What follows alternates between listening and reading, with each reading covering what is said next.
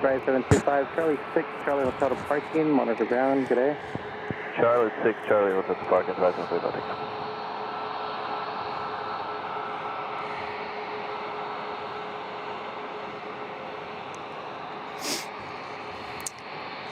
Aviation, look at that, David, Aviation Geek, Helsinki spotting. Hello from the home of Finnair. Love hearing that. Love Finnair. Love Finnair. Outstanding. Outstanding. Got the ATC plane here. What's up, Tim Arnold? Whew, the sun is definitely on top of us. Glad I'm wearing long sleeves. Protect that body. Trucker Norm, good day to you. Good day, good day.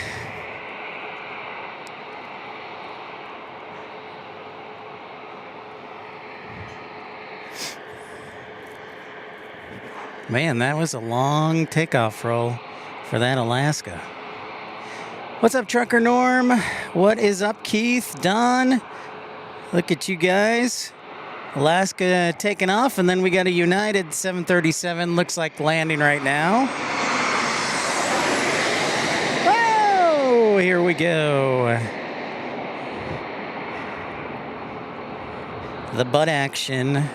Alaska 232, contact SoCal, departure, good day. Good day, Alaska 232. 2449, Limber Crash, 5 mile final, 7, line up and wait. 7. Craig, how are you? Aviation Cat. Greetings from XSA, Virginia. Hi, guys. Welcome in. We're a little ahead of schedule. Actually, I guess we're a little behind schedule because I originally said 10:30, and then I pushed it back to 11. But we are here and pray for a good broadcast. I have checked everything, double-checked, and we will do the best that we can. Bravo to spot 1, contact ramp on the way. And we even got some ATC audio. Let me know. Bravo to spot 1, United 1483. Let me know if it's perfect, if it's too loud, too soft.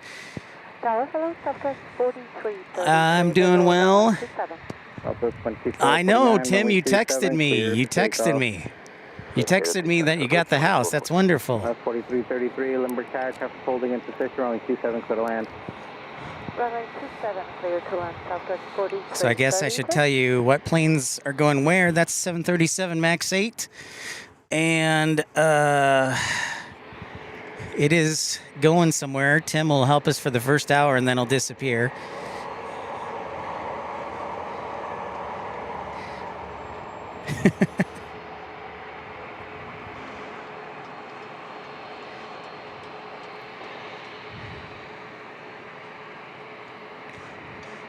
Hey, what's up, Scott? Scott Kuiper. Aviation 10x10, loud and clear here. Thank you, Aviation Cat. That sounds great. It's a nice visibility day today. Not as hazy as we were last time. Here comes another Southwest 737 landing on runway 27.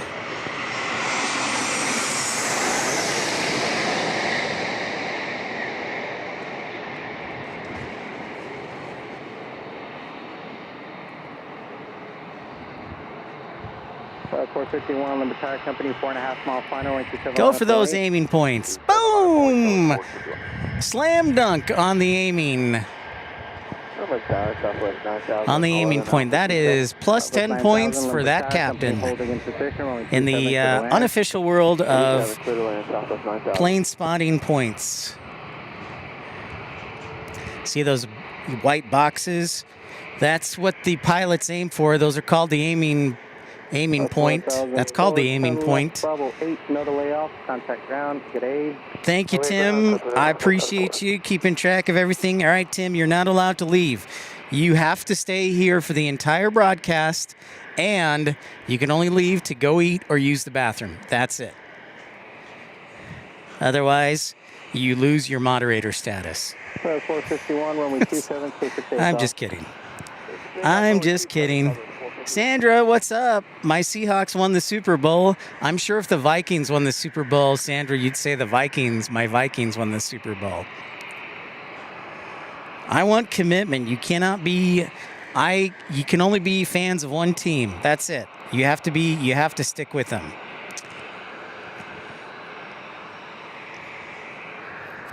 Sandra, I hope you're doing well. I wish I had your weather. I know that sounds bizarre, but right about now, 20 degrees sounds fantastic.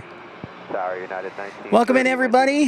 1930 Limburg Tower. If you do encounter buffering, most likely it'll be temporary, so just has to be patient. Here we go, another arrival.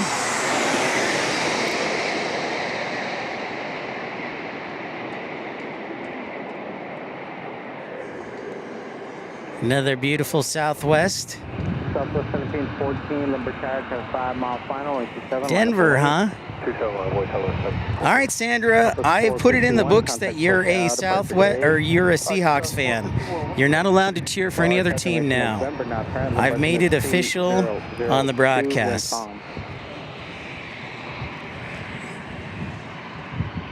Thank you, everybody, for tuning in.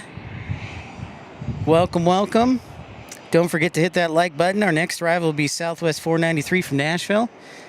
Tim, this Southwest is headed to Austin, Texas. You know, I might want to go to Austin one day. That'd be interesting.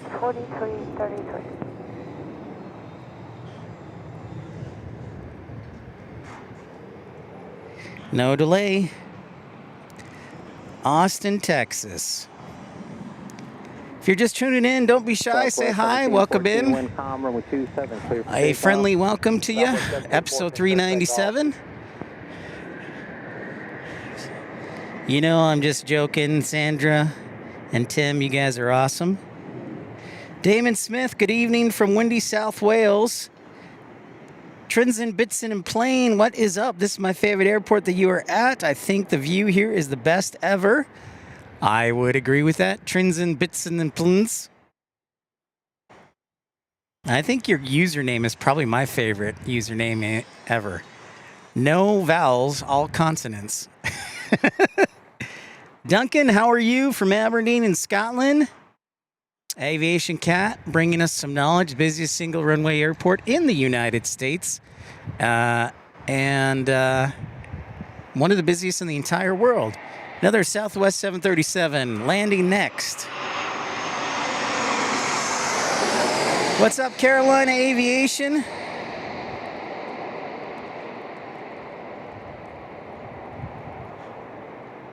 Of course, Carolina Aviation, our good buddy, and we're going to be seeing him this week for a super stream.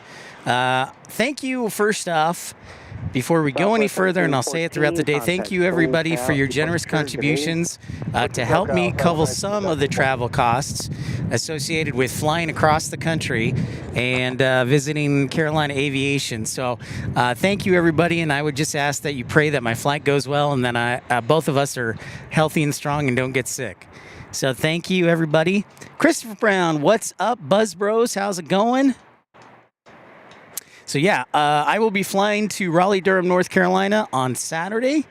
I took a day off work to get there early so we could be there. And then we'll be broadcasting SuperStream-wise on Sunday. We will never leave. We will be there all day. In fact, Carolina Aviation said he's going to wake up at 4 a.m. just to be there Sunday morning.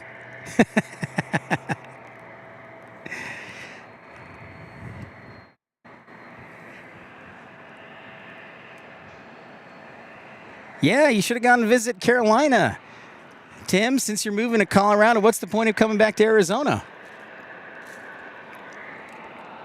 It's true.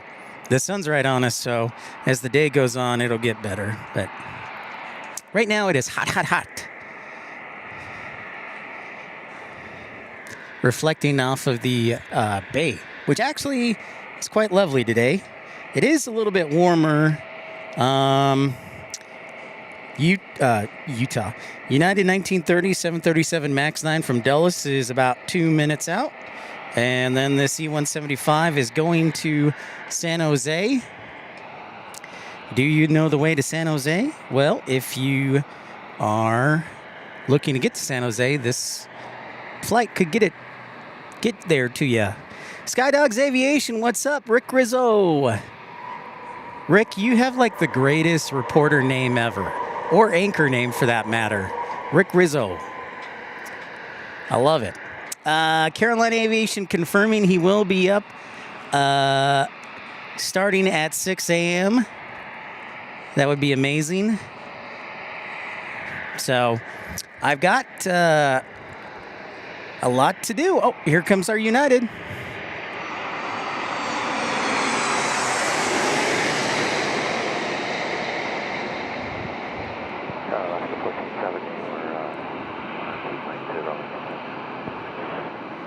Giving you some behind the scenes action. Sandra says one of her relatives is in San Diego. Oh, check out that beautiful wake vortice waving across the screen. Those wake vortices. Ah, I love that stuff. Can't get enough of it. That was beautiful. David G says the United Negro College Fund livery is 10 minutes out. Thank you, David D. Oh, you said you could. You didn't say you would. Okay. Well, I'm going to challenge you, Carolina Aviation. If you really care about aviation plane spotting supremacy, I'm going to challenge you to start your show at 6 a.m.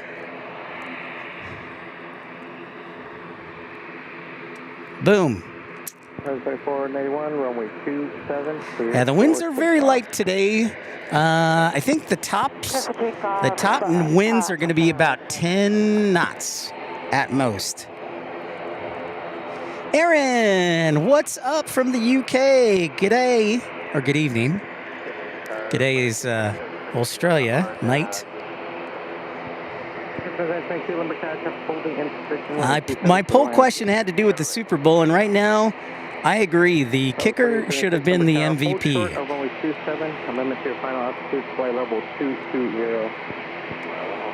Mattman, loving the smack talk. Oh, don't worry. There'll be plenty of that. Carolina Aviation doesn't even know what he's in for. It's going to be Jabroni this and Rudy Poo this and have you seen a dentist this. Watch out. Watch out, Carolina Aviation. I'm coming for you, buddy.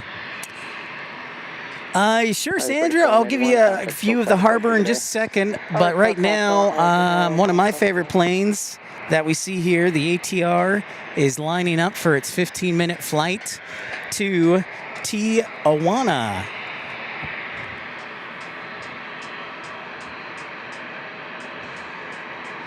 Yeah, David G says the Super Bowl had no energy. I would agree with that.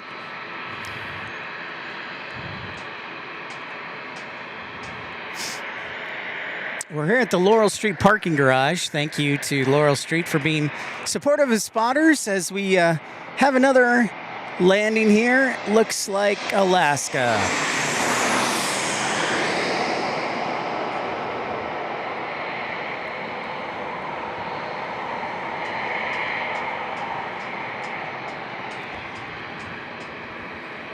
Sorry, 133, Limbo Tower, traffic 5 miles, 27 line up and wait.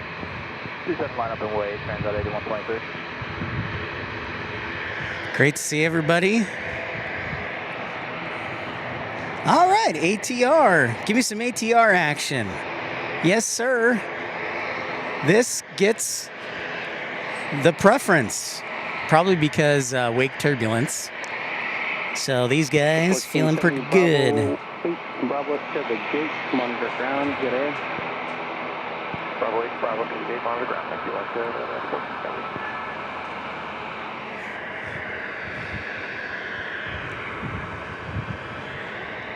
Delgado 81.23, wind calm, over 27 for takeoff. 27 for takeoff, 81.3. All right, FedEx cleared for takeoff to Tijuana.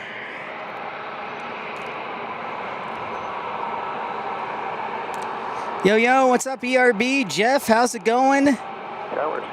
Jeff says he misses the Alaska Dash 8s. I do too. I was able to catch, you know, Jeff, I didn't start plane spotting till like 2017. And I was able to catch a Dash 8 one time in Boise, but I think that's the only video I have of a Alaska Dash 8. So that's one of my favorites. Devious Fink, Pip, I want to come by and visit you at your perch, but I'm flat on my duff with a sinus infection. I will heal you from my perch as you sit on your duff, Devious Fink. I have the power. Go departure transit of 8123. David G asks, can a 747 land or an A380 at San Diego? I know for a fact David G, 747 can and has landed here. In fact, an A321neo from American. But David G, to your question, yeah, before the pandemic, British Airways used to fly the 747 here to San Diego. Ah, lovely wake vortices. Look at those waves across the camera. So yeah, David G, I don't know about an A380 if somebody's more knowledgeable on the runway strength. I would say, I don't know what grouping. I don't know if they're Group 6 San Diego, if they're Group 5 on their taxiways, and but I know 100% yes for a 747. Down the end, Bravo 9,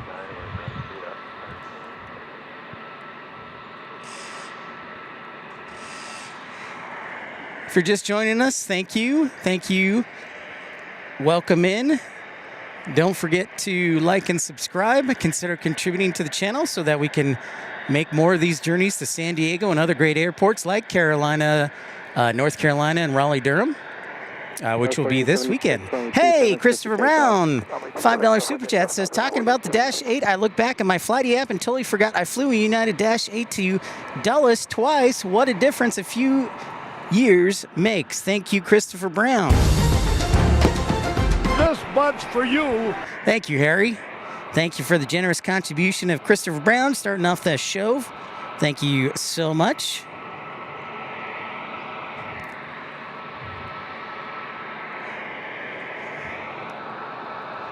Carolina Aviation texted me saying you should let me borrow your cam.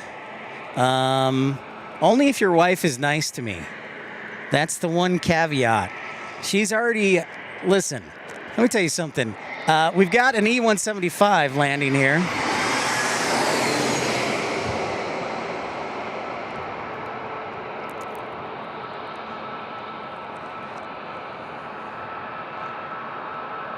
Christopher Brown, you rock. Thank you so much. Sandra says, I do have to go back, unfortunately, but I'll try and get back in a while. Sounds good, Sandra. Hopefully we'll be here. Cross your fingers that I've checked everything I can for a smooth connection and broadcast today, so cross every dotted line and everything. I've got the San Diego logo up. I've got the correct air nav. So I'm doing everything I can, so hopefully we'll see you later, Sandra. Alaska 3019 from Salt Lake City. 3019, Bravo 8, Bravo to spot 1, contact ramp 12977, good day. Bravo 8, Bravo spot 1, contact ground 123.9, Southwest 3019. All right, we got a United A321neo taking off here. 1710, the wind is calm, runway 27 is clear for takeoff. Clear for takeoff 27, United 1710. Headed back to Chicago O'Hare, my old home airport. Excuse me. For those of you who don't know, I actually grew up in the Chicago area in the western suburbs, city called Naperville. New Matman, of course, probably like 25-minute drive to Matman. What heavies are you expecting? You know, Christopher, today, I am only expecting British Airways today. I wonder if Japan Airlines went back to their seasonal schedule where they stopped flying 6 times a week because we have a special livery.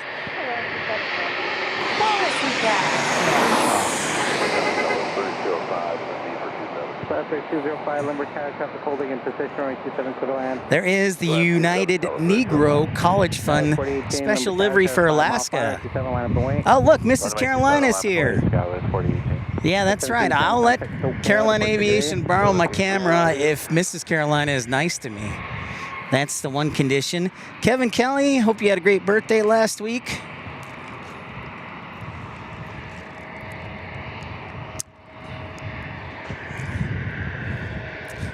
Christopher Brown. So yeah, right now British Airways the only arrival that I know of.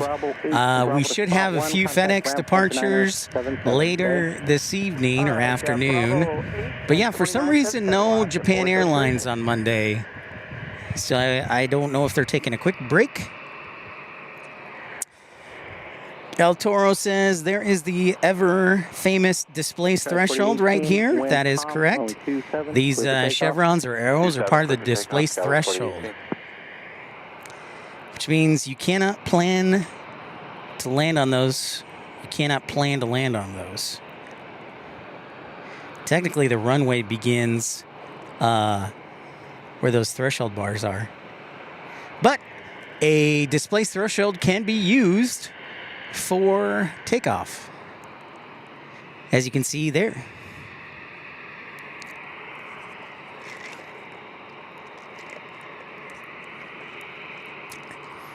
Christopher Brown, you know, she was the very first person this past weekend to start talking trash. And so there are consequences for that.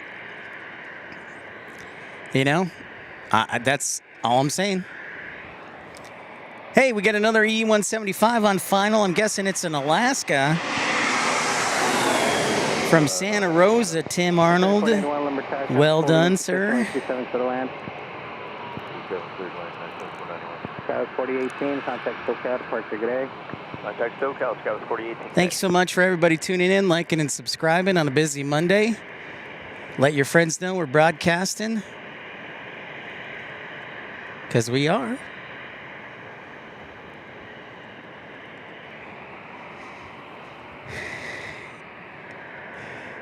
I'm known as the most bookable plane spotter. Cat 3315, keep the speed up. Turn left Bravo 9er, check to the spot 1, contact ramp. Have a good day. All right, we'll take Bravo 9er and then ground left cross, Scout 3315. Next arrival, 2 minutes out, United 660 from Chicago O'Hare. So one takes off, another one lands.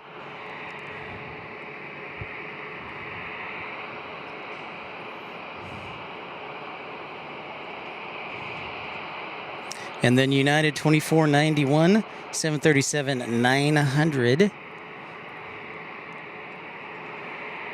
It would be easy, Tim. It would be easy. Let's see how my camera does turning around. Oh yeah, there it is.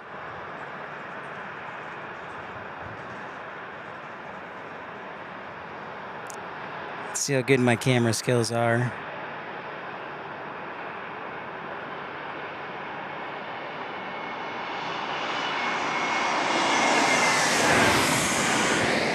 Whee!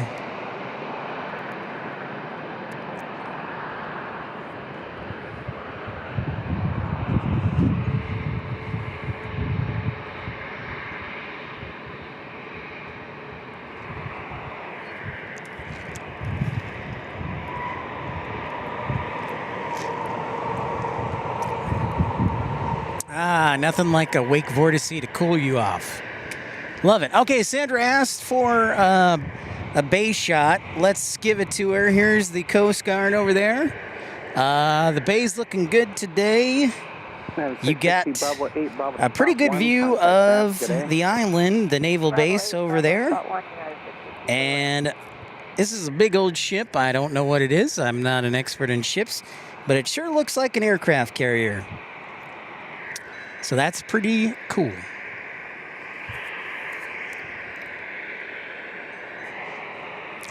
So there you go, Sandra. A look across the bay.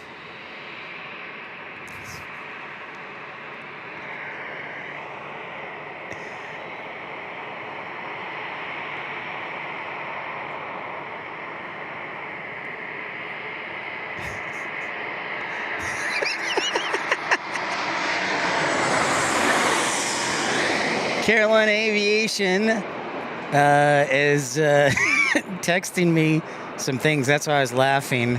I think we, when we broadcast on Sunday, Carolina Aviation, your wife cannot be anywhere near a microphone. I think that's probably a wise idea.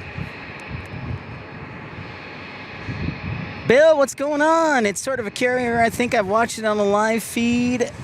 Aviation Cat says USS Midway. I think. So we get a couple carriers over here. Is that the Roosevelt, or is that the Roosevelt over there? You saw my private boat? Yes, ERB. I do have my private boat out on the shores today. It's kind of a quiet day in the bay on a Monday. 2657, runway 27, clear for takeoff. Runway 27, clear takeoff. Christopher Brown, the only only live streamer I've met in person is Carolina Aviation and Cali Planes. And Sal and I arm wrestled for San Francisco supremacy, and I won, of course. But, yeah. No. Sal's a super nice guy. Friendly competition, of course. I prefer that people watch my channel, and I'm sure he'd prefer people watch his channel. But Sal's an awesome guy and super nice. Carolina Aviation, also super nice most of the time. His wife is mean. That's all I know. The other aviation streamers think they're hot stuff and they don't talk to me, which is fine. I don't care. They do, however, send angry emails to me. 657, contact SoCal, departure today.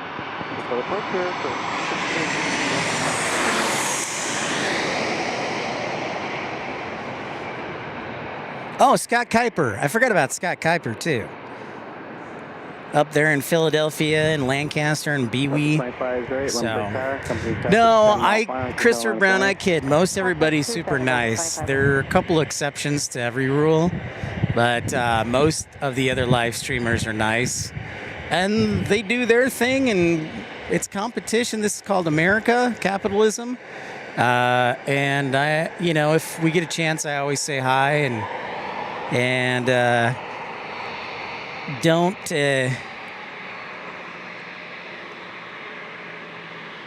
Tyson Price says it feels like I have a flu, hay fever, allergies, sinus infections. Need donuts and money to make you feel better. God, you're the second person who's sick today. I will also heal you, Tyson, from my perch. Scott Shaver, what is up? What is up, everybody? Well, I say we're all working hard here, and that's all you can do.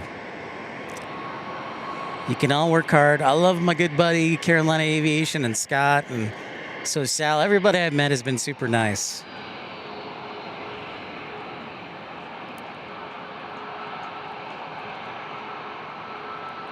Scott Shaver sending me an email about Founders Plaza. I might have gotten it, Scott. I apologize if I didn't respond, but I'll get back to it. I know that Founders Plaza is back open, which is very exciting. The plan is hopefully either to be there in March or May. Dan Reeves, congratulations on your Seahawks winning the Super Bowl.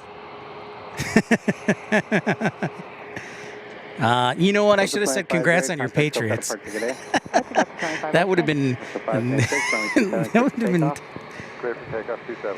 Next game show, Damon. Great question. Next game show. So I'm hoping a lot of new people will tune in. San Diego tends to be one of our better streams, so we are going to do the same sounds today at 1:30. But our next live stream in Raleigh-Durham next Monday. We will have new sounders for the Name That Airplane game show. So we tried it out in Phoenix last week. I like doing it, so we'll do it again. Today, I do have the same sounds, but next week at RDU, we'll have 5 new engines, 5 new airports to guess from. Brian, how's it going? Brian taking a look while at Oceanside, California, a beautiful place. Brian, I was staying up in Carlsbad. That's usually, sometimes I stay down here, but most times I go up to Carlsbad, I think just because it's a little bit quieter up there in the hotel world. Christopher Brown asking, have you ever been to Oshkosh? Are you able to stream an event like that? Christopher Brown, I would love to go to Oshkosh. I have not. If I go to Oshkosh, will I live stream? And the answer is yes.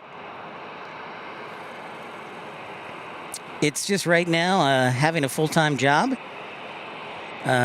makes it kind of hard. Now, I joked with Carolina Aviation about this, but I told them if we get, I might have, I said if we got, I'll tell you what, I said if we get 50 super chats of $50 or more on the show today, I will broadcast with my shirt off. And I'm sure that will happen. So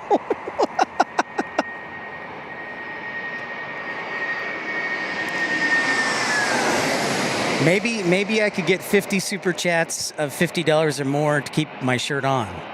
That's also an option. If you just to have a little fun. What's up, Randy? Kip, how's it going? Thanks for your San Diego show. Connecticut loves the channel. Just hit the like button. Thank you, Kip. Appreciate that, man. Randy, good to see you. When you go to Founders Plaza, are you going to be doing live stream while standing next to Walt from the DFW? Depends which days I live stream, Kevin. Good question. Walt sometimes does Tuesday, Thursdays, and I probably would fly back to Tucson on a Tuesday. But we'll see. Texas Girl says she's going to try and get Walt and us to do a super stream, so we'll see what happens. Thank you, everybody, for tuning in. Welcome, welcome, welcome. Hey, you know what? You know who else is happy to be here today? This bunch for you. No, Harry, no. Easy. Come on, Harry. Family show. What? I thought I had one more. How's your mother, by the way? They say, now that's the Harry Carey we want to hear from. A concerned, caring individual. Christopher Brown, again, thank you for that $5 super chat. And thank you for everybody tuning in so far.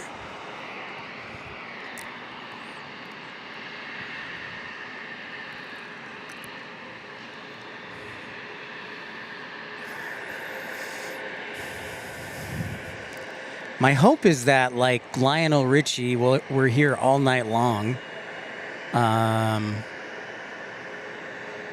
As long as the technology holds up. And I was very excited. I was going through some storage and I found an extra camera battery. So I'm pretty excited about that. Hey, Texas Girl. My goodness. Thank you so much. $50 super chat from Texas Girl. I want to think about dropping him a thank you note.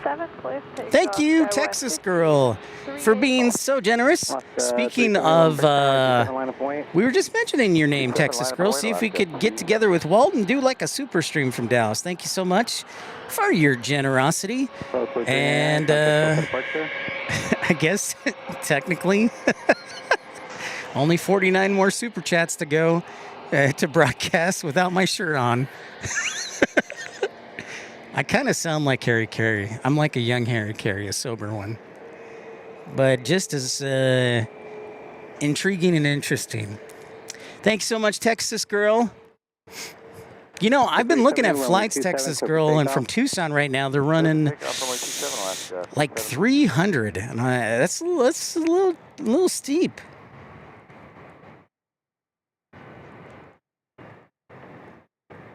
That's 5384, contact SoCal departure, good day. Roger, have a good afternoon, Scout 5384. So we will see Whoops. It's a question of finding a good flight.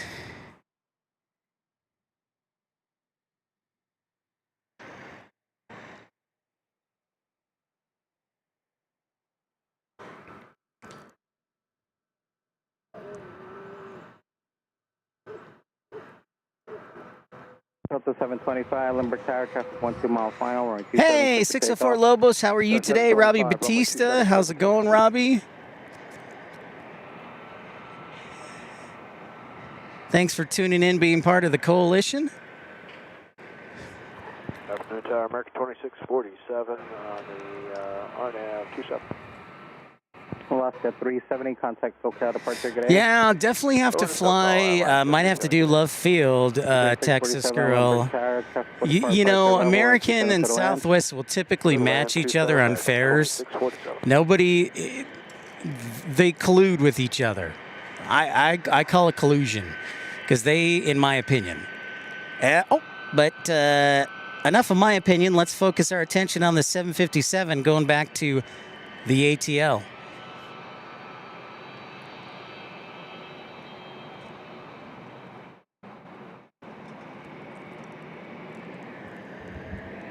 Yeah, my hope would be that they aren't colluding, Texas girl, but if you look, you will find almost identical pricing.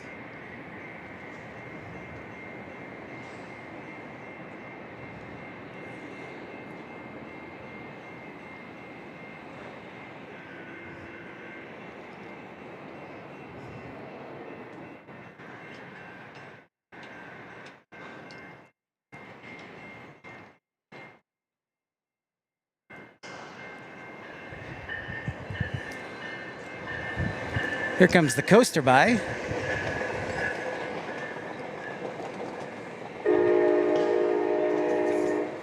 Andy, what's up? Getting ready to head out. Have a great stream. Well, thanks for stopping by, Andy. Great to see you. Hope Pittsburgh's doing well. You're staying healthy. And I am still waiting for Matt Man to fly to Pittsburgh to report on the brand new terminal. Since it's a little further than me.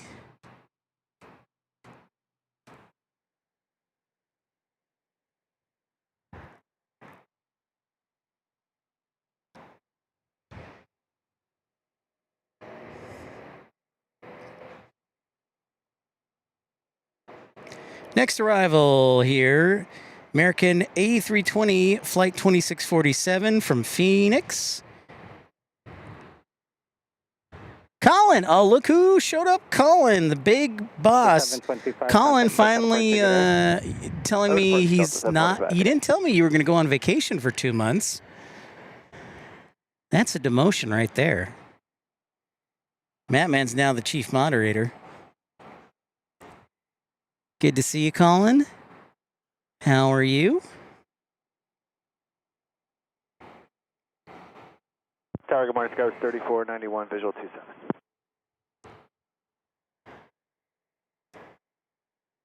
Sky 3491, Limburg Tower, runway 27, clear to land, traffic holding in position. Runway 27, clear to land, Sky 3491, roger.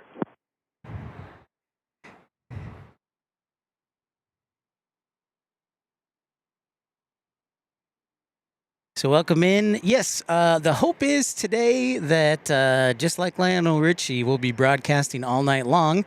If you know that classic song. If you don't, well, then my joke makes no difference. And this is awkward. Here comes our A320.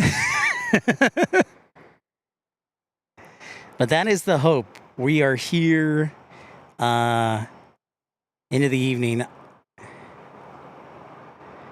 So we're just chilling. I've brought lots of ice. I have some leftover Chipotle for me. So we'll see.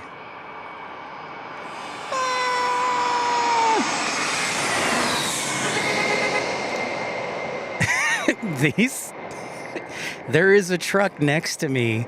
I don't know if you heard that horn noise, but every time a plane lands and goes over, it's so loud that the plane... the truck starts honking like a security default system. It's hilarious. That's right, Robert Brunn. It is a good old school song, Texas Girl. I want to see something here. My position today, I'm kind of close. You can maybe, no, you can't really see the train tracks. Doggone it. I thought we could, but no dice today. Okay, spot 1 over the ramp. That's right, Matt Man. We'll be dancing on the ceiling tonight as well. Good call there, Matt Man. You know, Texas Girl saying it is too bad the A380 does not fly over me. I wish that British Airways still flew their 747-400 to San Diego, because before the pandemic, they did. And that would be pretty epic. That would seriously be epic. Just about. Robert Brunn said those songs are older than me. Well, I was born in 81, so yeah, just about the same time that those songs came out. I was fortunate enough to have two older sisters who loved blaring music, so they loved 80s music.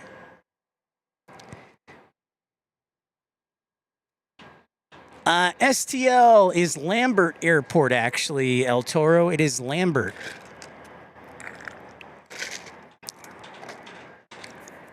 I think it used to have Lindbergh in it, or maybe it's the Spirit of St. Louis Airport with an E-175 landing right now.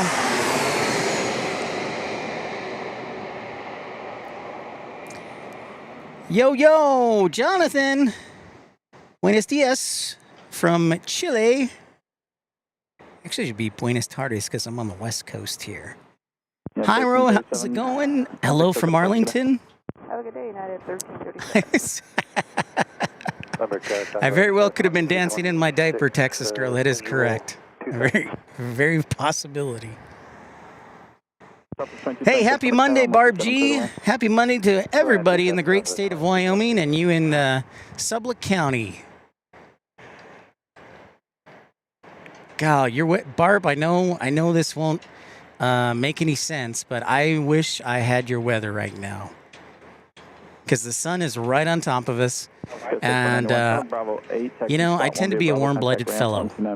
It's because of my heart, they say. Spot 1 via Bravo, over to ramp. Good day, Sky 3491. We have had, Christopher Brown says, the A350-1000 is way more efficient that British Airways is using, which is true. First time we broadcasted from here, we had A350-1000 from British Airways fly over us. First time we broadcasted here was almost a year ago, actually, when you think about it. Nick says, hi, Pip. Are you at the Laurel Garage? Do they ever chase you out of there or do not mind plane spotting there? I've heard mixed things. Yeah, Nick, great question. Right now, so I've been broadcasting here for the past year periodically. Have not had any issues as long as you pay. So to answer your question, I have not had any issues, and I know lots of other people have come up here. So as long as you pay, which you should be in the first place, they haven't had any issues. They haven't bugged me, and they're super cool about it. So if you treat them right, hopefully they will treat you right. So that's how I would answer that. So as long as you think it's $21 to park here, and you are good to go, Nick. So I hope that helps answer your question. Gordon says, it's cold as usual here in Connecticut. Gordon, that sounds actually quite lovely. Barb G asks, when am I headed to RDU with Carolina Aviation? So Barb G, as we check out this MAX 8 from Southwest Airlines taking off, I take off early Saturday morning. My flight leaves from Tucson at 6 a.m. and my work ends at 10 p.m. Friday night. So I'm almost wondering if I should just stay up all night. Because I don't know if I'm going to sleep very well. So I may now I live pretty close to the airport. That's the good thing. But with that being said, I don't know if I'll sleep well Saturday night or Friday night into Saturday morning. So yeah, my flight is this Saturday morning and leaves Tucson at 6 a.m. And then I connect through DFW, so hopefully DFW will have good weather. Because otherwise there might be an issue. Son of Ham from South Africa, good evening or good morning. Kevin Stanhope says, Matt Man no longer has his precious spanner. He now has a shield. Steve Smith, if you're complaining about the weather here in the UK, we've had rain every day at some point. Well, I know that gets tiresome, but I've had sun. See, and this is, Steve, that brings up a really good point. I don't know if I would be happy in Seattle or Portland if I lived there because it's like one extreme to the other. Like Tucson, I struggle at times because it's hot and sunny most of the year.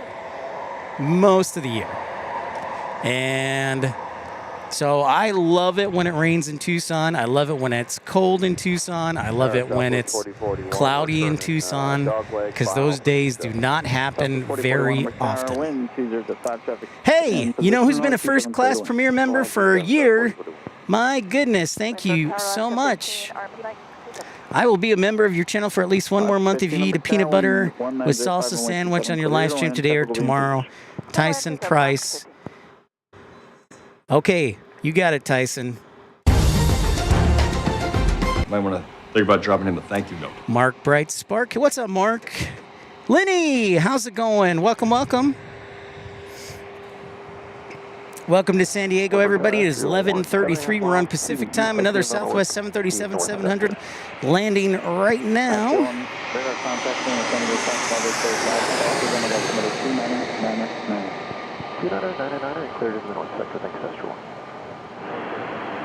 Oh, you know I will, Barb. I loved my time in Green River. Sure, the wind was a little annoying at times, but I really enjoyed Wyoming. Definitely one of my circle back trips. Circle back. I would always go back to Wyoming. Absolutely.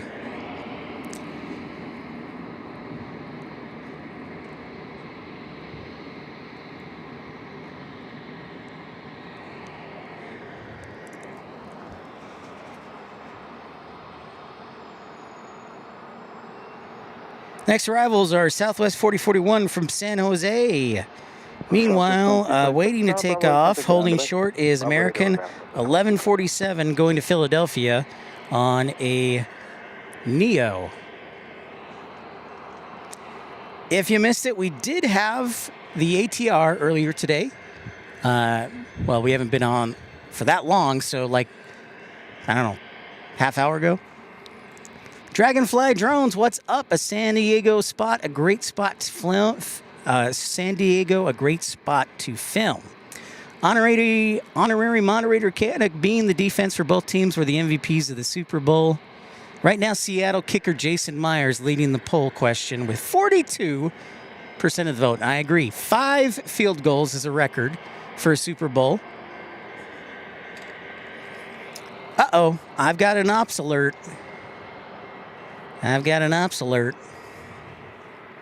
Right to jail, right away. That's right, right to jail.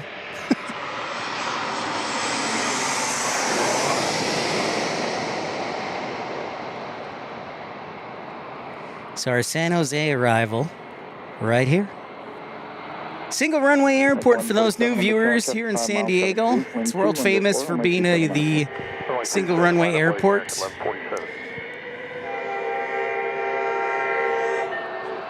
Coaster blowing its horn right below us. San Diego's got a couple of commuter rails. Amtrak runs here. They also have the coaster, and then they also have the light rail, the MTS. So they got a lot of transportation to get you where you need to go here in San Diego. One of the many reasons I love San Diego. Southwest 4041, turn Bravo 8, contact ground. Good day. Turn Bravo 8, later, South 4041. Thank you, Texas Girl, and also thank you to Christopher Brown and Tyson for your contributions. If you'd like to support the channel, you can do so for as little as 99 cents if you'd like to send a one-time super chat or join premium economy for just 99 cents. Got an emergency call here. Engine number 13 or 3. I don't know. Tokyo. Sorry. Brian S., what's going on? How are you today? Thank you, everybody, for hitting that thumbs up button, liking and subscribing. Welcome, welcome. Episode 397 of Pip's Plane Spotting Live. It's a mostly clear day here in San Diego. Tomorrow, there'll be some cloud cover, but I have to head back to Tucson. So I don't know if we're going to do a show tomorrow or not. It might be a spur-of-the-moment thing. It is a shortened week for me. Barb G, you ever go to Miramar Air Show in September? I have not, as of yet.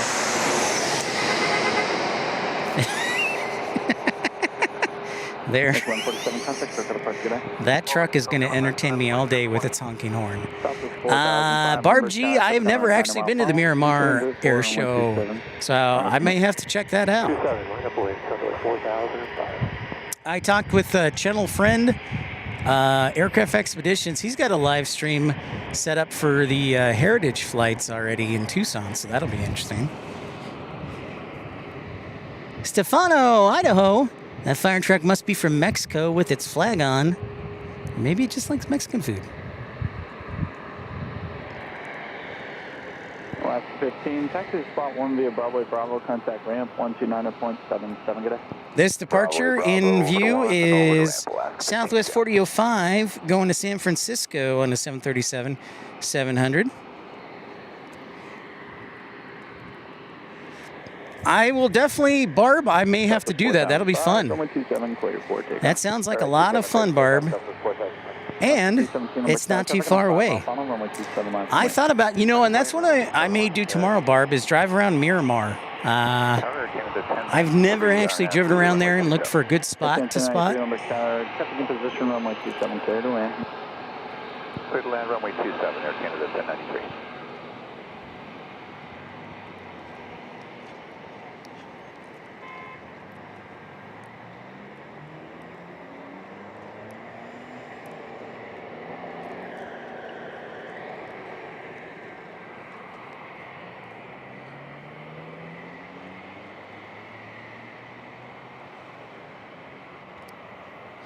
Alaska on a 737 MAX 8 going to Lihue.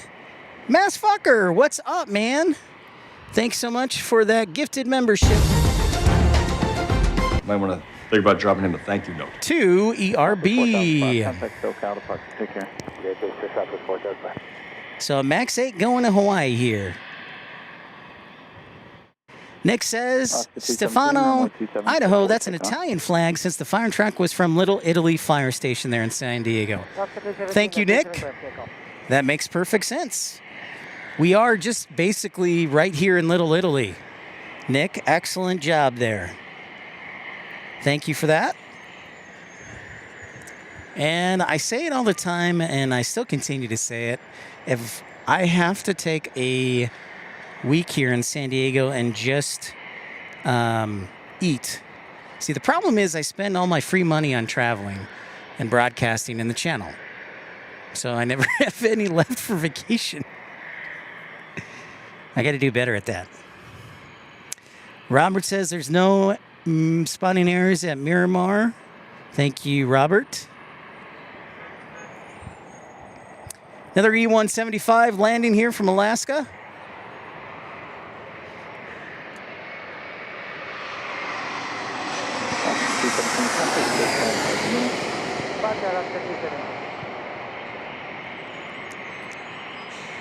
Tower 02, holding short of 27, Charlie 1, request runway inspection when able. 2 Roger, there'll be a couple minutes. I love it. I know I get, Mass Fokker saying the view is the best. I like it personally. Some people say they don't like it because they don't get to see the profile of the plane landing, and I understand that. But for me, I like it a lot, and it also gives me a cool breeze. So, Southpaw, what's shaking? Skydog says they have an outer great aviation museum in San Diego. What's up, Southpaw? He says, I see 40% of the people picked who should have been the MVP, the Seattle kicker. I know, right? That makes a lot of sense. Jason Myers, Southpaw, kicking a record 5 field goals. But, of course, people are going to be like, oh, a kicker? What did he really do? Come on now. He's still an NFL player.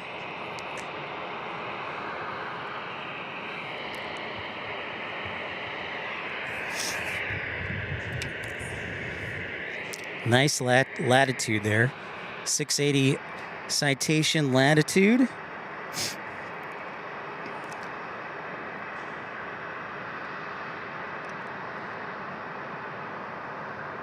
Hey, we got Air Canada coming up on a 220-300.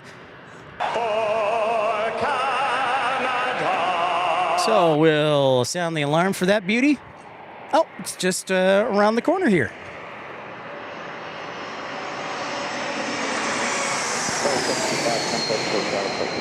Really? I didn't think. Devious Fink saying Jason Myers is a local San Diego kid. Thank you, Devious Fink. I did not know that. How about that? Fever 2, traffic 7 miles. Atro 150 westbound, 27 about complete. Proceed on runway 27. Mater D. Tower South 2401 on the approach to runway 27. And there goes airside ups. Continue, Roman inspection partner. No delay. Go. Go airside ups. Go airside ups. Go airside ups. Alan Lee, good evening to you from the other side. David G says British Airways One World livery scheduled to land at 3:57. Flyers Aviation, speaking of Miramar, I think that one overpass is not bad, but would be surprised if people come over to ask what you're doing. Thank you very much for that, Flyers. Air Canada turning off, and airside ops right behind it. Honestly, Barb G, we met through live streaming, honestly. We just started conversing back with one another, and then we started sharing ideas, or, you know, he'd answer a question of mine, I'd answer a question of his, and we just started chatting. And then, you know, our bromance, I guess, blossomed when we met each other in Charlotte, I think it was 2024. So no, we honestly just met online. I know that sounds like the most typical dating story, right? But no, we actually honestly met through live streaming, just chatting first, and then we hung out, and then Ramona, Carolina in Aviation, and I slept on the hotel room floor of Ramona Aviation, who was super nice. So, yeah, good guy. His wife is incredibly mean, though, so got to watch out for her. But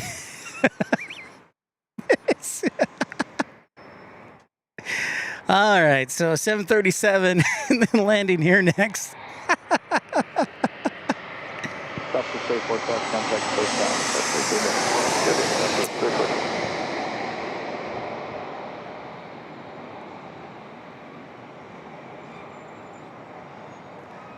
That's right. There you go, Southpaw. So welcome again to everybody who's just tuning in. We are pleased to be bringing you the broadcast from lovely San Diego. Our next arrival is about 2 minutes out from St. Louis, Southwest 2401 is 737 MAX 8. MAX 8.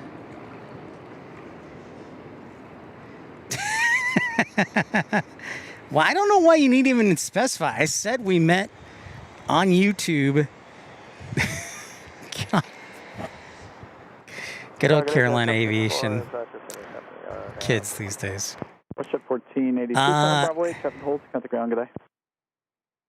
Bravo 8 to ground, West Jet 1482. 764 Limburg Tower, wind 2205, runway 27, clear to land. You know, here's the thing, Barb. Carolina Aviation's wife started talking trash to me first. So if she's going to start it, I'm going to finish it. So she has it coming. An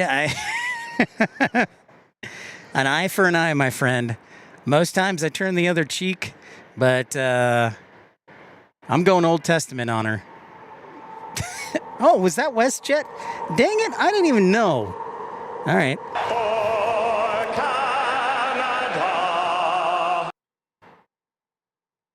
Samuel says, hello, former Hoosier from a current Hoosier. What's up, Samuel? Mark Brandt, how's it going? So, yeah, we're rocking and rolling here. Southwest with a Max 8. This is our St. Louis. I guess I didn't see the WestJet. Apologies. Well, thank you, Barb. I hope so. I do like humor. I like to make people laugh. Nothing brings me greater joy, probably, than making people laugh, so.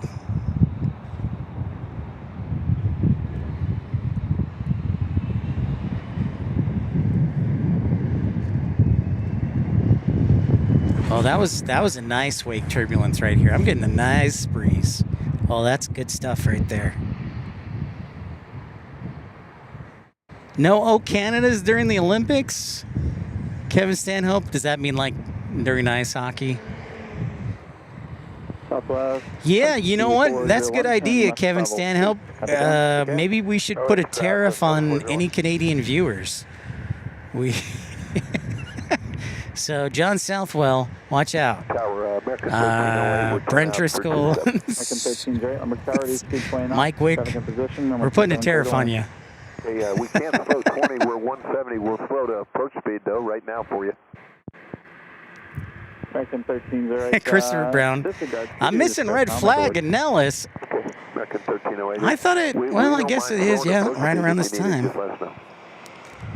Man, I can't keep up with everything. American 13's right. Roger, maintain reduced profit. If only I just had a full-time job broadcasting. I could go anywhere and anywhere, which is basically the same thing. Everywhere and anywhere. You guys know, if you've known me long enough, you know that I would love to do this full-time. If I could, but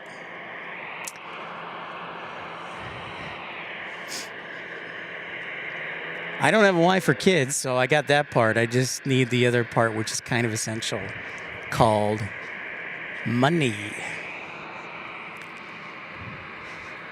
Lino Simon, hey, very nice position, great position for plane spotting. Lino, thank you so much. Welcome in. Yes, we are on top of the Laurel Street parking garage, right in front of runway 27, and the displaced threshold, as we have a CRJ Air Canada landing now.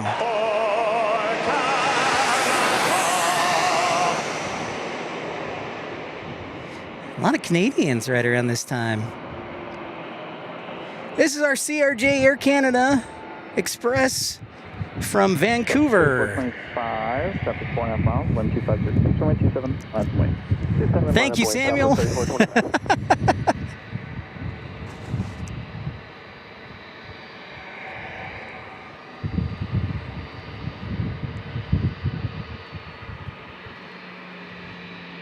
Glad you're enjoying. Son of Ham saying love and live stream from San Diego. Glad you're enjoying it. I am too. You know, I was driving down here from Carlsbad this morning, and I was just like, you know, I'm just going to relax today. I'm going to enjoy the nice day by the bay. I'm going to enjoy the runway view. I'm going to enjoy each one of you. Just going to kick back, relax. So, as we said earlier in the broadcast, we're hoping to go, as Lionel Richie says, all night long. Also, we will be dancing on the ceiling. 425, keep it rolling, runway 27, clear for takeoff. 27, clear for takeoff, Southwest 3425. Tower United 1826, RNS 27. Big thanks to Texas Girl, Christopher Brown, for contributions to the show and the channel to ensure that we can do more broadcasts like these in the future. Whoa! Thank you so much. The $100 super chat. Don't spend it all on fake cheese curds from Southpaw. Thank you so much, Southpaw. Thank you, thank you. Okay, Southpaw, you may have missed this, but I said if we would get 50 super chats of $50 or more, I would do the rest of the broadcast with my shirt off. So now we're only 47 away.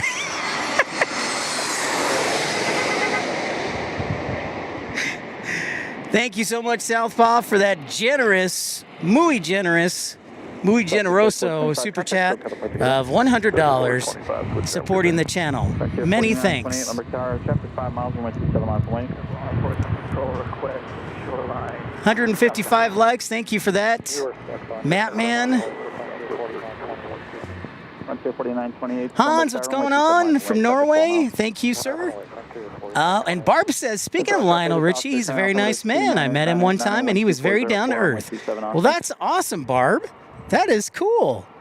Tower Troy 204 Soledad. Yeah, I know, Scott Kuiper, I said earlier, I said maybe the super chats will go keeping my shirt on. That's probably better. That's navigate the Bravo to the west. thank you so much. Tower Troy 204. Thank you, Southpaw. Take the VFR corridor thing. 204, Roger. American 1308, Bravo 8, and cut the ground today. It will get me closer to tan. Yeah, I do need a good tan. Frontier 4928, runway 27, clear for takeoff. Clear takeoff 27, Frontier 4928.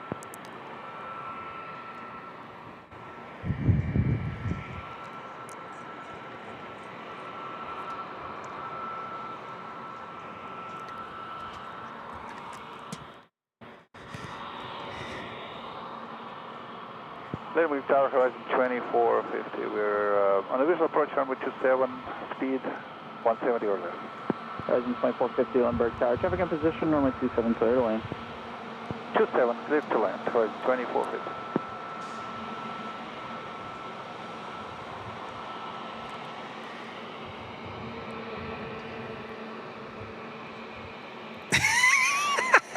Texas girls in support of that. I love it, Texas girl.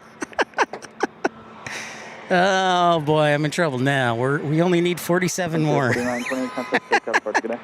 right, our next arrival will be another MAX from United Airlines.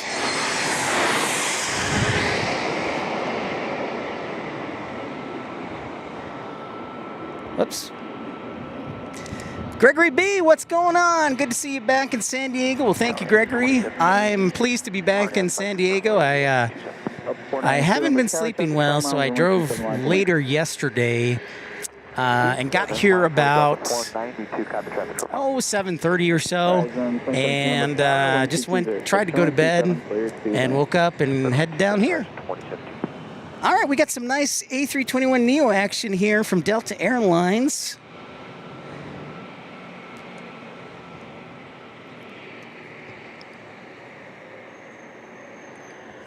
Yeah, 1826, Channel Bravo 8, taxi spot 1 via Bravo, contact. We have almost hit the top of the hour here on Pip's Plane Spotting Live, episode 397 from San Diego.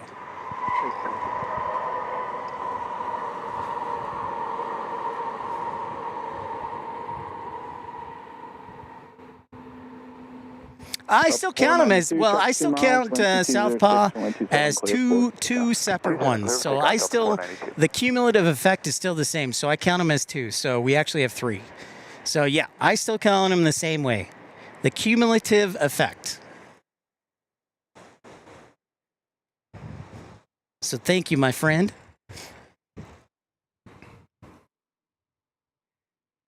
Brooke, what is up? So we're headed to the East Coast with this Delta Airlines A321neo with the raccoon skin. It is noon, and we've got another Southwest flying in. San Diego tends to be pretty busy around noontime, 1 o'clock. No Breeze today. Another interesting side note, no Breeze Airlines today.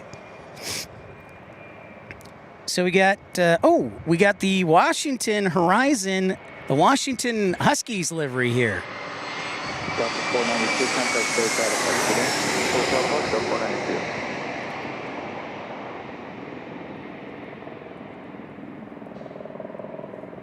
No. Oh, it's right behind this Southwest. I was off. Oh, my flight radar's off. Anyways, let's try this again. Yes.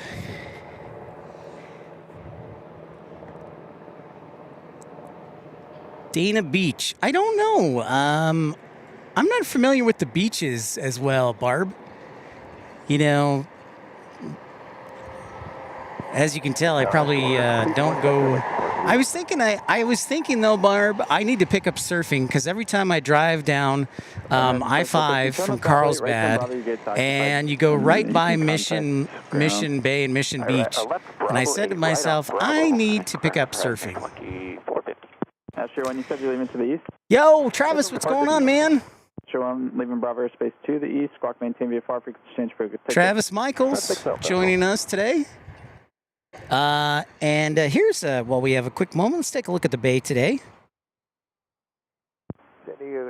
The naval base you can see today. Last time we were broadcasting, there was a lot of haze, but it's a pretty nice day out today in San Diego.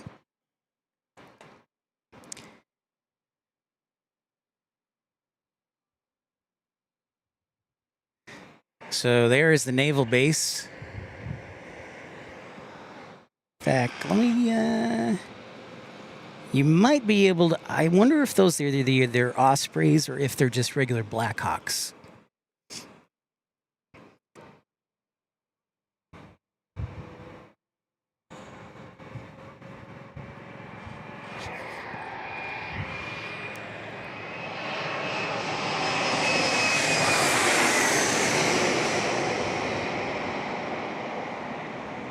Alaska Airlines, Horizon Air, E175. Again, for you new viewers, we're going to play a game. We did our first ever edition of this game last week. And so to those who did tune in last week for the game show, thank you for your understanding. We're going to do the same sounds as last week. And we're going to play a game. It's called Name That Airplane. I'm going to give you five different airplanes, and they're all taking off, and you have to figure out what kind of airplanes they are. I will give you a hint, but that will be the challenge at 1:30. Horizon 2017, Channel Bravo 8. Because in my experience, I've noticed a lot of plane enthusiasts know their engines. So I want to see how good you guys are at knowing your engines. SD Tyler, what's going on? Great to be back, SD. Tyler, great to see you.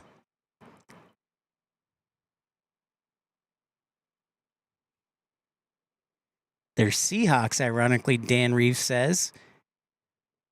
Aviation Cat says, I don't see. Yeah, and I didn't see really any Ospreys either. I just have seen them before over there. So maybe that was a one-time off thing, Aviation Cat, but good eyes. Thanks so much, Tyler. Great to be back to town.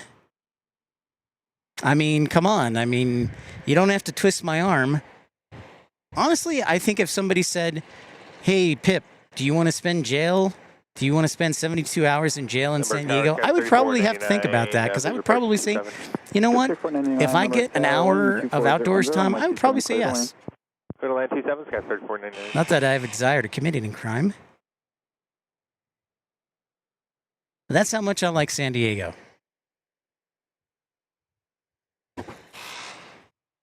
Shout out to Airside Operations over there.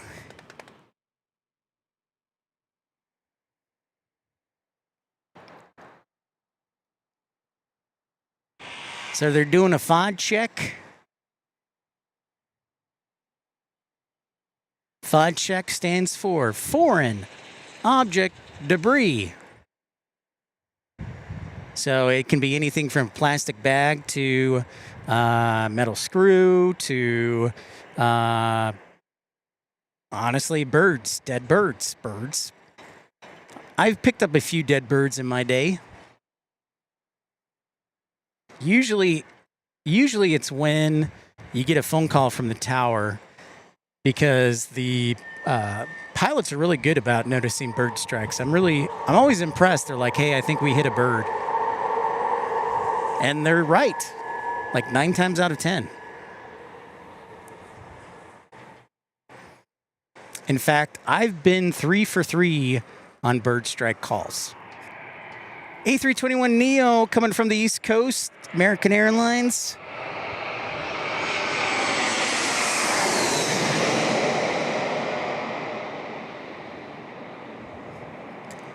Let's see if it gives us any wake vortices.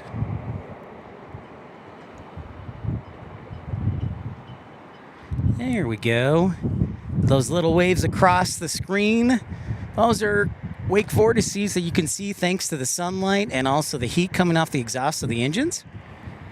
Gives you an idea of kind of the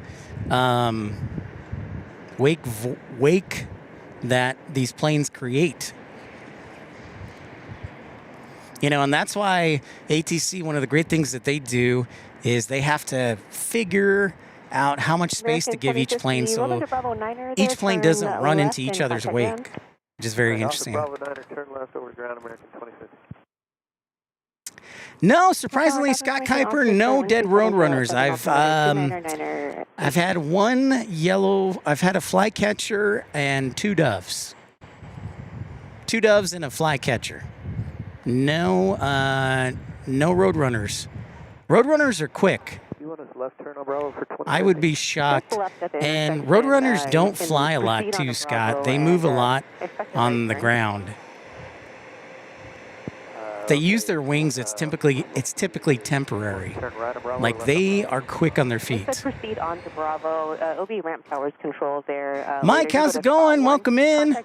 Thank you so much for tuning in, and thanks everybody for being a part of the action on Pip's Plane Spotting Live. We just hit past 12 o'clock, and we're hoping with I've checked everything I can check to ensure quality broadcast, but we're hoping we can go dancing on a ceiling into the night. Let's see. I got to come up with some other Lionel Richie lyrics or some others 80s songs. But hopefully this will be a nice long broadcast. Today, next arrival will be Sky West with Alaska Airlines on an E-175 from San Jose. Everybody flying back from the Scooper Bowl. And 38% of you still think that Jason Myers should be the MVP of the Super Bowl.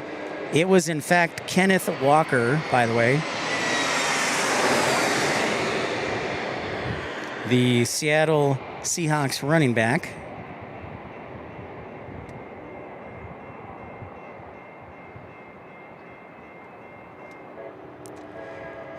On the East Coast, it's 3 p.m. Thank you, Mike. Texas Girl says, Walt does his live streaming usually on Saturday, Tuesday, Thursday nights. I know Sunday, family day for Walt. Just give me good notice so I can talk to him. I will do that. Thank you, Texas Girl. I appreciate that. Aquasock says, did you see the arc shape at the top of Point Loma to your left? That is an antenna for contacting submarines in the Pacific. Southwest 3499, turn left, Bravo 8, right on Bravo. Oh, you know what? I think I see it in the distance. Bravo 8, right on Bravo, over to ground, Southwest 3499. I think I see it. Let's see. All right, so there's the Sheraton. A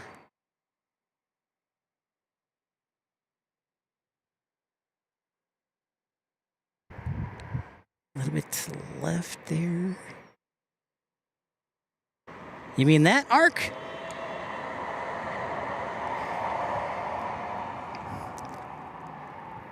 Corey, what's up, man? Good to be back, Corey. Thank you so much. Corey says, greetings from the North Country. Gotta love it. Or North County, did you say? North County. Not North Country, North County. How about On the Night Shift by the Commodores? Oh, Damon, that's a good one. Good reference.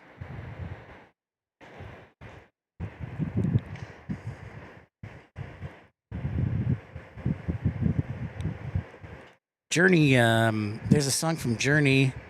I'll fart. What is it? Limber Tower, Coast Guard 6044. 6044, Limber Tower. Tower, Coast Guard 6044, we're on a channel arrival for the Coast Guard pad, full stop. Coast Guard 6044, clear to descend from airspace as requested, altimeter 2997, landing will be at your own risk report, landing assured. 2997 clear and Fox Bravo 1, Wilco, Coast Guard 6044. Oh, sounds like Coast Guard. Max attack from Southwest Airlines.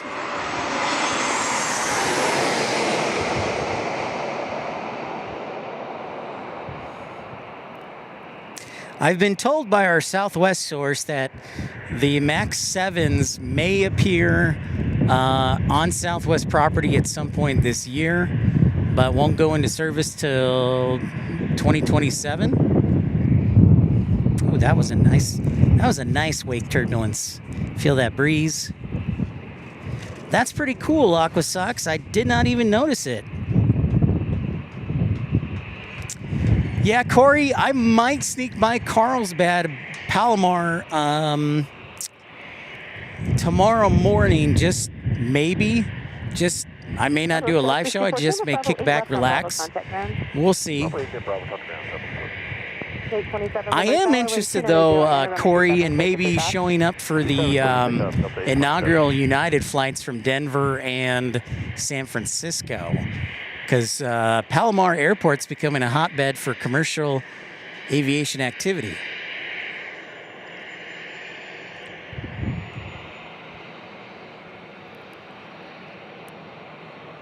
I love cool air, Bill. I grew up in Chicago. That's probably why.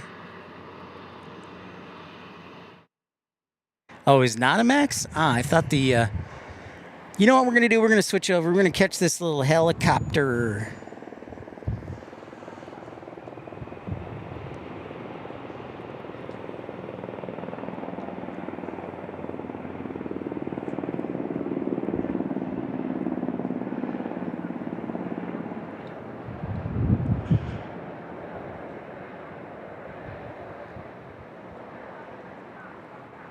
Tower, 1296, RNAV 27.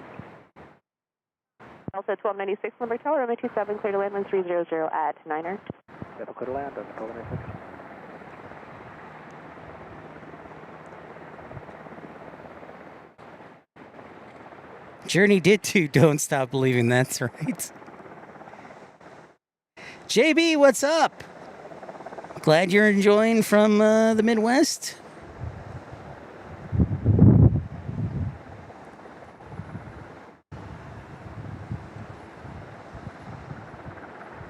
Delta 827, contact SoCal departure. Yeah, Corey, listen, I'm a big fan, Corey, of Carlsbad and Palomar Airport.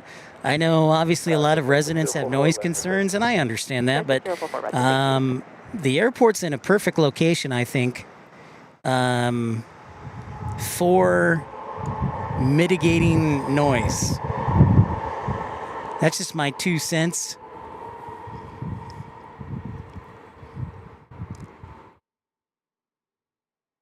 Well, I'll have to, if I get over to Point Loma and the cemetery, Aqua Sox, I might have to ask and see if it's still in operation, because that is interesting. I didn't know that.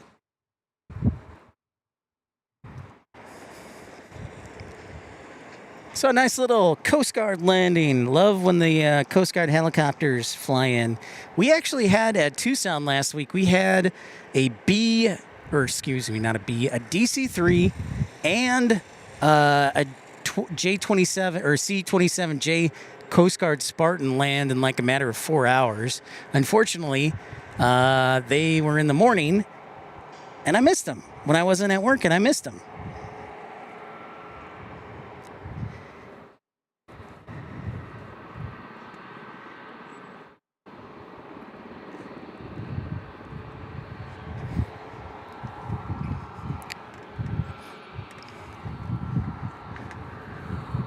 Always something cool to see at Tucson.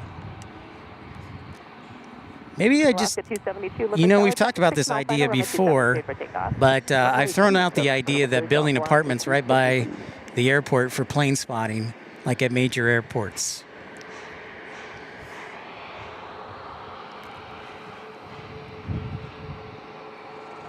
It sure does.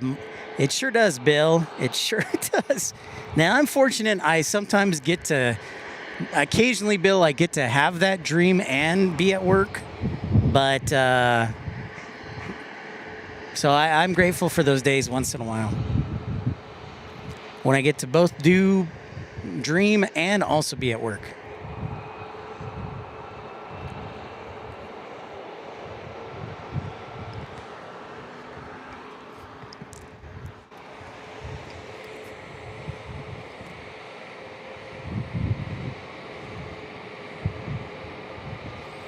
I should probably tell you where this beauty is taking off to.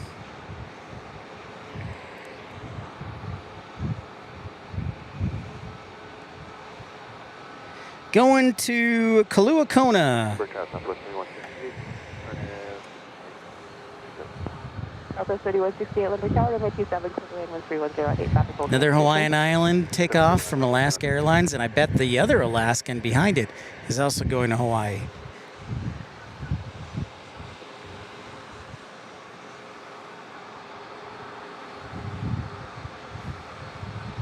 Nope, it's going to Seattle on a 737 MAX 8. Next arrivals will be Delta 1296 from Salt Lake City on an A321 Neo, and then Southwest 3168 on a 737 700 from Phoenix. Okay, Alaska 272. Exactly. You know, Mike Wick, they had keyword had. They had bleachers.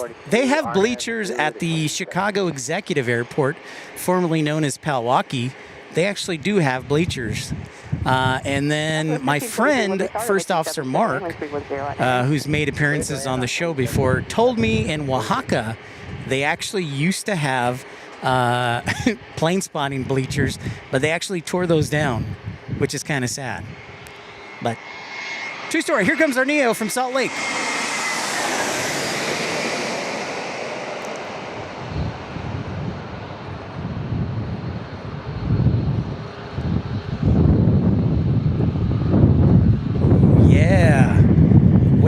Wake.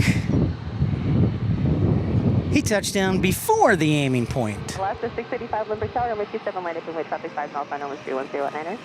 Line up runway 27, Alaska 685. That's, you know, Bill, that's what I have to say, I never for some reason got into plane spotting until like 5 years ago. And I don't know why, because I always loved going to O'Hare Airport as a kid, or Midway, to pick people up. And I always loved checking out the planes, and I would always look up in the sky.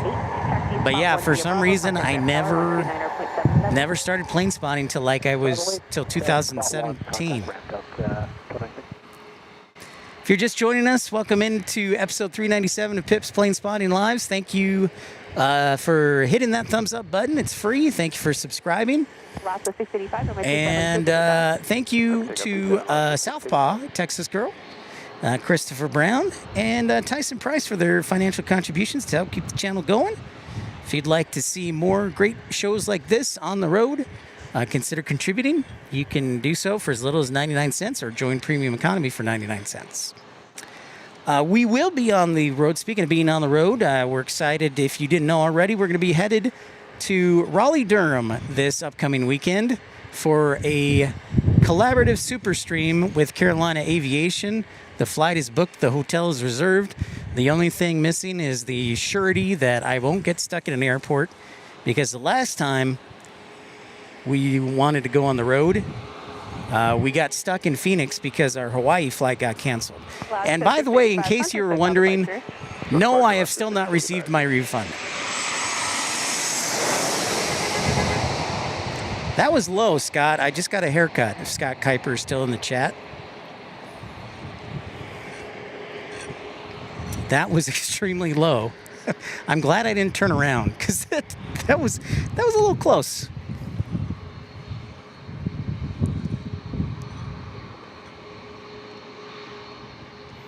So I'm just hoping the weather, because I know Dallas and winter don't mix. And so I'm just hoping my connection goes well. And I should land in Raleigh-Durham about 3 o'clock on Saturday, is what it's scheduled as. Haven't decided. So for those who may not know my story, I actually lived in North Carolina for a hot minute. I worked at a charter airline called Swift Air, which is no longer in business. But I worked there as a flight follower, so I lived in Greensboro. The headquarters at the time were in Greensboro. So I lived in Greensboro, which, for those of you who don't know, is where they're constructing the Boom Overture supersonic jet. So I've considered driving over to Greensboro just to take a walk down or drive down memory lane, and also to see if the factory is actually coming along. So haven't decided 100% if I'm going to Greensboro, if I'll just stay in Raleigh-Durham, but I'm thinking about it. Jonas, how's it going? Texas Girl says, I have to get ready for work. Have a good day, Texas Girl. You have a great day. And thank you for your generosity, Texas Girl.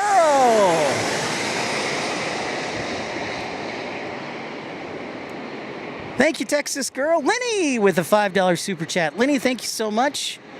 I appreciate that. Thank you. Might want to think about dropping him a thank you note. This bunch for you. Oh, look at that. Harry Carey chiming in. Thanking you as well, Lenny. Thank you. Same to you, Texas Girl. Appreciate you. Oh, and Texas Girl, I responded to your photos, but the cruise looked awesome. The water looked so calm. Okay, 894 Libertard, runway 27, clear to land, 3008. Clear to land, runway 27, Delta 894.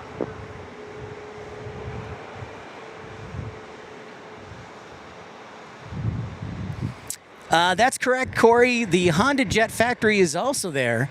Greensboro is kind of little like an aviation undiscovered aviation paradise. That's correct, Corey. Honda Jet does manufacture their Honda Jets in Greensboro at the airport at Piedmont Triad.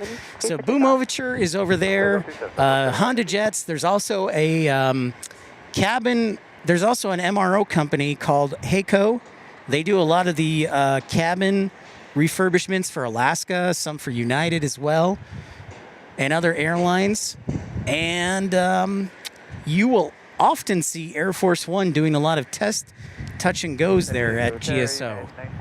True story. 5,300, 27. United 1940 Liberty Tower, 1300 at 8, runway 27, clear to land. Barb G says, convince Carolina Aviation to take you to Seymour Johnson Air Force Base to plane spot. I like that suggestion, Barb. Richard says, go see a basketball game, plenty of good ball in RDU. That's factually true. I have to confess, Richard, I actually have an old girlfriend who I'm still friends with, and I've asked her if there's any good basketball Monday night.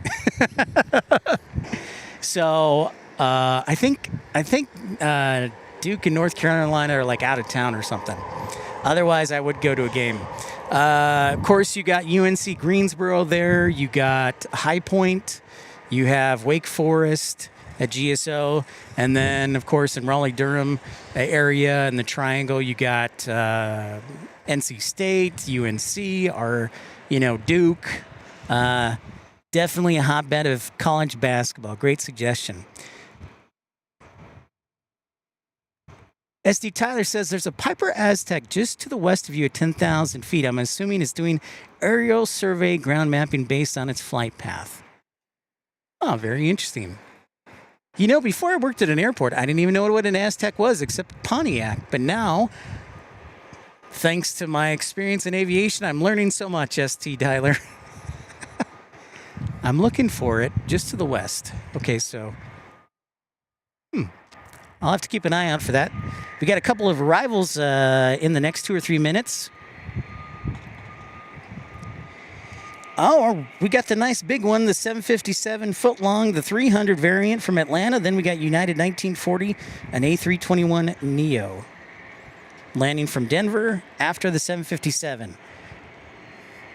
Scott Kuiper says you can go to a Hurricanes game, except, Scott, they're on break because of the Olympics. But yes, usually that would be the case. But yeah, they're on the Olympic break right now. So it's be tougher to see them. Run my way. They haven't broken ground for the new Planet GSO. Cool, you're talking about my local airport. David from Kville. Nice. Oh, thank you for that, David. Tower Delta 2533, hard end 027. Appreciate that. 1940 Limber Tower, number 27. Yep, I remember GSO. So I actually lived, one of the things I liked doing in GSO is I had my bike with me, and I would ride my bicycle from my apartment complex, and I would ride it to the westernmost runway and get some nice footage from there. So yeah, I enjoyed it quite a lot. I'll tell you what we're going to do. We're going to do a little bit of special. We're going to turn the camera around. Get a nice good view of the 757 here. If I can line it up. So let's do that. There it is. I think I'm all right at this.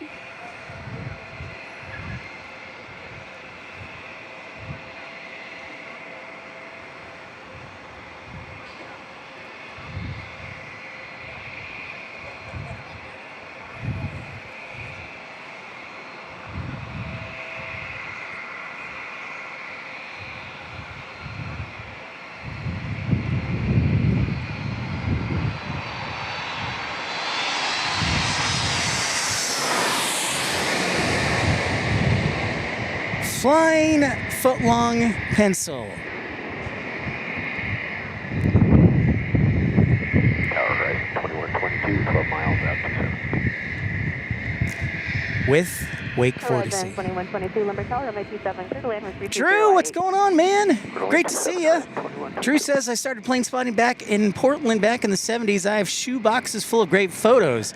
See, next time we come to Portland, Drew, we'll have to meet up because I'd love to see those photos. Have you scanned them in? See, that's one of the have you scanned them all in? Because that's really where I geek out is all the photos when you scan them in, and then they can all be digitized. So that's awesome, Drew. 894, turn left 508, taxi spot 1 via Bravo, contact Grand Tower 129. Mark Bright Spark saying that's exactly why I love the overhead shots. Glad you enjoyed, Mark. I loved it as well. So we'll give you one more overhead shot, Mark, if I can locate the A321neo. And there it is. From United Airlines.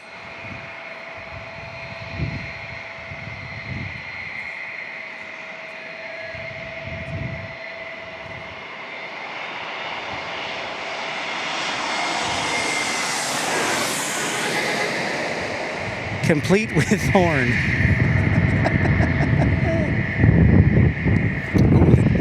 Oh, that feels good. That feels good.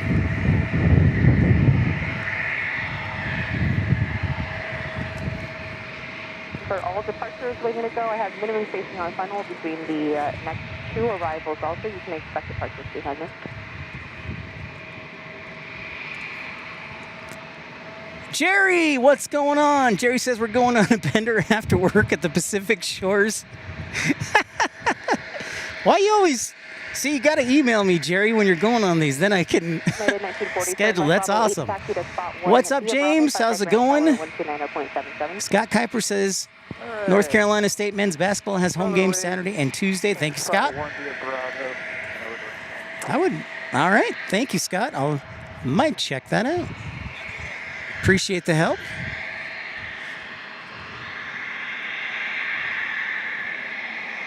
Nice 1-2 punch there with the 757-300 and an A321neo. Next up is Delta, the Wookiee, Delta 2533 from Seattle on an A220-300. Then Horizon 2122 from Phoenix.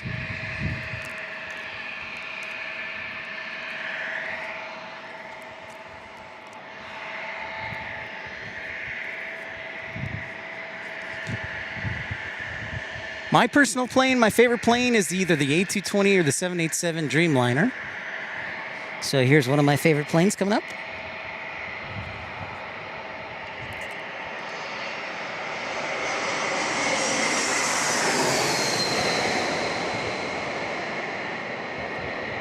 You sure did, Barb. I'm a man behind the camera and occasionally in front of the camera.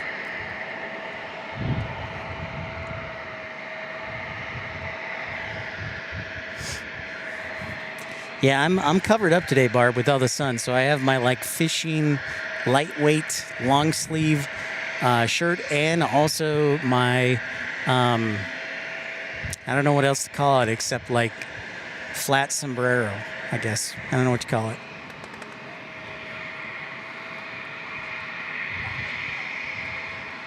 Christopher Brown says, last time I flew from Atlanta to Phoenix, plane switch from a 757 to a 767-400. It finally ended up being an A330-900. I wasn't complaining, but missed out on the 757. If you have, Christopher Brown, if you have paid attention the last couple weeks, I posted a video when I flew jump seat on a 757-200 from American from DFW to Las Vegas. Circa 2019. I had to fly jump seat because the flight was entirely booked, and I had to make it out to a wedding. So that was pretty cool, pretty unique experience. E175 is landing next.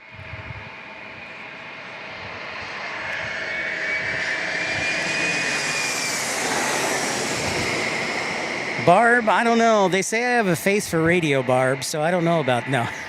Give me just a second. I mean, I was on radio. I never made it on TV. They told me I had a face for radio. Ian says, hello, good evening from Prestwick. Are the airport authorities okay for folks to stand on the car park there while watching planes and not filming? Yes. Yeah, Ian, I've been at this location for about a year now. Never had any issues. Of course, the car park costs $21 to park up here, but they're super cool about it, and it certainly helps their business. So I'm all about promoting the Laurel Street parking garage.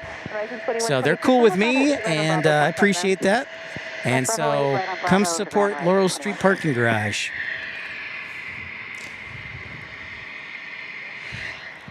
All right, okay, Barb, this is an E175, so Barb wants to see me in front of the camera. So, whoops.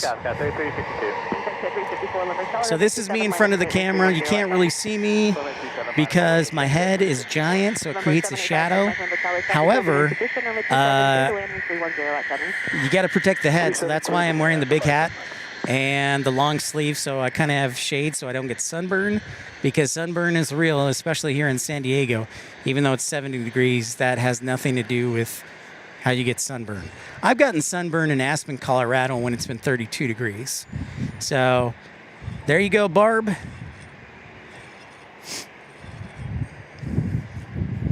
If you'd like, Barb, I can send you some of my modeling photos from back in the day when I modeled airplanes.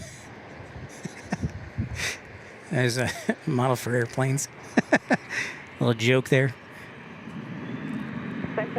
No problem, Ian. See, I need a camera that can zoom out this far. Carolina Aviation is begging me to let him use my camera. Carolina Aviation, I will be bringing this one, because if we're doing a night stream, this is definitely the camera I want to use. For sure. Chris from the Netherlands, how's it going, Chris?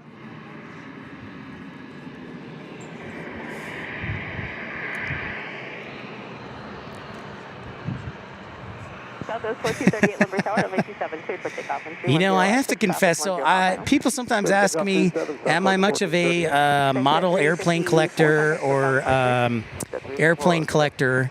And I wasn't until I went to Seattle, visited Rainy Cajun, and had a moment to stop by the Boeing store. And man, oh man, there were so many cool planes that I was like, oh, look at this one and look at this one. I was like, nope, be responsible. But I think I'm going to start to get into model airplanes and replicas. So that could be a dangerous hobby. This is a dangerous one too. Drew says, I've scanned and have hundreds. Yes, be fun to meet you. Awesome, Drew. Appreciate that. Yeah, Drew, we were supposed to, so fun fact, we were actually supposed to be in Portland this weekend, but two things happened. One, I forgot to request Saturday off, so that's really the main reason.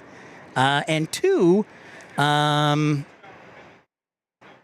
we were probably trying to save money for RDU. But really the main reason is like, oops, I forgot to request the day off. So we're in San Diego instead. So apologies, Drew, but we will most definitely make it back to Portland.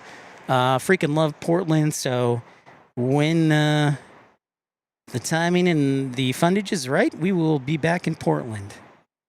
I loved Portland. Like, totally happy with the visit there. Elias says, Pip, you wearing shorts and a long sleeve? Hey, you are so SoCal when you're in SoCal. I am indeed. I've learned from the locals, Elias. My skin burns fairly easily, so I've also, Elias, when I go to Chicago and if the temperature is above 40 degrees, that's shorts weather right there. Actually, technically, it's like 35 or 36. Like if it's 36 degrees, I'm probably going to the grocery store in shorts and a hoodie in Chicago when I was growing up. Greg, what's going on? How are you? Nice to see you. It'll be a double win-win, Christopher Brown. I think so. Hey, Melina, what's up? How are you doing? So nice to see you, Melina. I've missed you. I miss San Diego, so let's put two and two together. Great to see you. Welcome, welcome. If everything holds up like we have been talking about, we'll be broadcasting all night long and dancing on the ceiling. Yes, this is a Lionel Richie themed broadcast. So cross your fingers. I've checked every technical aspect that I can.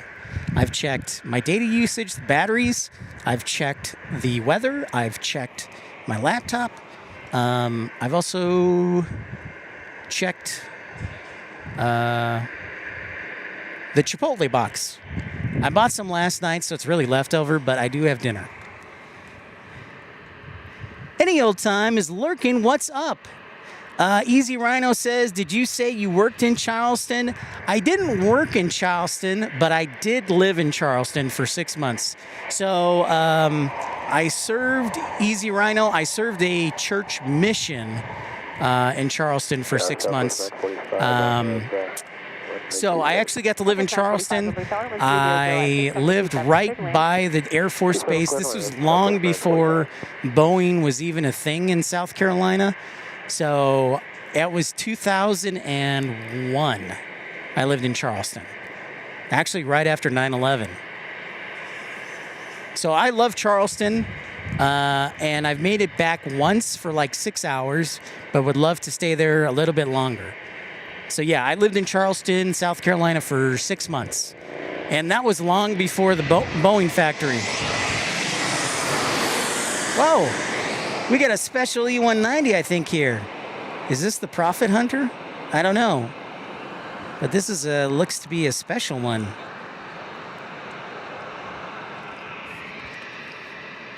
I'm so glad, Melina, you're here and back. Glad to see you. Kit, what's going on? Welcome into San Diego. Thanks, everybody, for liking and subscribing. If you notice in the lower left-hand corner of the placeholder for the show on YouTube, kind of like the invitation photo, it says Quest to 597. Still looking to break our likes record today, 596. Mike, turn left Bravo 7 if you can make that. And taxi on Bravo, hold short of Bravo 6. Remain my frequency. Oh, nice. JB says, been to Charleston for a vacay trip. Loved it even whether it was in August. Very hot. Easy Rhino says, used to work at the old Charleston International Airport, working for Pan Am a long time ago. Used to be National Airlines. They went out of business and Pan Am took them over. Very cool. Very cool. Yeah, I love Charleston. And yes, Emelina, I know how you love the low country in Beaufort. Melina, there was actually a airside operations position open up at Hilton Head, and I was very tempted to consider it, but the money just wasn't enough. However, it was very tempting. SD Tyler tells us more about our E190. It is the Mirage Resorts Embraer private jet. Thank you very much, SD Tyler. And Dan Reeves also letting us know it's MGM E190. Thanks, guys. Thanks for being Johnny on the spot with that.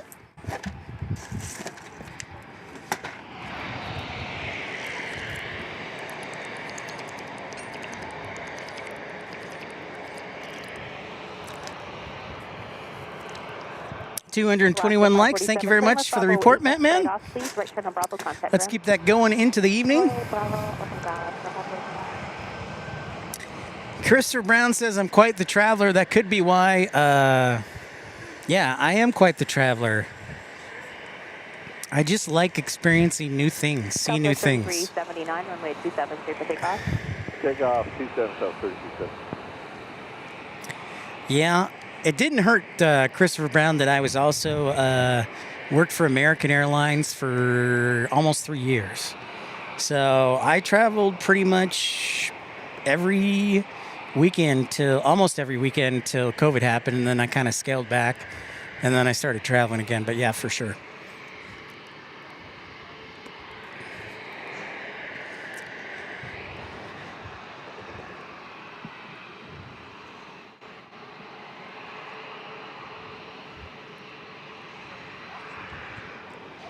Next arrival will be Southwest Airlines 945 from Reno. Then it is United 2177 from San Francisco on a 737 MAX 8. Southwest 3379, contact hotel departure.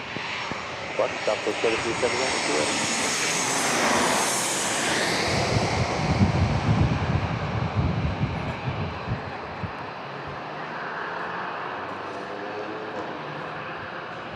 So Easy Rhino, I actually lived in Hanahan. I lived in Hanahan a little bit off of Dorchester. It was over by like I'm trying to think of the interstate. But yeah, I lived off of Dorchester. But I lived in Hanahan.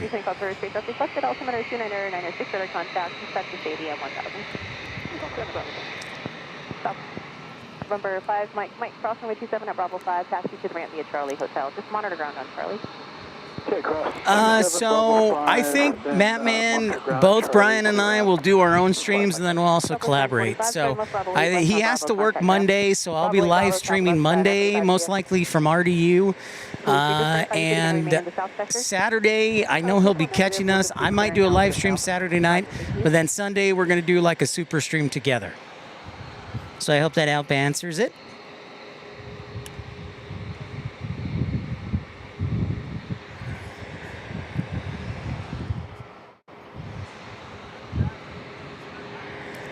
United 2237, runway 27, clear for takeoff. Yep, good old Hanahan. Actually, when we were on our church mission, we didn't even have a car. We had bicycles, so we had to bike everywhere. We had like a 5-mile area we could proselytize, and we either took the bus. We either took the bus or we took the bike. No car. Elaine says, I love San Diego. Always nice weather. I'm tired of snow in Montreal. I think I will follow my brother there soon. Good choice. I also love San Diego. I'll tell you what, Elaine, I will trade you. I'll take a little snow. And here's why. Because I grew up in Chicago. I live in Tucson, Arizona, where I never see snow unless it's on top of a mountain. So once in a while, I could use some snow. So I will trade you. I'll trade you San Diego for Montreal. That's fair trade. You have a tower exit at 607. It's with you on the visual runway 27. Dispatch 607, number tower, wind speed at 0 7, runway 27, clear to land, traffic holding in position. Clear to land 27, accept jet 607. All right, and it sounds like NetJets will be just around the corner. NetJets, of course. And then here comes United.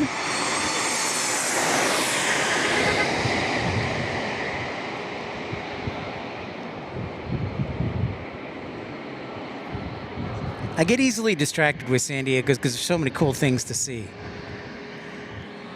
Speaking of which, I think I see some. Scott Kuiper says, I'll ship you some snow. T-Spry Aviation says, curse you, Pip. I'm in class at Miramar College. Easy Rhino says, used to be in ground service. I used to work for...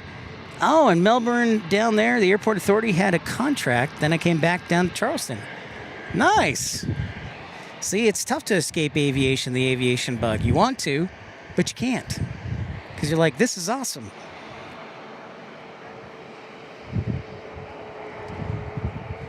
Ah, very cool. Easy Run. I used to live in Pepper Hill. I was always jealous of anybody who lived in like in either West Ashley or Mount Pleasant. Like I wanted to live in Mount Pleasant. The church assigned missionaries to different areas, and the missionaries in Mount Pleasant always had it good. Not that I didn't like Hanahan, but I heard Mount Pleasant was super nice. So, hey, Michael V. Andre, thanks so much for that $2 super chat. Great to see you, Michael.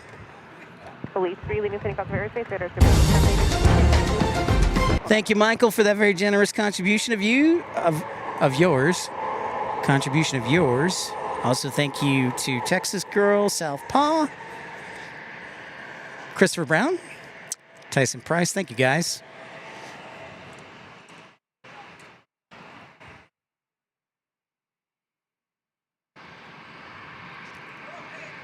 Oh, nice. Sounds good, T-Spry. 607, check your altitude immediately. Check your altitude immediately. Uh-oh.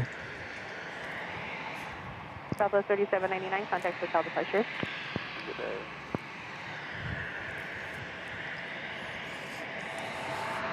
I have been exploring, for your information, I've been exploring, speaking of travels, and I have travel issues, and I have travel addiction. I'm looking at possibly flying or going to Las Vegas for the Air France inaugural flight on the 15th of April. And I'm also considering going to St. Louis for the British Airways inaugural flight to St. Louis on April 19th. But it has to be right price. I'm not just going to jump all over it. So we will see. Hey, Mattman gifting 5 memberships. Mattman, the man, gifting 5 memberships. Thank you so much. How's your mother, by the way? Hey, Mattman says hello to Harry Carey. Thanks so much, Mattman, for your incredible generosity. Well, Barb G, we'll see if we can get you one. The good news is, if you'd like to purchase one, you can do so for just 99 cents. That's how they are per month. Congratulations, Todd, Plane Spotter, Rob, Reggie. Thank you, Mattman. Live in Bamberg. Malky, what's going on? That's what I hear, T-Spry. I heard that Chick-fil-A sent a bunch of heavies from the ATL. Yeah, I missed out on the Chick-fil-A conference and the free chicken.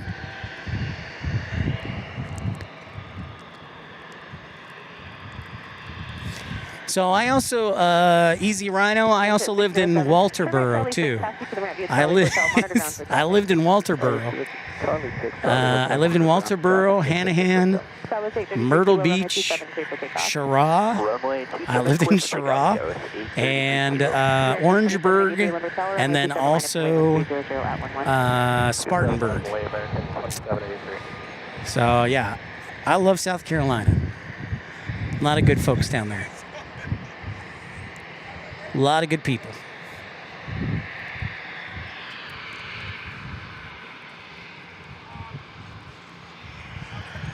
American A321neo taking the runway after that E175. Getting ready here. We are headed, I bet, to the East Coast with this beauty. Is this a Philly special, Scott Kuiper? Let's see.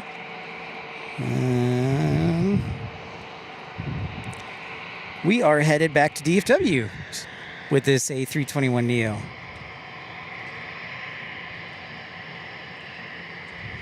The Aztec will be making another pass east to west. Should be overhit any minute at 10,000. I will keep my eye out for it. What's up, Daniel? How are you? 833 kilo, contact SoCal departure. Yes, off and on there is. American 2783. Chaotic Bean. Clear for takeoff. That was a quick turnaround by Air Canada. This San Diego American Airlines flight headed back to DFW, where my parents live. It's amazing. We all grew up in Chicago, and now that we're all older, we've all spread out all over America. My brother's in Maine. I'm in Arizona. My sister's in Chicago, and my other sister's in Texas near my parents. Southwest 2553 with me on a visual 27. Southwest 2553 Limber Tower, number 27. Good question from Damon Smith says, do you think Airbus will get enough demand for the A220-500? I know Breeze absolutely wants to be a buyer of the A220-500. They've expressed that several times, I know, unofficially, Damon. So yeah, if they can figure out a good price point for it and figure out how to do good fuel tanks.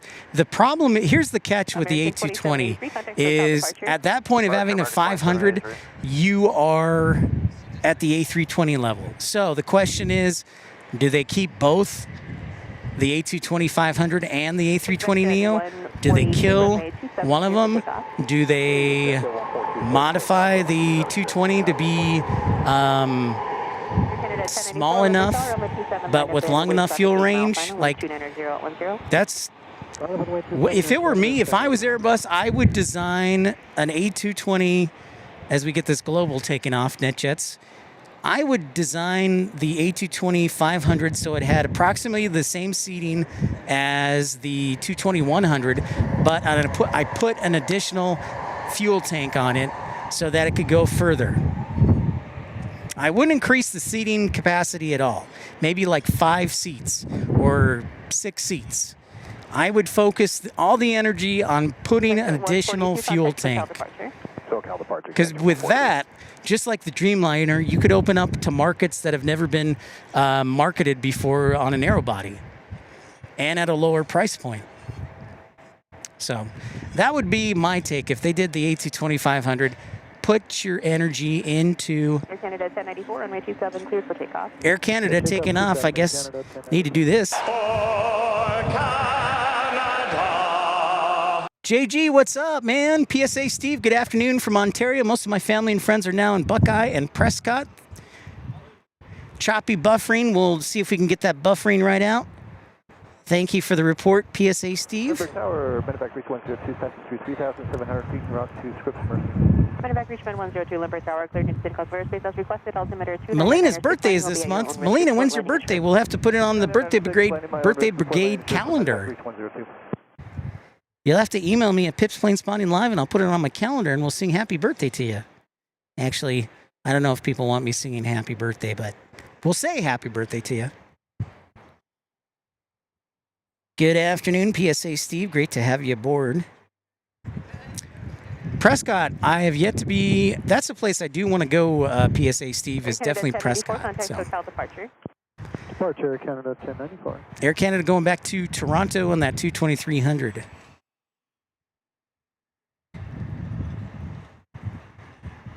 A little bit of buffering here. Stand by, folks. I'm going to adjust a little bit, if I can.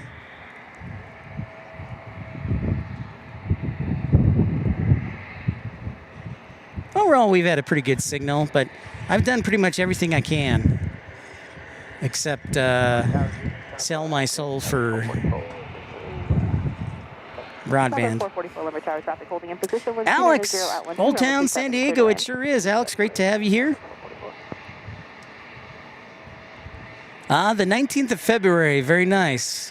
Aqua Melina, I will put that down. In fact, I'll do that right now. So, stand by.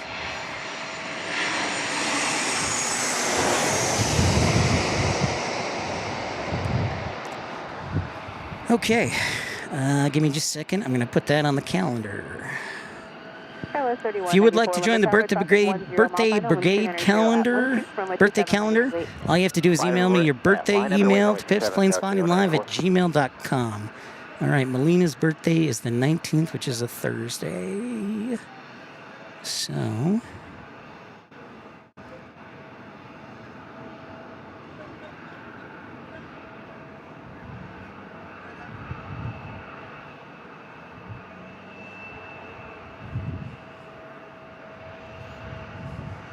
Kevin Kelly's birthday was last week. Let's see when our next birthday is. It looks like... All right, well, hurry up. Melina, you would be our next birthday on the 19th.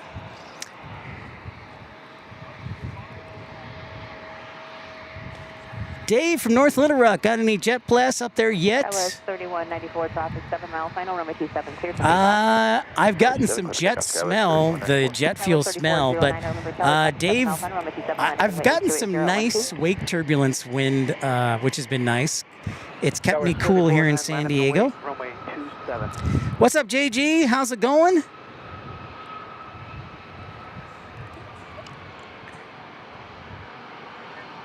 Roger that, Melina.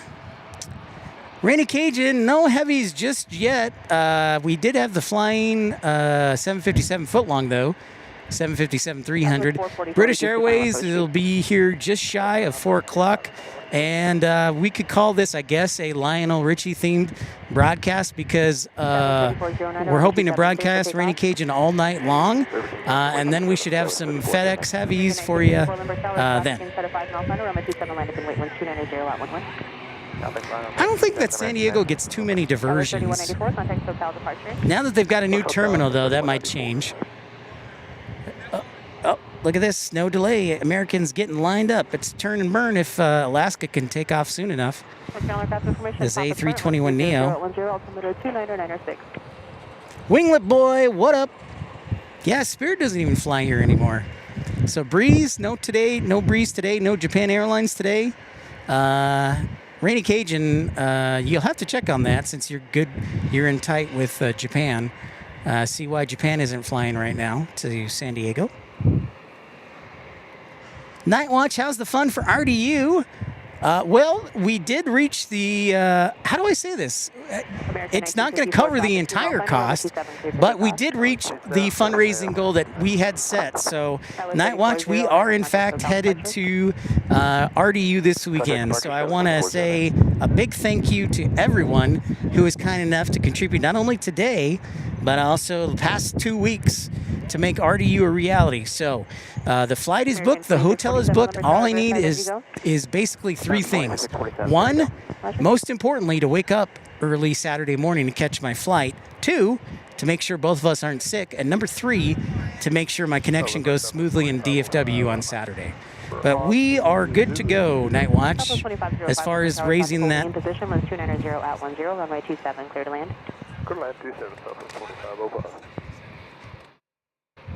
Thank you, everybody, for tuning in, for liking and subscribing. Welcome into episode 397. I figured you would be Rainy Cajun. Origato, sir.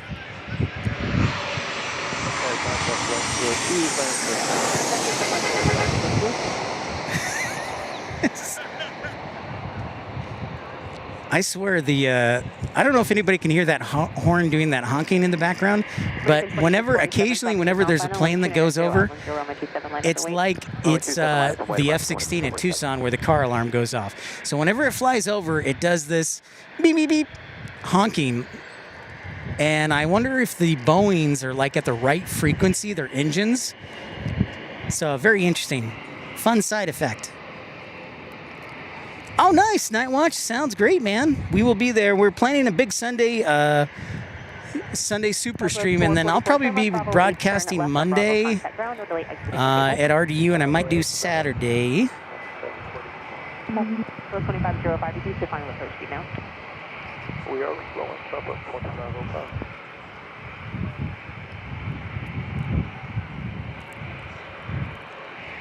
American 2647. So we got back-to-back Canadian departures here shortly with Air Canada and WestJet. Jazz 765 over tower, top is 5 mile final, runway 27, line up and wait, be ready to go.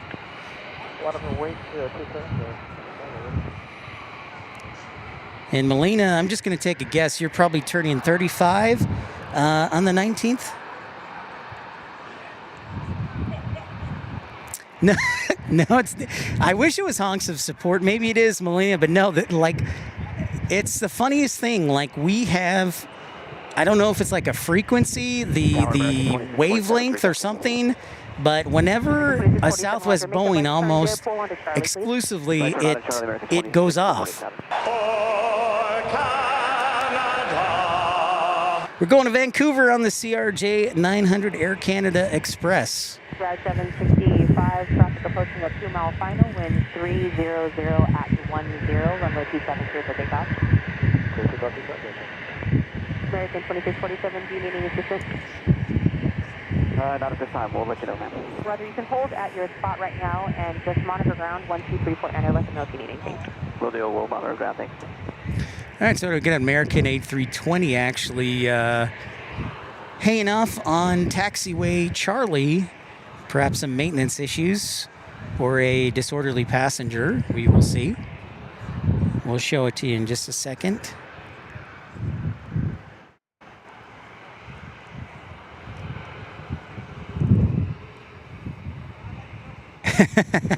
Glad, Melina, glad you'll be 35. Congratulations. That's it.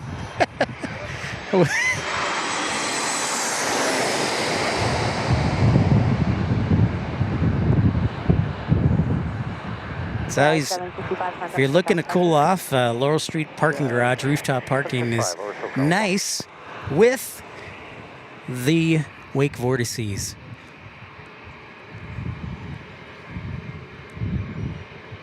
Damon Smith, another one from Singapore Air Show, was the Radia WB number cargo plane. Would be interesting to see if it gets built.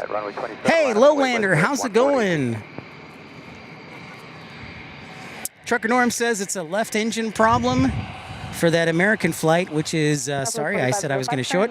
There's that American that's dealing with what is believed to be a Trucker Norm is a maintenance issue. Meanwhile, we have WestJet with the turn and burn.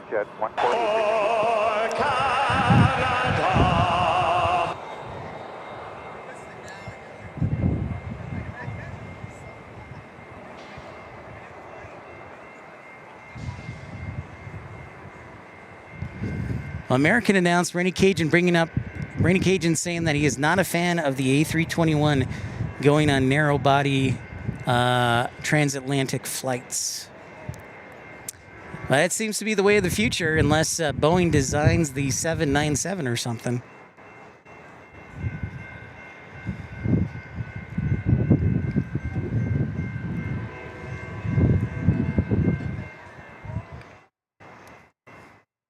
Hi, Jessica. Hello.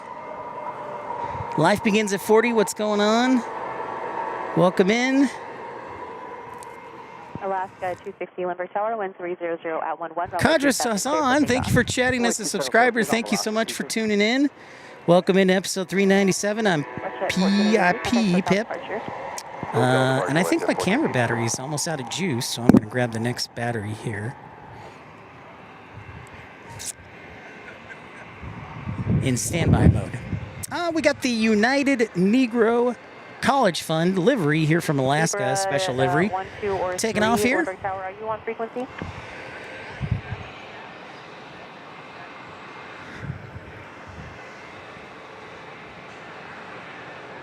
So that Alaska is going to be heading to Fort Lauderdale, cross-country journey.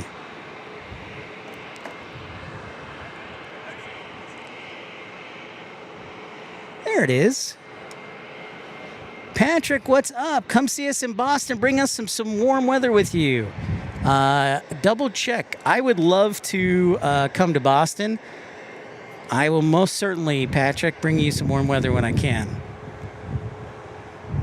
Actually, Boston's probably my #1 airport that we have not broadcasted at that I would like to. Probably #1, and then Honolulu or JFK might be #2. But definitely Boston, I would say, is #1.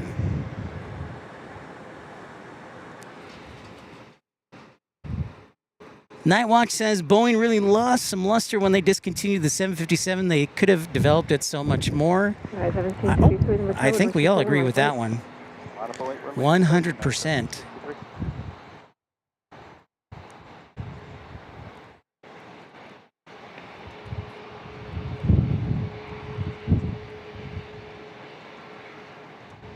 Alright, 1753, wind 3011, runway 27, cleared for takeoff. Clear for takeoff, runway 27, you have 1763.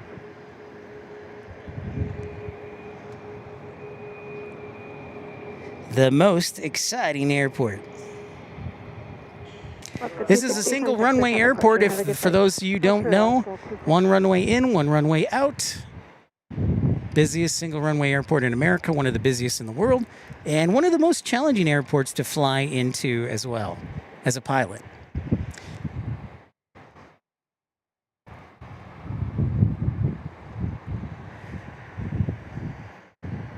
It is nice seeing Terminal 1 there.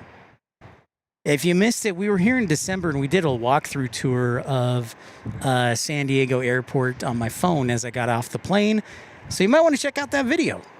See what you think.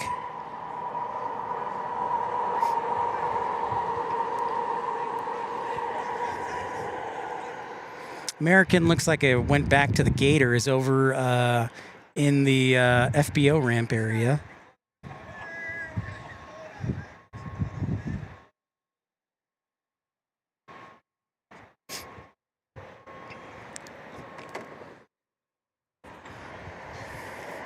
So yeah, there was American over there. So that A320 trucker Norm heard the left engine issue. Have a good flight. Departure 17633. Hey, so there's that American. Before I forget, Chris Retired Mod, what is up? Welcome in, everybody, to Pip's Planespotting Live. Don't forget to like and subscribe. Episode 397, looking to break a likes record. Our likes record is 596 right now. And I have checked all technology as best as I can.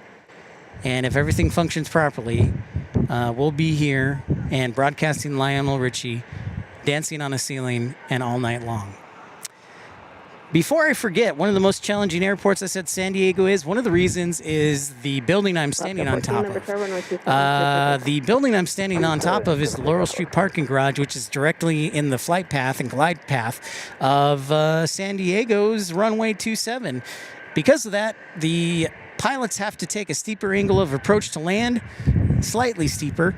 And then also, if you notice this pavement right here, this, with the arrows on it, going up to those piano keys, that's called the displaced threshold. And a displaced threshold is usually put in place at a runway due to an obstacle that prevents it from using the full part of the runway. So long story short, pilots cannot use that part of the pavement for planning purposes for landing. They can use it for takeoff, but they cannot use it for planning purposes for landing. In fact, right there, those piano keys, that is the beginning of the landing runway, of runway 27. So there's a little knowledge to throw at you. One of the reasons this is a challenging airport.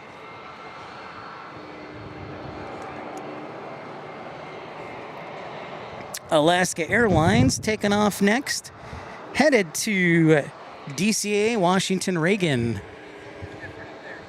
the nation's capital. Cross country. Notice a lot of cross country flights here in San Diego.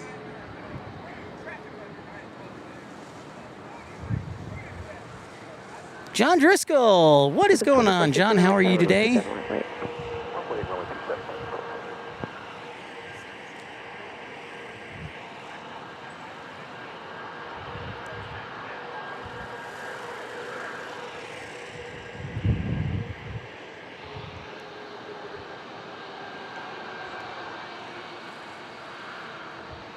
Greetings and good afternoon, John. John, it's weird because we're 1 hour behind Tucson right now, but in like 2 months we'll be the same time zone, or the same time. So it was nice gaining an hour yesterday, but then I'll lose it coming back to Tucson. Monsieur, bonjour. Welcome back. Miss this place, the best weather, fish tacos, and senoritas. I wonder how often the rubber is cleaned off of the runway and how long it takes. Mike Smith says, thanks for that nugget. I've flown in and out of there at least 30 times in the past 2 years and did not know that. Well, glad I could share with you, Mike. My full-time, so I have a full-time job. I work in airport operations, so I kind of am fortunate enough to deal with that stuff. I don't know everything, but I've learned a thing or two.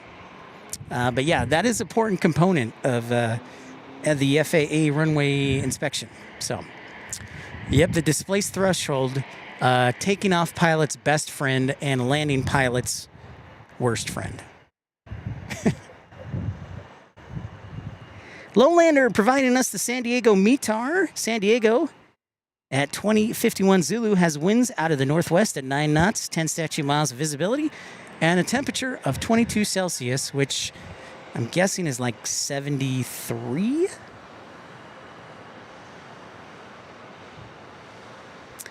You know, John, I'm doing well. I'm really doing really well because I didn't have to watch the Super Bowl last night because I was driving, so I think that's a benefit.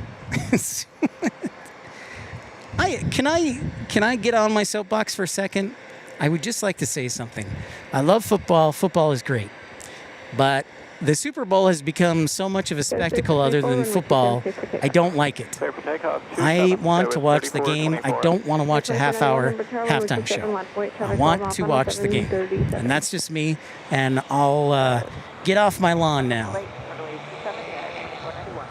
Moose Turner, what's going on, man? Thanks so much for that 5 memberships. I want to think about dropping him a thank you note. Congratulations to Trucker Norm, Pennsy Plains, Juanita, Mary Moon, and Arcus. And I will have in the coming days some news about memberships. I hope you'll like it, but exciting stuff I'll have in the coming days. Not today, but I will. This is an A321neo, and I'm going to guess either Denver or Chicago, and I'm going to go Chicago. No, it's Denver. A321 going to Denver, Colorado. 3067 on the RNAV Zulu runway 27.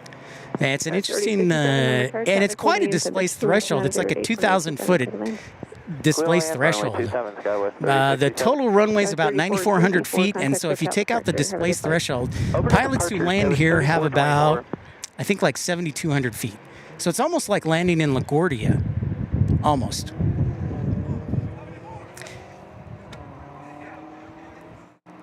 Yeah, you know, I'm happy for, I tell you, PSA, Steve, I am happy for Sam Darnold, too.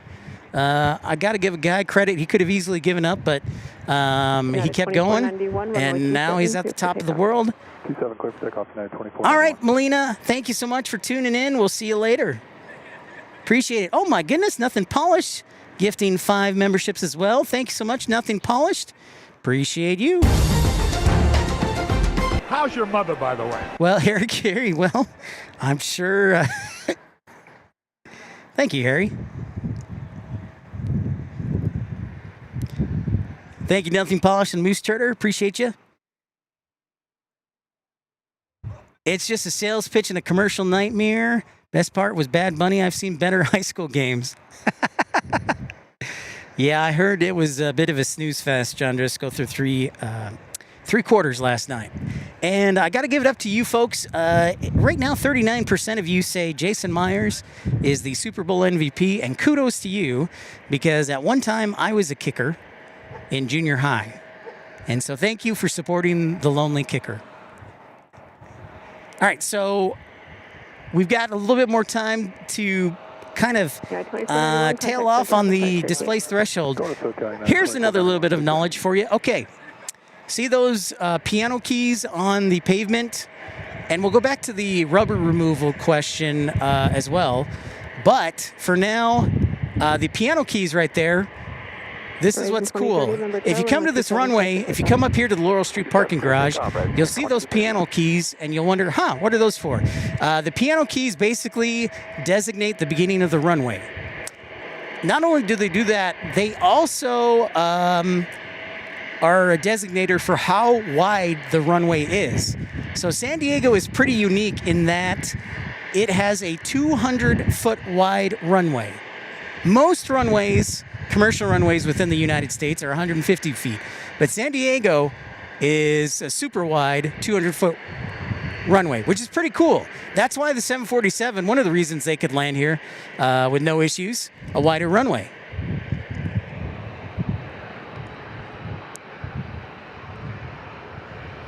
Alaska E-175. Easy, Rhino. I agree with you. That should have not been an interception. That's just my 2 cents. Patrick says, as a Pats fan, it was rough, but Seattle was amazing and deserved the win. Well, kudos to you, Patrick. Kudos, man. Yeah, I heard it was a pretty dominating defense. I'm sure Drake May will learn from this, and Mike Vrabel's a heck of a coach, so I think they'll be in great shape.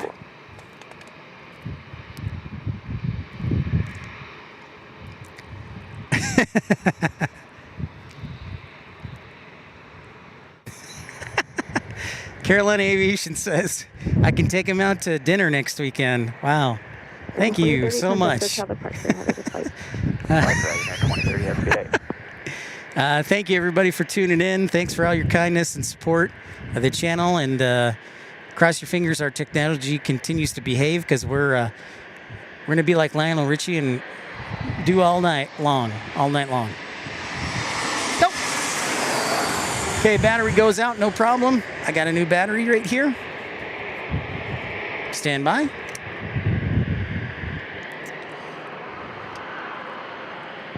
There we go. Final 737, runway 27, last wait. Yep, Mike, yeah, the piano keys, it's an easy way to explain them, but the official name is threshold bars. So, threshold bars. The piano keys, yeah, threshold bars designate the beginning of the runway. For a 200-foot runway, there are 16 threshold bars. So if you look at the piano keys, there should be 16. For a 150-foot wide runway, there are 12. There are 12 piano keys. For a 100-foot runway, there are 100, or not 100, 100-foot runway, there are 8 keys, and then or threshold bars. And then for a 75-foot runway, there are 6. So yeah, 6, 8, 12, and 16. 75, 100, 150, 200. So I hope that's not too confusing. Most commercial runways are 150 feet, so you'll see 12 keys or threshold bars. All right, life begins. We'll see you later.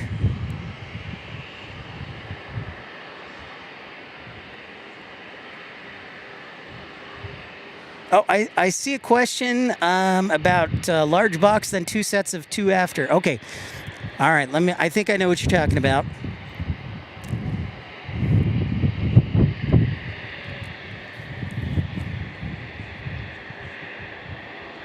Okay, so okay, you see 3 bars, then a box, then 2 bars and 2 bars. Okay. That's kind of like, make sure, oh, we got something landing real quick, and then I'll explain that. South 3168, contact SoCal departure. SJF is 300 feet? What? Dang. Elaine says, my brother lives in San Diego with his senorita wife that looks like Penelope Cruz. Oh, nice. Elaine, you're not jealous, are you?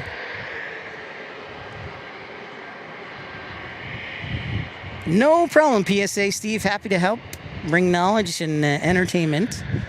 That's why I try and do on the channel. Yeah, most runways have 12 threshold bars and are 150 feet wide, especially if you look at the approach charts. I will answer the question about the other bars and the boxes in just a second. We got a little bit of activity right now, but when I get a chance, I'll make sure and answer that question. Aviation Cat saying SGA. Oh, Seymour Johnson Air Force Base is 1160 by 300. Holy crap. That's mega wide. I don't know if I didn't know there was a 300-foot wide. Wow. It's like you could land 2 planes at once. I guess you can. 2031, runway 27, clear for takeoff. 27 clear for takeoff, United 2031. November 785, line flight, November Hotel, runway 27, left wait. Runway 27, line up and wait, 5 line back.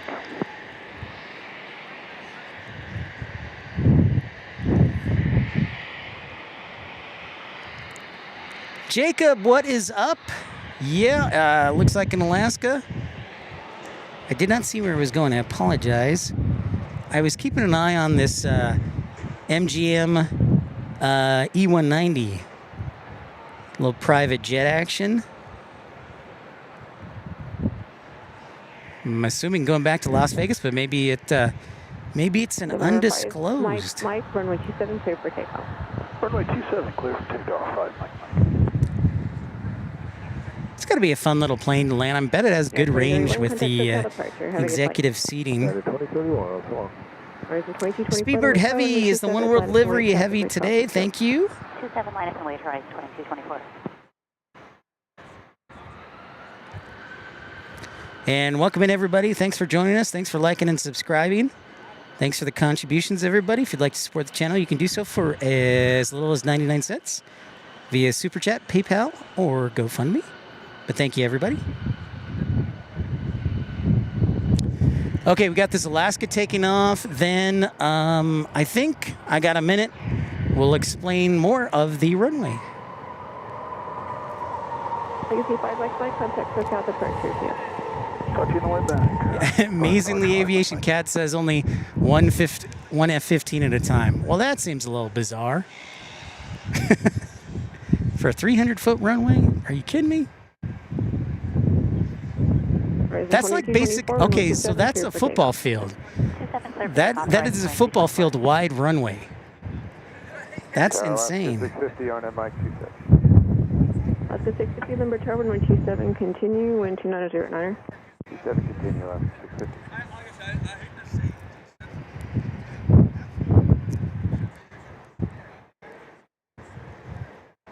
Hey, Christopher Brown, upgraded membership to Exit Row. Thank you so much, Christopher Brown. Appreciate you, my friend. Thank you.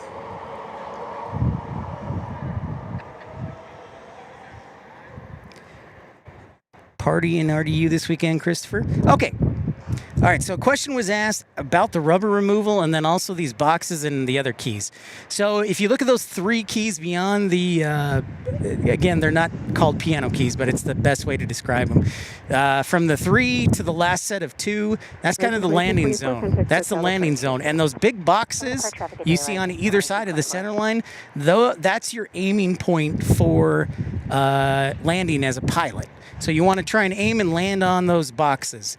That's why you see kind of from the zone of the boxes all the way to the last pair of piano keys. That's where you see all the rubber build up because you want to land in that area. The piano keys right there between the boxes, the 3, the boxes, then the 2 and the 2, those are each 500 feet apart. So you got about, I don't know, a 2,000 foot stretch to land in. If you look. So that's what those boxes are. The question about rubber removal, I get this quite frequently.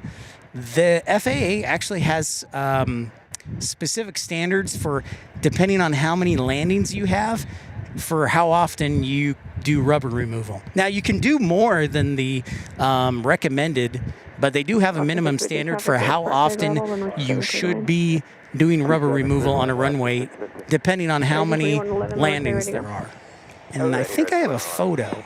Horizon 2111, runway 27, clear for takeoff, traffic 6 mile final 737. All right, we got a special livery taking off, Washington Huskies.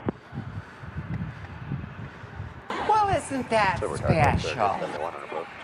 With 3651, the return traffic 5 mile final 737, traffic will hold in position wind 3009. Yeah, this runway is pretty special because it has Cat 2 capabilities, Aviation Cat.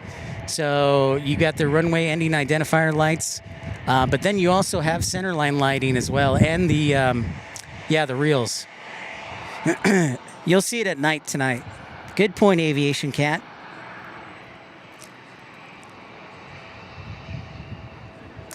Christopher Brown asks, so do all the heavies have to cross the runway to line up on the opposite side? Is that temporary or always been like that? I can't answer that for sure, Christopher Brown. I will tell you just in my experience of broadcasting here, I've seen heavies line up both on taxiway Bravo and taxiway Charlie, either side. Just kind of depends on how ATC want to fits them into the queue. So it's really at ATC's discretion.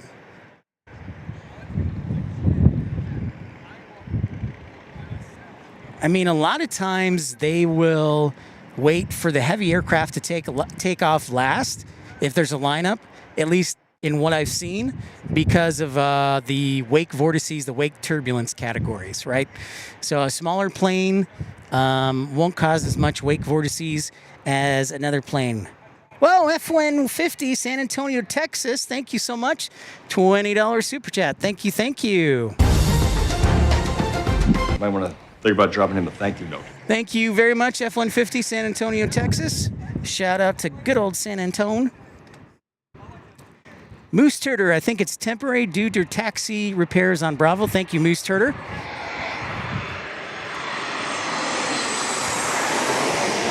That is an excellent point. Thank you. But I have seen heavies actually go that route too. Tim Arnold, $2 super chat, some money to get Pip a starter Discord server. Thank you, Tim. Might want to think about dropping him a thank you note. Thank you, Tim, and F-150 San Antonio, Texas. Tim, you might have to run my Discord server for me. I love this runway at night. It lights up. It's gorgeous. So stick around, come back if you have to at night. We'll be hopefully on the air still. But yeah, the rubber removals. Let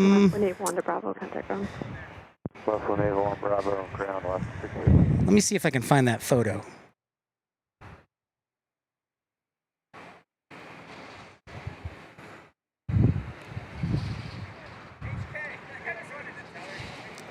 I want to see if I can find that photo because I took a picture of it because of the runway, because Southpaw actually asked this question before.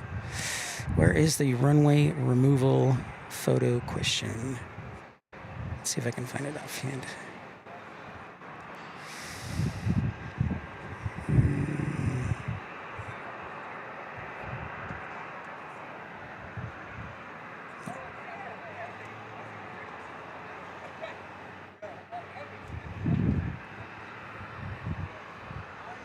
No, not that. Plane missing a wheel. That's not what I want.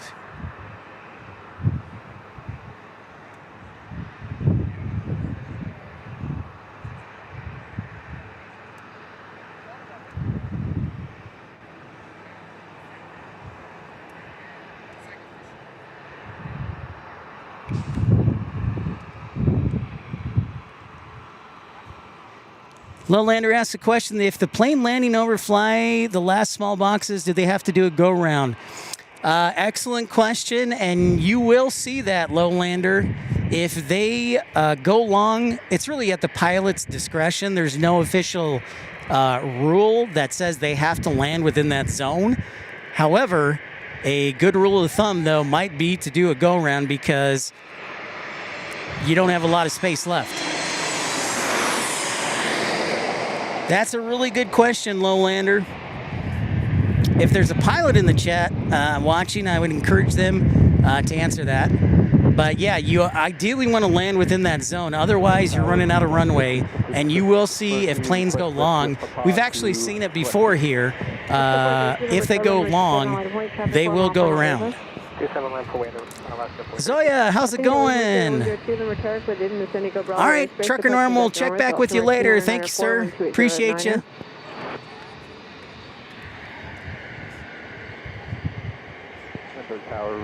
Really good question by Lowlander there.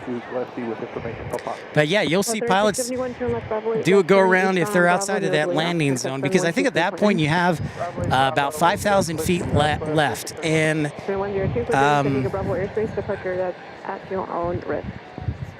how do I explain this? there is an FAA regulation that you need to have 60% of available runway length for planning purposes for landing. Planning purposes. Again, this is where the flight dispatcher comes in. Now, if it's a wet runway, you have to have 75% or, no, 1.15. But there's an FAA rule that requires you to have 60% for planning purposes. So as a flight dispatcher in the United States who works with the PIC, when planning, you have to have for your plane and your load, you have to have the calculated distance available, and it has to be at least 60% of runway available length for landing. So if you do the math under that concept, if there's about 7,200 feet of the runway that you can use for landing, you need 4,800 feet.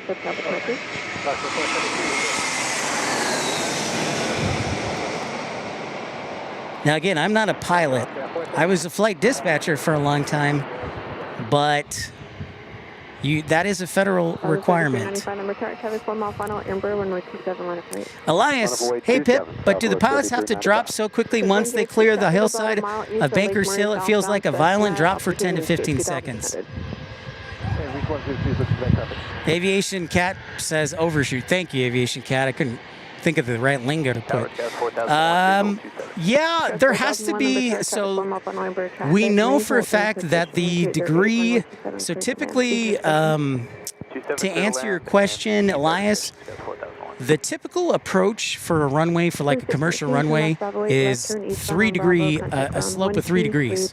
For San Diego, it's a steeper 3.5, 3 degrees. So you do have to drop at a much quicker rate to land. It's not anything, I think, that's out of the ordinary, but there is a little bit of a drop, for sure. I would agree with that as a passenger. But it is a steeper angle of approach here in San Diego. It's not a normal 3 degrees. It's more like, I'm pretty sure we checked with the charts, it's like 3.5. And I think, and correct me if I'm wrong, folks over in the UK and elsewhere, I think the City of London Airport, or London City Airport, is like 5 degrees, which is like really steep.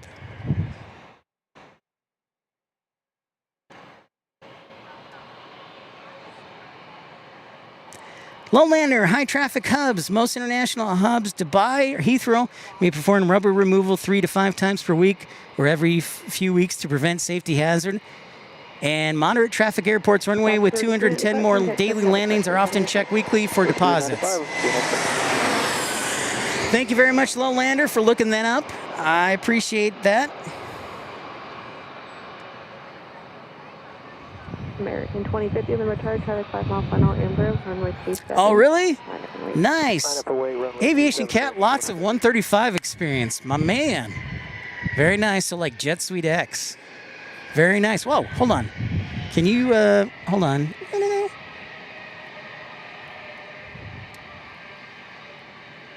What is that? Is that a Poseidon? That might be a Poseidon. Madman! Poseidon alert. I don't know if it is, but it just looks it from the outlay. A Poseidon alert. Very cool, Aviation Cat. No wonder you, I knew that you had to have some aviation experience. My man, 135, baby.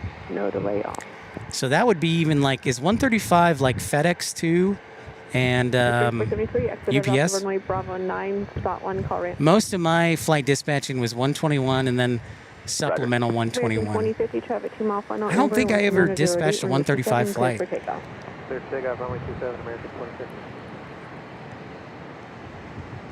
Ah, even better, Lowlander says aircraft descended at 5.5% angle. Thank you, Lowlander.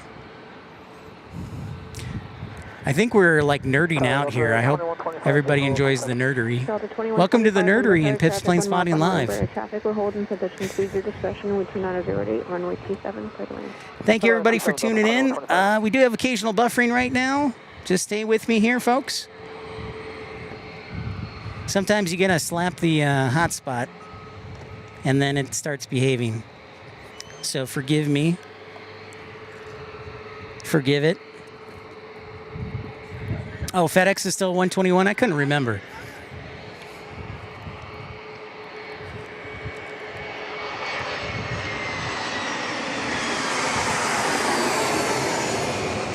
Loving the nerdery. Well, I'm glad somebody is. Thank you so much. Yeah, if you do have occasional buffering, I apologize. It does happen occasionally. But we do our best to get back on the air as soon as we can. I've checked everything I could today to ensure as smooth of a broadcast as we can. So thanks for your understanding and patience.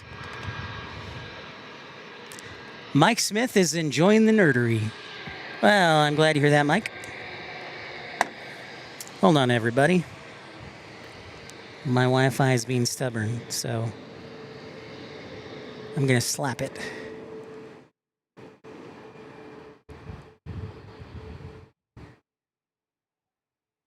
Service 4001, turn left Bravo 8, right turn, taxi westbound spot 1 via Bravo, contact ramp 29.77. Bravo 8, right turn, spot 1, 29.77, Chicago.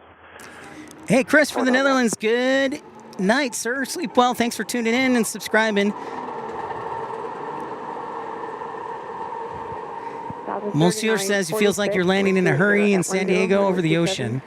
And it's true. I'll tell you, if you really want to land over the ocean in a hurry, land on a LaGuardia runway from the north. So that would be like runway 22. That'll wake you up. That or Boston, like runway 9. You come in right over the Boston Bay. You're like, where are we going?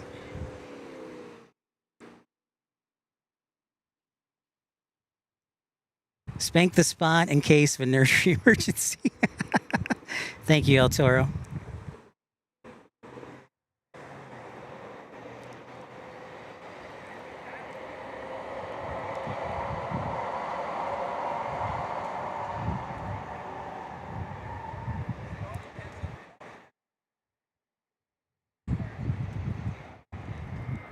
Next arrival on A321 Delta Airlines. Let's see if I can line it up here real quick.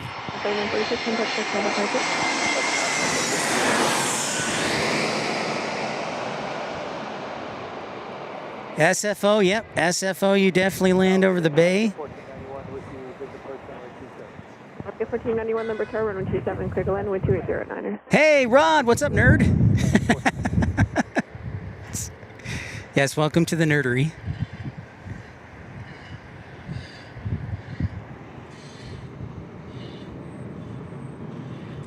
Oh, yeah, Telluride's a good one where you're thinking to yourself, am I going to make it out alive?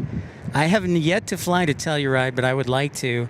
The only airline that I guess is considered commercial is Denver Air Connection, or Key Lime.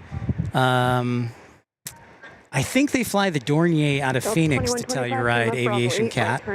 So that's what I would definitely want to take to Telluride. I know Carolina Aviation is a big fan of Telluride.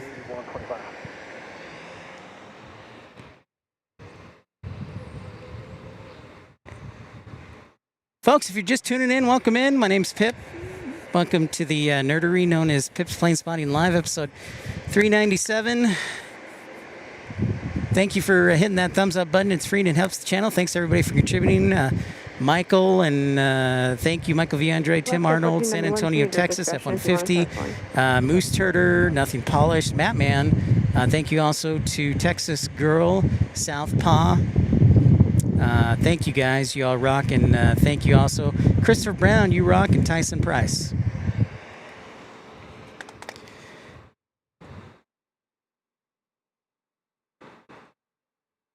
Yes. Telluride is definitely an interesting one. Hey, Ritzy Mink, what's going on? How am I doing today? I'm doing pretty good. I hope you're doing well, feeling better. I know you were sick, a little bit under the weather last time, so I hope you're doing well. Just enjoying plane spotting in one of my favorite spots in the world, here in San Diego at the Laurel Street parking garage. Yeah, and the question that has been brought up before is, like, do they kick you out? Are they super cool? I've been here broadcasting for about a year, and they're super cool as long as you pay and are here. They figure it's good publicity, and I hope it is. I hope they're doing well.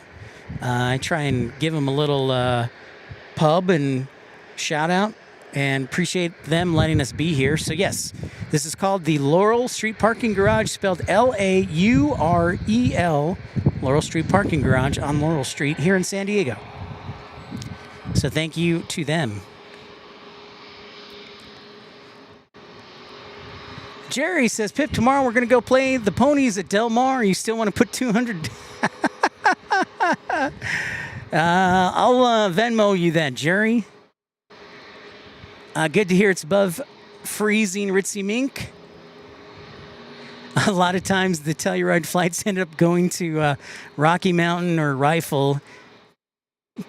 Telluride's one way in, one way out. So sometimes like Aspen. Yeah, I bet it is. I bet it's a bit of a journey, for sure. All right, we got another 737 landing our way. I believe it's Alaska Airlines. Let me tell you exactly. I need to hydrate. So give me just a second. Alaska 1491, a MAX 9 from Denver, Colorado.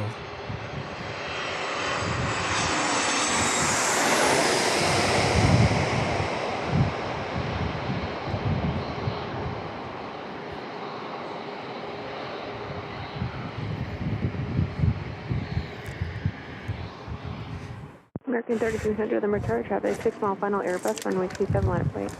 Flight away, runway 27, American 3300.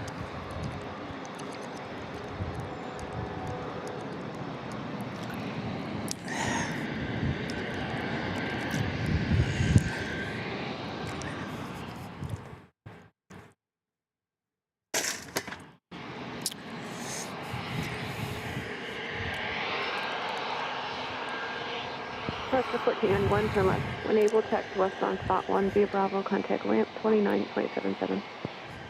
Alright, 2977. Spot 1. And off at Bravo 8, can you repeat the instructions? Spot 1, so westbound spot 1 via Bravo, contact ramp 2977.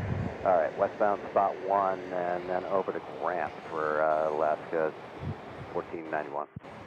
American 3300, runway 27, clear for takeoff. Going to Miami. For takeoff, runway 27. MAX 8 for American Airlines. I think this is our first American MAX 8 of the day.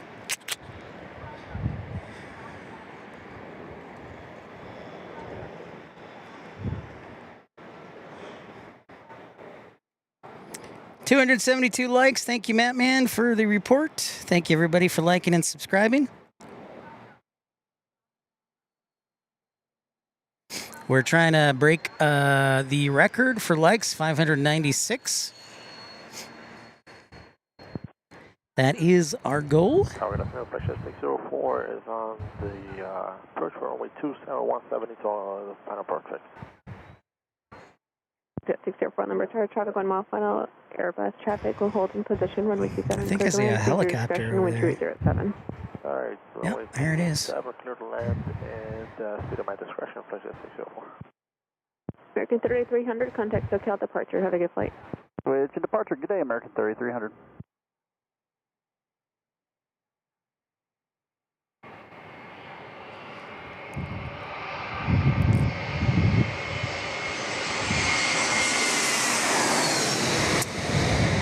Yep, Ron. Is JetBlue. Hey, we got the Bluebirds, the Paisley Bluebirds, JetBlue from the East Coast. Whoa, that was a nice little wake turbulent bounce. Artie, you received, was it Aviation Cat by chance? Was it a Ameristar charter? Is there any chance you just full short? 4209, Roger. Full short of 127 at Bravo 1. Let me know when you're ready to go. Okay, hold 7 at Bravo 1, Southwest 4209. Thanks. We got an earlier time for you. You have a 43 that gives you a window. We get a Flex Jet, an Embraer Praetor 600, our next arrival. And then, I was going to say waiting to take off, but Southwest Airlines. Arena, how's it going? I'm doing great. Great to be here in San Diego.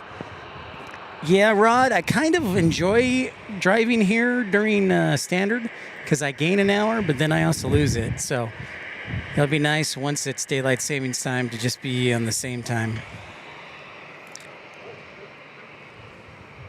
I figured it was Aviation Cat. We had that I think they've got maybe a couple of 737-200s. We had that one for basketball in Tucson a couple weeks ago.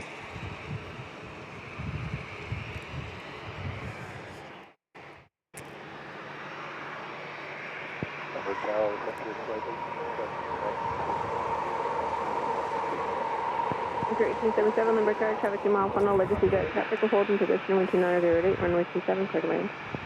Clear to land.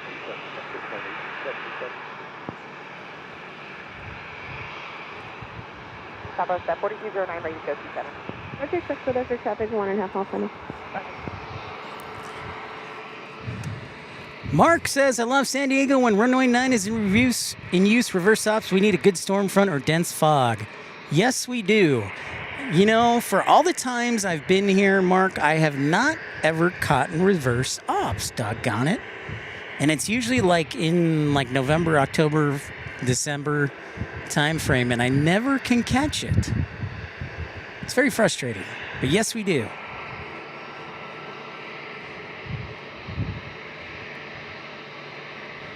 Yeah, that sounds about right. Yeah, Ameristar has been doing charters. They used to do the DC-9s, and now they're rocking the 737-200s, which actually is pretty cool.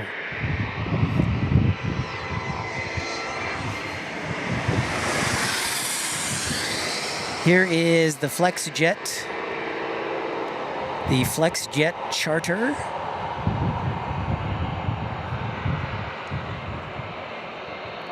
Number 4209, number car, traffic 7 mile final, Airbus runway 27, line of point. 27 land boy, call 4209. So we got a Delta, a Southwest, a United, and a Southwest taking off. Cabo San Lucas, Lowlander says. Elias says, is there a city in the continental U.S. with a greater military presence? The military is everywhere in San Diego. Now that's a good question. 604, turn left, 7 left, turn eastbound Maybe Bravo, Washington, D.C.? The capital? So excluding the capital, Washington, D.C.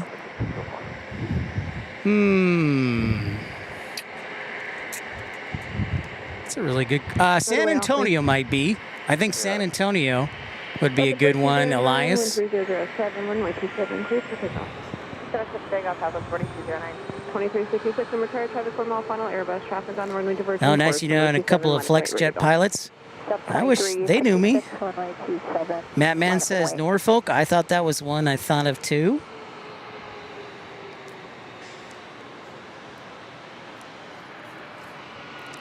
Yeah, I see a lot of people say Norfolk. San Antonio's got a lot of military. San Diego Tower, place 319 inbound. But yeah, I think Norfolk for sure. For shizzle. Pensacola Aviation Cat says. Delta 2366, 12907, runway 27, clear for takeoff. Would you count, I guess, Eglin Air Force Base to include Pensacola? Traffic will hold in position 13007, runway 27, clear to land.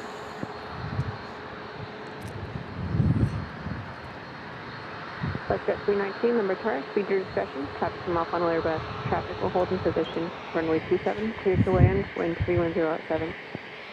Clear to land, runway 27, speed your discretion, FlexJet 319. This is Delta 4209, contact SoCal departures, yes. Departure 4209, thanks for the help. You're welcome.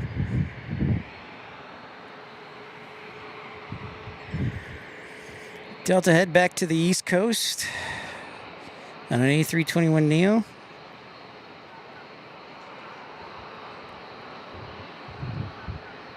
Next arrival, Frontier A321, George the Stellar Sea Turtle? Well, I'm not good at this. But it is an A321.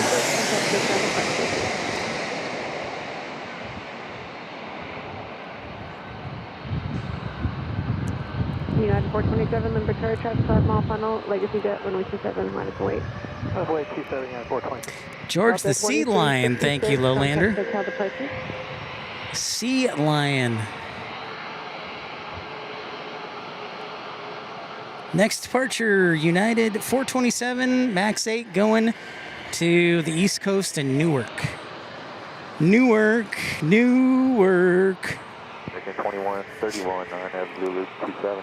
American 2131, number charge, traffic 4 mile final, legacy jet, you have an 80 knot overtake traffic, may hold in position 13808, runway 27, clear to land, speed your discussion. Your discussion, third lane 27, American 2131. Did you say an 80 knot overtake? Left turn, eastbound on Bravo, contact ground 123.9. Or an 18 knot overtake?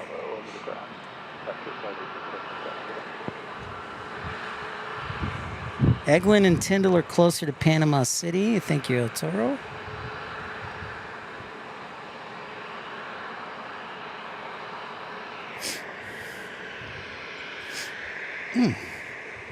United 427, runway 27, clear for takeoff. Auto 427, 427. American 2131, speed your discretion. You have a 50 knot overtake and you're 5.7 Todd, miles what's control. going on? Yes, Matt Man, nice enough to give some memberships. Good to see you, Todd. Welcome in. Got the field cyber spawn, American 2131. American 2131, clear visual, approach runway 27, S-turns approved as one. Nice, clear visual 27, S-turns approved, American 2131. Ooh, S-turns approved. To kind of space it out, the aircraft. Thank you so much, everybody, tuning in, liking and subscribing. Episode 397. So glad to be back in San Diego. Hopefully, we'll hit a likes record today. So I hope you can take a moment, hit that thumbs up button.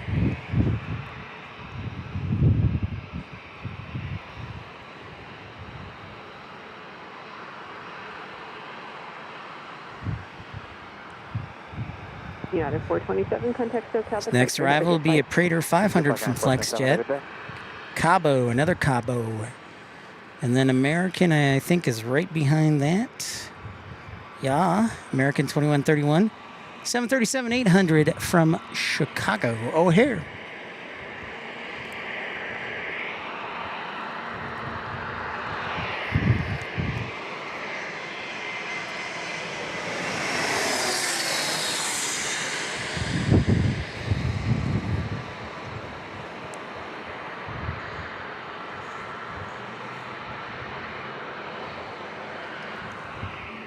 Southwest 600 likes on the radar for today. Thank you, Matt Man. Thanks for your moderating.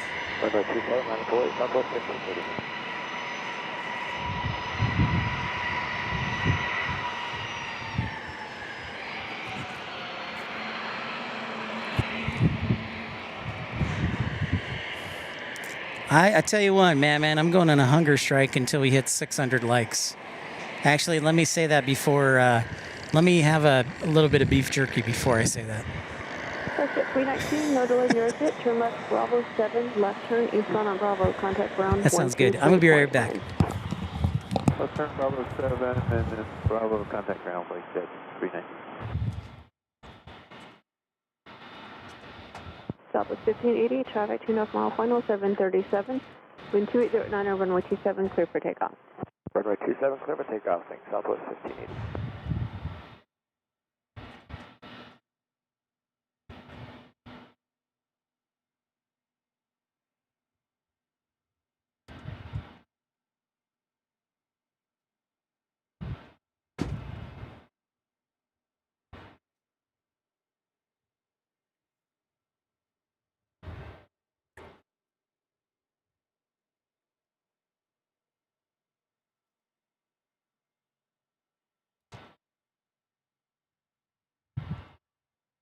Wind check. Wind 29008.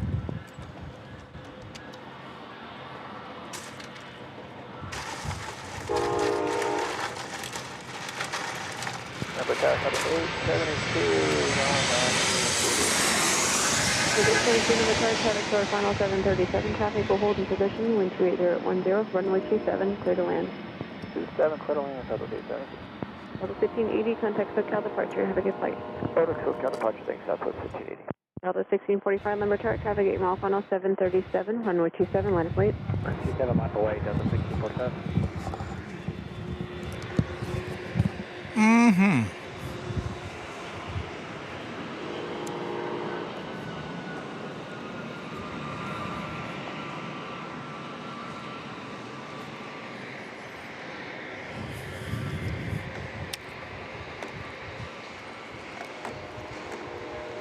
American 2131, turn left with able, taxi westbound to spot 1K Bravo, contact ramp 29.77. They can let you go straight in if it's open. 2977, spot 1, American 2131, thanks.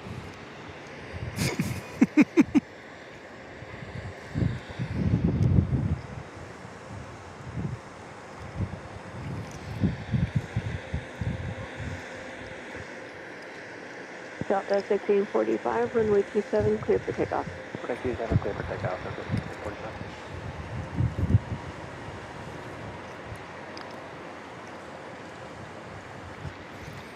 What's up, Rob? I'm just having a little beef jerky and going on a hunger strike till we hit 600 likes. 600. At least we're almost halfway there.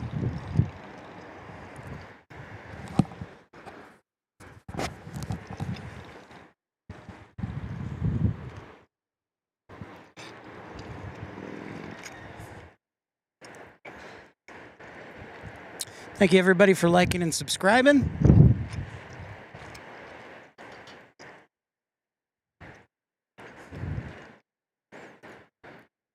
Our British Airways is due in just before 4 o'clock. One World Livery 777-200. 1645, contact SoCal departure. Have a good flight. 295 likes. Thank you for the update, Lowlander.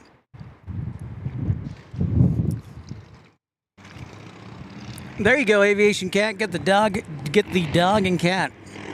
But we want to be honest and real. So, yep. It's true.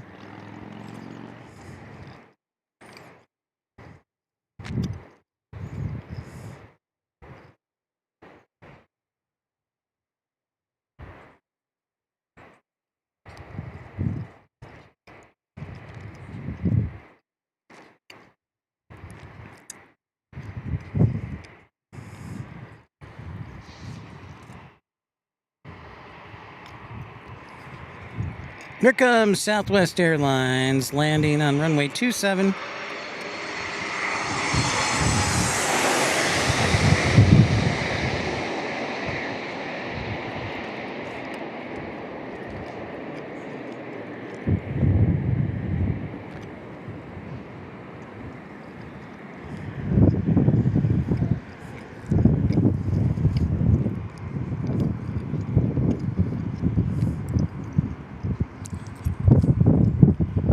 Good afternoon, Southwest 157 on the RNAV 27. Southwest 157, number tower, wind 30010, runway 27, clear to land. 27, clear to land, Southwest 157. The RNAV GPS approach.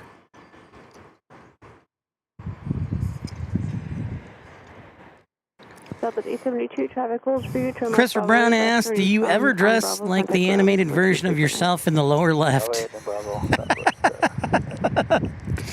Only go. I do, but it's when I go to church. I go to church on Sundays, and I'll wear a shirt and tie. That's kind of similar to that.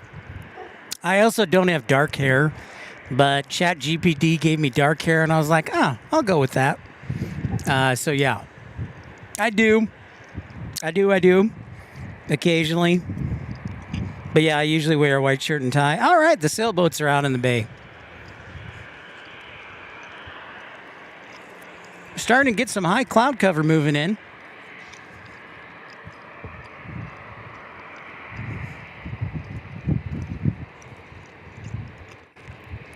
Taking a look at the naval base over there.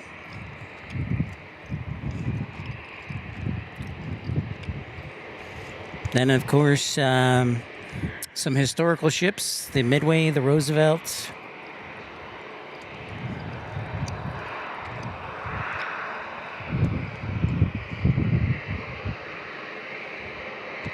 Batteries holding up? They're doing all right. They are doing all right. Hopefully we can hang out, be here until the evening time. T-Spry, that's a bit of a jaunt for you, though.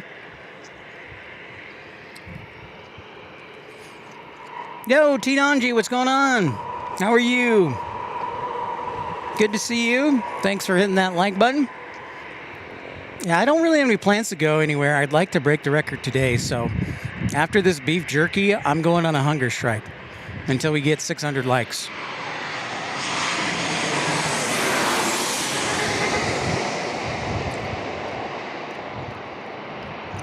Tower, medevac Delta 9. 737-800, I believe. 90, Limber Tower traffic, we'll hold in position, runway 27, clear to land, wind 3009.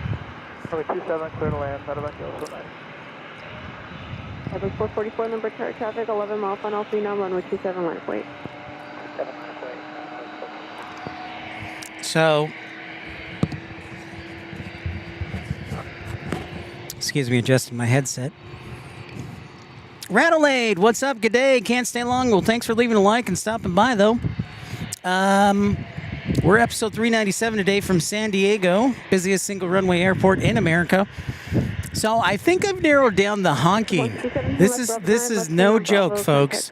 I'm going to start doing testing because it seems whenever a 737-800, keyword, 800 flies by, the horn on the truck goes off behind me. So the next 737-800, I'm going to see if it happens. Airbus 444, runway 27, clear for takeoff. Dave North Rotox says there was one that landed outside of the landing zone. Minus 5 points to them. That's what I say.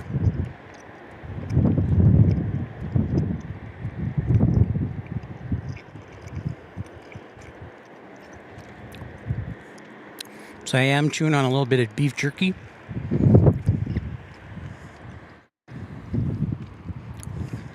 Thank you, Greg.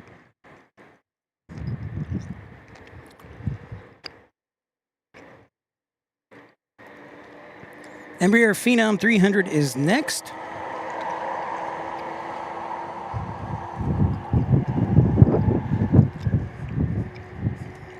Check out some of these high clouds. Yeah, there you go.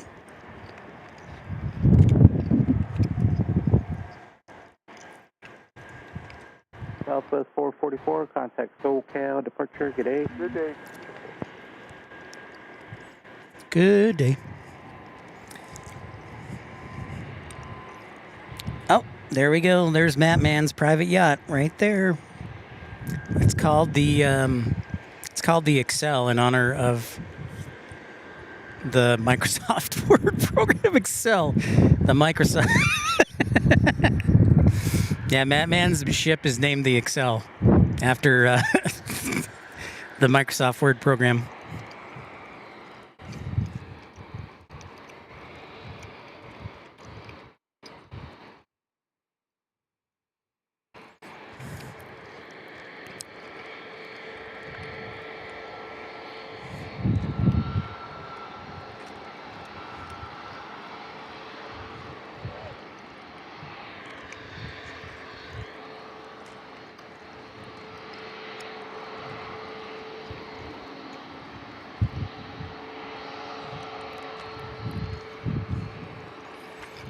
Christopher Brown reporting the next 737-800 is at 217. Thank you, sir. Our experiment continues. This is exciting.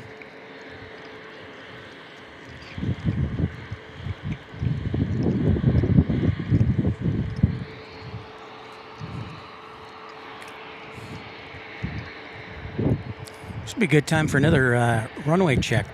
So we got a 737 MAX from United, and then also an A220 from Delta. And then we have a private jet landing. Alexandre, hello from Brazil. Bem-vindo a un programa. JB says, don't need an Excel file to tell me if I can afford a yacht. The answer is no.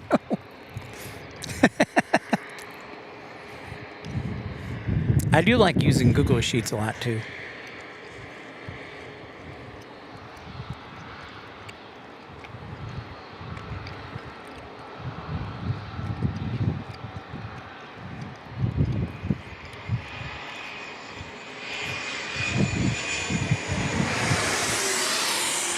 that's a nice jet.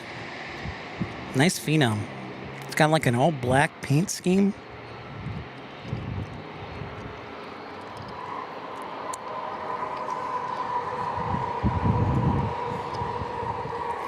Is there a wind sleeve here? No. I have just my broadcasting headset, which has a mic muff on it. 465, Liberty 27. It's just starting to get a little breezy, as it usually does in the afternoon here in San Diego.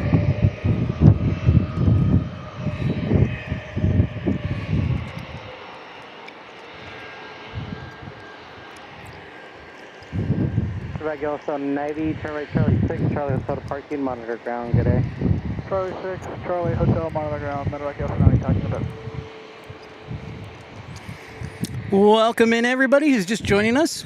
I say that a lot, but I want to make sure everybody does feel welcome. Let us know where you're watching from. Welcome into San Diego, busiest single runway airport in America. Don't forget to like and subscribe. Runway 27, clear for takeoff, United 40. Nice. You're back in Montrose Harbor, man. That's perfect. Line up away, runway 27, Delta 2533. Christopher Brown says the 737-800 can trigger car alarms due to the immense low frequency waves they generate. Ah, there we go. Christopher Brown. Science. We are not only plane spotters today, but we are also scientists. Welcome again to the nerdery.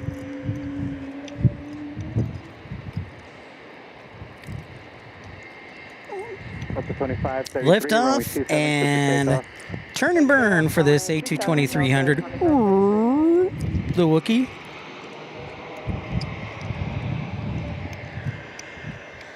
Oh, a wind sleeve at the end of the runway? Oh, a wind sock. I got it. I was like, a wind sleeve. Yeah. Let me show you the wind sleeve real quick, Lowlander. At 465, contact SoCal, departure today. We'll talk to you later, 465. Digit 607, Lumber Tower, 27, line up and wait. One runway 27, jet 607. Yo, Ride with Ben, what up?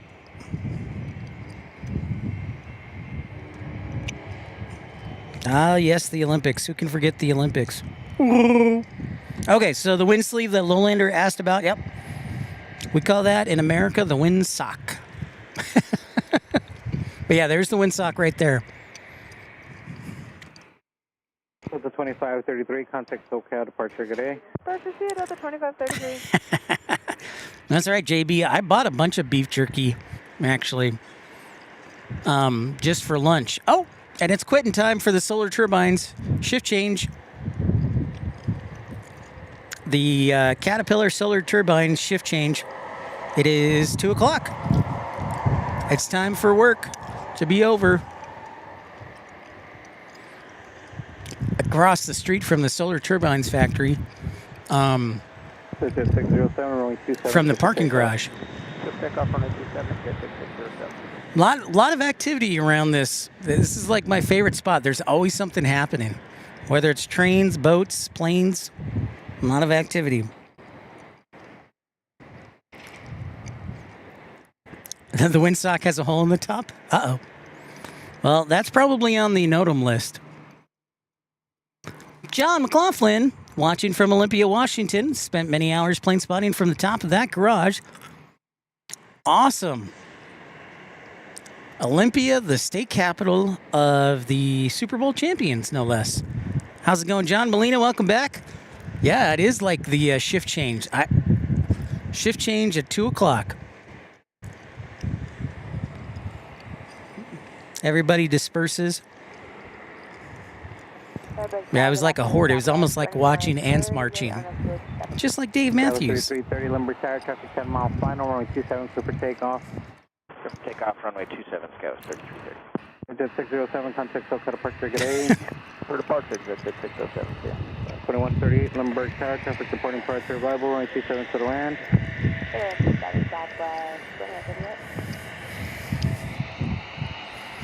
Hey, Redwood with Ben, you might know this. Why can't we didn't get any Japan Airlines today? And I was looking at it, I'm like, what's up with that? Maybe it's in maintenance or something, or they had to swap it out for a week. Next arrival, Southwest 2138 from Biwi. And next departure that you see here is going to Boise on an E175. Boise.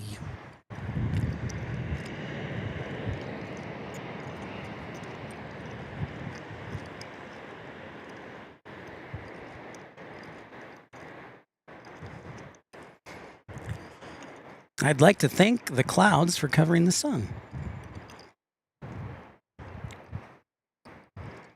Yeah, so T-Spry BA should be here just before 4 o'clock, so in a couple hours.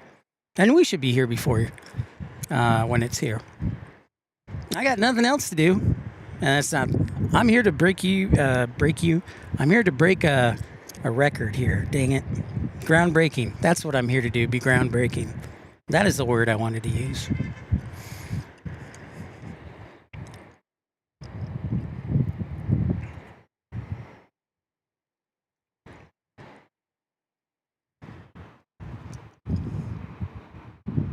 That's what I was wondering. SD Tyler says the Shell station on that corner across from the street from the parking lot is usually the most expensive place to get gas in San Diego, making it one of the most expensive in the nation. Well, let's zoom in. Let's see if we can... I agree with you, Tyler. Let's zoom in and see what we got here on the Shell station gas. Right now, at the Shell gas station, it is $5.89. $5.89, which is almost double what I paid in Tucson on Saturday. So yeah, I would say that is one of the most expensive. No, I did not buy the jerky at the Shell. I bought the jerky long beforehand. I at the grocery store when I was doing my shopping.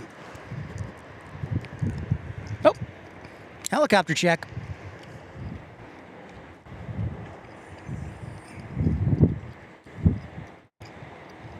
Busy day for the choppers.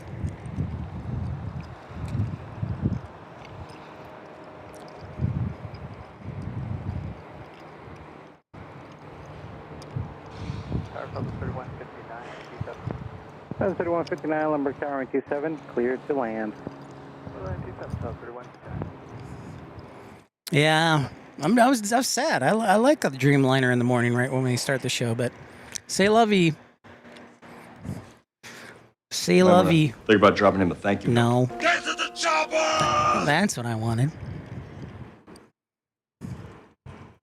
Christopher Brown letting us know that a 737-800 is on long final. All right, here it is, Christopher and everybody else. We're doing our science experiment on the honking horn, and if there is a correlation with the honking horn and this particular model of plane. The Max is next, though.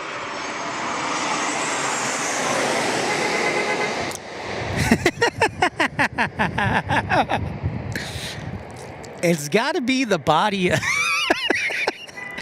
It's got to be the body of the 800 or the Max 8.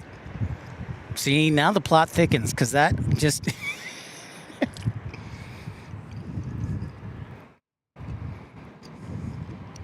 Lowlander says your diesel's only $1.33 a liter. That's pretty good. Not too bad. Greg gifted a membership. Thank you so much, Greg, for your generosity. Jet setter. Might want to think about dropping him a thank you note. Yeah, science. It is science. Wow, this is fascinating. Contact ground, good day. This is truly fascinating. Southwest 2130.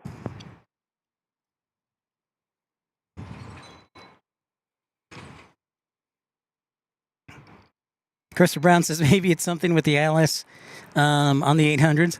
Well, I think it's like the, it's got to be the body or something, or maybe the set. Maybe it has to do with the avionics. I know that's ridiculous because that was wasn't that a Max or something? Wasn't that a Max? So it's a different engine type. Yeah, it was from BW on a Max 8.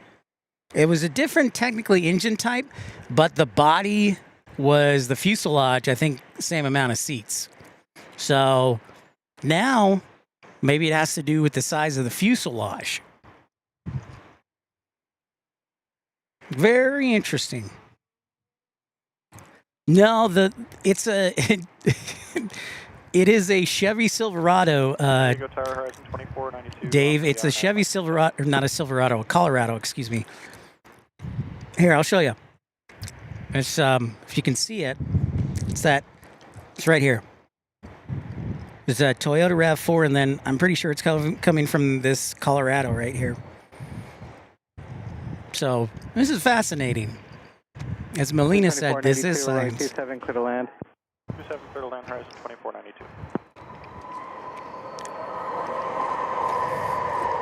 Well, see, that's the thing. I thought Aviation Cat, the Max, had a different engine than the 800s. The intrigue continues. Gas is 235 in Arkansas. Karen says hello from Melbourne. 27 degrees Celsius today. A hot one.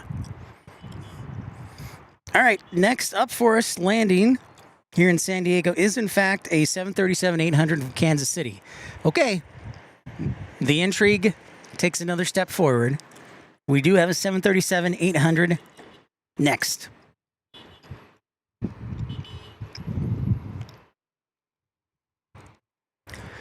It could be an aftermarket alarm, but here's the thing. The interesting thing about that, it seems like I'm starting to put the puzzle pieces together. It seems to only go off with 800s, like the 737-800 series. But it did go off with the 737 MAX 8, which is why I'm saying maybe it has to do with the fuselage. So we'll see on this one. This one is the 737-800. All right, here it comes. Will it make a difference?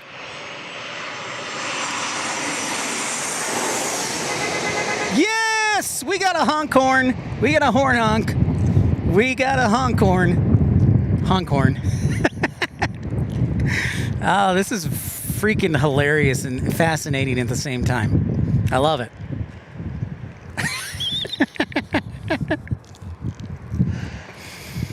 Man, oh man.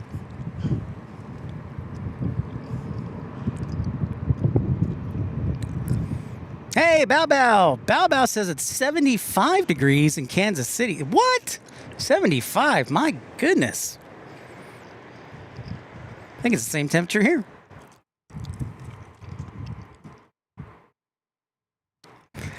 Wow. Well, and I'm recording this video. I always try and record my shows. So I'm going to go back and probably watch this. And I'm going to have to call Mythbusters on this one. Bring back Jamie and Carrie and yeah. Well, Miss Grant, the late Grant. We missed you, bud. But yeah, this is fascinating. Michael Flannery says it's 85 at DFW. What?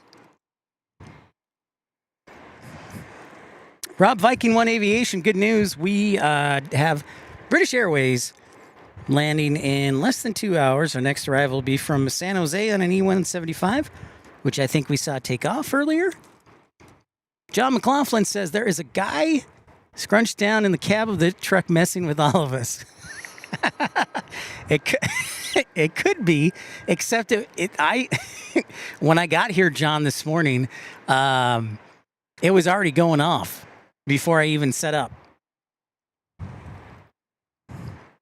Josh Aldridge says, greetings from 81 degree Oklahoma City. Wow, guys. How about that for a nice little spring day that's in the middle of February?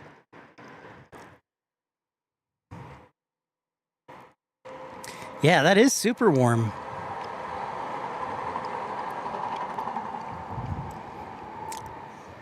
Aviation Cat says Citation X for me, very fast. I love the design of the Aviation Cat. I love the design of the Citation X. Here comes that E175.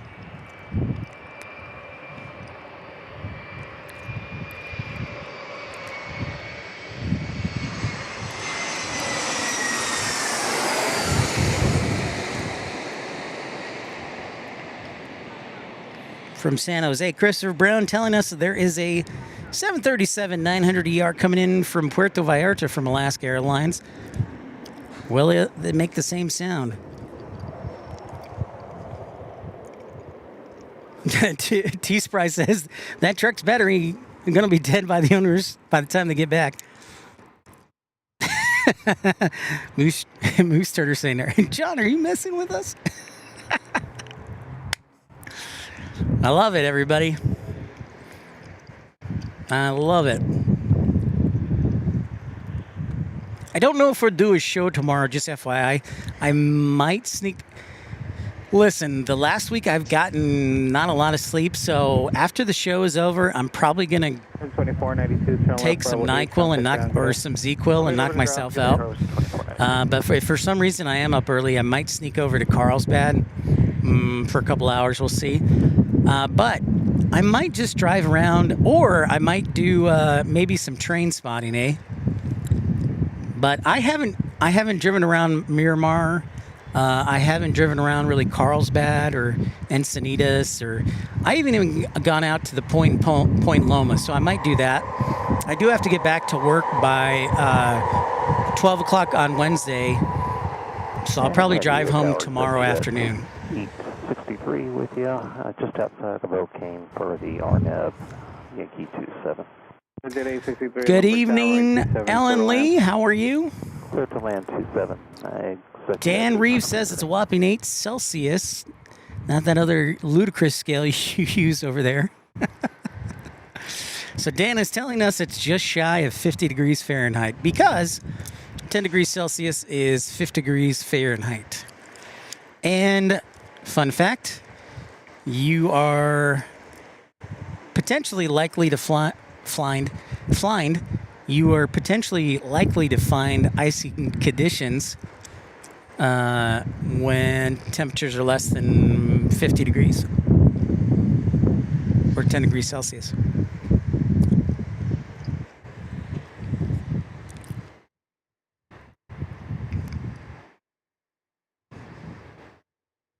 Give you a nice wide shot of the bay here and the aircraft carriers across the way. Pip, JB says, Pip, you should go to the train station in Carlsbad and watch for any surfliners that go through there. Lots of vids. That's exactly where I was thinking, JB, is if I did, it would be there, because I've seen those videos, and yeah, I love when they fly. So yeah, if I did, that's probably where I would go. JB, I'm right with you.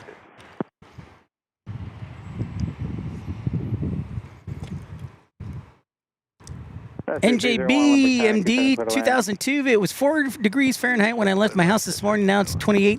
We haven't been over freezing in 16 days. Lake Erie is frozen over. Wow. Gordon Murray says last night here in Connecticut was less than 8 degrees. Wow. So we got like a buckle in the jet stream, it sounds like, because the middle part of the country is getting warm weather. Meanwhile, the East Coast is still super cold. Lake Erie freezing over. That is very cold.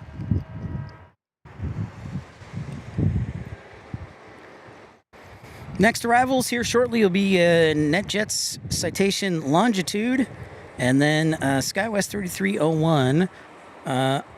Alaska 344 will be that 737-900, which will be number 3 in the arrival pattern.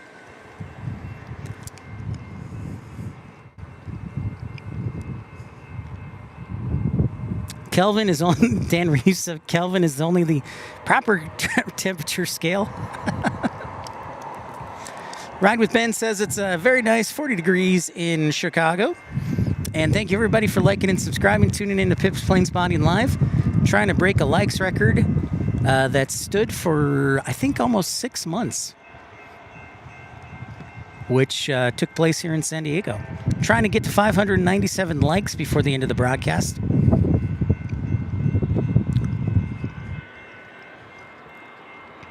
Speaking of which, I'm going to grab my next battery out.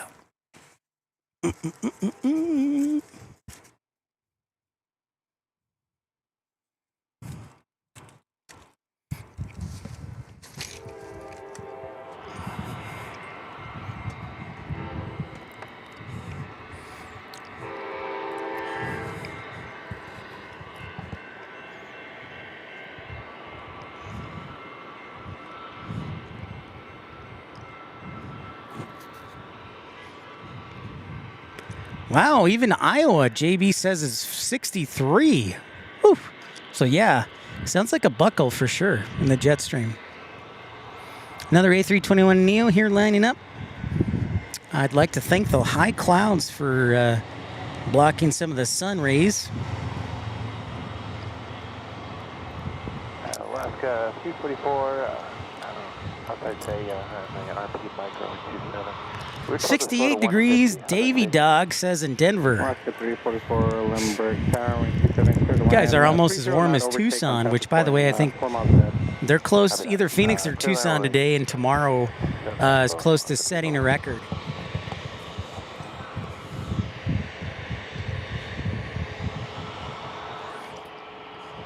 Exec jet next.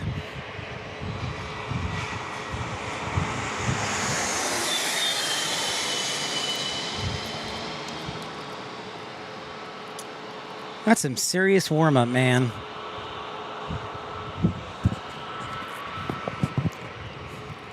Tower Skywest 2006, visual 27. 2006, Limburg, Tower, 27, clear to land. 27, clear to land, go 2006.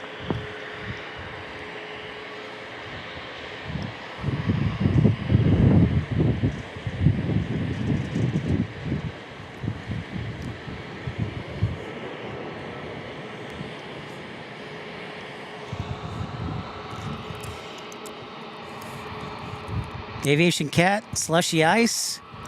Karen Glenn inviting everybody to Australia. I'll be happy to come back to Australia. Actually, I've never been, so I'll be happy to come to Australia. I found flights for $800 on American from Tucson to Auckland at the end of February, in fact. All right, Christopher Brown, number 2, 737-900. Yeah, our science project, what we're trying to determine, we've noticed a correlation between 737-800 series aircraft and a car alarm going off. So we're going to see if it does the same thing with the 737-900 that is number 2 for arrival, in case you just tuned in.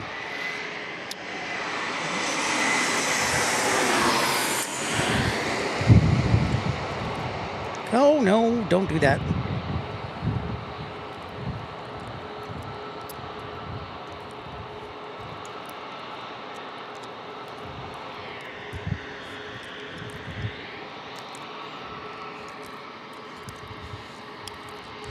Greg says that he's in the 70s now.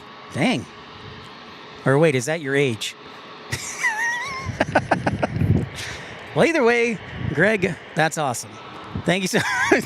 333 likes. Thank you, everybody. And Matt, man, thank you for the update. All right, here it goes. No, that was the E175. So this is the next one. Sorry.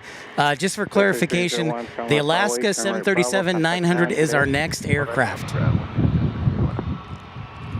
Auckland, New Zealand is 75 degrees, Rob says.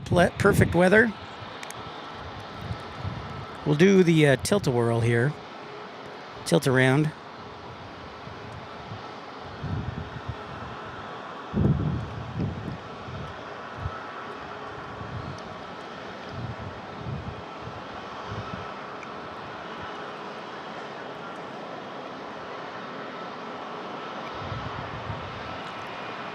See if it does it.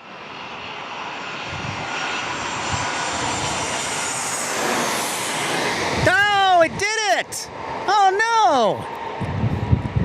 It threw the entire experiment out the window. Son of a gun.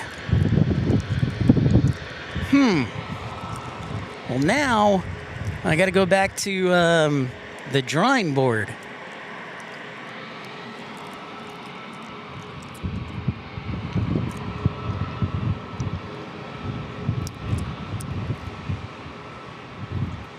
Shoot.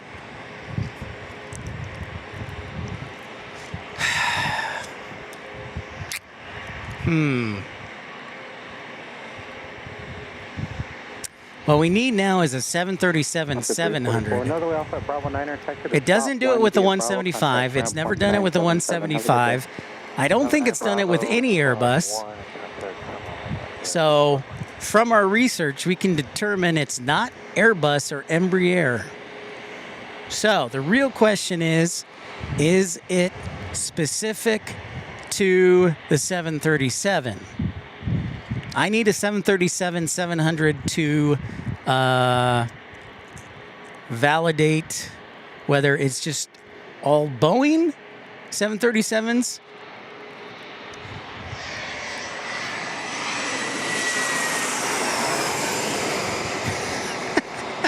I know, JB, I'm afraid my research funding will be withdrawn.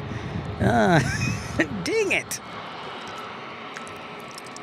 No, so that was a 737-900 that got the horn going.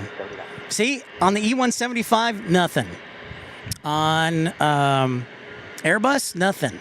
But that 737-900 threw the entire hypothesis that it was fuselage related out the window. So far. It could be the avionics system. So, the hunt for science continues, though. 4176 Limburg Tower, traffic holding in position on Q7 clear land. Yeah, the 900 was a honker. 3006. All right, we got a United A321neo heading back to Chicago O'Hare. And if you're joining us, you're probably wondering, what is wrong with this guy? There's a lot, but we're trying to conduct science experiments while watching science in motion. Thank you for joining us on San Diego edition of Pip's Planespotting Live, episode 397. Don't forget to hit that thumbs up button, like and subscribe. Consider supporting the channel so we can make more journeys like this and make our travels a reality, bring you new and exciting airports. It's been a bit blast so far. Oh, there we go. See, now Ben brings up an interesting point. Is it the flaps? Is it the flap settings? That could be a viable option. Ben says the flap settings. So now that's very interesting. Now I'm just going to have to call every single pilot that landed here today with a Boeing aircraft and asked, what were your flap settings? But I could jive with that hypothesis, Ben. The flaps, meaning the wave, the pressure of the air pushing down. Because the settings the angles are a little bit different on Airbus and Embraer versus Boeing. So now that's an interesting hypothesis. All right, Christopher Brown, thanks for tuning in. We'll see you later. Get an educated guess on the honkers. I like that. El Toro says get a frequency analyzer to read potential RF emissions. 968, runway 27, clear for takeoff. Thanks, Christopher Brown. Thanks for your support earlier. We'll see you later, dude. 1779, contact SoCal. I think a frequency analyzer would be appropriate, but also I like the flaps hypothesis. Limburg Tower, American 994. Yep, I'll have to ask everybody. Aviation Cat. Lowlander says we got a 737 MAX 8. So a 737 MAX 8 is next. So now the question is, will it... So from our research, we'll see if the MAX 8 does it.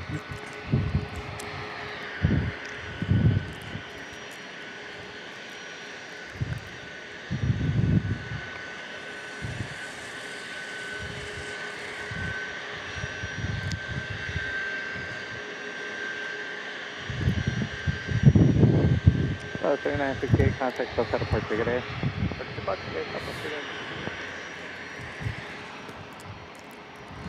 All right, MAX 8 is next. Thank you, everybody, for tuning in. Thank you, Greg, for the likes update. And now we're covered by high clouds, so I'm really excited because I like clouds. You know I like clouds because the sun always burns equipment, burns people's faces and things. So this is positive, and it is only 2:30. Japanese, Niner 115 Jericho, visual runway 27. Niner 115 Jericho, Limburg Tower, 27, clear to land. Runway 27, clear to land, 115 Jericho. No! No honkage. No honkage. Max 8, no honkage. 57 lumber character, 5 mile final, 27 line of point. I think Ben's hypothesis is gaining traction.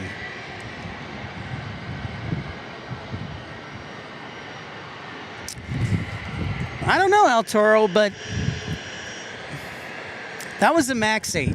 That was a Max 8. 4176, turn left Bravo 8, contact. Wow. Anyways, hey, here's the flying pencil, super long. Chili Coney Dog, 730 or 757 300. Lumber traffic holding in position, only 27 for the land.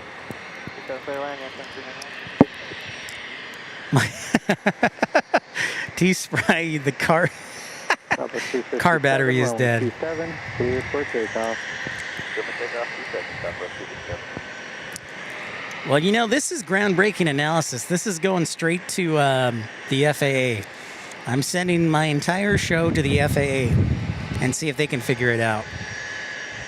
Because now I'm kind of at a loss. I thought for a second it was like the fuselage, but then a 900 did it. And then Ben brought up flap settings and just thrown everything for a loop. I love my pencil planes too, Melina. We actually had a 757-200 land in Tucson, which is pretty cool. That's only the second time I've ever seen a 757 in Tucson in my year there. So yeah, give us more of these. Here's an A321. Okay, A321.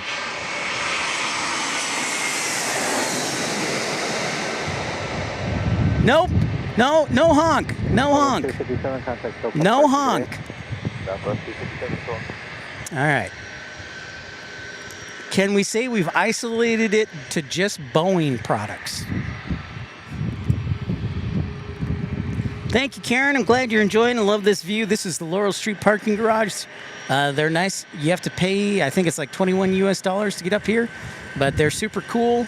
And I've done this here for a year, and great folks. Laurel Street parking garage. I've never actually, I've flown in a 757-200 twice. Once was in the jump seat. Once was year 2000, when we were coming back from Germany. It was Dulles to Chicago on a 757-200. El Toro is saying the RF frequency analyzer. Aviation Cat says wingtip vortices maybe. Each landing will be different. That's a good question.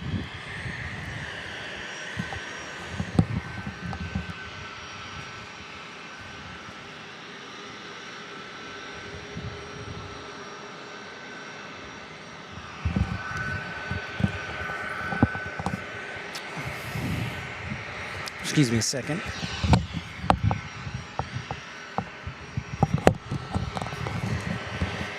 Had to adjust my glasses there for a second. Private jet. Challenger.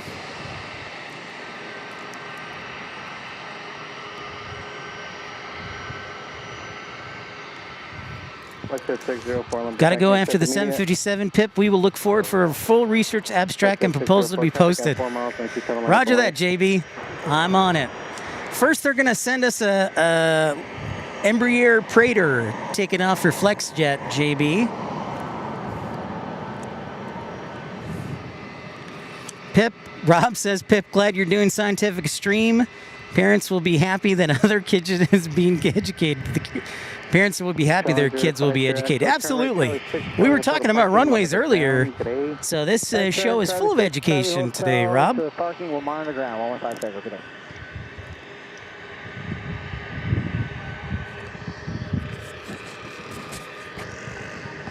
What's the 604 traffic is at 2 miles running 276 takeoff.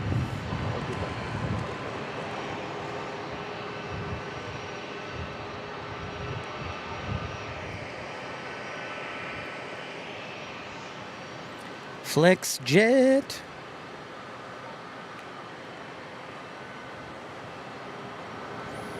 All right, JB.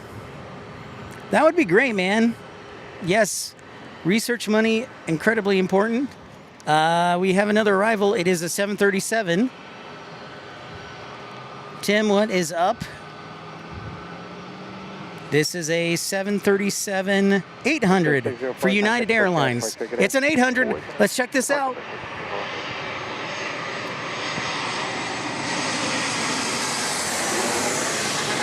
Yes, we've got a honk. All right. So I am going to confirm that this has to do specifically with Boeing planes. And it very well could be the wingtips vortices as well. But I don't think it happened on the 757. We need another 757.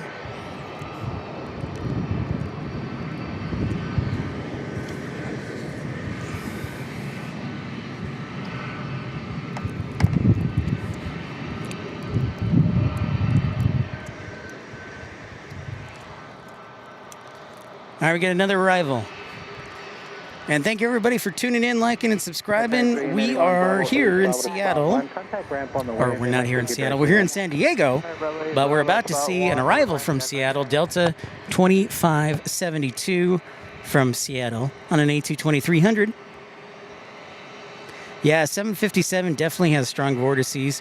If you're new to the channel, don't be shy. Subscribe. Appreciate you tuning in. And, of course, we will be on the road this upcoming weekend, also in RDU, for hanging out with our friend Carolina Aviation.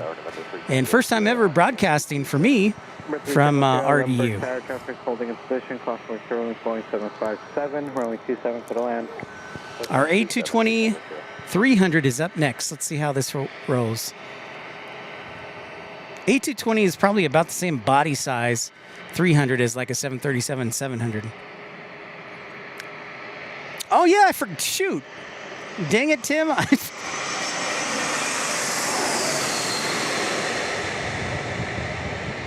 Nope, no honk. No honk. I've been so invested in this honking that I forgot to play our game. We got to play our game. Thank you, Tim. Yeah, we got to play our game this week. My apologies. We'll play it, Tim, after this. Yeah, we'll play it after this 757 takes off. The 757-300 taking off to good old...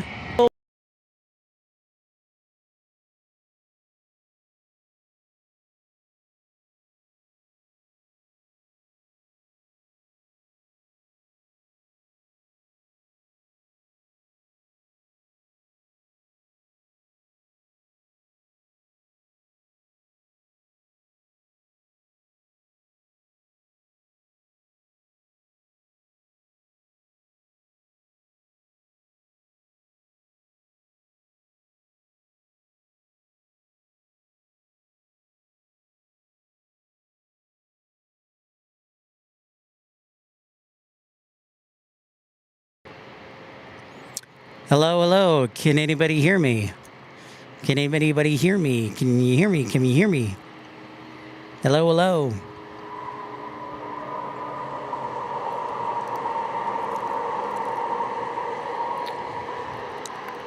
Hello, hello.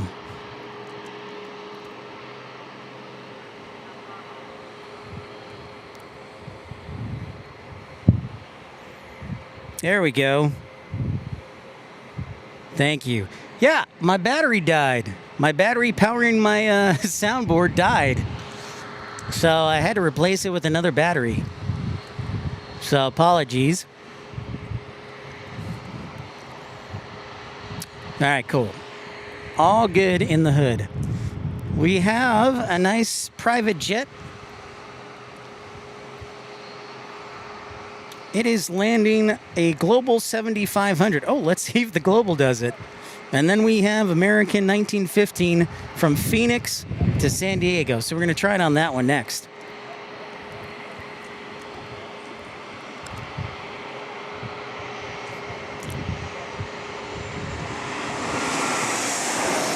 Ah, gotcha. Roger that, Tyson. Look at that wingspan. That's a serious wingspan for a private jet right there. Nice global.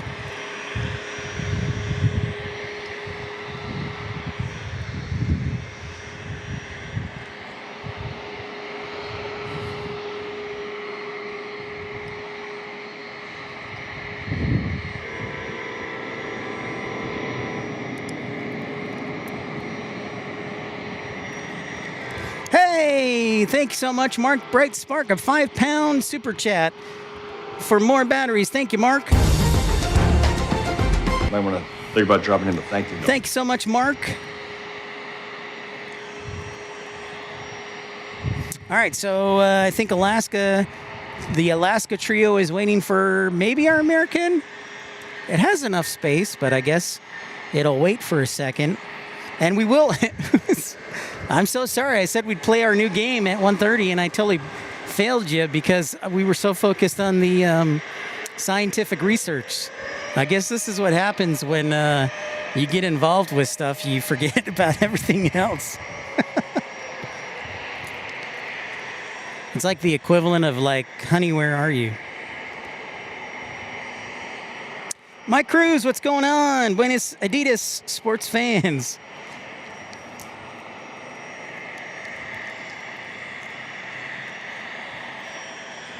All right, there we go. There's Alaska, and then American will be next.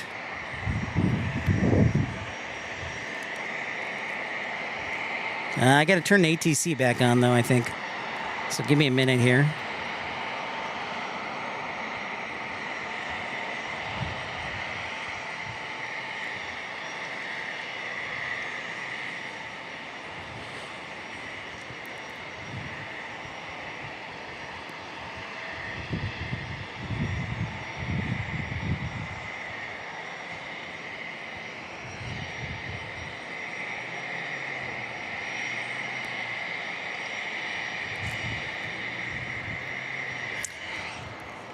All right, American Airlines, 737-800 from Phoenix. I think we're starting to narrow it down maybe. Is it just a Boeing flaps thing? Is it the design of the scimitar winglets? That could be it. It could be the winglets and the wing vortices.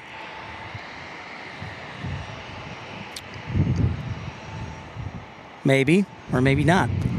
American has a different winglet on their 800s than Boeing does. Tim Arnold towards a second headset for you, Pip. Cheers, man. Thank you, Tim Arnold.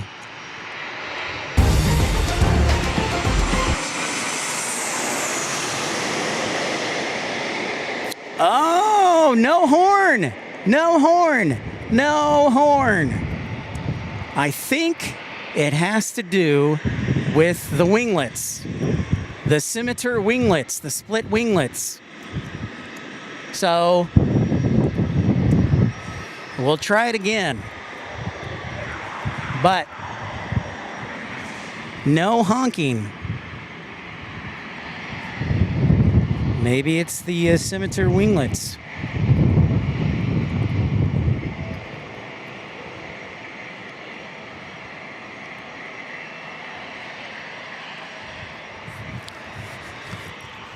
Gordon Murray, fascinating research being done here. I'm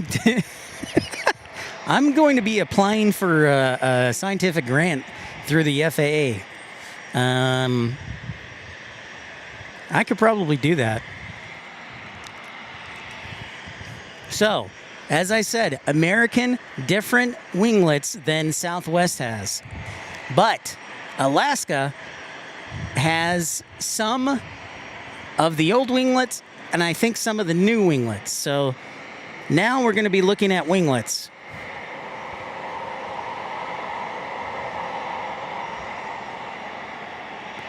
In the meantime, we have the C-175, and we still have to play our game. I feel really bad. I got distracted, which, if you know me, happens on a quite regular basis.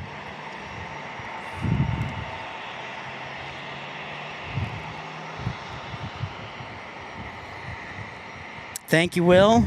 Yeah, Will, we'll be there this weekend. What's up, Ramona Aviation? So great to see you. Thank you for tuning in. Buenos dias, señorita, the Queen of Wilmington, joining us. Wilmington, North Carolina, not Wilmington, Ohio. Okay, our next arrival is United. Okay, United 1302, a 737-900. Here we go. Will this confirm our research or not?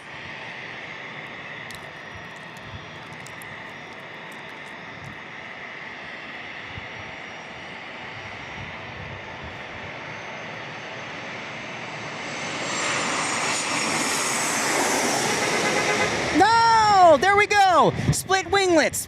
Split winglets! Split winglets! Aha!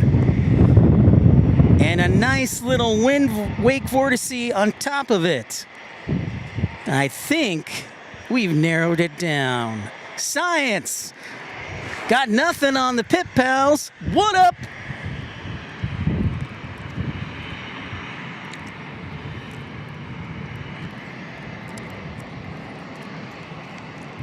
So now we need research to confirm our hypotheses. I know this is kind of nerdy, but we're going to call this the nerdery, and but also entertaining at the time.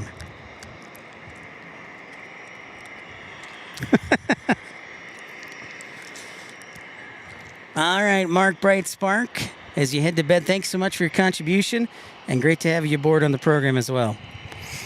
All right. So what do we have inbound to us?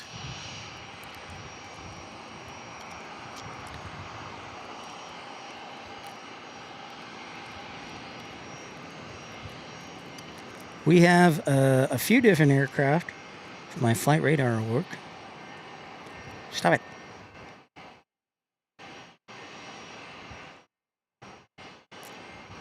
Give me just a second here. I'm trying to reset my flight radar. Okay, next arrival.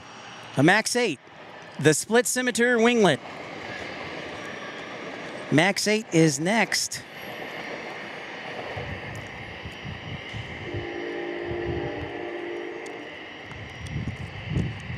MAX 8 with the split winglet is next.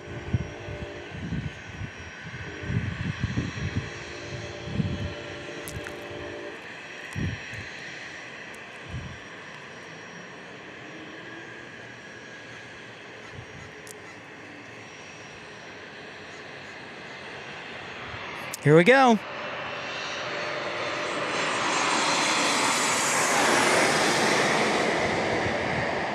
No.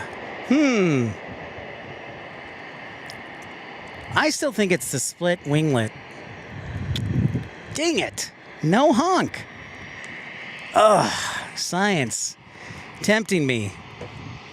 Mark Brightspark, I probably will head back to Tucson tomorrow.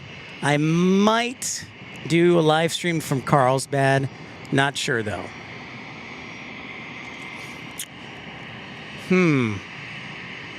Maybe it is the flaps. Well, dang it. Well,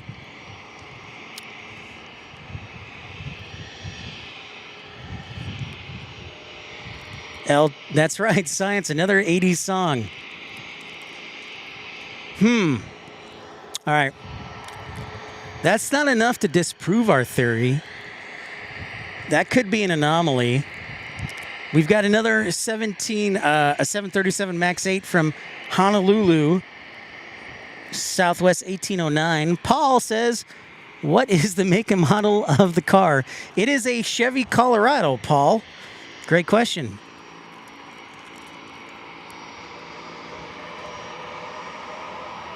It is a Chevy Colorado pickup truck.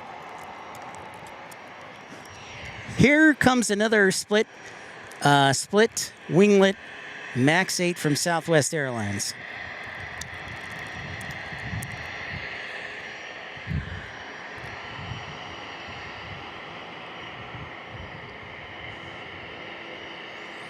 It has. I think the plane has to be a certain weight too.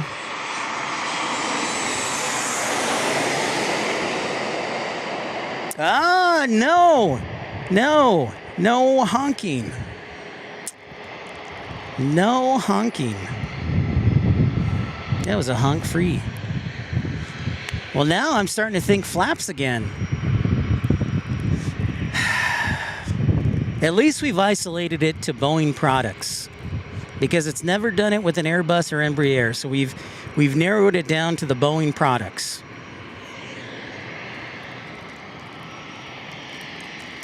Flight Deck Live, Pip, some dude is sitting nearby watching the stream, totally messing with you.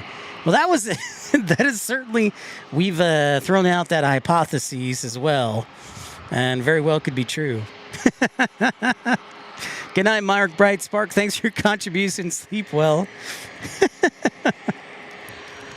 Okay. We're going to play the game. This is a new game that we brought last week. It's called Name That Airplane. It is a game that is meant to test your aviation knowledge and your engine knowledge, because I've noticed watching different live streams that a lot of people know their engines. And so this is meant to test you on not only the plane, but also the engine, and correlation. If you know what the engine sounds like, then you know what the plane is. So basically what we do is we play 5 different aircraft. Again, 5 different aircraft. Oh, this is cool. This guy's coming right for me, by the way. Uh-oh.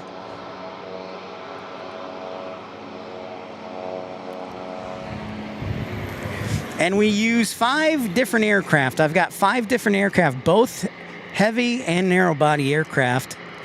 And you have to guess. I'll give you 1 hint, and I'll give you 3 chances, 3 sound attempts to guess correctly. If you get 3 out of 5, what I'm thinking, not today, but in the future, if this works well, we'll give a free T-shirt to somebody who's able to get 3 out of 5.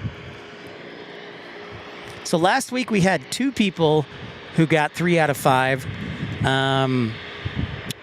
So we'll see how it goes.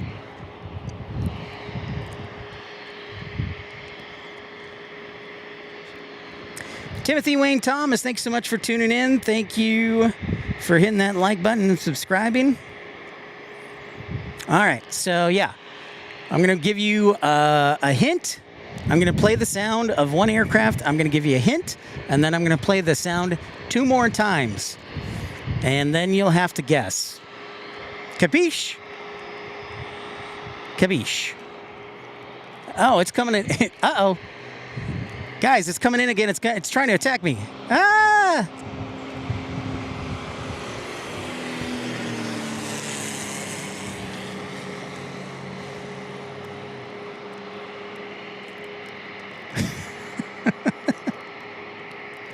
I saw that, Tim. You ordered a shirt. Thank you, bud.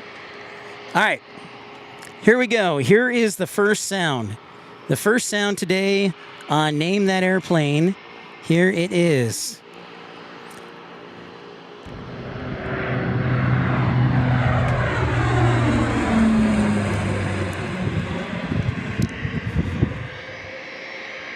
Okay.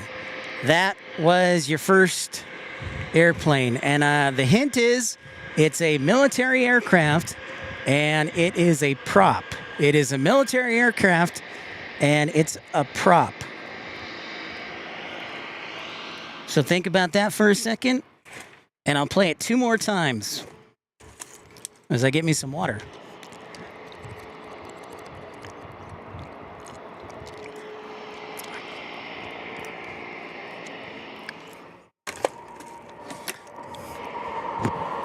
If you played last week, play again. Just don't give away the answer.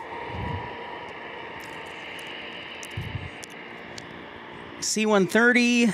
C-130. Will says, that's hard. C-130. Everybody's like, C-130. Jeff Reese says P-47. Chris says Japanese 0.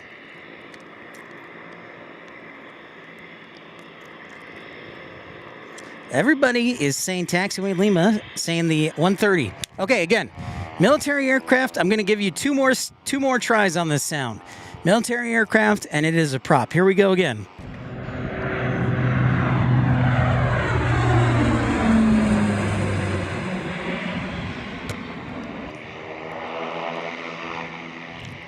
I'll give you one more as we check out the Cessna 208 Caravan.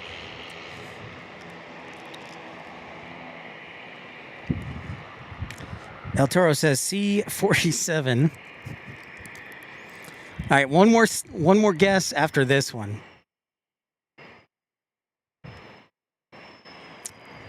You guys think it's a Chinook? Let's see if it takes off before the threshold. They got about 2,000 feet.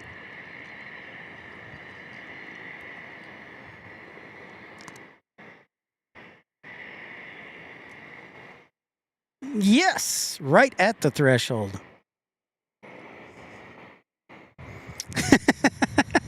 You know, that's a good question, Melina. Will Soundhound, or Shazam apps work on identification? Okay, last one. Last time. Here we go.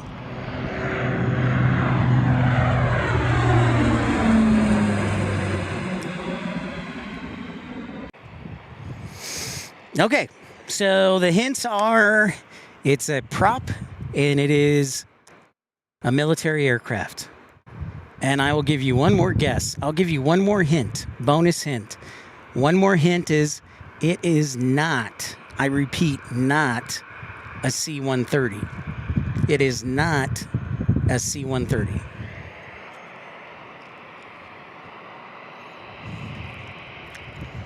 Norrell says an A400. That's a good guess.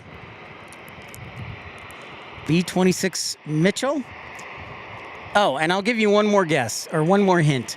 It's a plane that is still in service with the military. In fact, I saw this plane about 2 months ago. All right, your final answers. Our final guess is the answer is, drum roll please, it is a C-27J Spartan. C-27J Spartan. It kind of looks like a mini Casa or a mini C-130, but it's Italian made, and it is a C-27J Spartan. That is the aircraft. Okay, so no right guesses on that one, but I love all the guesses. Good guesses. I like them. All right, here's number 2. Sound number 2 on Name That Airplane. Sound number 2 on Name That Airplane.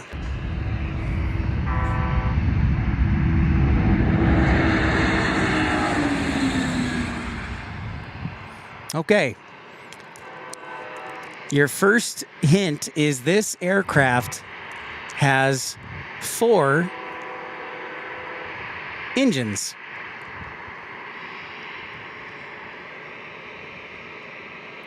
It very well may be the plane you see at Madeira Taxiway, Lima.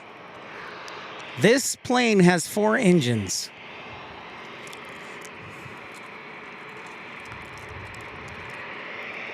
Okay, aircraft number 2.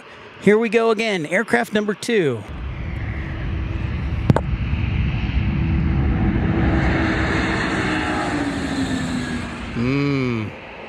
Your second hint, beside it being a 4-engine aircraft, is it delivers cargo in all shapes and sizes. Your second hint is it delivers cargo in all shapes and sizes. Mike Perdomo! What's up, Mike? How's it going? Mom is finally home from hot Phoenix. Unfortunately, we nearly had a fire. The garage in our... Yikes! Quit working? Yikes. T-Spry says A340. El Toro says A224. And here comes the 737 MAX. We got a hunker. We got a hunker. So we can confirm it is Boeing. Tim says an Antonov 124. T-Spry says 124. Karen Glenn says a 747. Moose Turter says a Dreamlifter. Tyson Price says 747. Michael V. Andre says 747. Anton says C-17. Dave remembers from last time, so he'll pass. Molina says an A380. Rod Moy says an Antonov. All right. Here is your last sound. Last one.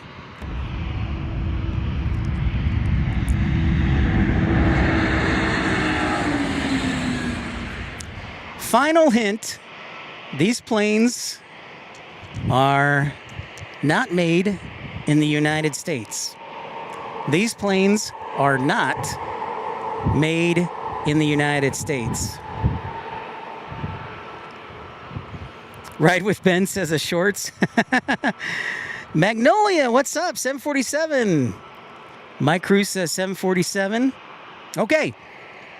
The correct answer is an Antonov 124.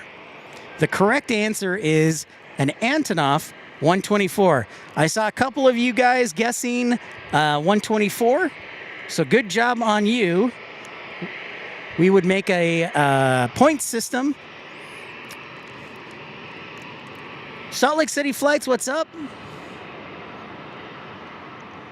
My neighbor's busted Camaro in the morning when he leaves for work. I hope it's like an IROC Z28 too, Moose Turter.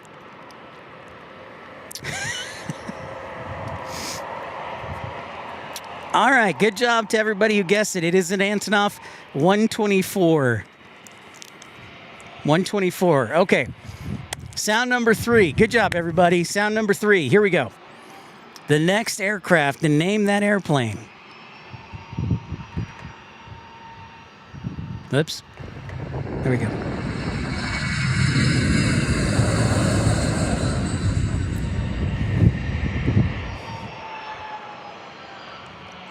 Molina, they sure do. Yeah, Antonovs do fly into Anchorage. They fly into a lot of places. I've seen them fly into Tucson, Wichita. Yes, so great question. Hey, Salt Lake City Flights, welcome back to San Diego. It's freezing here in Utah. Yesterday it was 63, now it's 45. That's still pretty good. All right, so I played sound number 3. The hint on this aircraft is, I'll give you a good hint on this one. It's a regional aircraft. It's a regional aircraft that is no longer, and it's a jet aircraft that is no longer in service for commercial flights in the United States. So again, it is a regional aircraft that is no longer in service for commercial flights in the United States, for commercial 121 airlines. Okay? Let's play the sound again.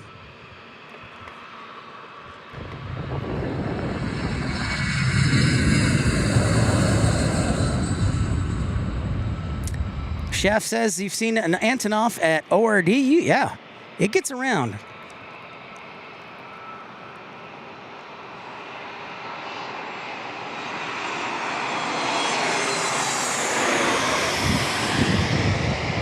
No horn. No horn. No horn. Aviation Cat says British Aerospace 146. T-Spry says CRJ. Taxiway Lima says A300. Michael V. Andre says British Aerospace 146. Okay, let's play it again. Let's play the sound again.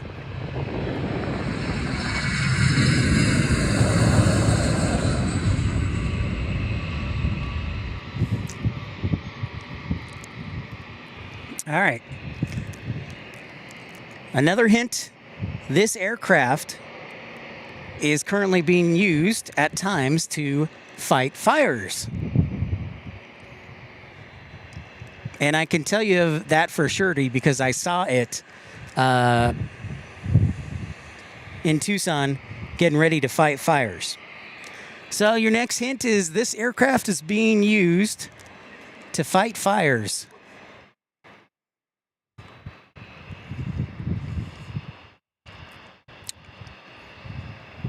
Oh, Mike Cruz guessing Fokker 100. Way to go back into the memory bank. I like that. Frontier A321neo taking off. Tyson Price says DC-10. All right, your last clue is, here's the sound.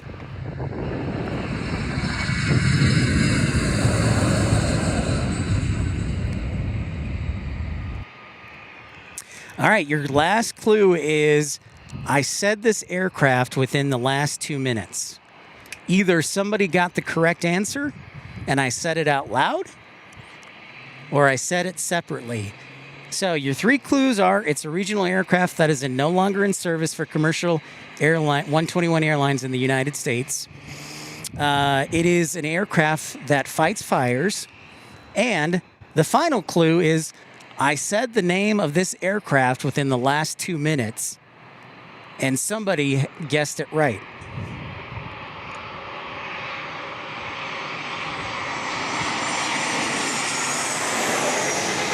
Ah, we got a hunker. I think we can narrow it down maybe to the scimitar style winglets as a contributing cause for the honking. All right, so Mike Cruz, Michael V. Andre, I think also Rod Moyes guessed the British Aerospace 146, and you would be correct. So excellent work, guys. Excellent work. It is the British Aerospace 146.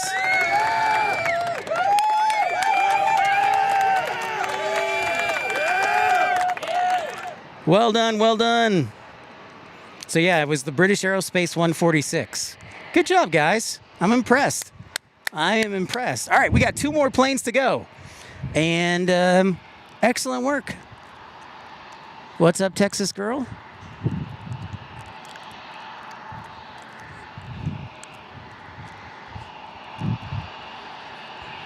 Nice work, guys. Excellent, excellent. All right, 2 more to go. And these 2 are my 2 personal favorites here.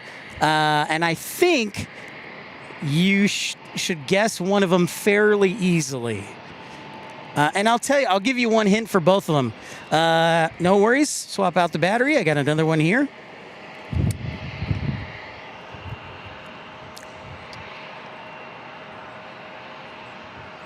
So the final 2 are both heavy aircraft. So there's a hint already.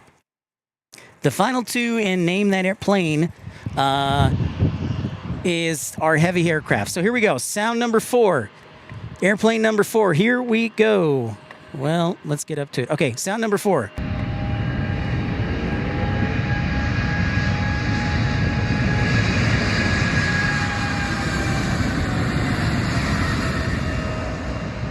Oh, that's a lovely sound right there. So I've given you one hint already. This is a heavy aircraft. This aircraft is a perfect aircraft. This aircraft is a perfect aircraft. Think about that. This aircraft is a perfect aircraft. What's up, Fareed? JetBlue going back to the East Coast. I think this one is JFK.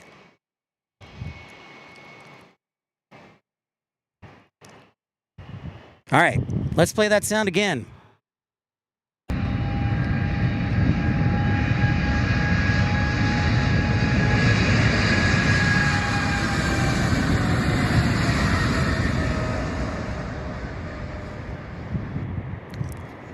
So I've seen 777, A350, A340, 777, L1011. Vince says, ride with Ben. El Toro says, 777. Okay, your next hint is this plane was manufactured in Washington State and still is. So this plane is manufactured in Washington State. So that at least narrows it down a little bit. Okay? Final clue, or final sound of this one. Here we go.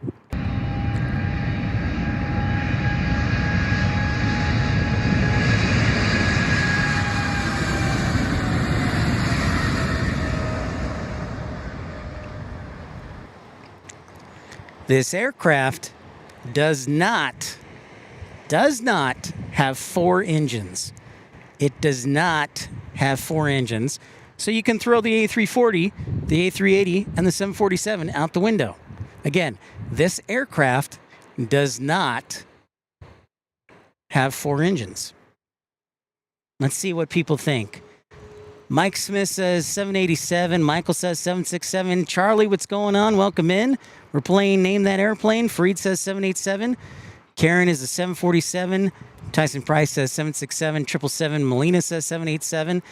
Tim says 777. Will says 777. Taxiway Lima says 767. And T-Spry says 777. All right, we got the old Southwest winglets. Let's see what happens. 737, 700.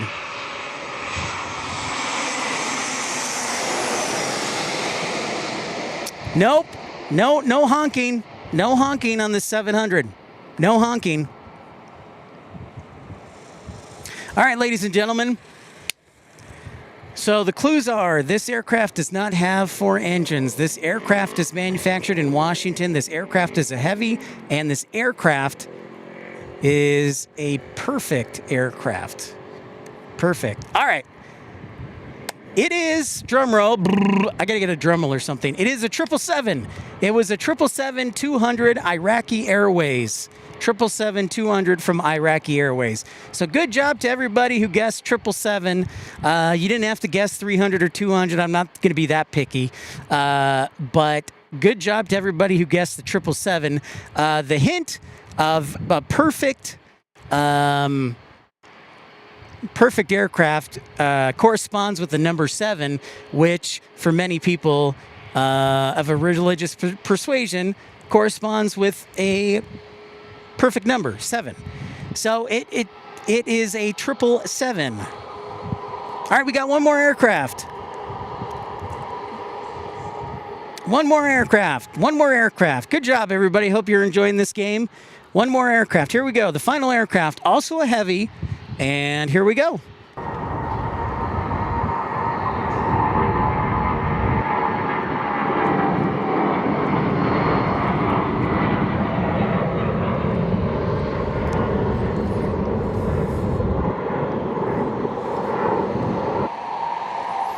All right, hint number 1 is this specific type of aircraft was retired within the last 6 months at an airport I know very well. Okay? Hint number 1, this aircraft was retired within the last 6 months at an airport that I know very well. Okay?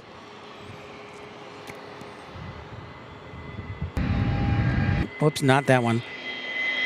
Hold on. Gulfstream inbound.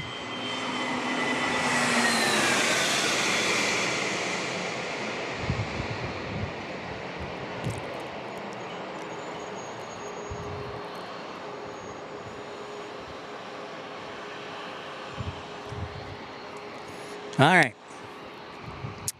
I see some guessing an A340, MD-11, 747, MD-11. Tahoe says S747 SP. El Toro says Honeywell 757. Jeffrey says MD-80. All right, we're going to play it one more time.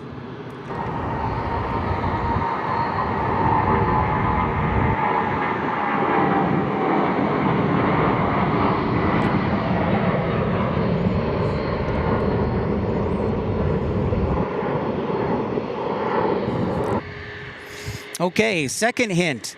This aircraft does not, I repeat, does not have 2 engines. Does not have 2 engines. All right?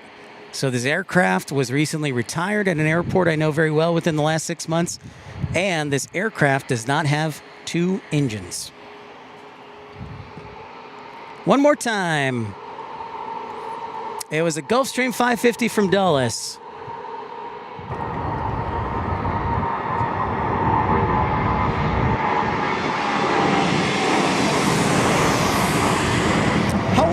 Aloha!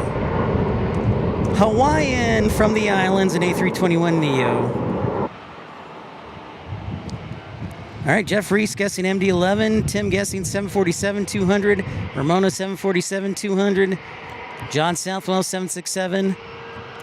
What's up, John Southwell? Thanks, everybody, for liking and subscribing. Melina says 747-200. Okay. And the last hint I'm going to give you, well, I don't know. I've given you some good hints here. This aircraft was... See, now I'm going to give it away. This aircraft is known as the Queen of the Skies.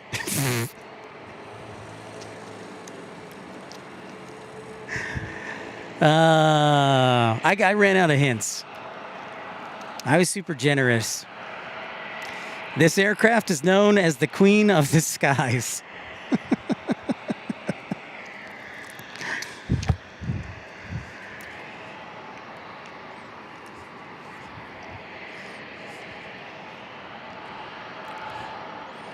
Now, if everybody doesn't get this one, we need to have a talk. Yep. PSAT, Steve says Cessna. 747, yep. There we go.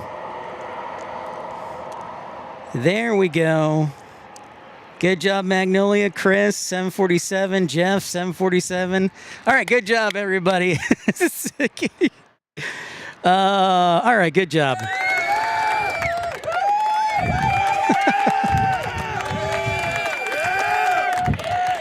All right, so the aircraft specifically was the 747. It was the Rolls-Royce 747-200 that we had stationed at Tucson Airport until they retired it.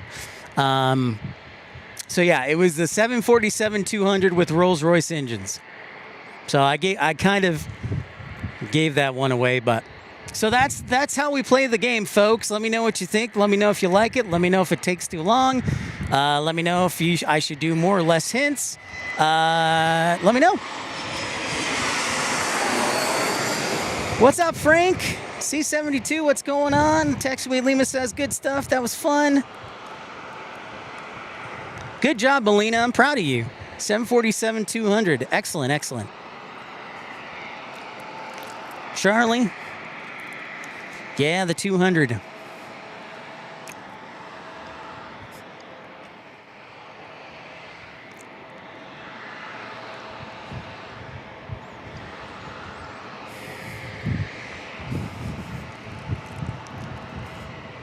All right, so good job, everybody, and that's basically Name That Airplane. Let me know what you think. Email me, put it in the chat. I will try to have more. So that's like the test version. I will give you 5 new aircraft next week when we broadcast on Monday. So there'll be 5 totally new aircraft on next Monday when we're in RDU when we play Name That Aircraft or Airplane. So great job, everybody. That is, in fact, the current version of the Air Force One of the 747. Melina remembers the show from Tucson during the final landing. Yes, excellent work. Excellent work remembering that, Melina. Tyson Price did win donuts, a 12-pack. You... Melina referencing Ralph. I love that. Thank you so much. That's fantastic. All right, we got split scimitar winglets, but no honking. No honking. And I think this was a 737-700. So let me know what you think. But we will try playing that next week with 5 new engine sounds. Name That Airplane from Raleigh-Durham. Our next arrivals are Southwest 1396 from Sacramento and Southwest 1214 from San Jose del Cabo, another 737-700. Michael V. Andre, nice job. A lot of good answers. Looks like we got some good competition here. If we have three, I think if we get a lot of people, 3 out of 5, we'll have to just put all their names in the in a hat and draw one name out. Time for another coffee. Sounds good. Sounds good. Thank you everybody for liking and subscribing. Looks like we got 4 Alaskas all in a row, waiting to take off.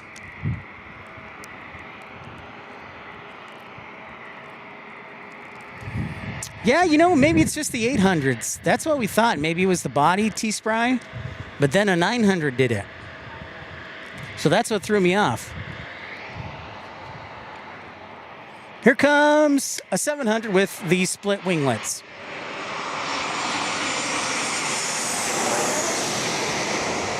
Nope, no honk. No honk. So you got the split winglets, but no honk.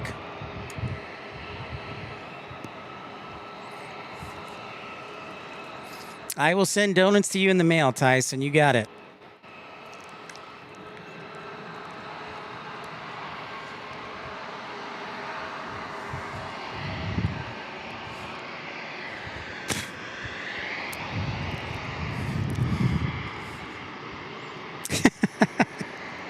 I'll remember, Tyson, I'll remember that.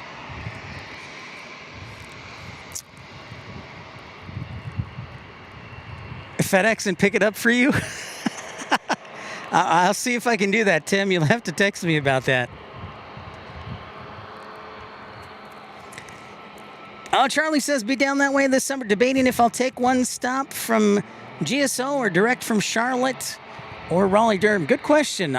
I always am a fan of a direct flight, Charlie, because less opportunities for something to go wrong.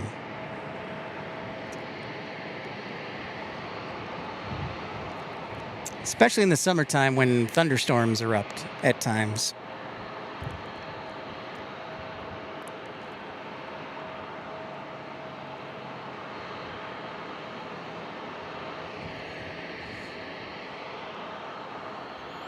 Danielle, what's happening? How are you? Welcome in. Thanks so much for subscribing. Appreciate all of you.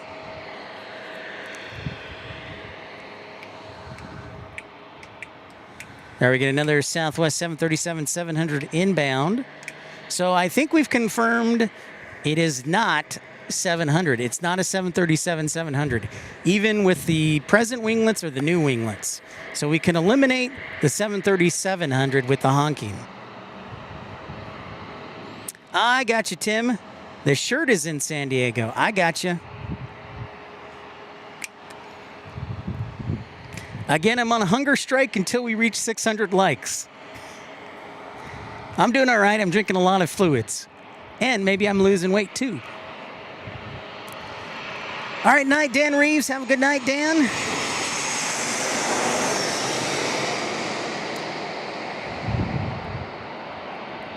Dan Reeves, sleep well, sir. No honk. So I think we can eliminate the 737-700.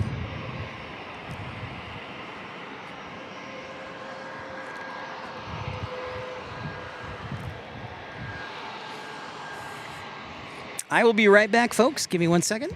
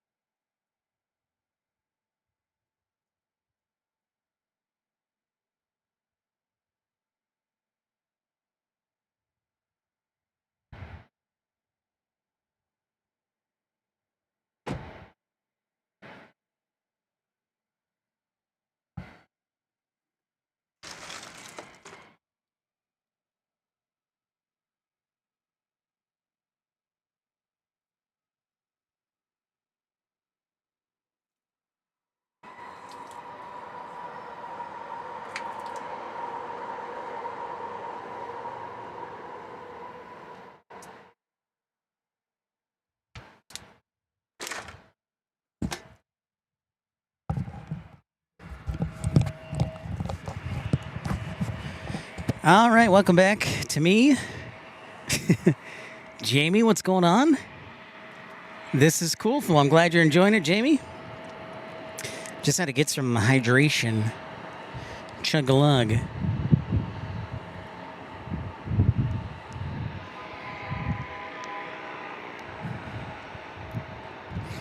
Yeah, I fully plan, as long as the technology behaves, to be here for sunset and into the night, because San Diego's like one of my favorite places when the night comes upon us.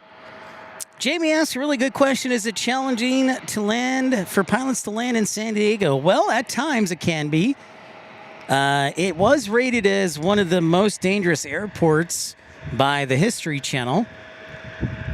And it can be challenging for a couple of reasons, because they don't have a super long runway to land. They also have to approach at a steeper angle of attack or glide slope. So yeah, it definitely can be challenging. The winds off the bay.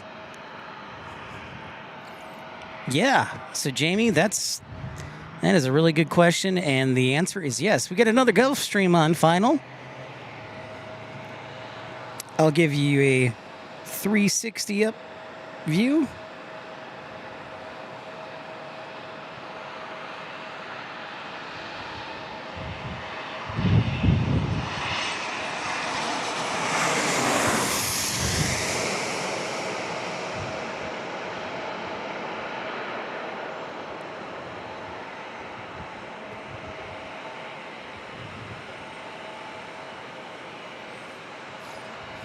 Yeah, it's pretty rare. It's pretty rare, Jamie, where you can fly right into the city. It's really nice. You make an excellent point. Like, downtown is just like a mile away.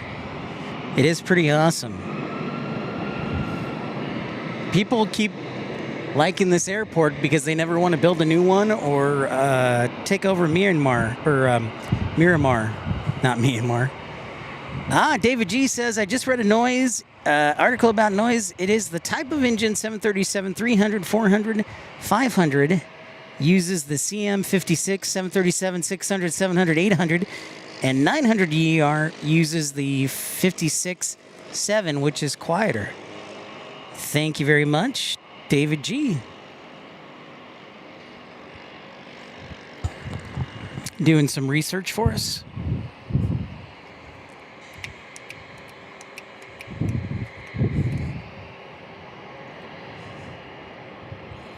That was a Gulfstream from Santa Rosa, California, according to BAN. The C-175 taking off, but I gotta say, I love the new JetBlue livery, so we're gonna take a look at it. An A321 heading back to JFK. So again, as long as things go well, we're gonna be broadcasting into the night, so if you need to skip away, by all means do. But by all means. Michael V. Andre asks, are we going to be doing a show at DFW? Yes, Michael. The question is when? Will it be in March? Will it be in May? I don't know. Honestly, Michael, it's going to depend on flight prices. That is the question. Because, of course, I can stay at my parents' house. It's not an issue. It's going to be a question of how much is the flight.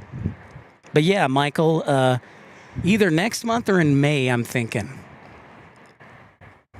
So I've been doing research on flight fares, and right now everything is expensive, as I'm sure our friend Matt Man can attest to.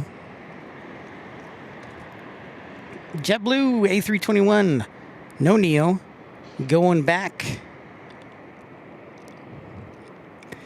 Jamie brings up a great point. The military does not want to give up Miramar, but it could be a mixed-use airport like San Bernardino or March Airfield or Tucson, which is where I come from.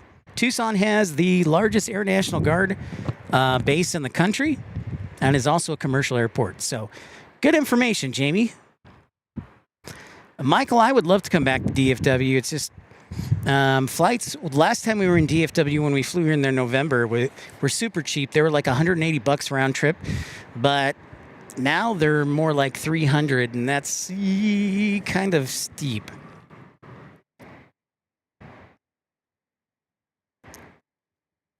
So that's the only catch, Michael, on that, is just trying to get a good fare or maybe a low mileage award.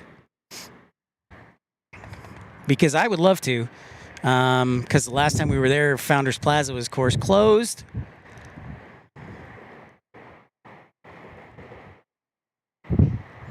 Yeah, Matt, man, I mean, you can tell us how much you paid for your fare to Austin. I was like, what?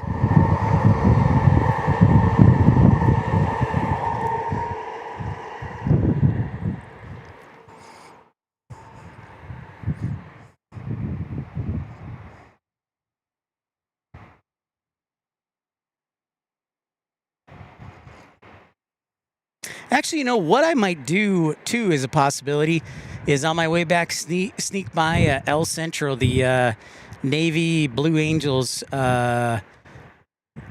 naval base. Maybe I do that. I've never been there. Just so many possibilities. But we're going long today. I'm so determined to break that likes record. Doggone it. Thank you, everybody, for liking and subscribing. And also, I'm trying to see how my stamina holds up. Because at some point, I'd like to do this full-time with 8-hour shows. And want to see how my stamina holds up.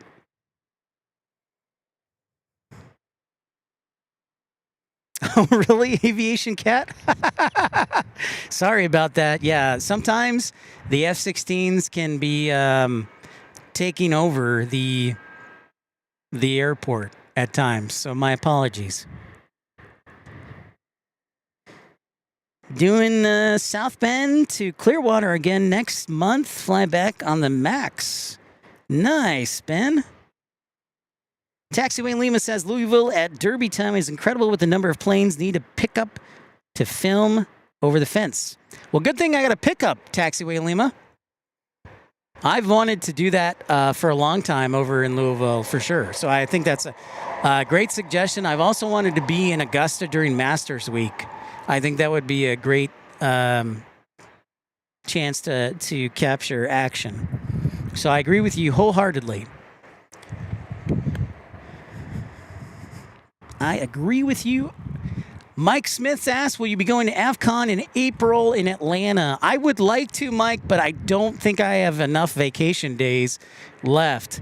For those of you who don't know, I work full-time, and I do this on my off days in hopes of one day doing this full-time. But in the meantime, I work a full schedule. I actually work 4 10-hour days. I work in airport operations. So I would, but I have been using up my vacation days for trips like this because remember we went to where did we go last year? We went to Anchorage, we went to Salt Lake, we went to Denver, we went to Portland. Yeah, we've been a few places. Oh, Memphis. I forgot about Memphis. We went to Memphis and broadcasted there. So yeah, I wish I could, but it'll probably have to be a next year thing, Mike.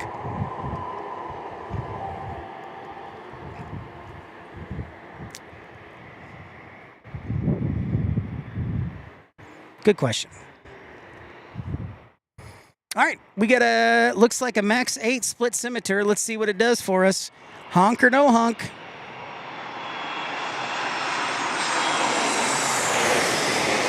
Honk! We got a honker. Okay. All right. We got a honker with a Max 8 split scimitar winglet set. Ooh, and that is a nice breeze right there. Whew. Almost gave me a haircut, too. That was the West Coast Wonders Max 9 from Alaska. So that was in Alaska. Well, isn't that special? Very cool, Taxiway Lima. That's right, Rob. Rob points out a great fact that I still owe Minneapolis a live stream, which is true, and I have to defeat the fence. So yeah, I do owe Minneapolis a live stream. So once the weather gets better, if the flights are reasonable, that's one of the places I absolutely have to go because I owe it to the good Minnesotans and also Rob. I owe it to Rob, basically. That's right. Let's go Bears. Amen. Wilmington gets a great mix of 717 CRJ Osprey F-18s, Poseidons. Yeah, Wilmington's becoming quite the hotbed of plane spotting for smaller airports there, Aviation Cat. I would agree with that. Well, Gordon, we've eliminated the 737-700s from Southwest, but we get a fair number. The question is, we get some Maxes and some 800s from Southwest that do the honk, and then there's other that do not. So I'm wondering if it's the flap settings, maybe. I don't know. We thought for a second the scimitar winglets, but I don't know. So maybe it's just altitude, or maybe it's flaps, or so. I'm going to have to get a grant to study this further and be in San Diego. So we'll be broadcasting for the next 365 days here every day in San Diego. Matt Man asked, would you consider visiting a airline collectibles show? Absolutely. I think that's a great way to market your channel and also meet people. So yeah, I totally would do that. And it's just a matter of when. Matt Man, I actually put down all the shows I have on calendar. So I put them in my phone calendar along with the birthday brigade, and all the inaugural flights from overseas. So yeah, I would totally do that. Next arrival looks like a E175. Yeah, I'm gonna ask a pilot friend of mine. I don't think he'd be like, what? Really? That happens? But we'll see if First Officer Mark has any analyses. And Jason Myers still 37% of the vote as the MVP. I think it's safe to say kickers deserve awards too. Yeah, so let me take a look at my calendar, Matt. Man, let's see what I got on here.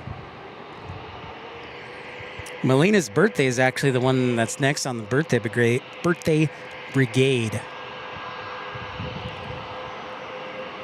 On the 19th, so that'll be next Thursday. Don't know if we'll be doing a show next Thursday, but I'll definitely try and wish you one next Monday, Melina. Happy early birthday.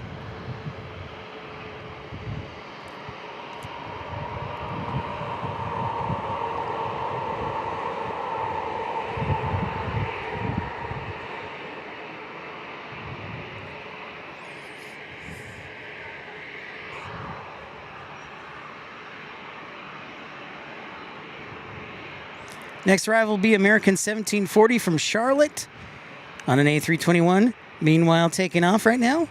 Southwest 1955 to Phoenix. Joe Leary, what is up, Joe? Hey, Joe might know. Joe, we're running a science experiment right now. There's a Chevy Colorado pickup truck that its alarm will go off when certain types of planes fly right over us. We've eliminated, but it's only Boeing products. It's not Embraer. It's not Airbus. So we're thinking either the scimitar winglets, but then some scimitar winglets don't set it off, or another theory was flap settings that set it off. Or it could be the avionics. I don't know. But we've been doing science today. Wait, Will, when is your birthday? When is your birthday, Will Films?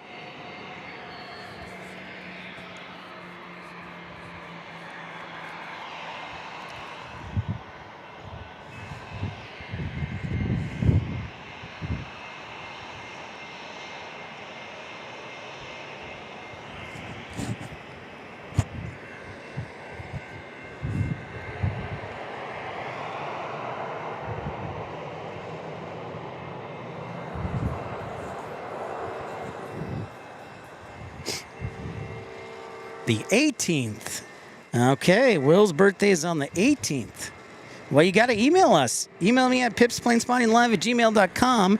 as this 737 800 takes off to Austin, Texas. So we've narrowed it down, Joe, to the 737 fleet. So maybe it's like the combination of the wing length. It's not... We don't think it's the 757, although we haven't had one in a while. It's not the 737-100. We've eliminated the 700s. So it's down to like the 800s, 900s, and the Maxes.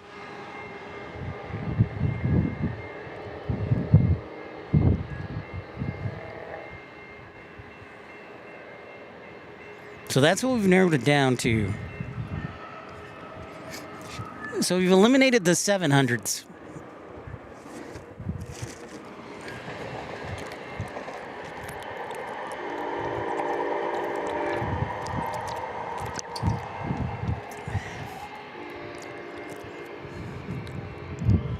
Oh, I'm glad to hear that, Will. Yeah, a little bit of party for Will. Will I am. Let's get it started. Let's get it started in here. Somebody farted. See, that's the thing, Joe. Some of the Maxes are setting off the alarm, but some of them are not. We thought we had it narrowed down to the scimitar winglets, but then some of them don't on the 800s or 900s. See, here's an Airbus. It's not going to do anything.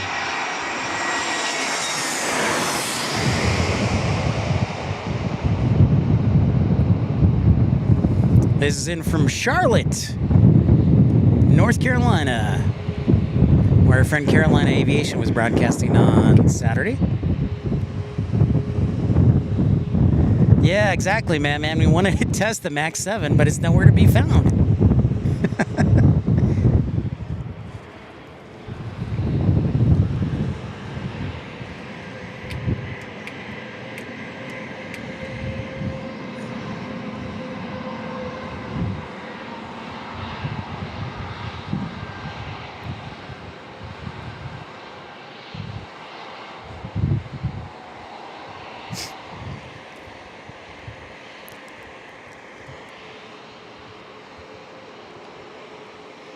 Yeah, I'm going to have to go up to Boeing Field for that. I figured we got to apply for a FAA scientific grant or something, Joe.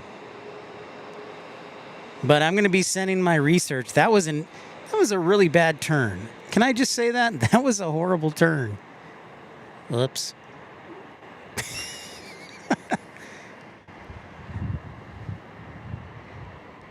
Anton says, your mother's birthday's coming up. Awesome. Happy birthday to her. Yeah, but we'll have to go up to Boeing Field or Renton and figure out what's going on.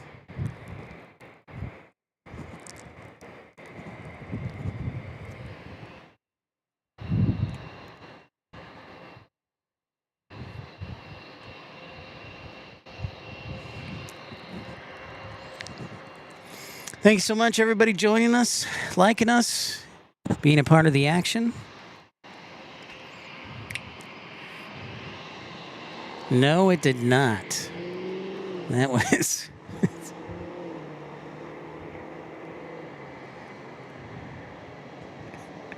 It's like, whoops.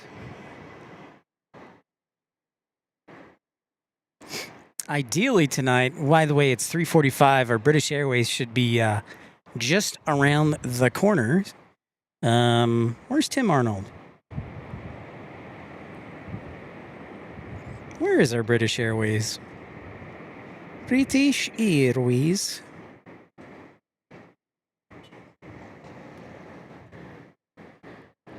Likes are heading towards 400. Thank you very much, Karen.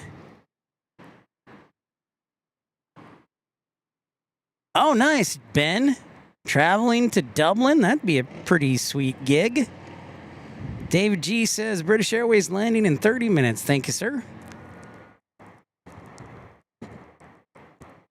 Yeah, definitely good luck. That'll be cool if you can go to Dublin. Dublin. Oh, are you going to work for AirCap? Are you going to work for AirCap, Ben?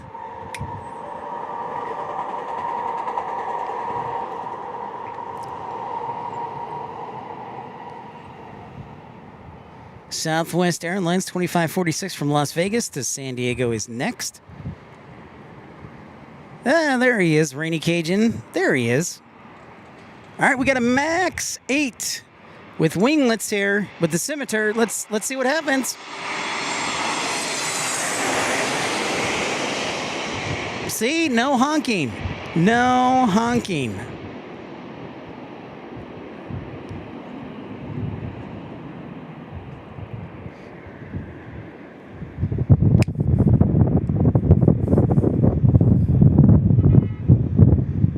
Nice breeze for us. Ah, it's a butter and cheese company. Okay, Joe says he thinks he's figured it out. It is relating to landing weight and flap setting. The aircraft in question are almost certainly heavy, and I would wager that they are landing flaps 40. Thank you, Joe. We'll look at that. Rob with the $10 New Zealand dollar super chat. Pip to help fund petition to get honorary MVP for Seahawks kicker Jason Myers. Might want to think about dropping him a thank you note. Thank you very much, Rob. I think that's a great idea. Thank you.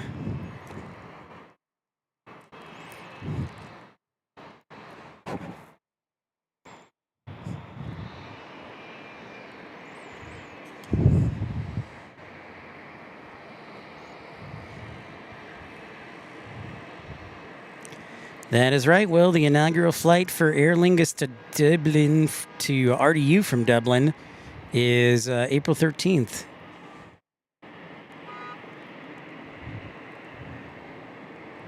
Ah, that could explain why. See? Okay, yep. Joe says those restrictions with flaps are due to noise abatement. Thank you, Joe, for those flap settings. Whoops. Didn't mean to hit that.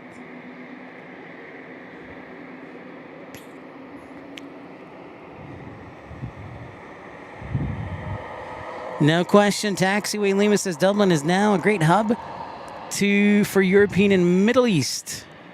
They've expanded a lot of offerings there at Dublin. They sure have. Yes, and Airbus has no effect. It is, yeah, Airbus and Embraer do not do anything as far as the honking.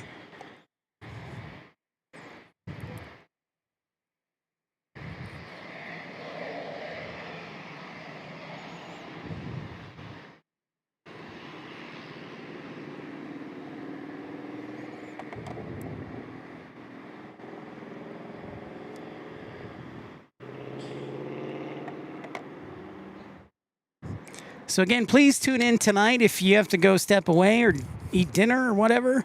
Nighttime from San Diego International is gorgeous. The lights are spectacular. Probably one of my favorite places to do a night stream, if not the most favorite.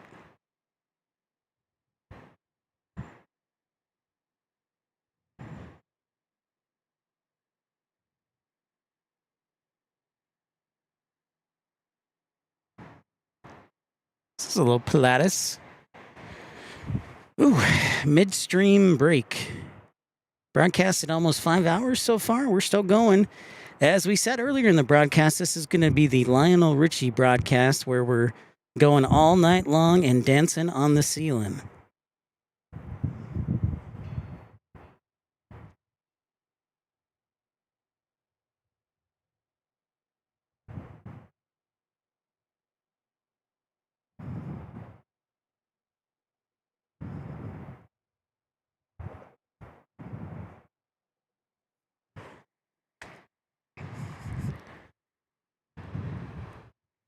Joe says, yeah, it's going to be related to noise coming off the airframe. The 700s really aren't affected because they land lighter and usually it flaps 30.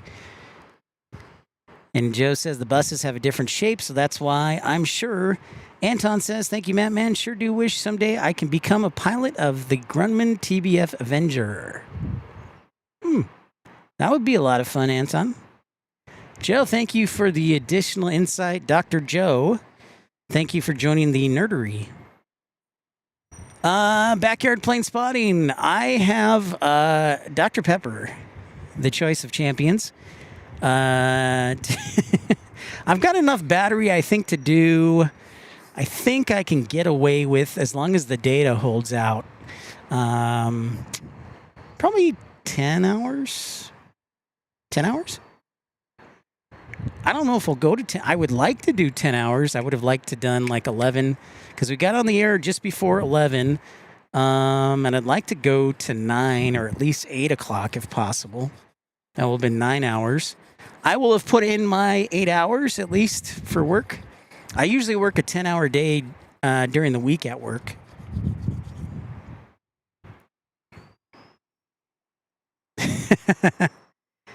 You know what, Christopher Brown, any more data for scientific experiment? Well, Joe came up with the hypothesis that it has to do with the flap settings for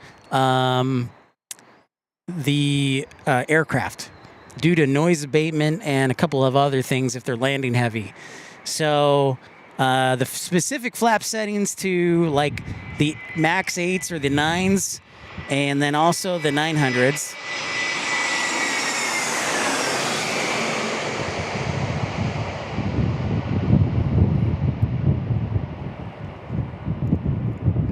Thank you, everybody, for liking and subscribing.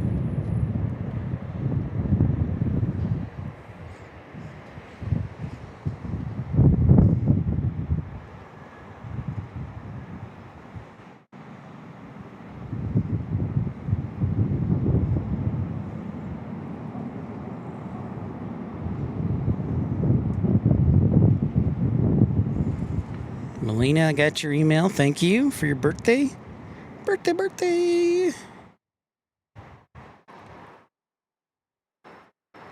So it's 4 o'clock. Our British Airways is 20 minutes out. Let's take a look at the bay now that we've got some cloud cover covering most of the sun.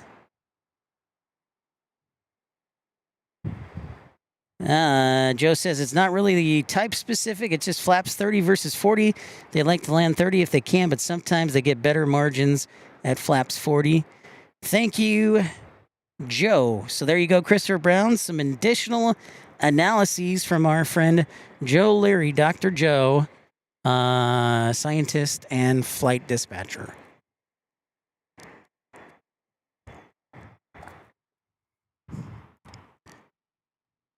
Those all look, yeah, those kind of all look like Blackhawks.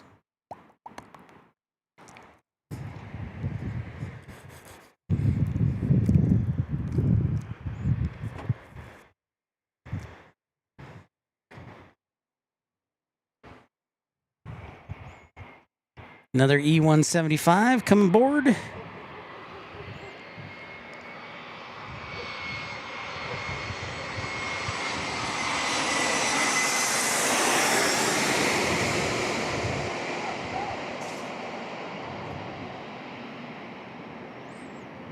Got Lionel Richie running through my head. I would be playing it, but I'd get a copyright strike.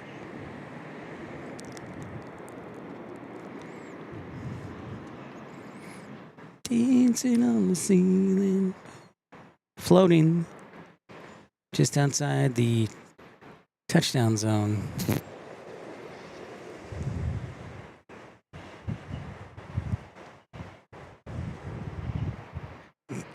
Reminder, we'll be going to Raleigh-Durham this weekend, flying out Saturday morning and broadcasting with our friend Carolina Aviation on Sunday. I think I will do, depending how tired I am, I might do a stream on Saturday, but we'll definitely be doing one on Monday. And then we get the super stream with Carolina Aviation on Sunday.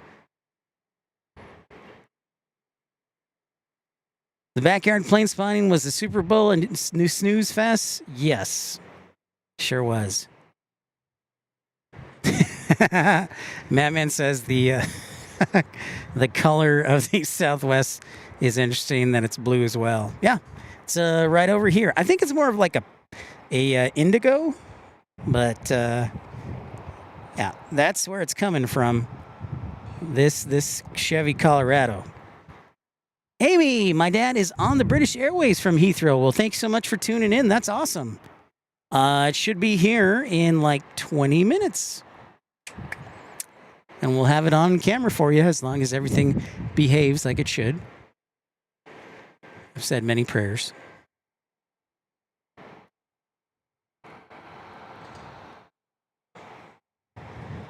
Am I going to NASCAR in Charlotte? I don't know that I'll have enough time. I would, if anything, I would like to go to where I used to live in Greensboro. I lived in Greensboro, and it would be nice to see how things have changed or not changed. So, if anything, yeah. So that would probably be my number one stop.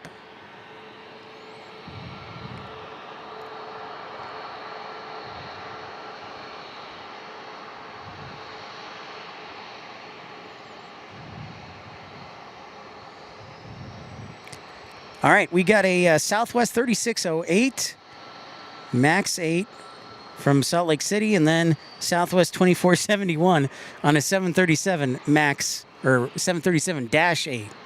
So we got a Max 8 and a regular 800. Let's see what happens.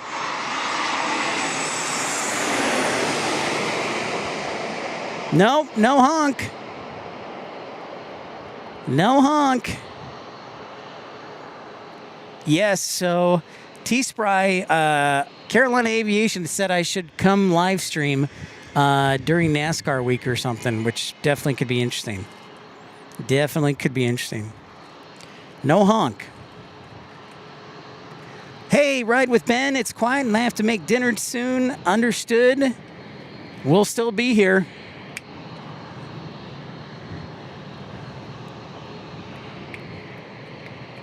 We will still be here. Rod Moy says Michael Jackson does the backing vocals on Dancing on the Ceiling. I didn't know that, Rod. Or are you talking about another song? Ah, Rod Moyes, he's the Bee's Knees. Rod Moyes is the rockin' Bee's Knees, the musician. Joe said that looks like Flaps 30. Okay, Flaps 30, so maybe it is Flaps 40. Very interesting. All right, this is an 800, 737-800.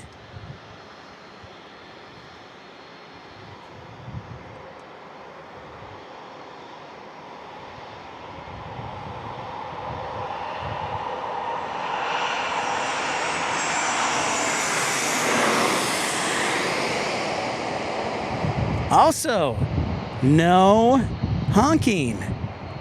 Oh, somebody's watching me? Okay. Thank you. My bad. All right, that was a no honker. And again, those look like flaps 30, not full flaps. So, interesting.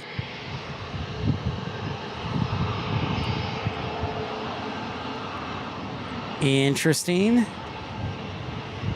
All right, Joe. You the man. All right, we're going to keep watching this analysis closely. This scientific research. The battery finally died.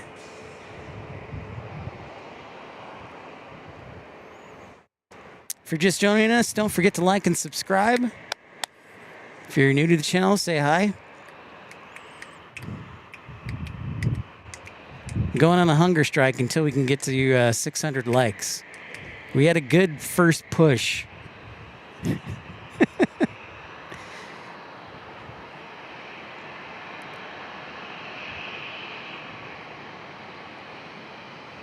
Next arrival is, in fact, Southwest 2165.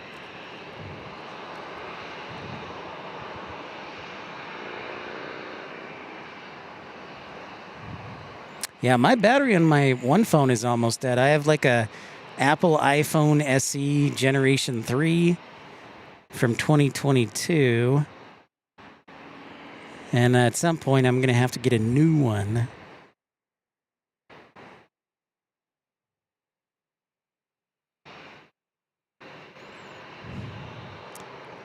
United Airlines.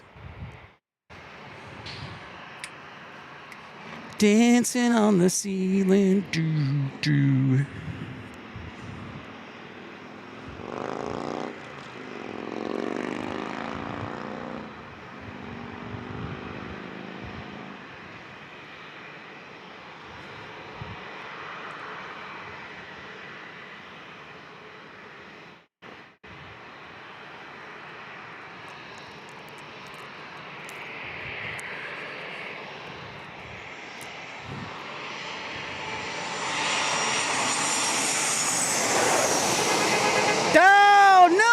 no! Son of a gun! All right, is it flaps 40? Is that the difference maker? Jeff, how's it going? Thanks so much for subscribing. Thanks so much, Jeff. Is that the difference maker? Joe, excellent work, sir. Not new to the channel. Oh, sorry. I misread that. Not new, but great to see you, Jeff. I was like, I thought that name looks familiar, Jeff. All right. Was that flaps 40?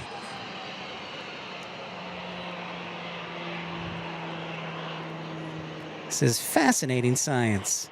Ah, no, flaps 30. Son of a gun. It's a low approach, though, yeah. Dang it.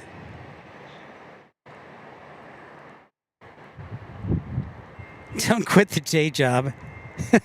Yes, it was a 700. That's why I was like, was that flaps 40 or not? I thought it kind of looked like 42 because it was like, yeah, dragging. Joe, do you have time to look up that flight and call the pilot and ask him if he did flaps 40 or flaps 30? That would be great. And in case you're wondering, that was that was indeed. That was flaps. Hold on, that was flight 2165 from Las Vegas. Call that captain right now. Okay, it is 40. Joe went back and looked at it. He said it is 40.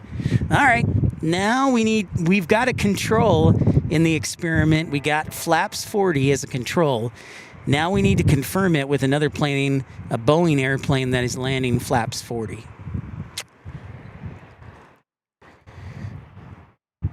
Which is a couple minutes out. Oh, looks like we got the pineapple tanker inbound. Delicious. Love me some pineapple.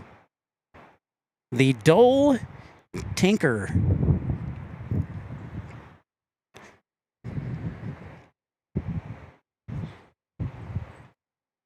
Joe says, so a combination of 30 versus 40, and I'm thinking lower approach, which very well could be.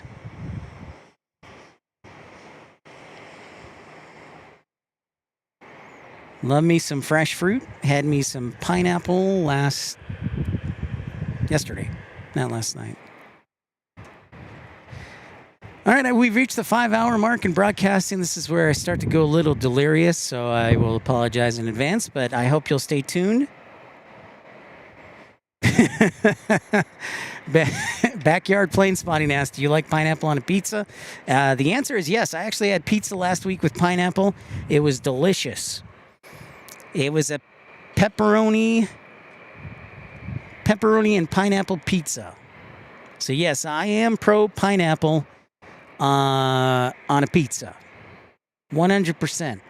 And the trifecta, the holy trinity, if you will, for me is a pineapple, bacon, and pepperoni, and thick cut pepperoni. What's up, Penzi Plains? What's up, Scott?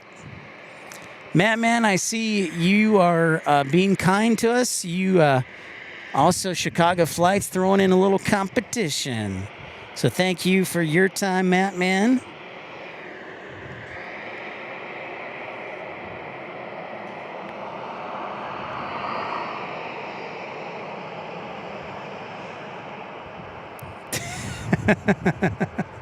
Canadian bacon aviation cat. What, El Toro? I knew there was something wrong with you. Pineapple on a pizza is delicious, and it is a delicious combination, especially when you put like some thick cut pepperoni with a little spice, and then also bacon. Thank you, man.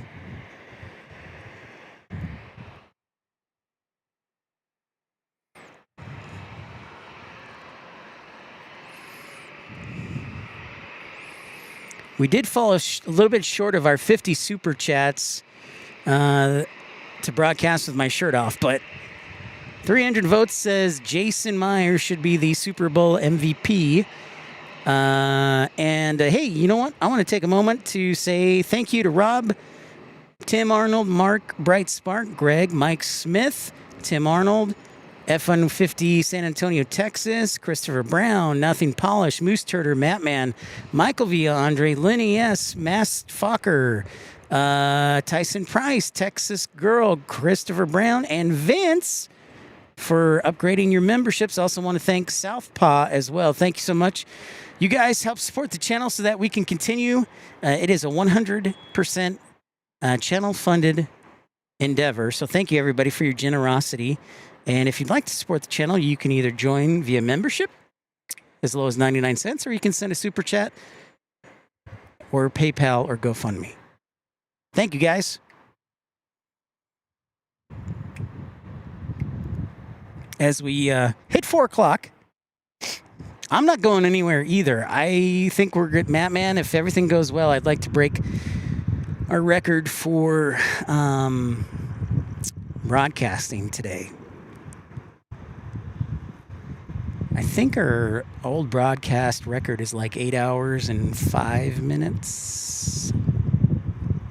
I'll have to look that up, though. Oh, Christopher Brown. Another $5 super chat. Thank you so much. Looking forward to Sunday Super Streams. See you there. Man, that was a lot of S's. Solid stream so far. Thank you. Oops, I didn't mean to. Thank you, Christopher Brown. Might want to think about dropping him a thank you note. Thank you. Thank you. I did not mean to hit Barney, though, on that. David G says British Airways landing in 5 minutes. Thank you, David.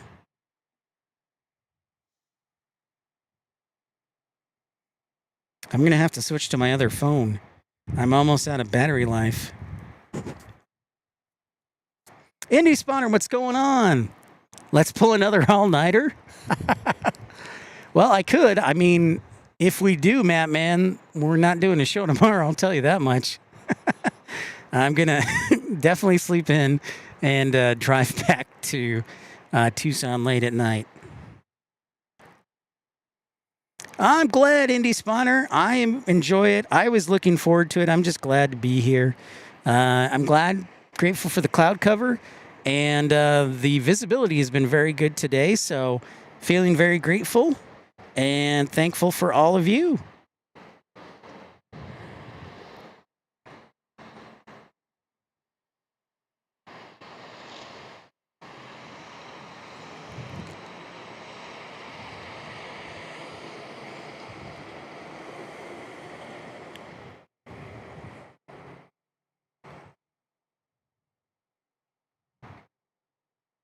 Oh, yeah, there is British Airways. One World livery.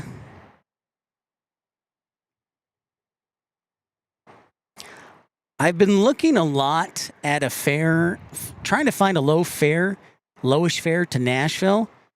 Haven't found any yet, but I really do want to get back to Nashville and broadcast from the Hilton again. That was a lot of fun as we are sneaking in a heavy.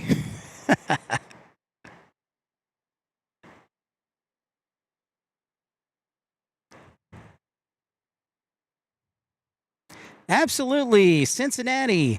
They actually have a plane spotting viewing area, Indy Spotter. It should be open, but you may want to contact the airport and ask if it's open.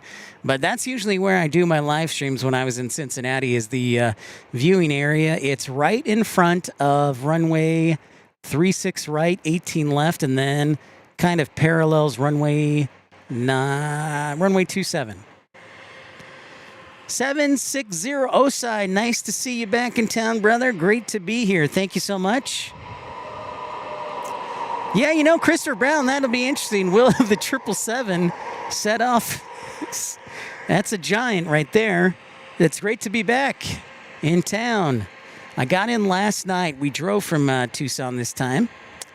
Last time we were here, we flew. But this time we drove.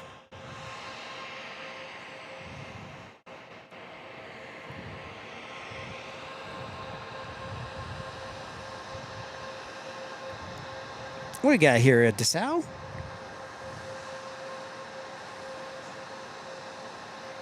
That is correct. That is correct. There is a hill partially blocking runway 18 left, 36 right. But runway 9, you got or runway 27, you got a perfect view of, and also the terminal.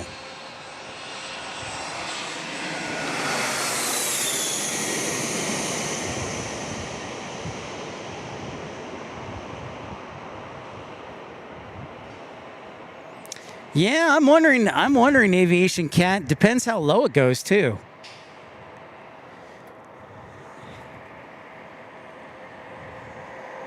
I wonder what the flap settings will be on it, too. That's certainly been fascinating.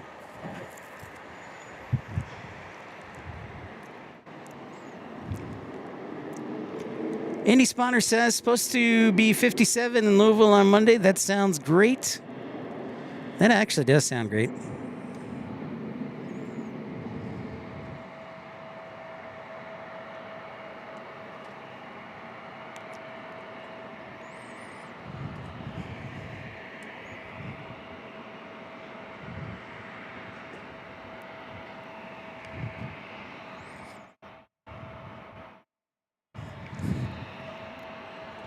All right, we got another 737 coming up. Let's see what it does. Let's see what it does. It's a Max.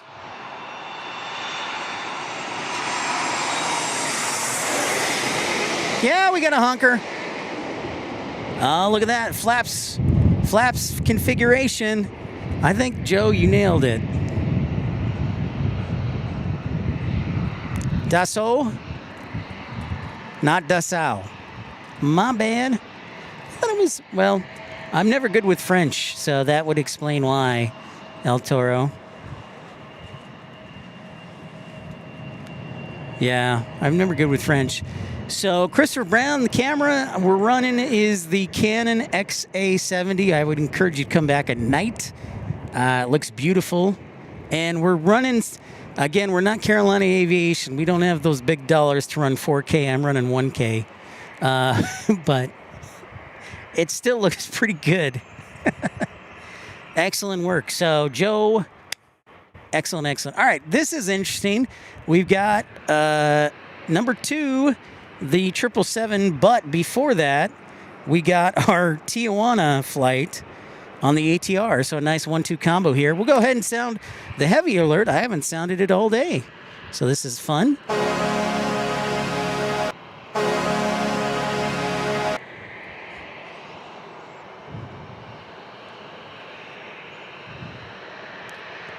Ah, that makes sense. Good catch, Matt, man.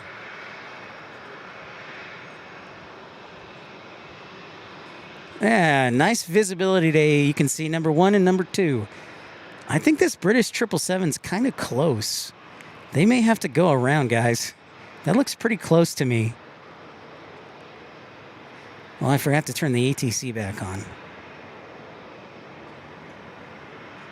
All right, I'm going to keep an ear to behind me because that looks pretty close, spacing-wise. Man, that ATR is just like slugging.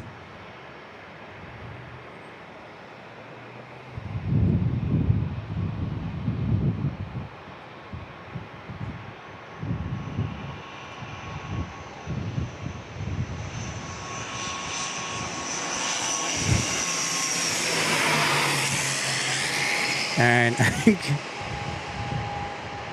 Nope, no turboprop sending it off.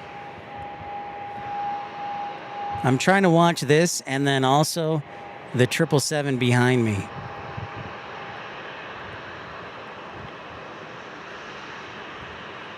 Could just be a good visibility day. All right, let's see how quickly it stops and gets off the runway.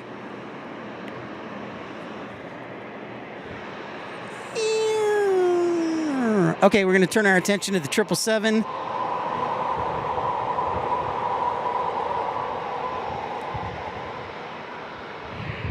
All right, the ATR is off the runway,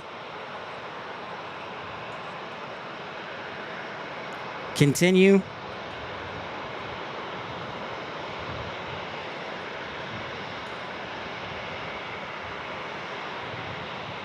Let's see if it honks.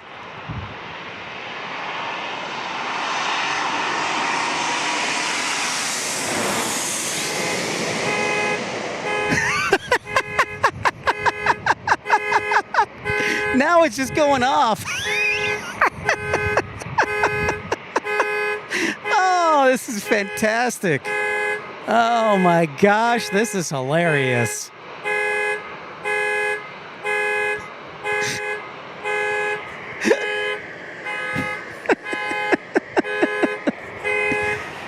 Oh man.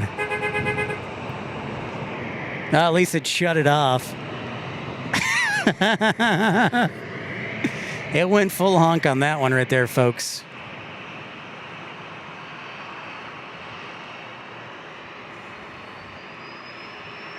Yeah, that was noticeably louder. Yep. That was great. That was hilarious. Yeah. All right, I'm gonna put that like back in cut that video and upload it. Steven, what's up? Steven, how are you? What's up, Pyro? Oh, and you know what? That was also a special One World livery. Well, isn't that special? Very much so. Wake turbulent warning, Robert Brunn. Yeah, well, what we're thinking, Christopher Brown, as Joe, Dr. Joe has talked about, is maybe the flap setting. Or maybe it's a noise thing. Joe says it's a noise thing. If I can get a research grant to do this, I could broadcast every day for a year and get it paid for. I think that's smart.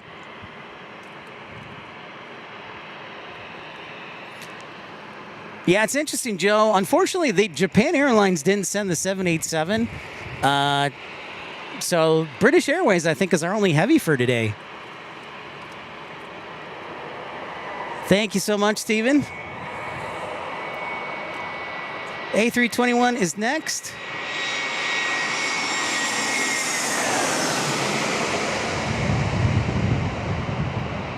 Delta Airlines. Yeah, you know, in Taxiway Lima, I wish British Airways still flew the 747.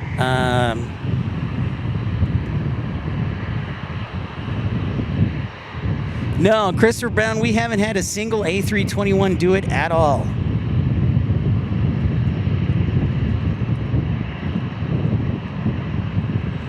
We haven't had a single Airbus, a single Embraer do it.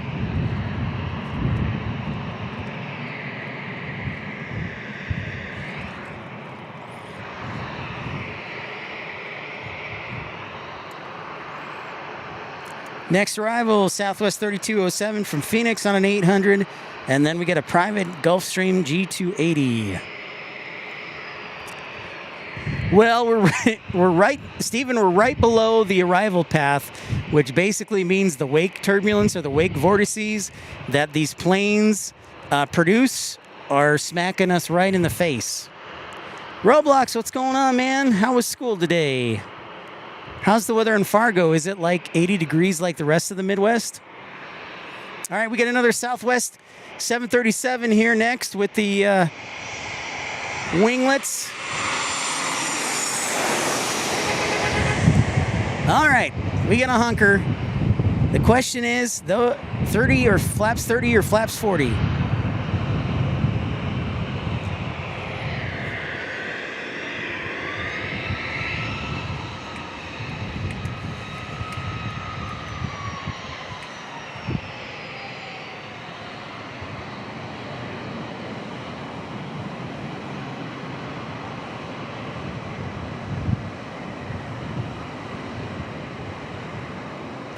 Thank you, Scott Kuiper.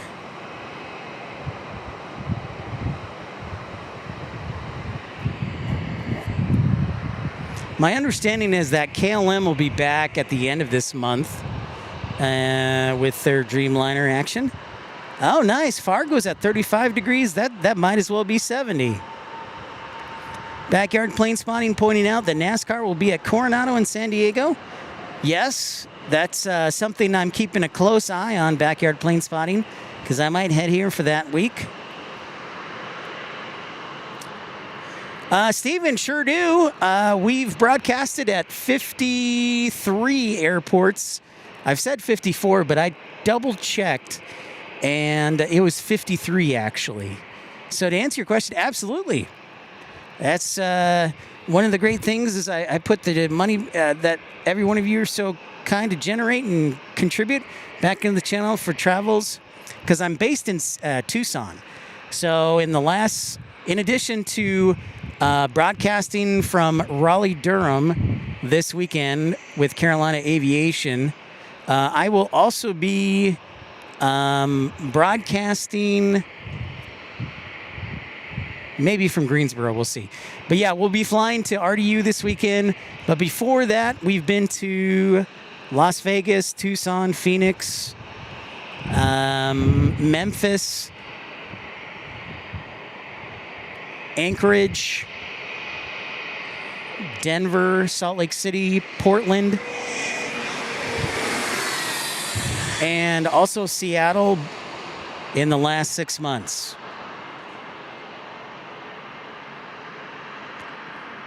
Pipe organ weatherall. Ooh, pipe organ from Kansas. Hey, you know what? I play the organ at church.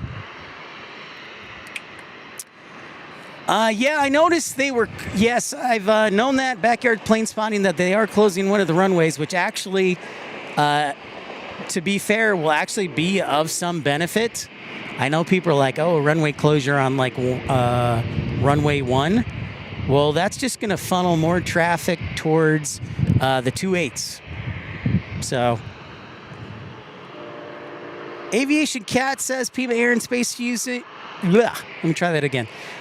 Pima Air and Space Museum is my all-time favorite. Well, Aviation Cat, I don't know if you saw, but 2 weeks ago, we did a live walkthrough of the Pima Air and Space Museum, because I actually live about 5 minutes away from it.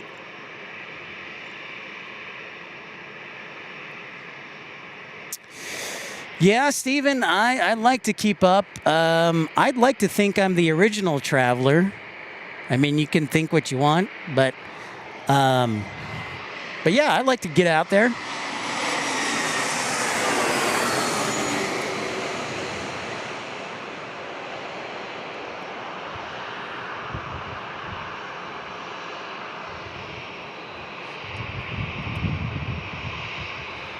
So we've been basically, let's see, should we do the entire list? We might as well do the entire list. So starting in Seattle, we've done SeaTac, we've done Boeing Field, Payne Field, Portland, down the coast to San Francisco, Oakland, San Jose, then Los Angeles, Orange County, San Diego. Then you go up to Tucson, Phoenix, then Las Vegas, Salt Lake City, Boise, Bozeman, Montana. Then through Colorado, you do Eagle County, Aspen, Denver, Albuquerque, Santa Fe, El Paso. Then we go up the Midwest. We do Kansas City, St. Louis, Omaha, back down through Dallas, Addison, Dallas Love Field, Dallas Fort Worth, Addison, the JRB, also San Antonio, Austin, Houston Hobby, Houston Intercontinental. Then we go back up. We've broadcasted from Chicago O'Hare, Chicago Midway, Milwaukee, Detroit, Grand Rapids, Cincinnati, Columbus, Cleveland, Memphis, Nashville, then Atlanta, down through Florida. We've done Orlando, Tampa, Fort Lauderdale, and then Charlotte.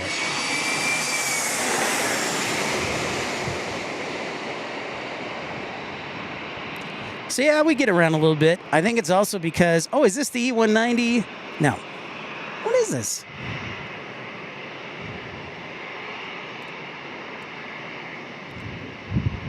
Name a plane for an edit. The A330. So in Charlotte. So yeah, we've gotten around. We've done big airports, we've done small airports. We've done hubs, we've done non-hubs. We've done military bases, we've tried to do it all. And with all due respect, you know, hopefully that's one of the things that separates my channels from the others. But Aviation Cat, Grand Rapids has a great viewing area. I worked there years ago. That is a fact. Thank you very much, Steven. Appreciate that. You're watching from Florida. Daytona Beach and Jacksonville are my 2 local airports. I'm from Michigan, Detroit, Grand Rapids. That's so cool. Wow, love the travel. Love it. Pipe, Oregon, weather and jets, y'all. Any plans of doing another stream in Kansas City soon? I'll most likely be flying out of there on Lufthansa going to Germany in June. Oh, sweet. You know, we might get to Kansas City. I look every week to see if there are any good deals on fares. And I just kind of determine there's a certain number, like when I calculate, this is a side business for me. So ideally, the goal is to make money. So when I look at different airports, I have a number in mind that I calculate.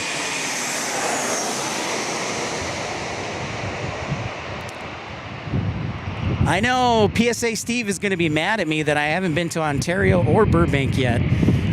Burbank, maybe I would be more interested in Ontario, so we'll see if we can make Ontario work.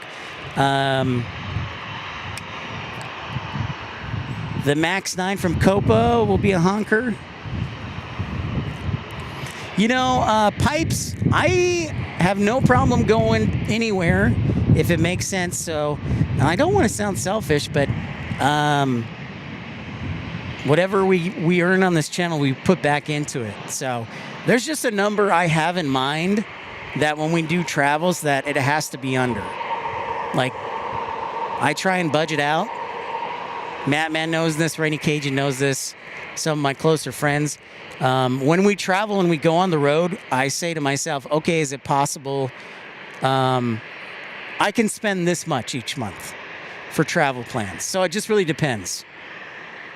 But I would love to come back to Kansas City. Everybody there was super friendly. See our old friend Joe McBride. That would be awesome. And yeah, we'll see what happens.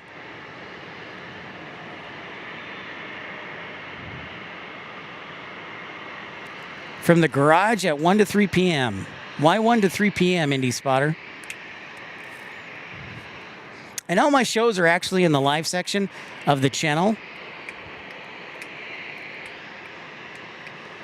Jamie says, your best bet is to book 30 days ahead of time. That's good advice. Robert Brunn says, you should do Van Nuys, a lot of private jets. I think that's a great idea, Robert. You might have to do LA one day and then Van Nuys the next day. So I have a truck with me. I have my truck with me, which 9 times out of 10 allows me to view over the fence. So yeah, I have a Ford Ranger and I use it for my plane spotting journeys. Traverse City is a really nice regional airport in Michigan, but not enough flights to make it a decent show, even though it's growing. Milwaukee and Cleveland are pretty nice airports. That's true, Stephen, but I have wanted to go to Traverse City for like the summertime because lots of people fly into there.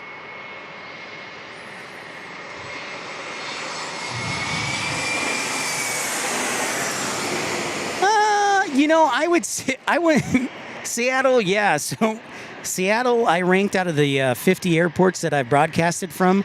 I put Seattle like at number 48, I think, Christopher.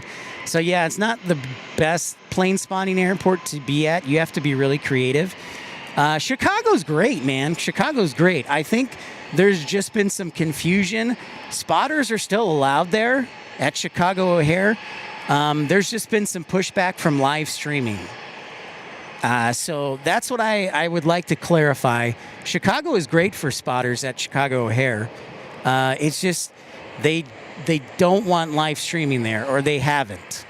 And I know a lot of people break that rule, and they do, and they have, and they are. Currently, I can't speak to that.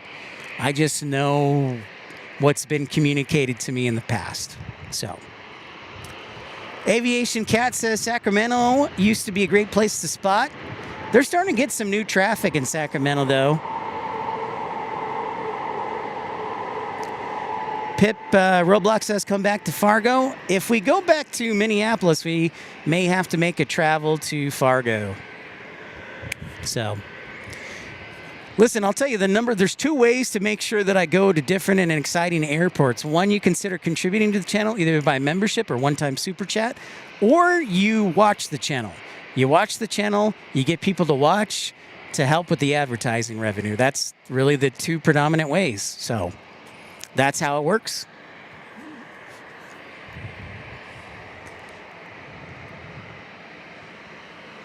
Escoda Air Force. What is Kalitta's home base airport in Michigan? Escoda. I believe the Air Force base there, if I remember them.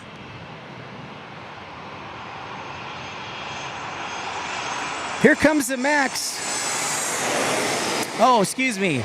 Okay, Ypsilanti, my bad. Petoskey. I am a golfer, and I actually grew up in the Midwest. Stephen, I grew up in the suburbs of Chicago. Mattman is still in Chicago area, and I have a sister there. So I know Traverse City very well, the Dells in Wisconsin, Petoskey. We always used to go, Stephen, we used to go to, and I had a sister who lived in Flint for a while. We used to go to New Buffalo and go to the Warren Dunes all the time, Stephen. Ypsilanti, got it. Fargo does have a viewing area, Roblox. It sure does. I know that Kalitta does a lot of their activity through Escoda. Maybe their dispatch or operation is at Ypsilanti. So yeah, I grew up as a family every summer going to the Warren Dunes on the western shore, or I guess it would be eastern shore, the western part of Michigan, the eastern part of Lake Michigan.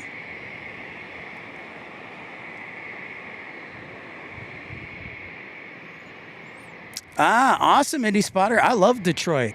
That's one of the few airports that they still fly the 717 out of Hubwise.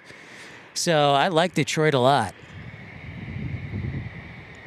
If you're just joining us, thank you so much. My name's Pip. Welcome into Pip's Planespotting Live.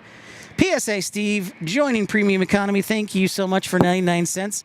Appreciate you, PSA Steve. Might want to think about dropping him a thank you note. No, that's not it.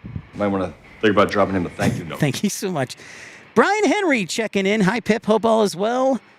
Hopefully you can get out to DFW 1st of May for Royal Jordanian. Brian, that is definitely on my calendar. I've got it marked. And I said I would either come to DFW in March or May. And if it is May, it will definitely be May 10th, which is a Sunday. So definitely considering that, Brian.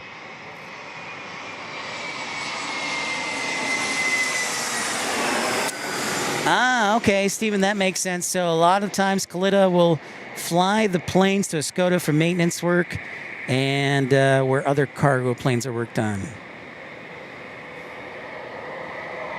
Well, thank you for renewing your membership, PSA Steve. Obrigado. Thank you.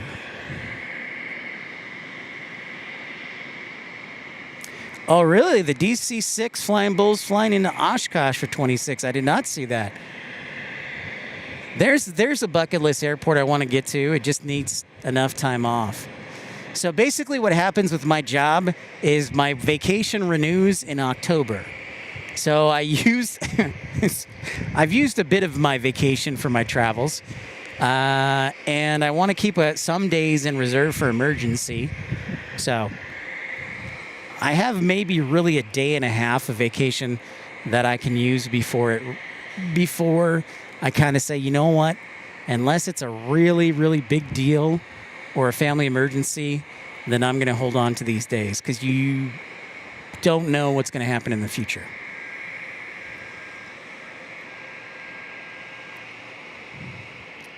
All right, we got a heavy right here.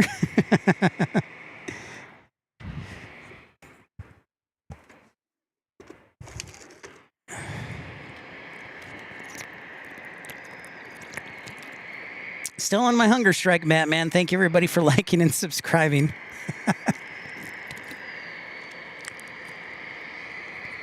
Awesome, Indy Spotter. Glad you could endorse it. Great endorsement. We're still going to be hanging out here during the nighttime. Again, one of my favorite times is at night. You get to see everything lit up on the runway and also the terminal, and then you can see the harbor. We've got some cloud cover, which is perfect if we're looking for light to reflect back down. So that is a positive as well. So if you need to go get dinner or whatever, great, but then come on back.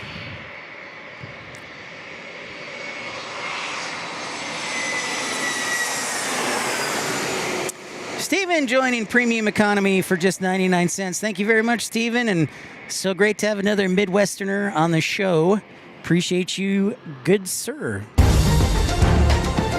Might want to think about dropping him a thank you note.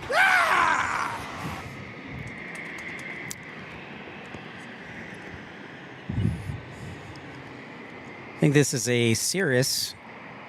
Are you serious, Cirrus? Hey, there is Dude Pilot.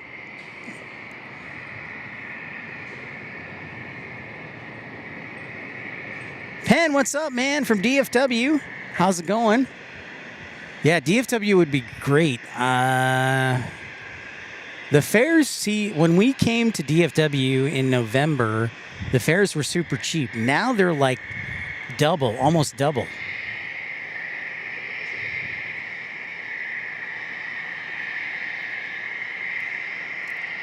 You are welcome. Thank you, Stephen.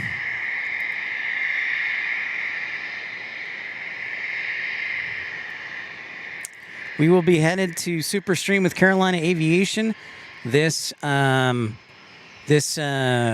weekend. My flight leaves Saturday morning, this Saturday, out of Tucson at 6 a.m. So step one is to not miss my flight. Step two is to connect through DFW with no weather issues or mechanical issues. And step three is to stay healthy. So those are my biggest things. That's right, Taxiway Lima. Elvis's last show was at Market Square Arena. Penn pointing out that Founders Plaza at DFW opened again. We haven't had a horn in a while. So let's see what this sucker does.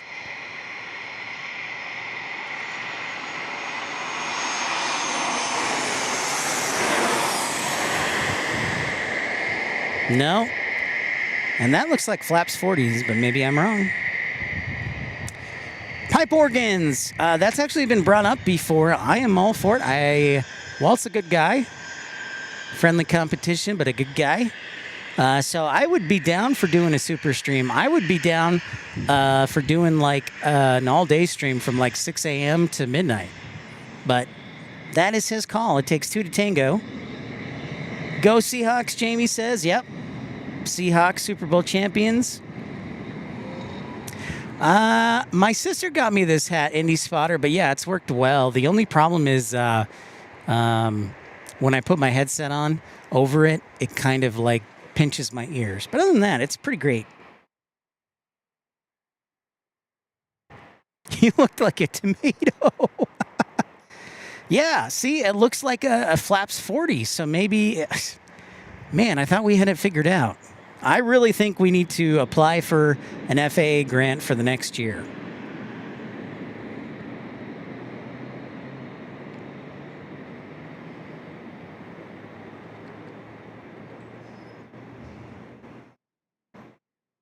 Trying to reach 600 likes, Christopher Brown. 600 likes. We're just over 400 after 6 hours of broadcasting, which is great.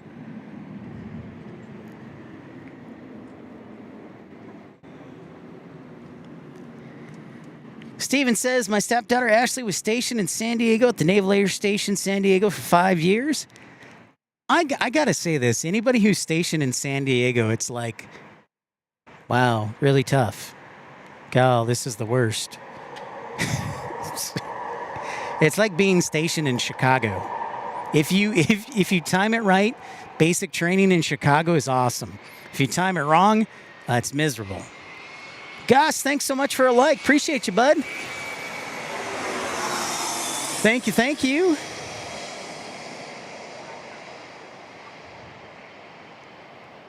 Many thanks, Gus. Goes Ratu. Digging the name, Gus.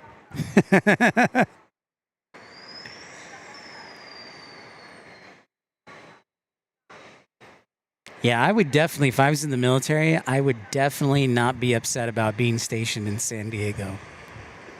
Because you're right by the bay, so it never gets too hot or too cold. Now, if I was stationed up in Camp Pendleton, it might be a different story, but that's still pretty close to the ocean. So,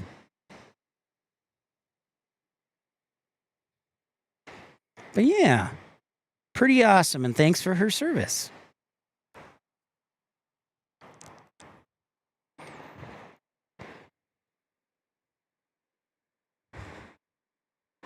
Thought I heard a copter.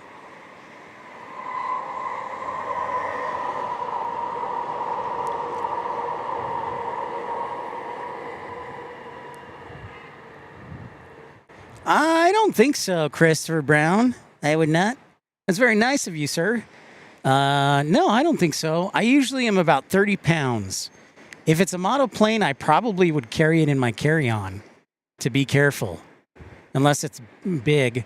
But usually my check bag, I actually check a bag. It's just easier that way sometimes, just because I have more space for stuff. But yeah, I'm about 30 pounds, usually right around 30 pounds with my equipment and clothes.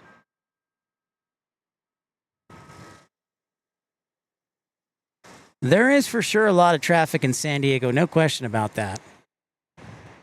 I will agree with you 100%. I was kind of surprised there wasn't more traffic when I was driving down on I-5. I stayed up in Carlsbad last night.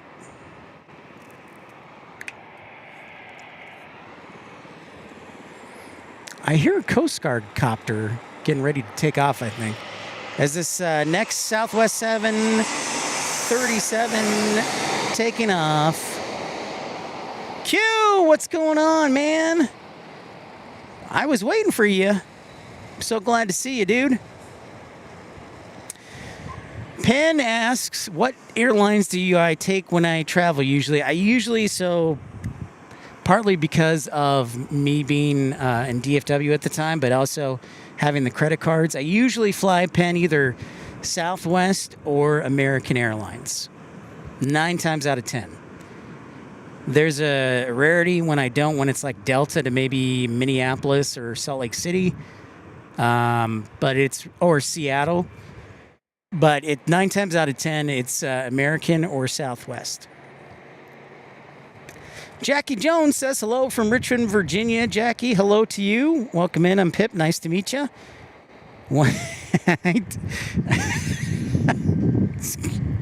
I don't even know how to answer that question, Aquasox. I don't know. But I know what you're talking about.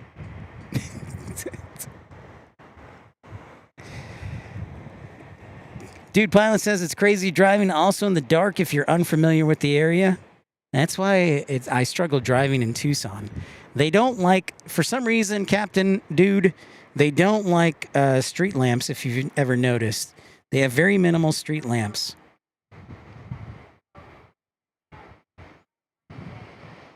Is Copa next? Copa Airlines, is this next? No? Yes, no? No? Yes, no? Nope, it's Frontier A321neo. Maybe I missed Copa. Sorry, guys. All right, thanks so much, Indy Spotter. We'll see you next time. Event of the day, Seattle Seahawks chartered a 747. Today got stuck at San Jose on taxi. Everyone started blaming the 49ers, part 1 of 2. Wow. Air King Flyer. What? Air King Flyer's in Cabo San Lucas. Nice, dude. I hope you're enjoying the vacation. I'm glad you had family time, Q. Right on. Jamie says we restricted our street lamps for stargazing. Yes, that is exactly why Tucson also does it. That is exactly right.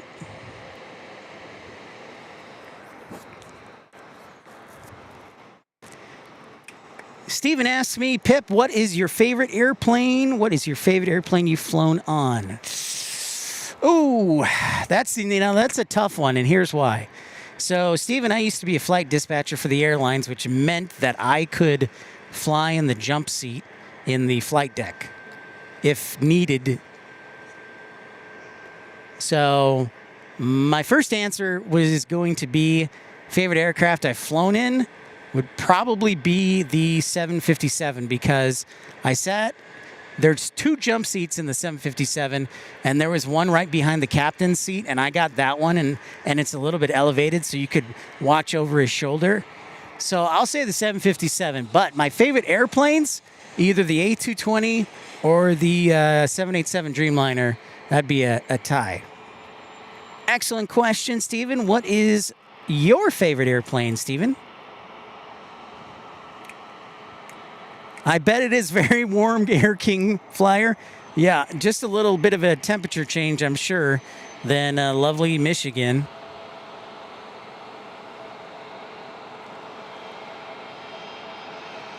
Thank you, Scott.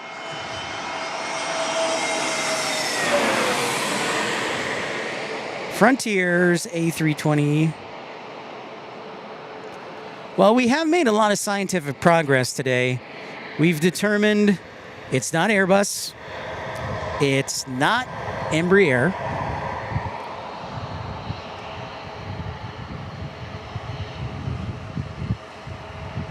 Matt Mann says he's old school. He says, my favorite is the DC-10. Jamie says San Diego is a tough duty station, as is Camp Pendleton. I've worked at both. Okay.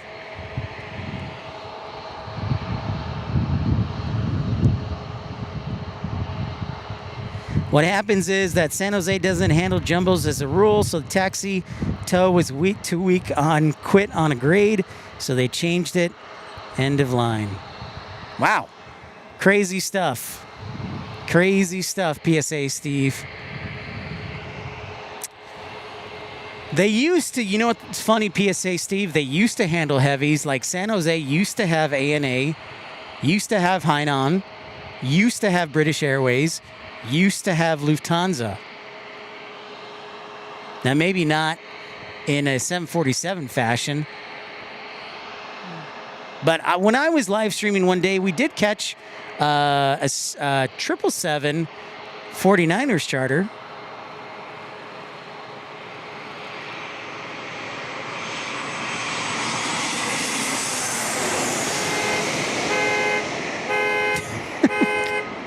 Hey, we're back to Flaps 40. Flaps 40, folks. Flaps 40.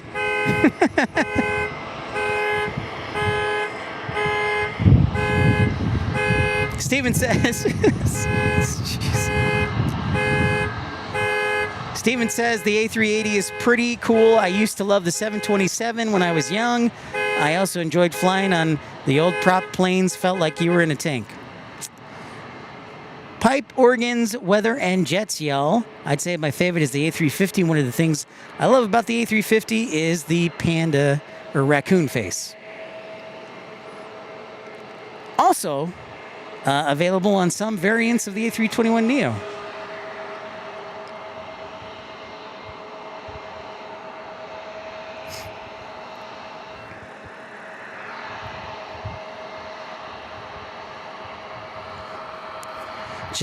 Jamie is old as the 747. Queen of the Skies, the jumbo jet is always my favorite. Jeff Reese, the battery won't last much longer. Yeah, I agree with you. PSA says my all-time favorite plane is the 727, which I flew many times. My photo ID is the 727. I'll tell you what, if we get a 727 at Tucson, I'll definitely have to get some audio for that. 604 Lobos, also available on any Boeing aircraft.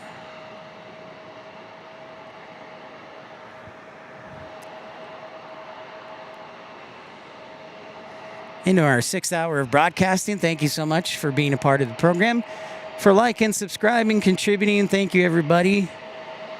Bit by bit, we're growing.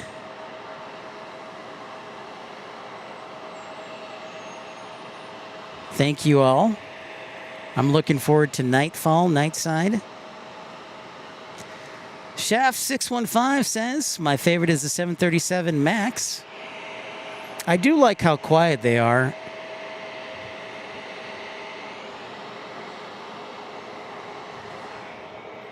Next up, E175 here, landing.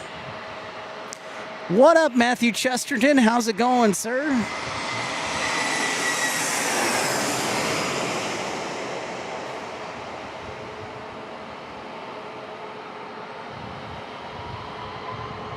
Strong feelings from 604 Lobos on the Airbus.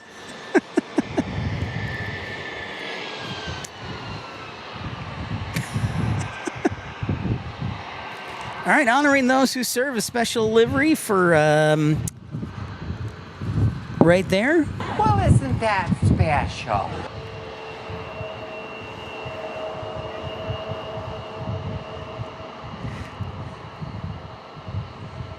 The 707. You know, a couple weeks ago, Stephen, we were in the Pima Air and Space Museum, and they actually have one of the old Air Force Ones, Air Force One 707s there. It's pretty awesome. I'm only 44. Never got a chance really to fly. I didn't get into plane spotting until like 2017. But I've flown on the MD-80 and the 717. And I'm trying to think what other plane that's now retired I've flown on. I think the MD-80 would probably be the oldest. Maybe I flew a 727 once.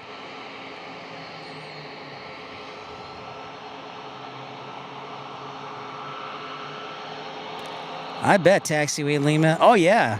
Back in the UPS and Airborne Express days. Yep, the Mad Dog.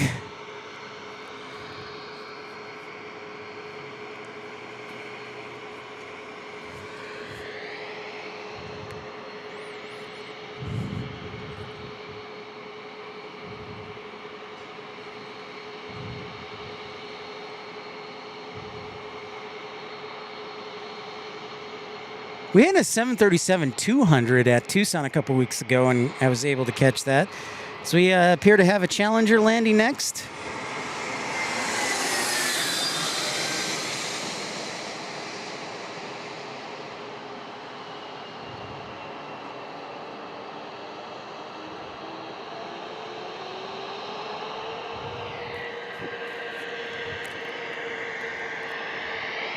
I think it's about time for my next battery switch out soon.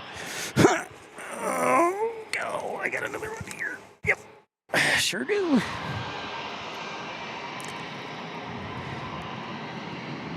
I have yet to fly on the A350, and that's on my list. That's on my list. The A350 is definitely on my list. The A380, I have mixed feelings on the A380. I don't know how I feel.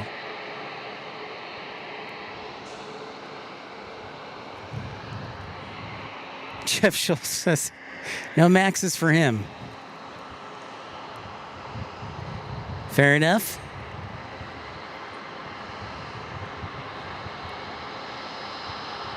I respect that. Scott Kuiper says, I only have gotten into plane spotting a few years ago, too. I've only flown a wide body once, and it was United from Chicago to San Francisco. Wish I knew which one it was. Jeffrey says, sentimental favorite for me is 777-200. It's a good choice. Hey, speaking of 777-200, I think I might have a sound for you. Let's see. Here's a 777-200 for you. Whoops, not that one.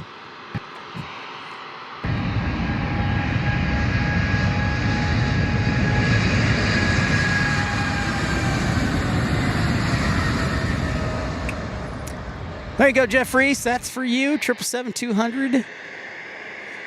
Courtesy of Iraqi Airways.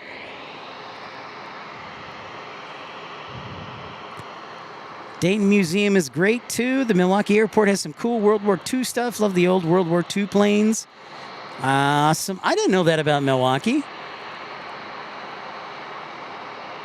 Very cool. Oh, our next one, I think we got a Tide Pod sighting, Sun Country. Yeah? Yeah?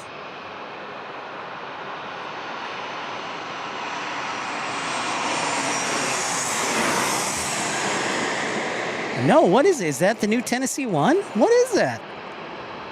I thought it was a Sun Country, but as it got closer, I was like, no. Is it? Huh. The color looked a little off. Now I look like an amateur, folks. Yeah, that was a Sun Country 737-800, and no honk. No honk, everybody. No honk. From Minneapolis.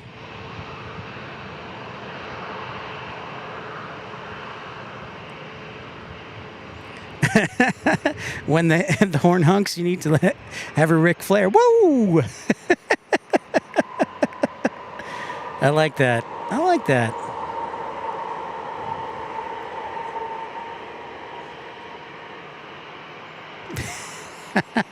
Yeah, Vince, I definitely I definitely appreciate that, the wake vortices. I also think that some of so they have longer zoom lenses, which kind of gives you better zoom, but then on the flip side, it kind of disperses the image. Love me the wake vortices, though. I could watch those waves all day. All day. It's science in motion. Oh, you know what? Who doesn't love to see two helicopters at sunset? It's like we're watching Top Gun. Sorry, I went away from the United, but who doesn't like a couple of Black Hawks? Maybe they're not Black Hawks, but in the sunset, they look really cool.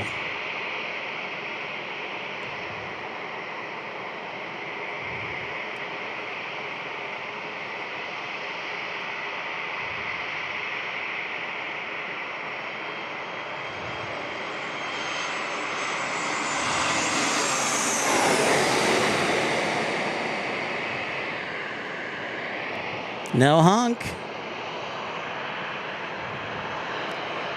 Robbie, I'll be leaving tomorrow. Go back to Tucson. Platoon.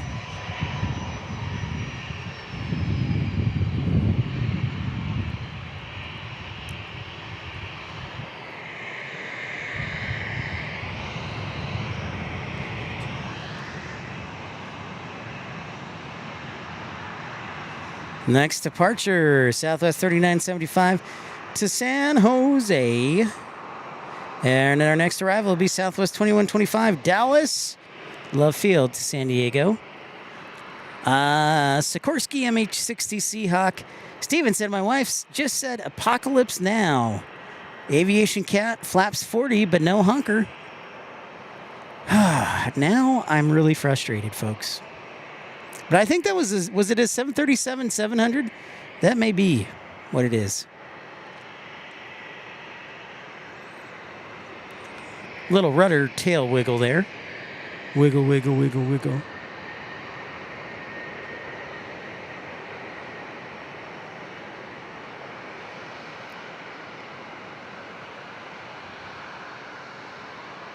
How fast can you drive on Interstate 8, 604 Lobos?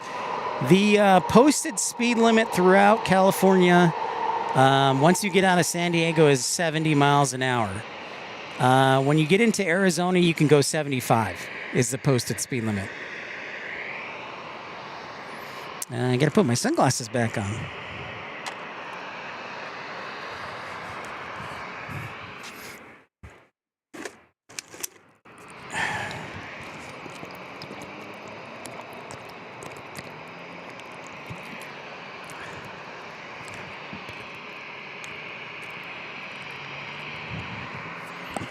During rush hour, 2 miles an hour.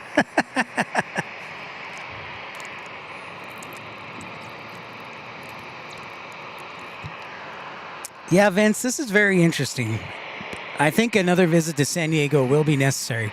I just hope that truck is still there.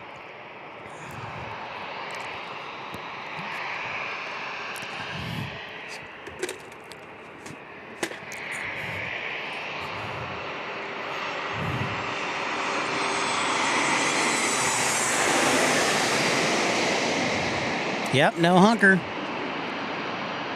Now that looks like flaps 40. Now I'm just totally confused.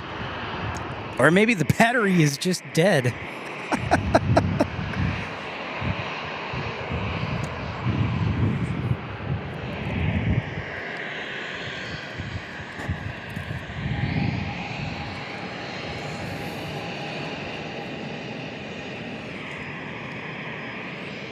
We have probably about an hour of sunlight left. It is 5:02. You're watching Pip's Planespotting live from San Diego on YouTube, the Pip's broadcasting service. Episode 397. Don't forget to like and subscribe. Thank you, everybody who has. We have over 400 likes.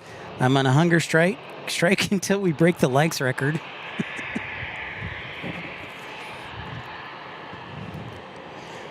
And I'm really hungry. This is completely backfired.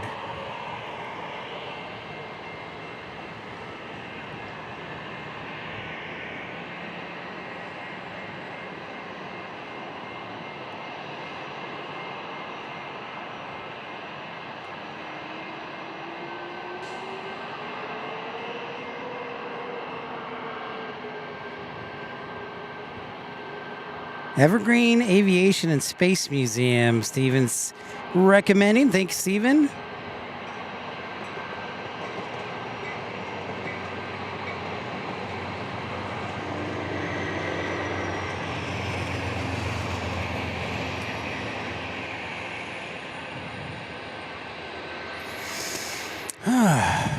But it's really been a nice day here in San Diego. And it will continue into the night because we're not going anywhere. I'm all in on today as we get an E-175 from Reno, Alaska Airlines. A lower approach might be the case, Aviation Cat. We've explored all the possibilities.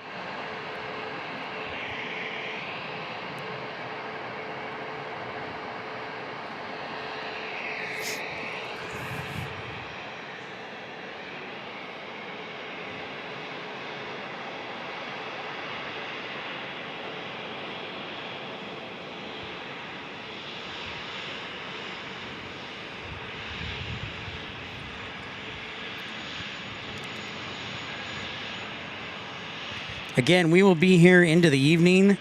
We're not going anywhere. Nighttime in San Diego is probably one of my favorite spots to spot at.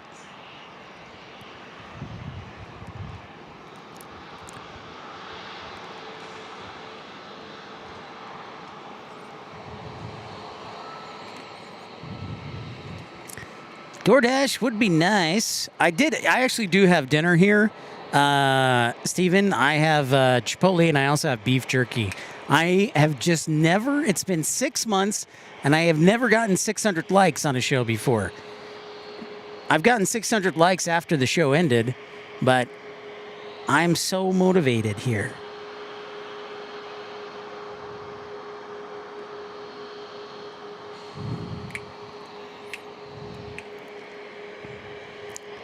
One by one.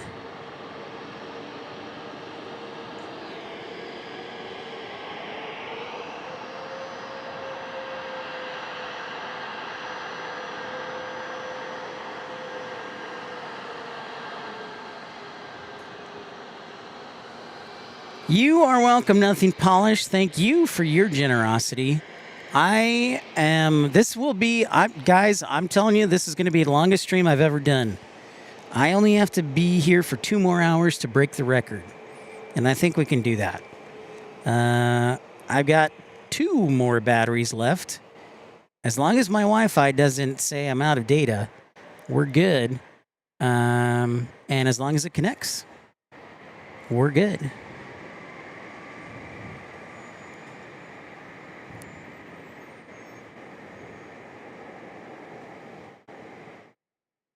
We should be getting some FedEx action later tonight. In fact, wait a minute.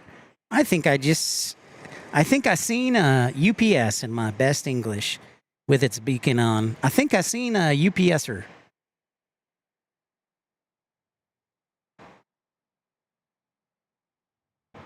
So my phone that has the live ATC app is dead. And so apologies. We were running liveatc.net. I need a new phone just because, well, mine's 3 years old. It's not really that old, but wait, is that 2 airplanes? You can't really see.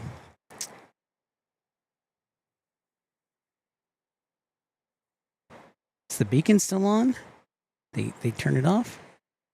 Oh, no, it's still on. Or maybe it's another plane. And I see the red beacon flashing over there for something. And I think it's the UPS 767.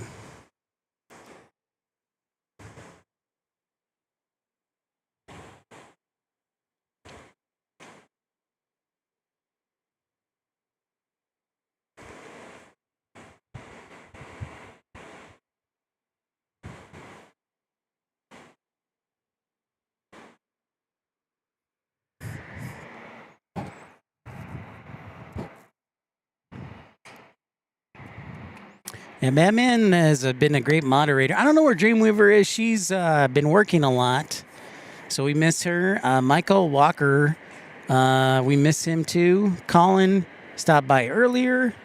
I hope Tom Marchant's well. But yeah, I know Dreamweaver's been working a lot, so thank you, Matt, man. Rainy Cajun's working now. I think, here's what I will say, Matt, man.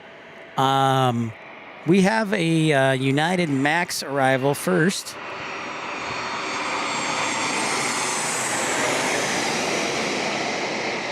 I think the battery is dead. That was a higher approach. So that might have been.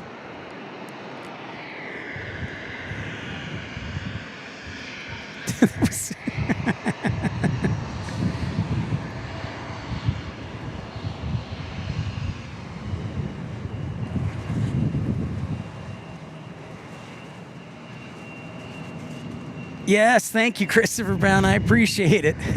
I'm really hungry. Well, I know there's a couple other streamers who are big time players who are on.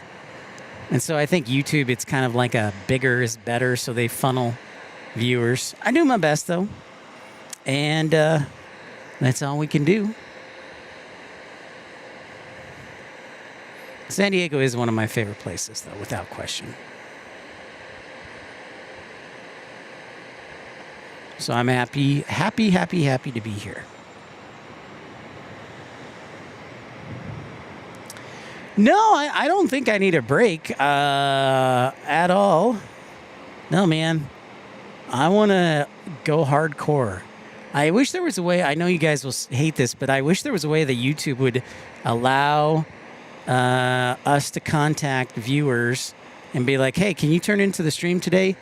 You know, and invite people. Because that's what I like to do. Steven says, hi, Pip and chat. Are any of you into flight sim? I'm not, but I enjoy watching it on YouTube, learn a lot. If anyone is interested, check out Captain Canada. I am into Flight Simulator. My computer is in storage right now. Hey, we got a honker. Oh, boy. We got a honker. Dang it. Now that I don't know what to do now. This is going to take a lot of research, a lot of visits to San Diego. Yeah, man, I'm dedicated. I said to myself, doggone it, if I only do one live stream this week, I'm going to make it count. And so, yeah. Nope, I am prepared. I have charged everything I can charge. I've taken steroids.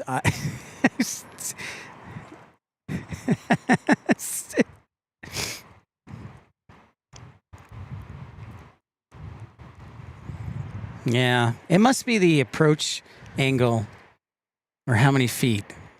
It's just so bizarre. Cool, but bizarre. How bizarre.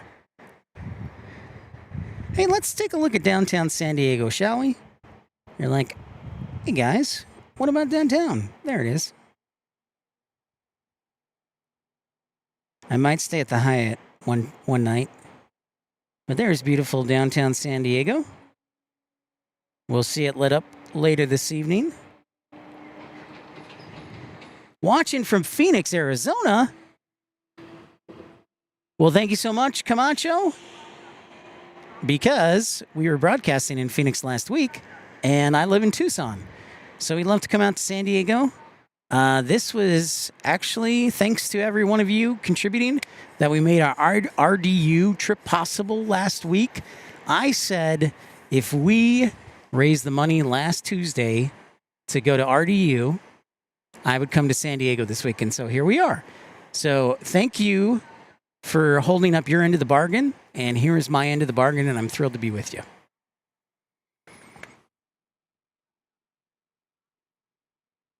Is that an optical illusion, or do planes always come in a sideways slant?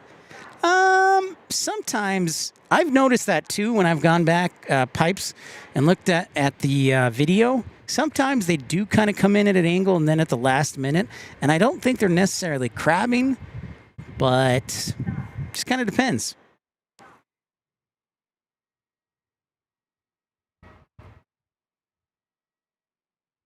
Petco Park, PSA Steve, we cannot, unfortunately. As you know, it's probably like on the other end of downtown, and so all the skyscrapers kind of block it. So I can't really see it that well. I forgot my jacket. Whoops.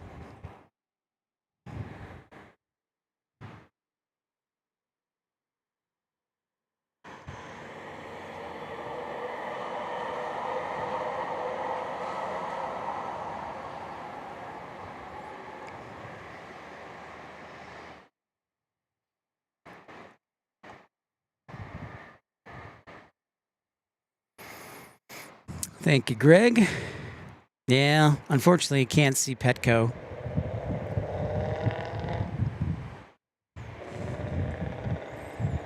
I think I can take off my sunglasses now, maybe. Christopher Brown asks, am I into military aircraft, C-17, C-130s? I'm learning. I would say probably my weakest area of knowledge is military aircraft, so I'm definitely learning. We do get a lot of military aircraft, which has been helpful for me, Christopher Brown, in learning about military aircraft. So we have, let's see, aircraft that have landed in Tucson while I've been there have been the F-35, F-18, C-27 Spartan, C-130, C-17, F-15, F-16, T6, the Gulfstream Compass, the EB-37. What else? Oh, the Harrier jet. It was like my third week at work. The Harrier jets came in. That was pretty cool. So I'm still learning. That's right, Steve. That's right, Steven. Midwestern Tough. Midwestern Tough t-shirt and shorts. I've said, 40 degrees or like 35 is shorts weather. So that's a big difference.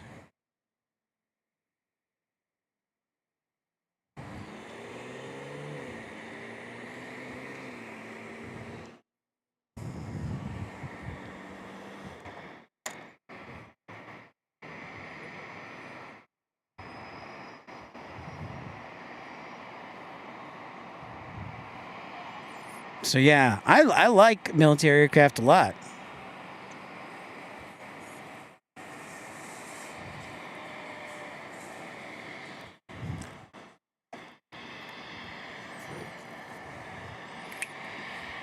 Kevin Kelly, Pip, I'm back with my question. What was your question, Kevin Kelly? That is a Hawaiian Airlines A321neo. Meanwhile, we've got a 737 landing here Southwest Airlines 737 700. No honk. Oh, man. There goes the battery. Stand by.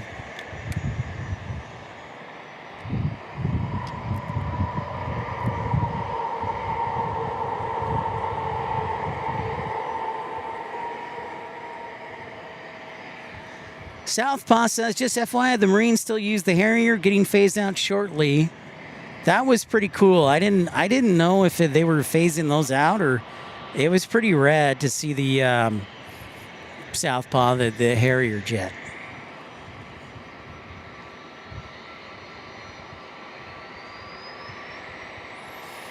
I've heard rumors that Tucson is going to be getting the F-35s. I don't know if that's true or not.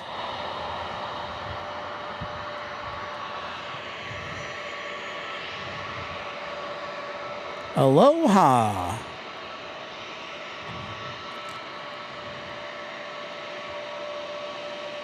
Pipe Organ says you could do a live stream at the Frontiers of Flight Air Show at McConnell Air Force Base in Wichita in October. Oh, I love Wichita. I'll have to make a note of that. Thank you very much for that. Pipe Organs? That's a great suggestion. I always like going to Wichita. All right, so this is going to Honolulu on Alaska 903. Again, we're in Alaska territory now, no longer Hawaiian.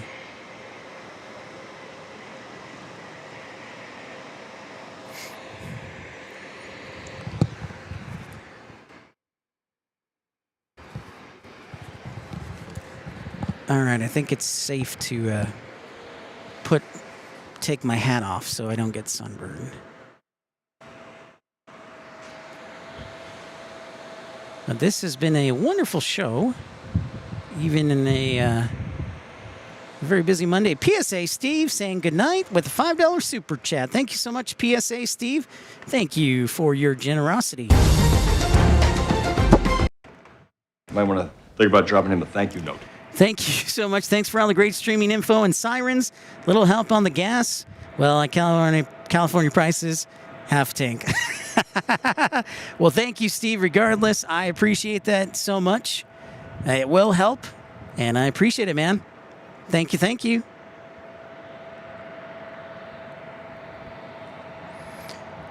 Well, Aviation Cat says that is a long trip for an A321neo.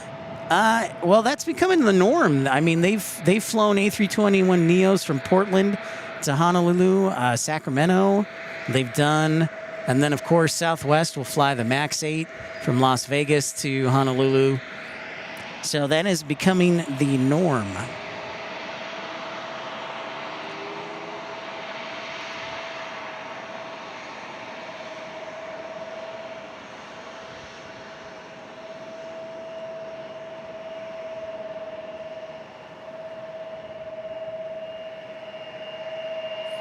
Here we go. The lights start showing up on the runway. That's the good stuff right here. It's like a Christmas tree.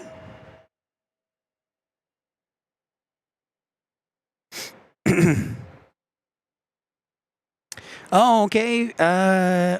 When is British Airways bringing back the A380 to DFW? I don't know that they are. No, that's not true. I think they are in the summertime. But I'm not sure.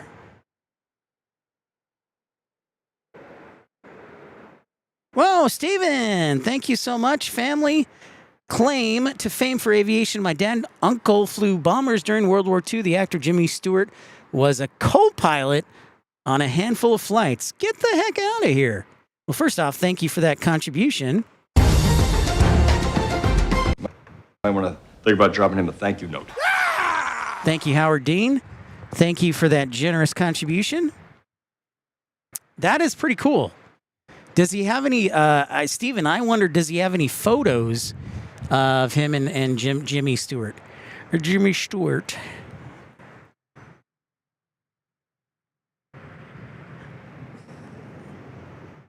That would be really cool. Next arrivals here in San Diego, Alaska 224 from La Hui on a MAX 8. There you go, Aviation Cat, a single aisle going to Hawaii. Then it's SkyWest 3220 from Austin. That's right. Camacho Southwest does have direct flights to Hawaii as well. Whee!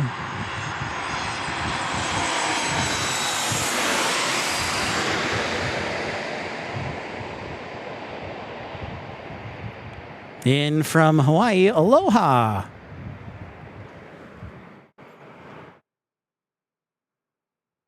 Aloha.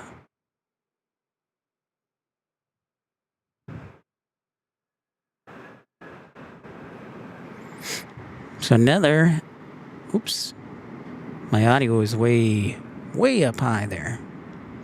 Sorry about that. Jerry, Pip, change of plan. We'll be knocking down pints at the British pub in Little Italy. That sounds good. That's a better plan. I like that. I like that plan a lot. Cheers. That's right. Okay, more education, aviation knowledge. As I slur through my words. Education knowledge. What are those lights right there? What are those lights? Those red lights? Why? What are they? Can anybody tell me what those red lights are? Pipe Organs, Weather and Jets says, that's cool. My grandfather actually helped build the P-38 Lightning fighters. What? That's amazing. Camacho, I flew in a Pan Am 747-100 from Guam to Honolulu, LAX in 1979. Dang, that's pretty amazing. So yeah, who can tell me what those red lights are? What are those?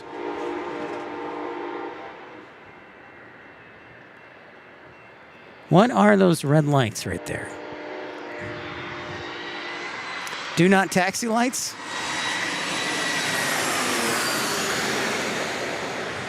You guys got all the cool stuff.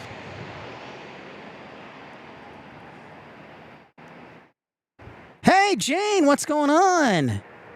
Made 2 trips to Tucson. Wow, you were busy today, Jane. So nice to see you regardless, Jane. Steven asks, are those red lights to help out when a pilot is coming in for a landing? Yes. That is correct. But they are for specific purpose. Those are indicating a train horn is going off. Not quite, Southpaw. Good guess, though. All right, so I have to get in my World War II grandfather story. My grandfather worked in Los Alamos and helped build the atomic bomb. So there's my war story. My mom, on her birth certificate, was born in a P.O. box. That's how top secret it was. My mom's birth certificate says P.O. box, yada, yada, yada. That's how top secret it was. Stephen Elias, those red lights are for the private jets at Jim's Air. Not quite. Kevin Kelly says British Airways will come back with an A380 in 2026. Stephen, yes. Okay, so these red lights are called PAPIs. PAPIs, Precision Approach Path Indicators. And PAPIs, with these lights, you can't really see it. I wish you could from this angle, but from the pilot's angle, I've sat in the jump seat, you can see it. But the PAPIs are designed to make sure you're not too high, too low, similar to VASIs. And they are designed to line exactly to make sure the pilot has the correct glide slope. So if you do, 2 white, 2 red is ideal.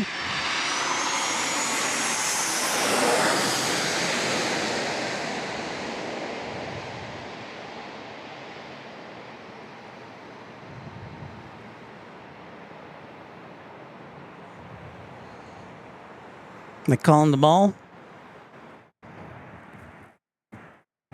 Old Man Barbecue, 2 red, 2 white, tells them they're in glide scope. That's right.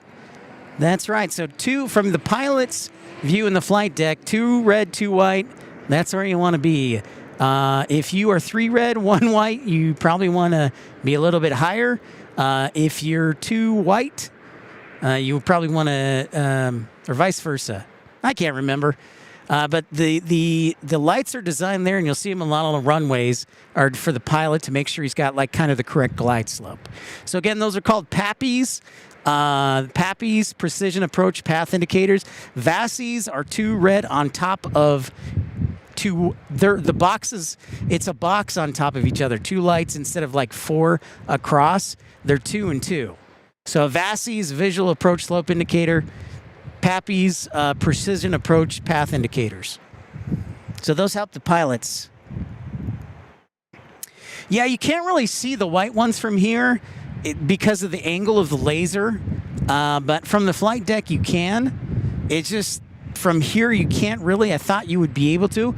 Even when you're standing right next to PAPIs, you can't see the white and red. The laser on how the angle is shot at a specific degree, so we're not in that range.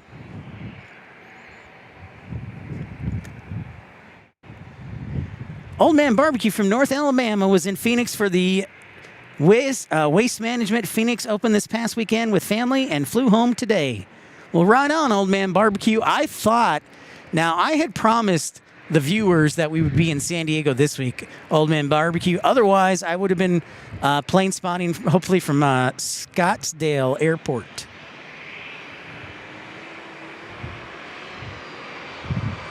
Oh, you're referring to a ball on an aircraft carrier. Yeah, that would make sense. Nothing polished, that would make sense. We got ourselves a CRJ Air Canada, which means we got those friendly old Canadians.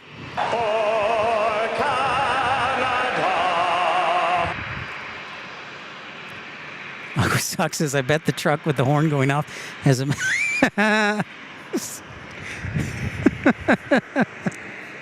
Thank you, Aqua Sox.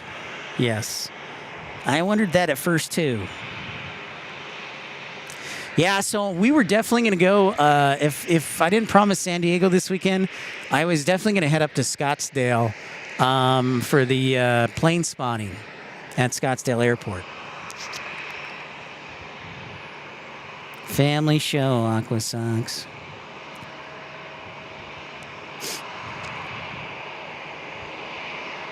Thank you, everybody, for tuning in, liking, and subscribing. Appreciate all of you. You guys rock. Gals rock. Jane asked, I saw your question. Have we missed anything? The only thing you missed was really my 2 favorite was the ATR and then the 777 from British Airways that set off the car alarm. So those are my favorite. And then we had a couple of 757s from Delta, but surprisingly no Japan Airlines today. So, next arrival will be a Phenom 300 from San Jose to Cabo. Man, a lot of people come back from Cabo San Lucas. Then it's Southwest 1592, a Boeing 737-800. And I can feel the air, the fog rolling in, the clouds rolling in. It is moist. I can feel it on my fingertips. I bet you I will have condensation on my suitcase. Thank you, Steven. Yeah, we're almost at, we're getting close to 7 hours of broadcasting action today. I feel like I put in a full day's work. Even though my job, I do 4 10-hour shifts, which highly recommend if you can get it. Excellent question, Jane. Either the noise or the waves or the wake vortices, Jane. That's what we're trying to research, Jane. We're doing a scientific analysis here.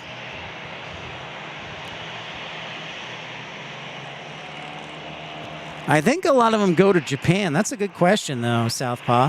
Where do people in Hawaii go for vacation?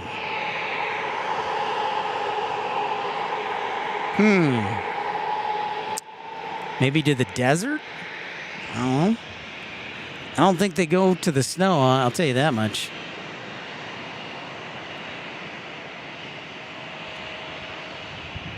Yeah, there you go, man. Las Vegas, the desert.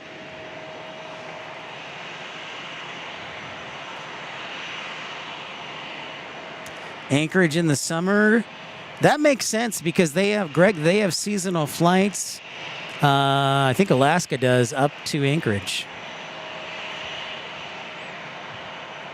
It is odd, Jane. It is very odd, which is why it was so interesting.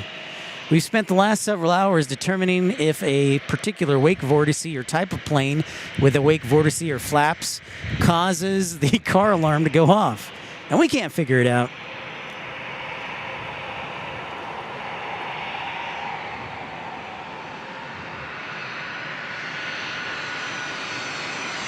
Exactly.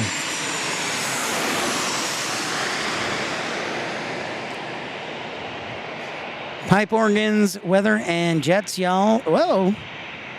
A little correction there.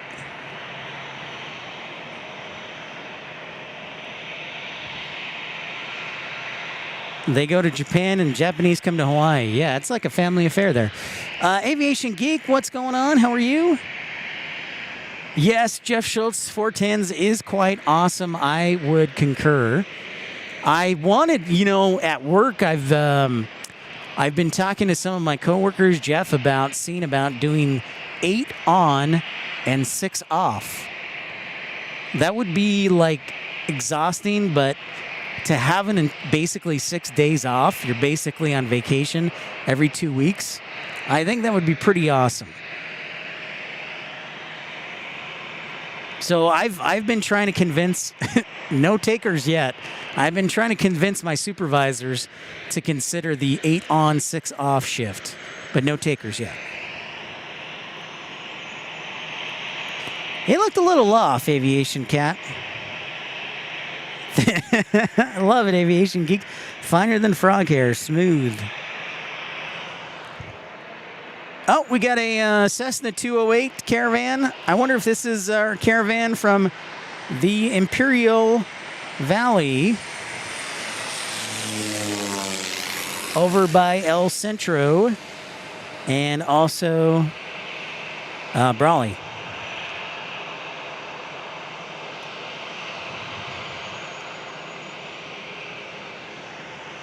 Parker, what's going on, man? What a dumpster fire of Super Bowl. I feel like the NFL owes me money. Well, I guess I can say I was fortunate, Parker, that I was driving the entire Super Bowl to San Diego, so I couldn't watch. So I guess I can say consider me blessed. By the way, Parker, I haven't had a chance to respond to your comment, but your comment about Biwi, I died laughing when I saw it, so thank you. That was fantastic. And I love the good folks at Biwi. And they got great plane spotting park.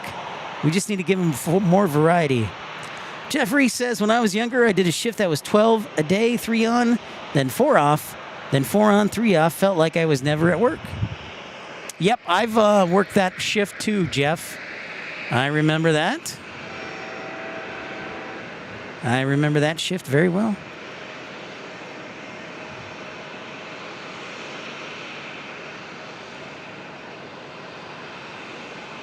You'll have to go back and look at it, Scott. And Scott, I appreciate you defending Biwi. You're a good man.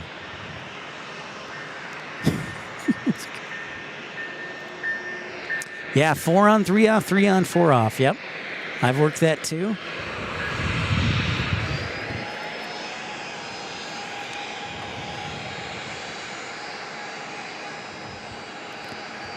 Next departure, Southwest 2332 to Reno. And it's fabulous. Reno, the biggest little city in the world. Oh, but if you do go to Reno, I highly recommend, if you're somewhat in shape, going up Rattlesnake Mountain and plane spotting from Rattlesnake Mountain. It's a gorgeous view and isn't too long of a hike. So definitely recommend that.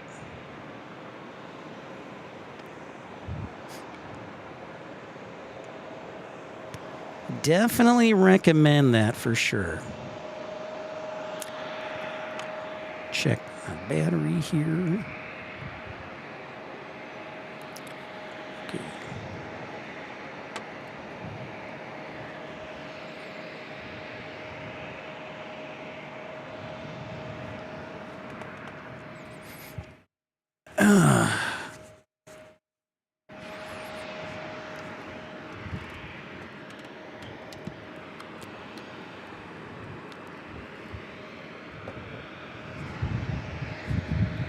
Our shows won't be as long in RDU just because I can't bring my big batteries on the plane with me. So we'll probably be 6 hours though. Aviation Cat, loved my 312s, then COVID happened. Whoa, you had 312s? Nice. That's pretty sweet, man. 410s are the best, Jeff Schultz says. I think there's definitely some truth to that. I'm going to go grab my regular eyeglasses. Excuse me for a second.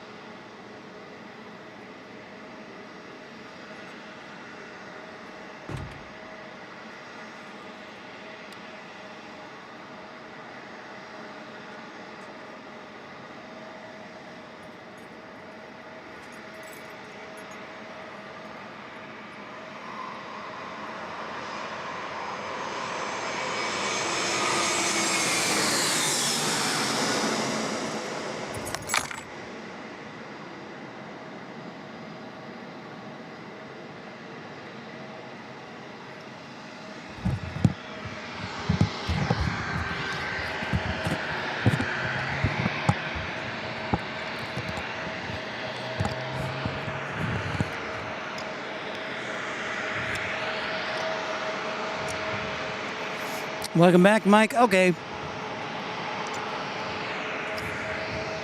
I need water at least.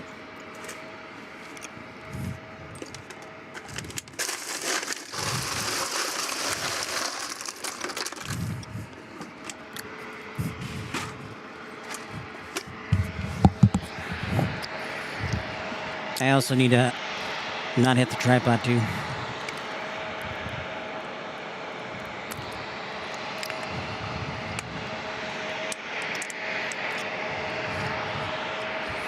All right.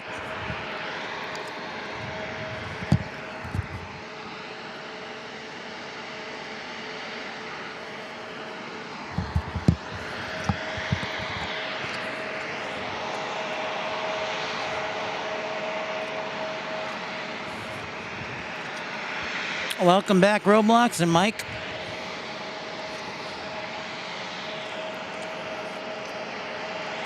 Hope you tune in to Nightfall here. One of my favorite places. Next arrival will be private G280, a Gulfstream.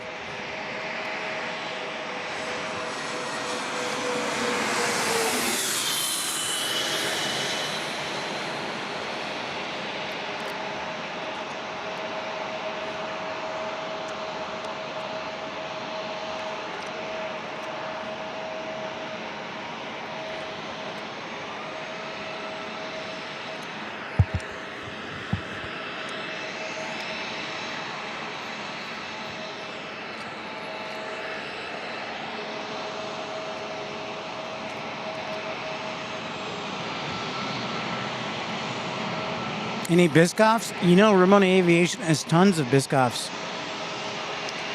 Mike Wick, I would love to come to Toronto. You know I would. I've been to Toronto twice in my life. Once for a baseball game and once for family.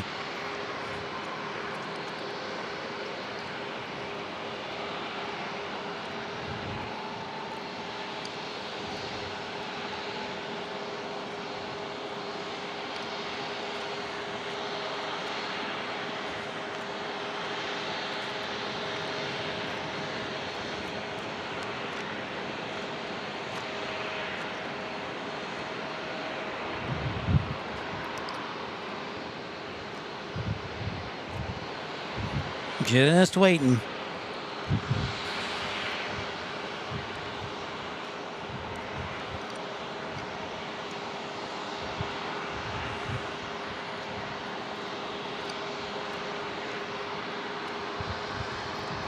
Kip, what's going on? Still watching from Connecticut with a nasty cold. Thanks for the long show. Great entertainment. Well, feel better, Kip. Thank you, thank you. I'm glad you're here with us.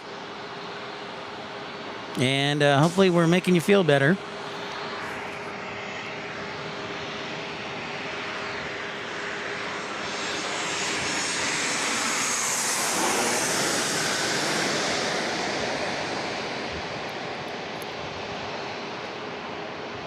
This is not a G280. Whoops, flight radar malfunctioning there. This is not a G280.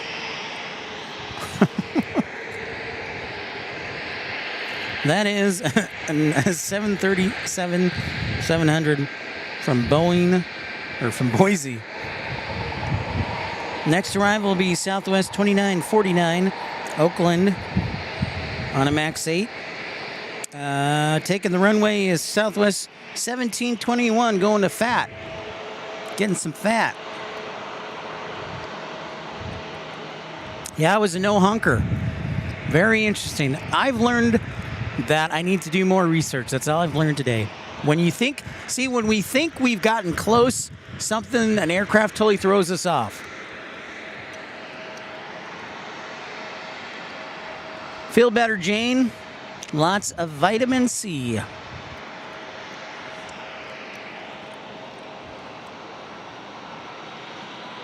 (5:45) Pacific time. That means it's 6:45 Mountain, 7:45.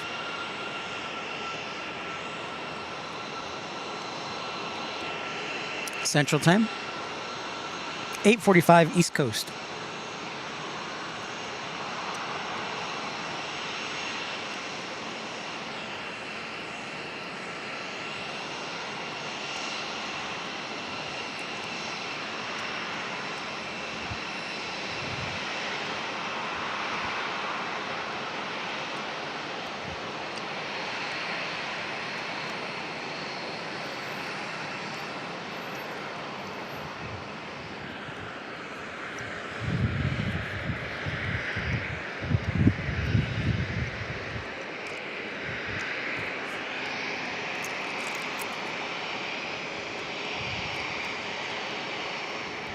Morse coded, maybe. Christopher Bound says, so at the airports, they close one runway to do maintenance and keep others working. What do they do in San Diego? It probably needs to be overnight work, Stephen. That's a great question. I was thinking about that, and I was going to reach out to the air operations people because I wanted to know. I was like, hey, guys, what do you do here? Well, being a little off center line, it is 200 feet wide, so that is a good thing, Mike Wick.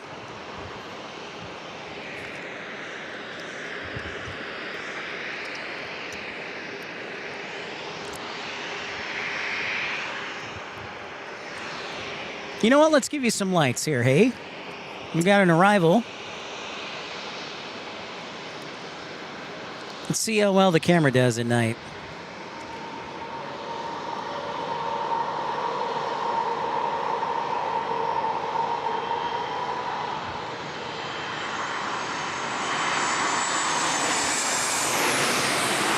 Max attack.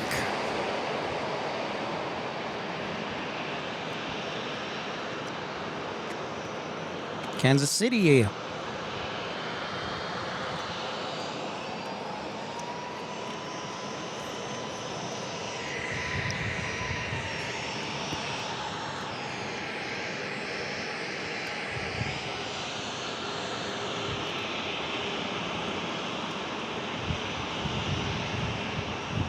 All right, now we're going to, are we going to Fresno on this one? No. We're going to Sacramento on this one. There we go. Next arrival, Alaska 1447, Chicago here, 737-900. JR says the Super Bowl was fire.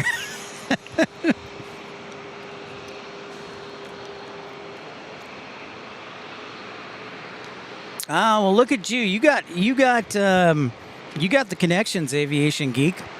Well done. Well done, sir.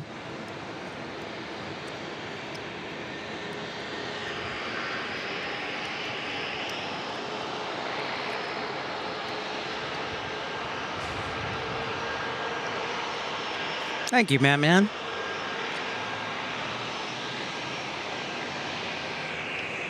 Quality moderating right there, my friend. So those lines in the touchdown zone, those are the high-intensity runway legs for the touchdown zone right there on either side. This is San Diego. Welcome in, everybody. Don't forget to like and subscribe. Thank you so much for being a part of the action.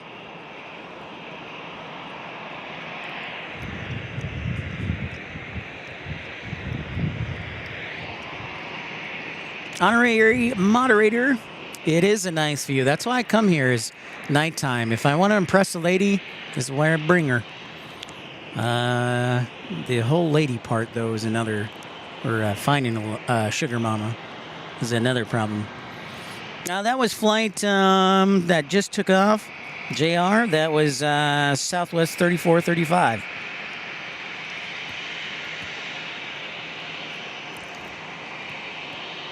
Oh, dang. I'm the captain of the Copa Airlines flight coming in from Panama City. So lucky you. We're filming on my first time flying into San Diego. Best regards. Awesome. That's fantastic. Congratulations. I actually think, Steven, they get a bonus if they get it in the touchdown zone. That's awesome. Glad we could catch your landing.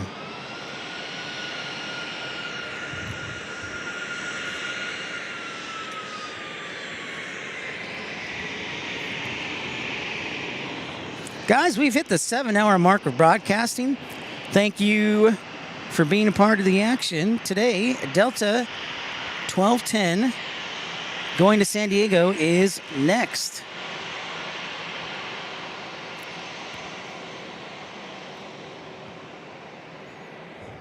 This is, or not going to San Diego, going to Salt Lake City. This is going to Salt Lake City. Sorry, folks. I've been broadcasting for 7 hours. I'm a little loopy. Just a little bit, though. I'm doing all right. I'm hanging in there. I definitely will probably sleep well tonight. At least I hope.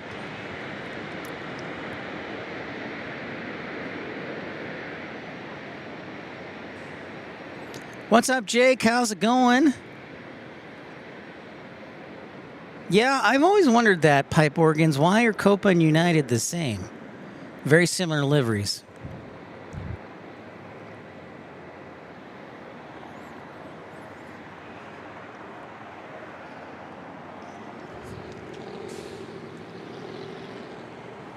Yeah, Jane, we've been broadcasting for 7 hours today. My personal best, I think, is 8 hours and 3 minutes, which means we are just 1 hour away from breaking the record. If I can't get the likes record, which I don't know what happened, we were definitely on course. We can at least set the broadcasting record. At least. Texas girl, how late are you staying live all night, Texas girl? I think 9, either 8 or 9 o'clock. Depends how much energy I got left. But we still got plenty.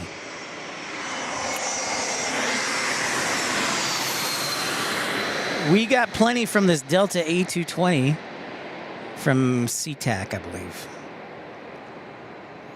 That's a cool light scheme right there, right at sunset.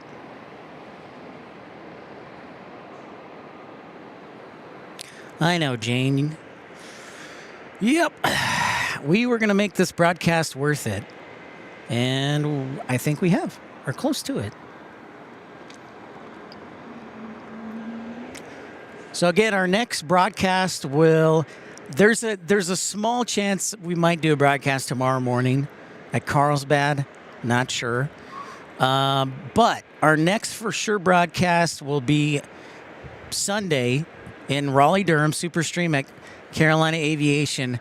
We will be broadcasting on his channel, and which is great because I can just sit there and chill. No, but I said that he could have the Superstream, and then I hope you tune in to my Monday show, and I might, depending on how tired I am from my flight, might do a Saturday night show as well.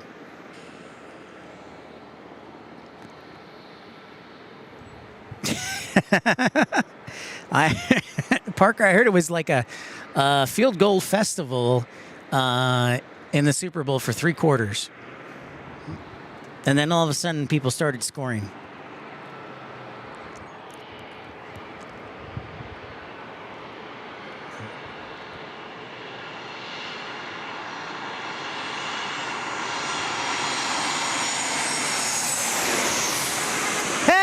We got a honker, and we got some ribbons. Look at that. That's just an artistic shot. It is very moist. A lot of humidity in the air. Charles, how are you? Charles, good evening. Welcome to San Diego. I'm Pip. Nice to see you again. Welcome to episode 397.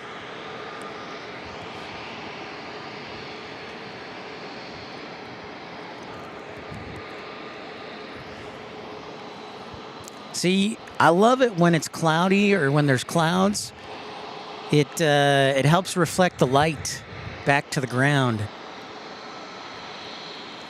Yeah, that's been a while since a honk.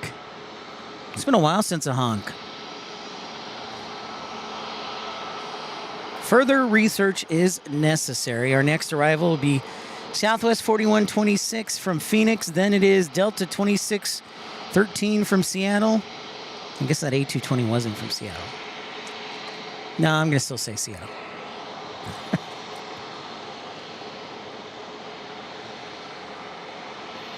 Yeah, that was a nice vapor trail there, sir. Very nice. So we got Frontier, and then I do believe we also have Alaska Max 9. Hey.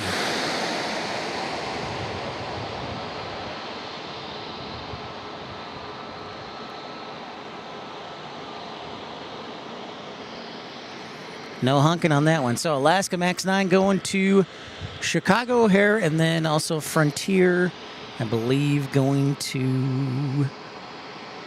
Wait for it. Salt Lake City. Charles asked a great question. Which runway are they using?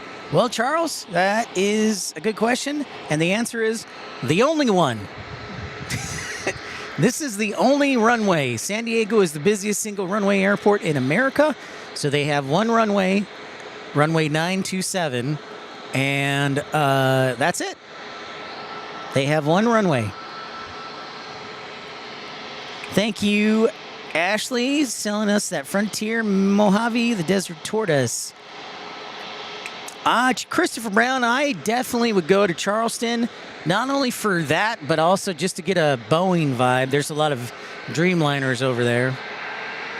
A lot of cool stuff. This is like a little, again, it's SR-22.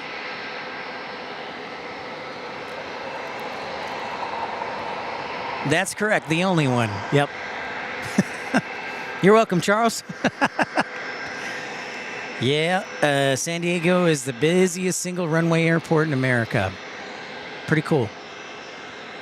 So I never have to worry about which runway the action is going. I'll go into this one. They're actually taking off to the west. Charles, runway 27 under normal conditions. They will typically use runway 9 when it's low visibility or there's weather.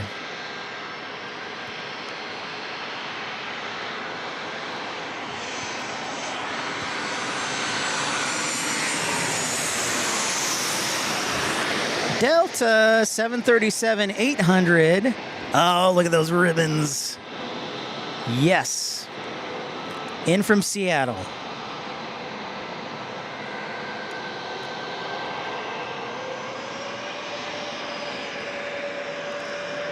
And we're at the top of the Laurel Street parking garage. $20 to park here for 24 hours.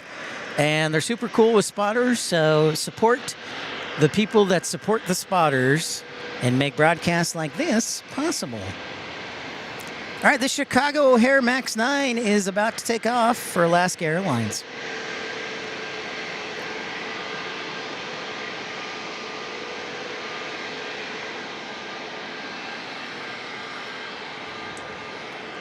Wow, that's an old 737-800, Ashley. Thank you for that. 460 likes. Still on the hunger strike. No, I gave up on the hunger strike, Matt. Man, I just said, you know what? We hit the wall. So somehow, some way, we may not hit 600, which I don't know, man. Wires Wacky Fan, hello from the UK. Sorry, it's been a while since I've been on. I am just in time for British Airways 272. You are. It has not taken off yet. So at this point, Batman, I've given up the hunger strike. I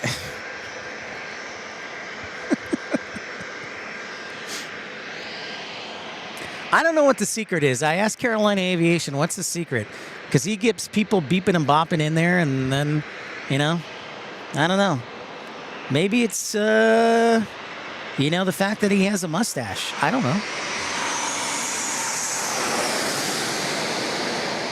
Whee! Oh, look at that. You got like a combo there with the wing, with the, what do you call that? Not the wing vortices, forget it. Clouds going over the wings. Hey, Steven, thank you so much. Look forward to have you tuning in more. I appreciate it, man. Thank you for your contribution. Have a great night, Steven. We'll see you on the next one. We'll see you in North Carolina. Texas girl asks, is this runway long enough for an A380 to land? I believe so, but I don't know if it's strong enough. But, yeah, I think it's long enough. It's about 9,400 feet, Texas girl. Well, let me scratch that.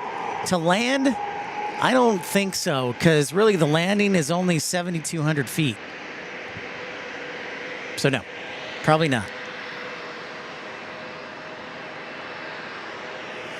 It is a little breezy off the bay there, Ashley.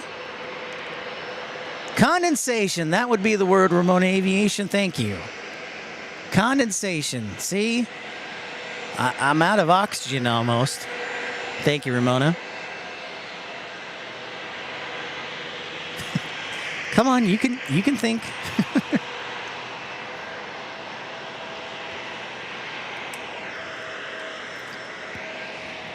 Condensation, that would be the word. Bird is the word. Ashley says the last big plane I've seen land here was a C-17 Royal Air Force plane. Wow. That is a big one, Ashley. Thank you. I remember, so I've actually, Ashley, I was here one time in like 2019 when they still flew the 747. Yeah, for sure, Jane. I think the A380 could land in Tucson, but I don't think our taxiways would allow it, honestly. Nah, I think we're not up to group standards. Our taxiways and runways are like Group 4. The biggest aircraft that we're technically planned for is like a 767. The 747 usually gets like a waiver, I believe. But yeah. I definitely miss the 747 British Airways, Tyler. Amen, brother. Exactly, Pipe. It would probably cause damage to the infrastructure. An emergency would close. Yeah, if it landed this, like, that would not. I would land. I tell you, I'd rather have the airplane land at Miramar than here. Yeah. Not to mention the ramp service. Exactly, Jane. We don't have gates to fit a 747 at Tucson. In fact, really the largest aircraft we can fit at a gate is a 757, so. I know, right, Ashley? Seems pretty intense for sure, but yep, they did it all the time. Michael Lashchuk, what's up? We were sharing the Antonov 124 earlier. He says, I've seen it land in San Diego. Very cool. I've also seen the Antonov land in Tucson, which has been cool. A couple times, actually.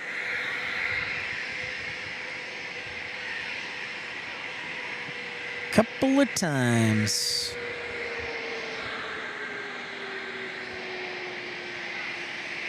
Next arrival is Southwest 1291 from San Jose on a 737-700.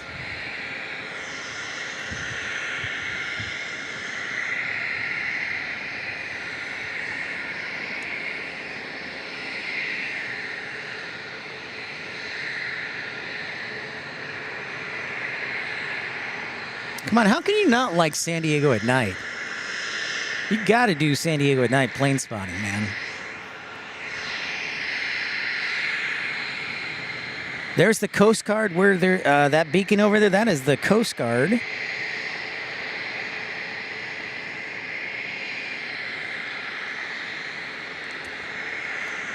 I mean, it's just a beautiful layout. Look at that, see? You gotta give it up for San Diego as always.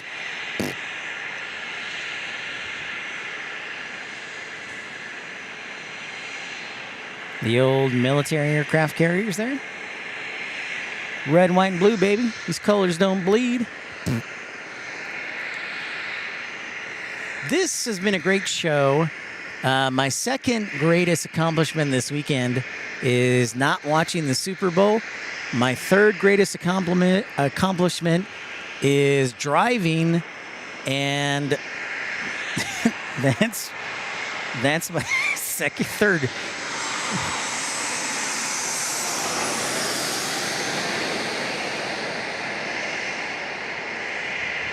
Here is our San Jose arrival.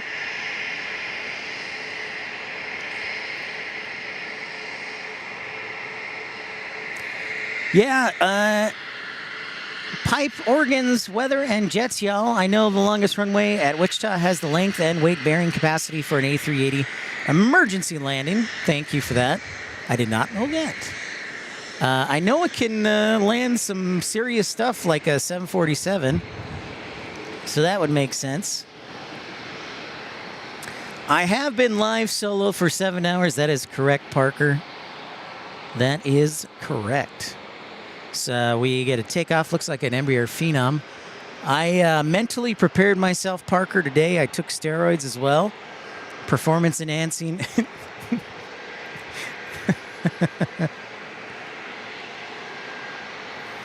Sounds good. Yeah, Texas Girl, I think we should be live for at least an hour longer, if nothing else, to break our all-time broadcasting mark.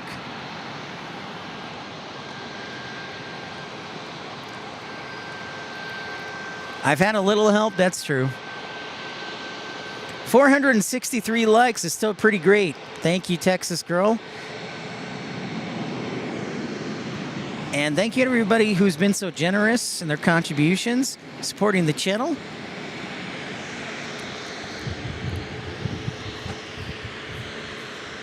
We've pretty much covered like almost an entire day in San Diego.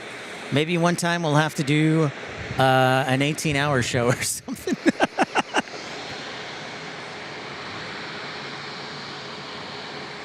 Landing at San Diego, according to Wire's Wacky Fan, must be cool. Cool looking over, landing over downtown. It is.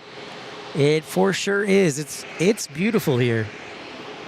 This is why, you know, you got to make San Diego nighttime spotting part of your journey.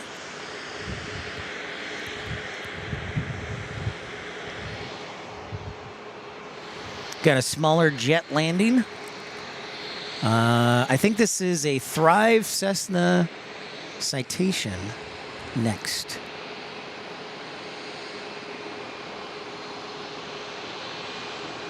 Yep, Texas Girl, absolutely. This is the spot. This is the spot.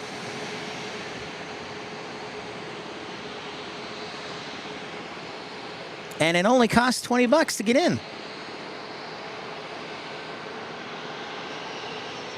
So that's a good deal.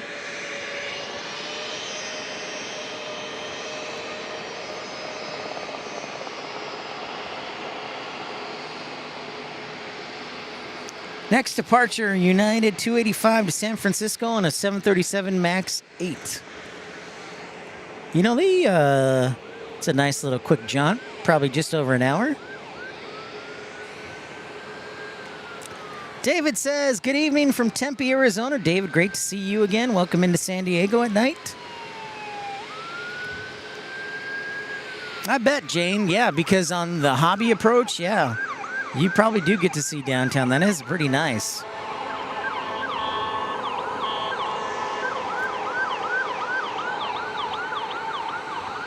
An ambulance.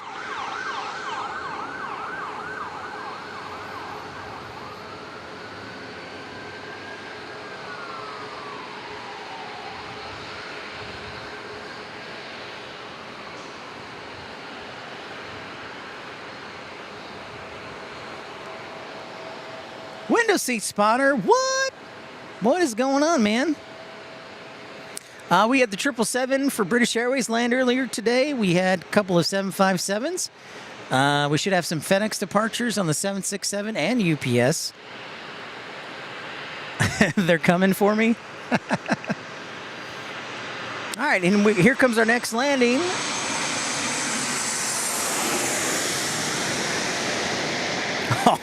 Oh, fancy, man. Fancy. Look at that condensation. It's like watching a gymnast floor routine. That is dope.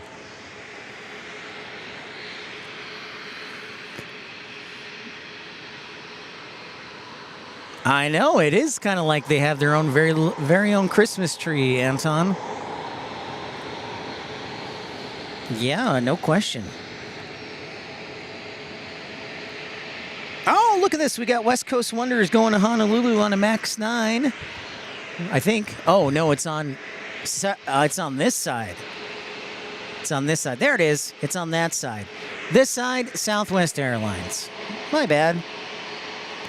SD Tyler says, FedEx Cessna Caravan coming in next. Thank you. Thank you.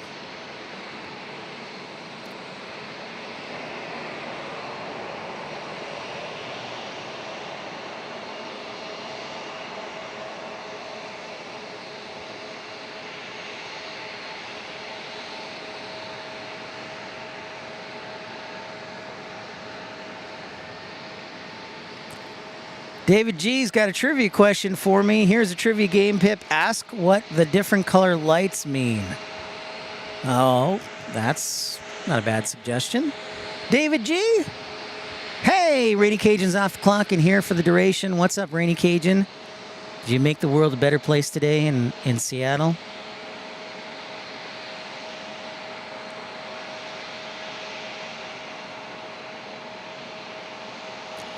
Random exploring, calling the turn and burn.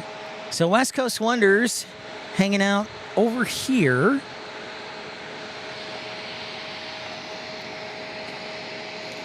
Next arrival is, yes, the Cessna 208 Caravan. Behind them is Southwest 3131, Denver to San Diego on a MAX 8.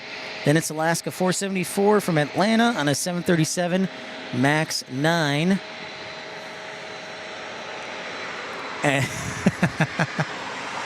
Yes, it would, Parker. It most definitely would require a co-host and porta potty.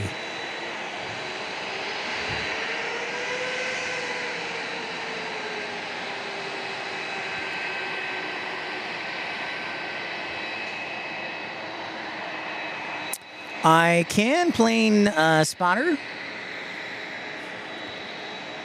I do sometimes. Sometimes I don't. Keep it fresh. But I'll be happy to do it for you. So Parker, I think I could do maybe 12 hours would be the max. But yeah, I would need a co-host. I don't know. Maybe I could do it like if somebody covered my equipment while I used the facilities, that might work.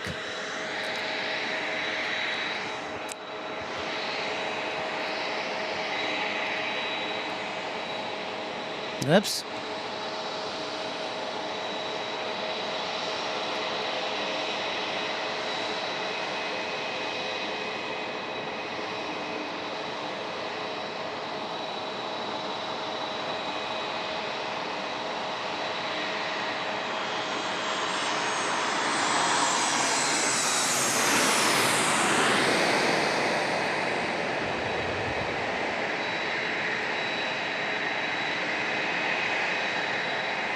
Condensation gets lit up by the beacon. That's pretty boss right there. Pretty boss, man.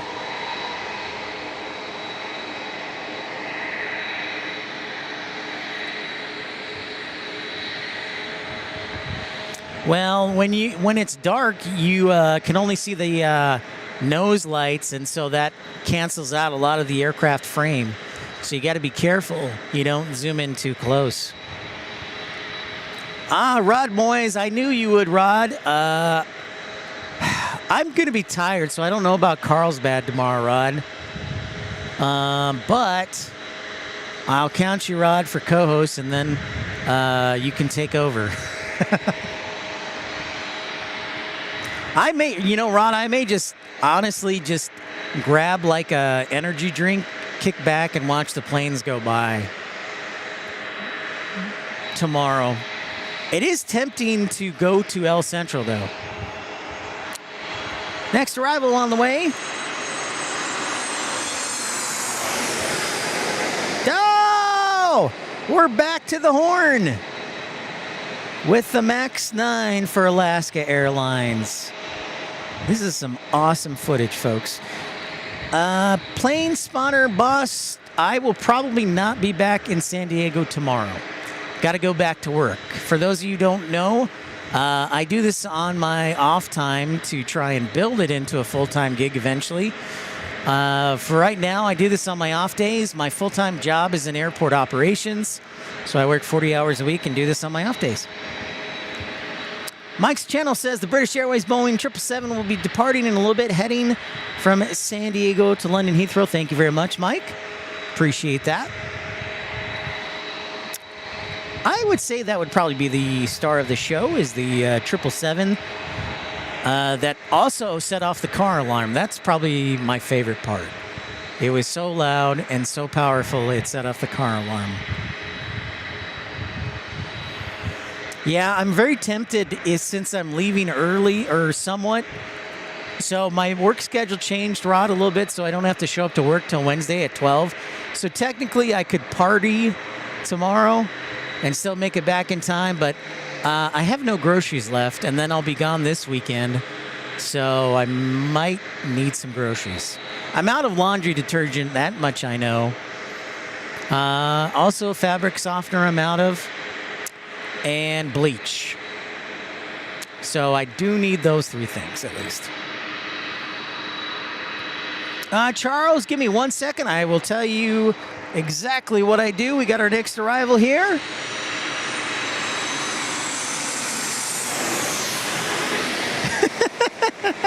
Another hunker. Oh, look at these ribbons, dude. Come on, this is sick. This is so awesome. And a little wiggle tail there. All right, so Parker asked, I'll answer that question first. Parker, did you ever get Starlink working, or has that been scrapped? For now, it's been scrapped. Parker, as we have the West Coast Wonders livery taking off. And Charles, I will answer your question. Just give me a second. Got a lot of activity right now.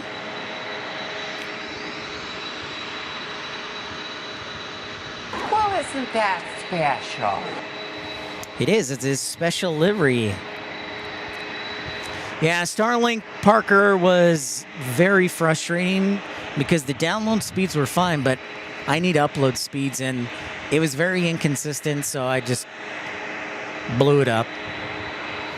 So for now, we'll see. But I certainly gave it a good try. I wanted it to work because it would have been a game changer, because I could have traveled internationally with no problems. I hear a 767.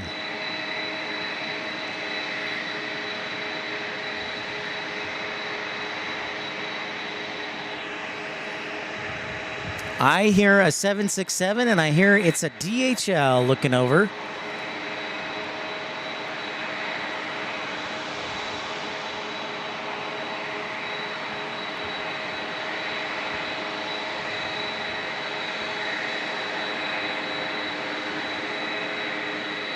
Dude, you can even see the condensation trails off of the wings all the way down.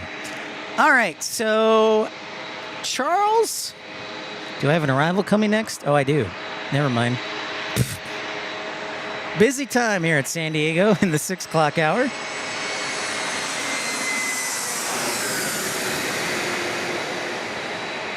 Alaska E-175.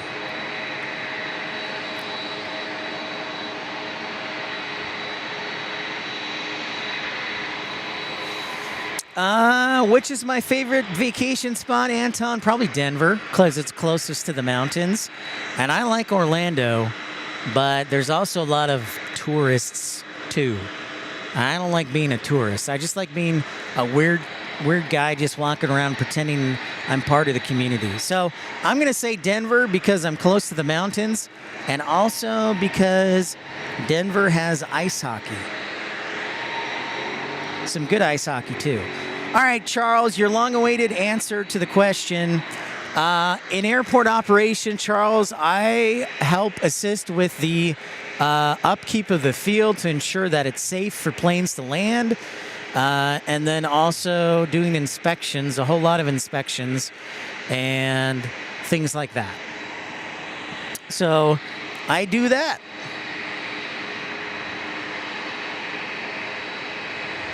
Dude, window seat spotter, we were in Seattle 3 weeks ago.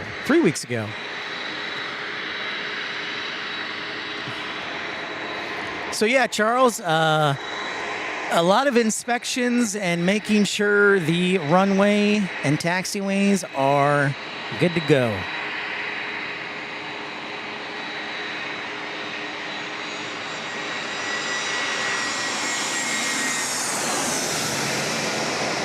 It is, yeah, for sure. It is a cool job, Ashley. Not as cool as this, though. I just have to watch all of these in slow motion because I'm getting giddy. It is a cool job, Ashley. Highly recommend it. You get to stay close to aviation. SD Tyler, it's funny you should mention the Tucson Roadrunners because I actually just purchased some tickets to go to the Roadrunners in a month. So yeah, I do.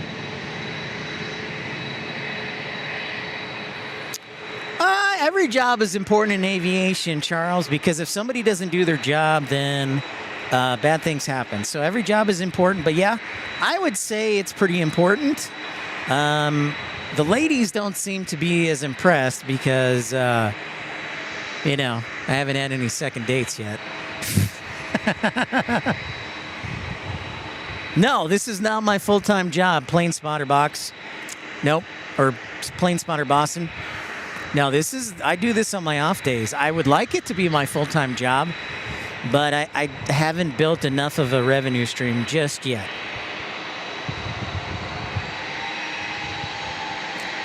Ah, nice. Rating Cajun. Well, good. We don't have to worry about broadcasting from the parking garage ever again. Ah, they'll be playing the San Diego Gulls. Nice, SD Tyler. Our tickets, yeah, I can't remember who we're playing, but I think it's March 9th. Thank you, Charles. I appreciate that. I will keep trying. Yeah, I do have 2 cool jobs. There's a lot of stuff I can't share. I would love to share, but they don't really like me sharing a bunch of stuff. So one day, I promise I will share a ton of stuff with you, but just not now. So yeah, I have a pretty cool job, and this is a lot of fun. I used to be in radio, so it kind of works well, communicating and aviation knowledge. I also was a flight dispatcher, and so yeah, a lot of cool stuff.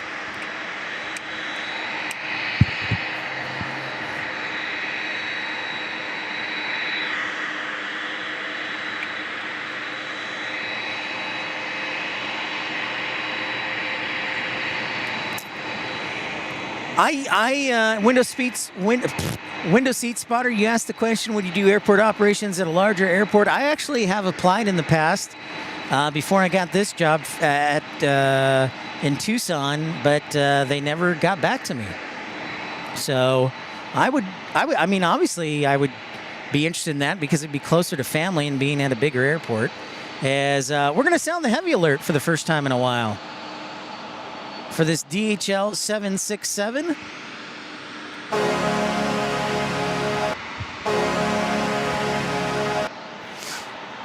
There's a lot of competition, Plane Spotter, so yeah, you got to be good with your stuff, and you got to be dedicated, and you got to be on top of things for sure. Yeah, window seat spotter, I would totally, if they said, hey, we're gonna pay you the same salary that you make now, and you can come work at DFW, I'd probably say, okay. Because, of course, I'd get to plane spot back in Dallas. I'd get to be near family. So, I'd definitely consider that.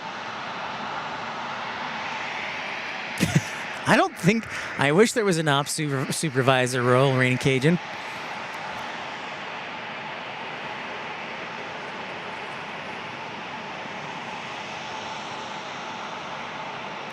The DHL plane, Ashley says, is 33 years old. Holy cow. It's almost as old as me, plus 10 years. All right, we got an arrival. So these 3 regional jets are waiting for our next arrival. So we'll turn our camera over here and see what we got.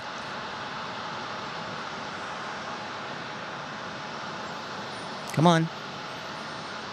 My camera's good at low light, but those lights are bright on planes.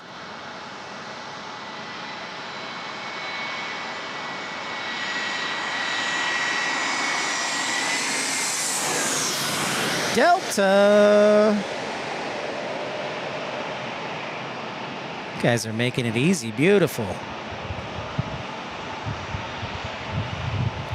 So we got wake vortices, condensation, ribbons, the whole shebang-a-bang.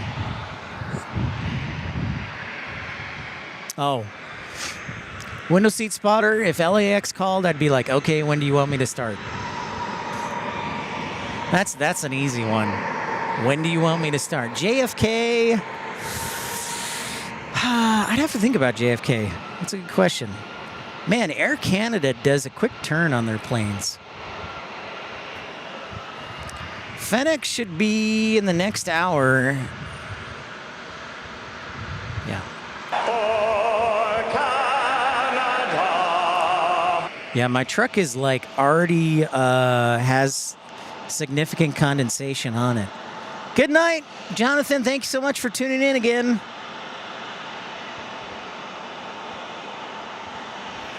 Yeah, I already got serious condensation on my truck, so it is a foggy, cloudy, moist evening here in San Diego.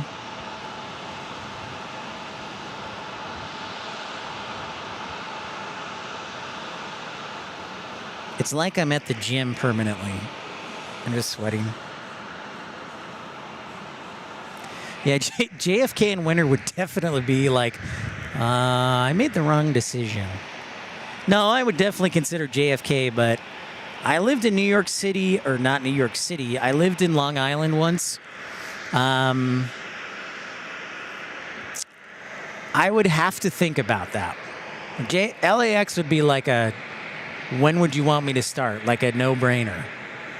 But JFK, I'd have to think about it a little bit. I would prefer Chicago O'Hare because that's where I grew up. Hometown.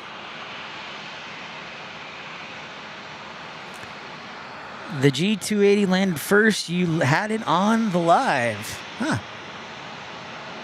Kelleher 4.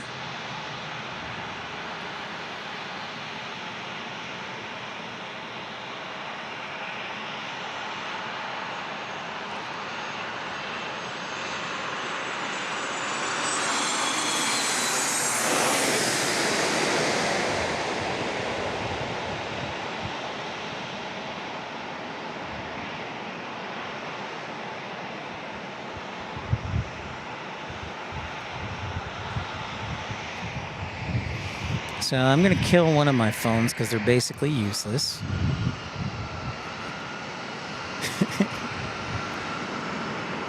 Yeah, my suitcase is all wet.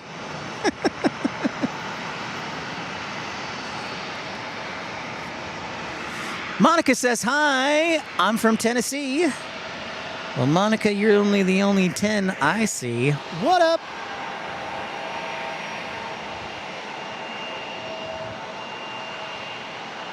Thank you, everybody, for liking and subscribing.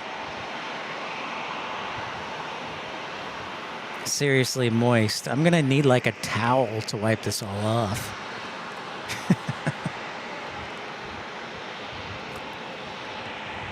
E175 taking off. I'm reading my mind. It's going to... I'm going to say Boise. I'm just taking a guess. I don't know. Whoa, Parker!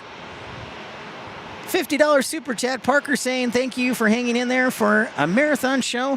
San Diego never disappoints. Thank you, Parker. I want to think about dropping him a thank you note. Thank you so much, Parker. I appreciate that, man. I am hanging in there, doing it for you guys. I'm actually doing all right. I thought I would be more tired, but I'm hanging in there, and that certainly motivates me to do a good job. Thank you, Parker. Appreciate you, man. Do you ever go on camera? I mean, I can. Right now, I just have one camera. The camera doesn't bother me. I was in journalism. So, our next arrivals will be right now. It is SkyWest 3002. This is in from Jackson Hole. Jackson Hole, Wyoming.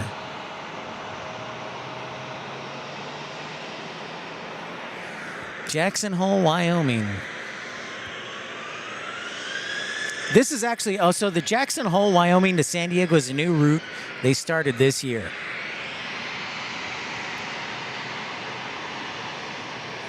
I mean, I can go on camera. I don't have any problem with that. You probably won't be able to see much of me because it's all dark.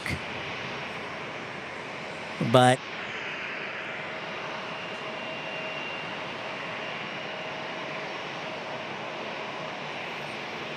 I'm a big fan of Jackson Hole or Jackson, Wyoming, so I hope that route succeeds. So United is our next arrival from San Francisco. This guy is headed to Paine, the House of Paine. What is up, Rigoberto Juarez?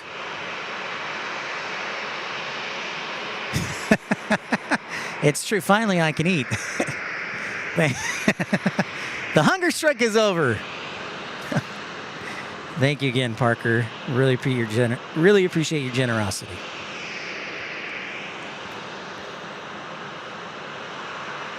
So we're going to Payne Field, Everett, Washington, the home of Boeing on this E-175.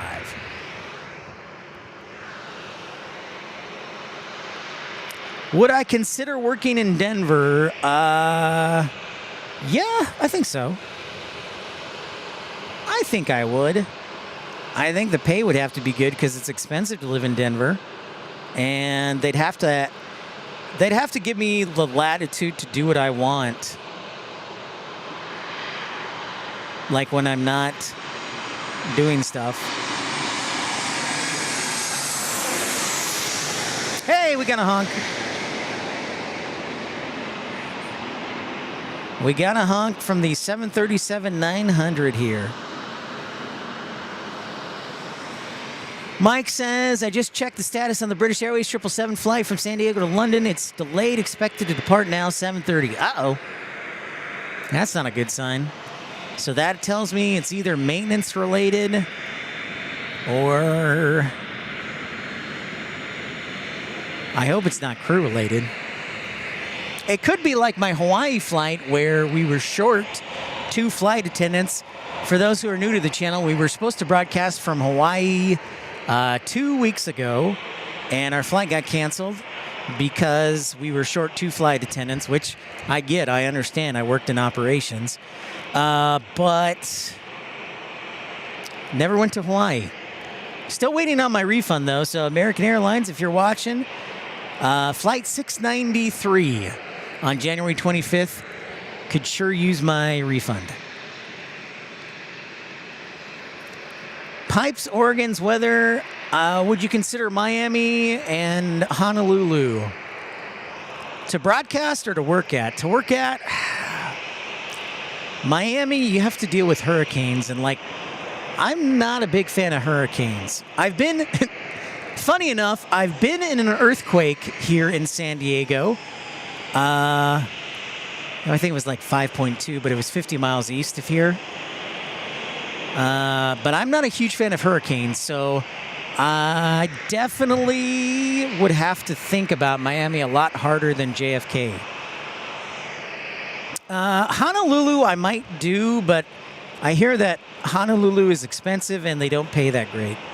So I think Hawaii would be out. We have a friend, Josh, of the program who works in Hawaii. So I would talk to him first. Yeah.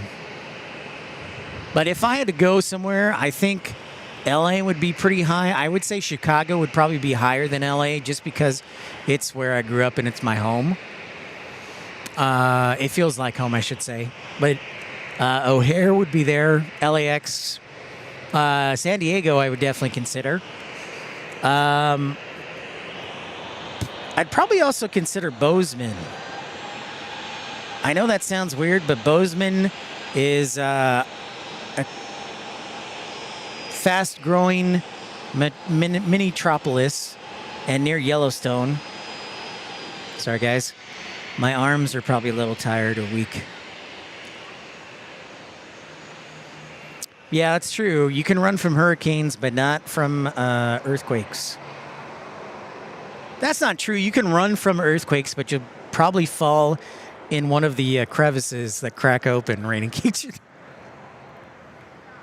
So I'm cool. I'm cool with Minneapolis. Minneapolis. I like the Midwest a lot. Yeah. Denver, I would probably say yes. Salt Lake City, I would say yes to. Seattle, I would probably say yes to. Charlotte would be a maybe. So yeah. Phoenix would be a no. Phoenix would be like a hard no. I have a hard enough time with the heat in Tucson, so going to Phoenix and being busier and 10 degrees warmer, that's hard no.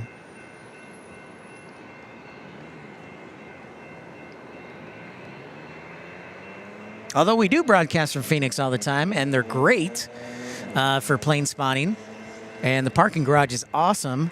I just couldn't handle working airport operations outside for what they pay. Dulles would be a yes. Boston would be a yes. Atlanta would be a maybe.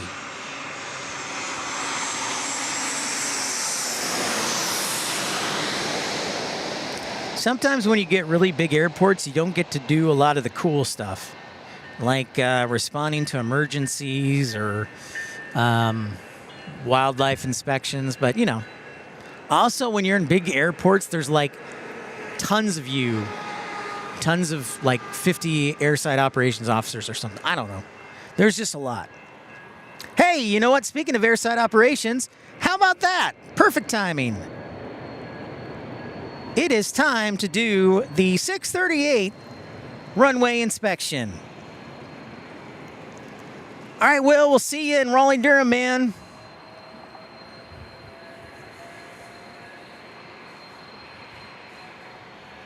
There's no really set time to do the runway inspection. They just have to do it at night and during the day.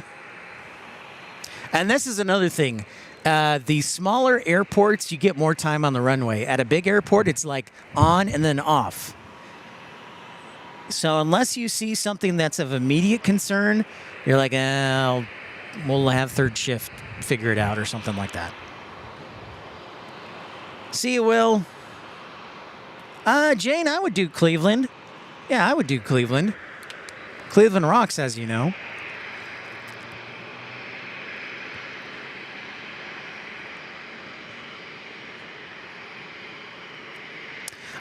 Indy Spotter, the Durham stream will be this weekend. The Super Stream will be this weekend, this Sunday. Both Carolina Aviation and I will be on the air. And I think he's going to try and catch me. And then I might try and do Saturday night and Monday. But yeah, Sunday, it will be Super Stream. And Charles, by the way, if you're still tuned in, that airside operations guy on the runway, that's what I do.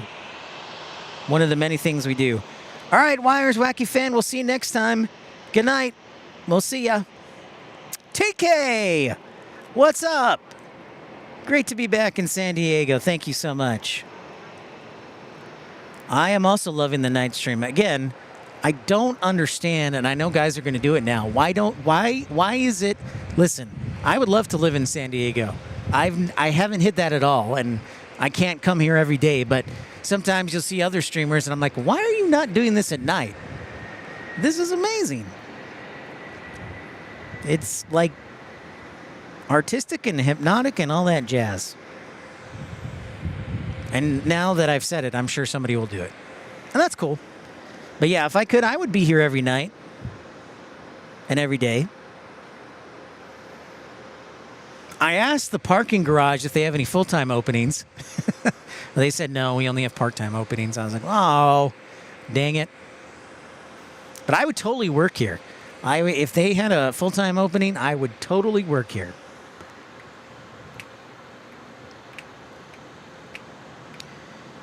Indy Spotter, I hope you enjoy Cincinnati and the weather is good for you, my friend.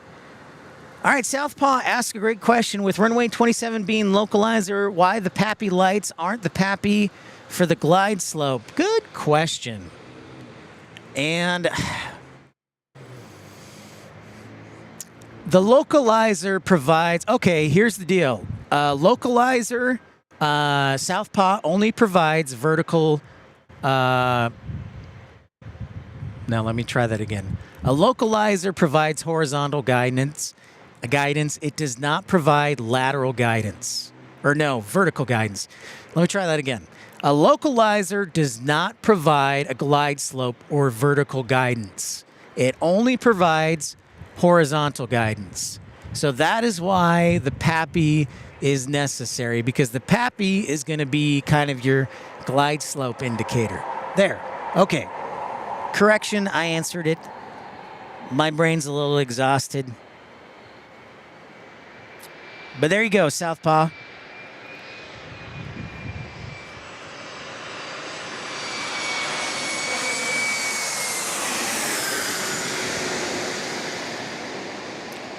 Ah, the ribbons. I'm just going to make a video of ribbons.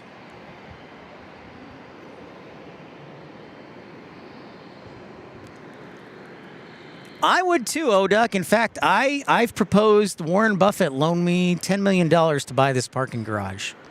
But I do think you lose something with not having a host who's knowledgeable or who's kind of has an eye on things. That's the only thing I would say.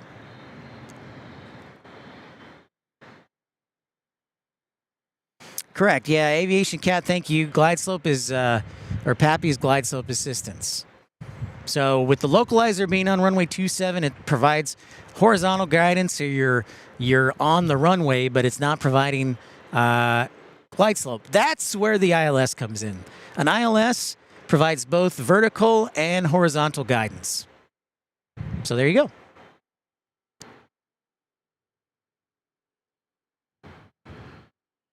Yeah, thank you, Oduck. With Pappy Van Winkle.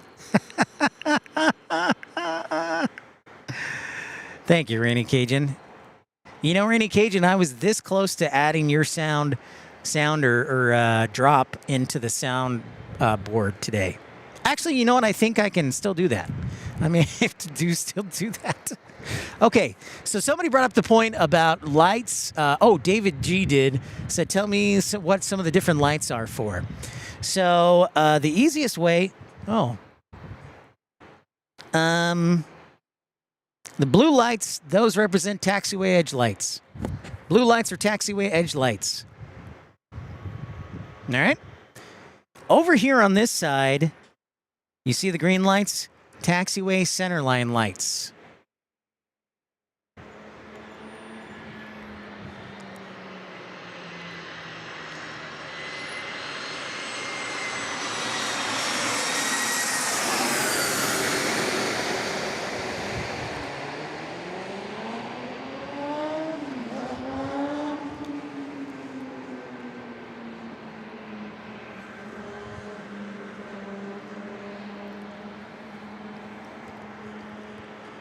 So yeah, green is taxiway centerline lighting.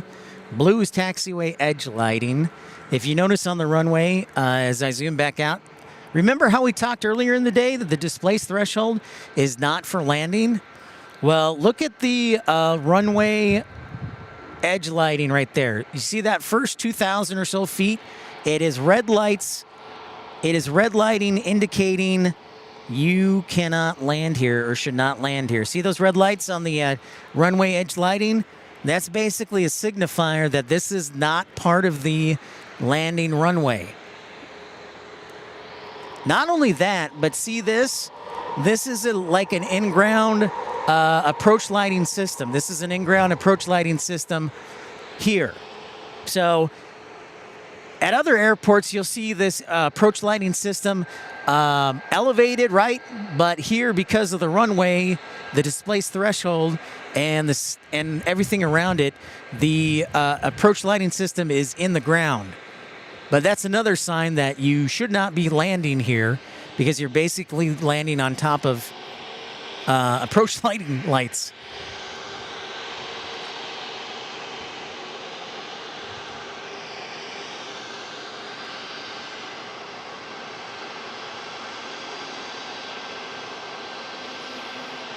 All right, our next departure here, Southwest 3418, San Diego to San Antonio on a MAX 8. Then it's Alaska 483 and a 737 MAX 9.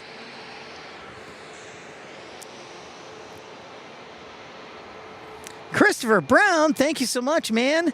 I'm going to make like a baby and head out. Well, thank you so much for tuning in. We'll see you in RDU this weekend. Yeah, cross your fingers. I'm healthy. I make my connections, and I wake up. Thank you, Christopher Brown, for your support, man. I appreciate it. You are awesome. You are awesome, sir.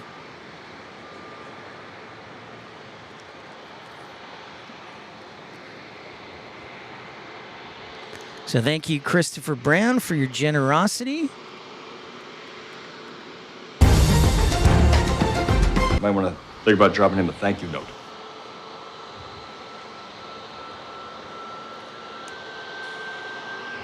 And this is actually one of my favorite runways because it's got all these little lighting elements that not all airports have. Like at Tucson, we don't have in-ground approach lighting system. We don't have a lot of things that they have here at San Diego, the high-intensity runway lights. Southpaw says, since we're in San Diego, I'll share a USMC boot camp story. Every time I saw a jet take off from here, I wanted to cry since I was stuck and couldn't go anywhere. Boot camp is right next to the airport, and it is. You cry. Well, Southpaw, thank you for your service, and we are grateful you made it through.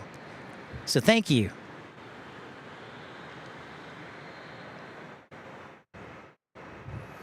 Yep, exactly, O-Duck. Exactly. Don Rumsey, I love visiting San Diego. Visited many times for conferences. That makes two of us, Don. I wish I could say I lived here, but we come every so often from Tucson, where I live. Sometimes to escape the heat, sometimes just to be cool.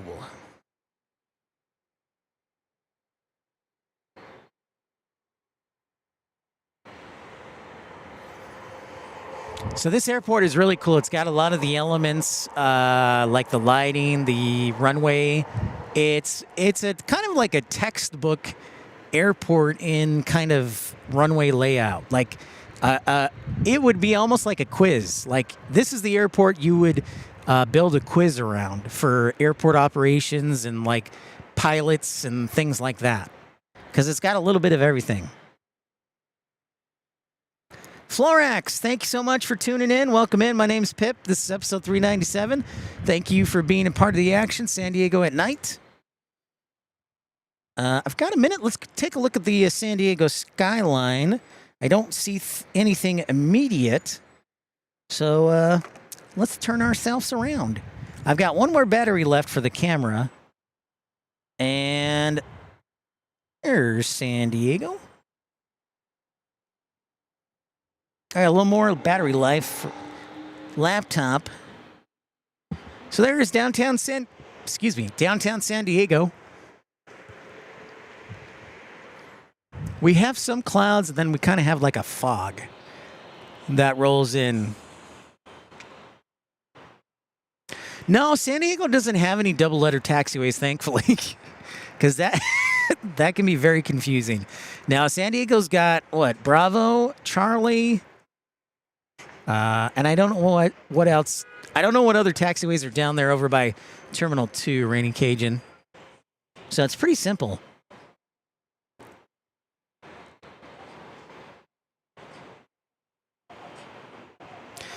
Love that. Love that. See, and with the clouds, it's great because the light reflects off of it. Looks super sharp. So there's downtown San Diego. As was mentioned, like the airport is in like the almost basically downtown, which you really can't say for basically most airports.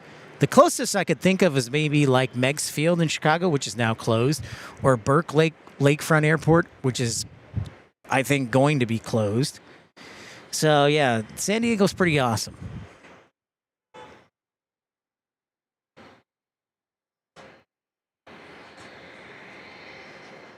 Next arrival is Alaska 25 from JFK, a 737-900. Let's see if we get a honk on it. So we've had this science experiment going on all day. There's a truck behind us that when a certain type of plane flies over at a certain altitude or certain flap settings, the security alarm goes off, the car alarm goes off. And we have been trying to narrow down what is the deciding factor to it going off. Is it the plane type? Is it the type of winglets? Is it the type of flaps, the flap settings? And just when we think we're on the cusp of breaking through, we get an outlier that throws everything off. We have narrowed it down to just Boeing airplanes. So far, no Embraers, no Airbuses, just Boeing. And I think we've eliminated the 737-800 for the most part. It may be as simple as the approach is lower, so it's closer to the car, so the wing vortices and the sound make it go off. But I think it's a little more than that. So that's what we've been talking about, a honk all day. So it's very interesting. Welcome to the nerdery, by the way. That's, what we are, aviation nerds. So I call it the nerdery.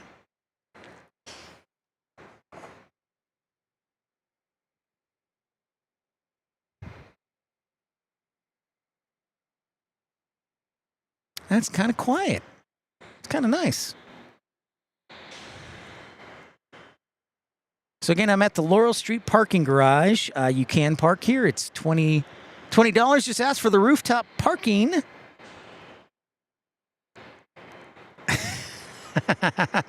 Yes, Rainy Cajun, amazing graphics. I wish I had better graphics like you. Don, I drive me a Ford. Oh, the alarm vehicle. It's a Chevy Colorado. It is a late model Chevy Colorado. I'd probably say 2019, 2020.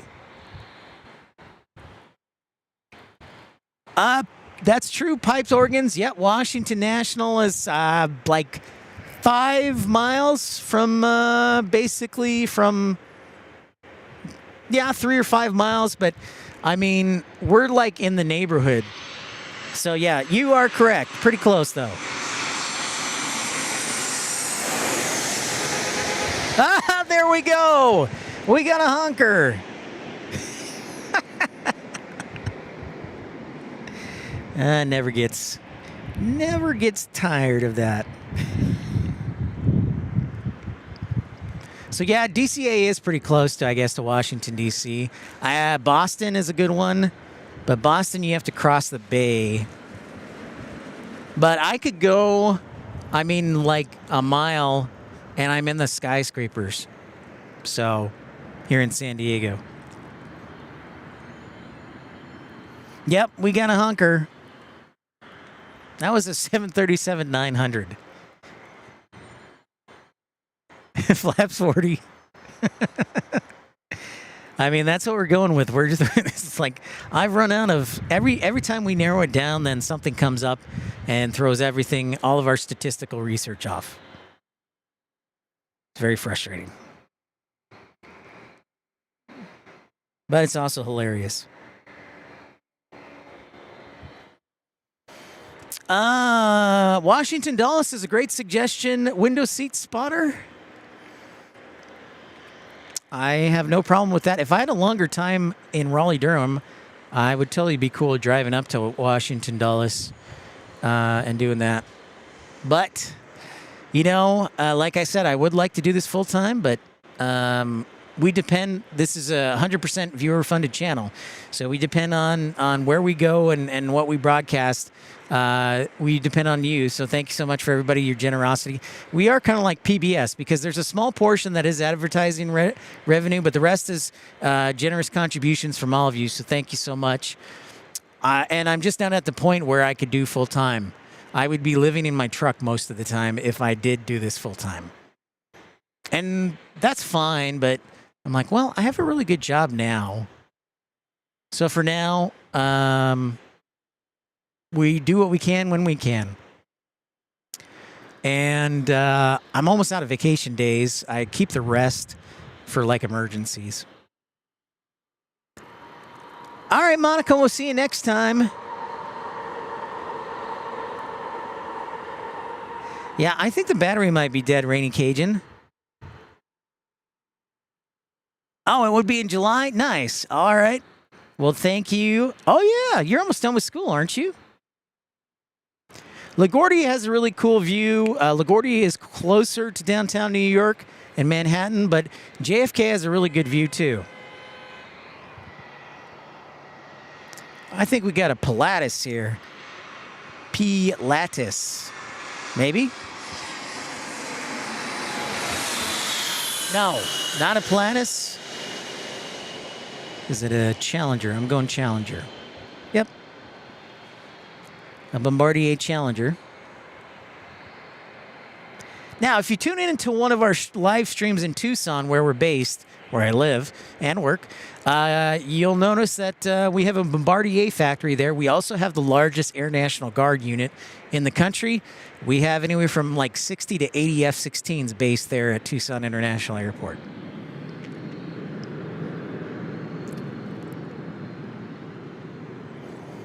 You know, Don, I have not. I will tell you, Don, that at Tucson, the F-16s, when they take off, occasionally they will set off the alarms in the rental car facility.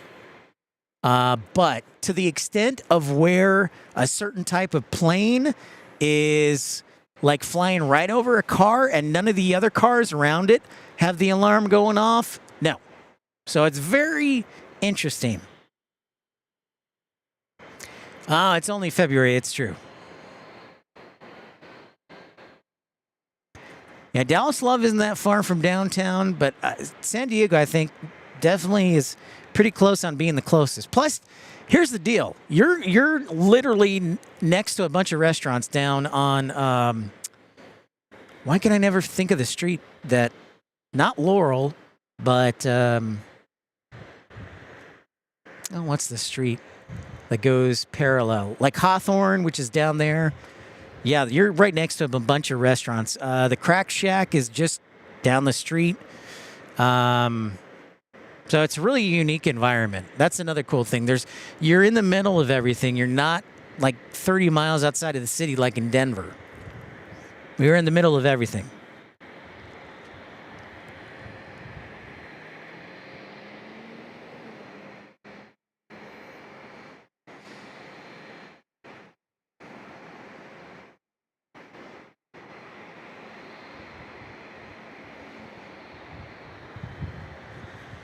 Market Street. Thank you, Don. Yeah, Market Street. Yeah. I always forget it. Every time. ODUC says, I wish they'd invest in moving the blast fence and parking and install EMAS for aircraft landing runway 9, even though it doesn't happen too often, but it typically happens in bad weather and fog. Then you would have to take out, like the localizer, wouldn't you? It's interesting. Interesting thought process, ODUC. It does make sense to put EMAS in, but man, you'd have to take out the localizer, I think. Wouldn't you? Maybe.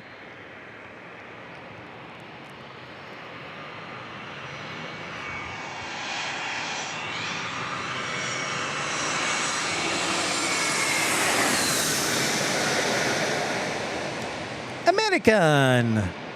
An A321. 320.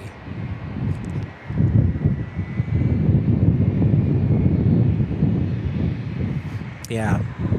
No question EMAS has proven its worth. I know Dallas Love Field added EMAS. Next arrival will be Horizon 2076 from Salt Lake City. And about to take off will be Delta 1252 back to Salt Lake City on an A220-100.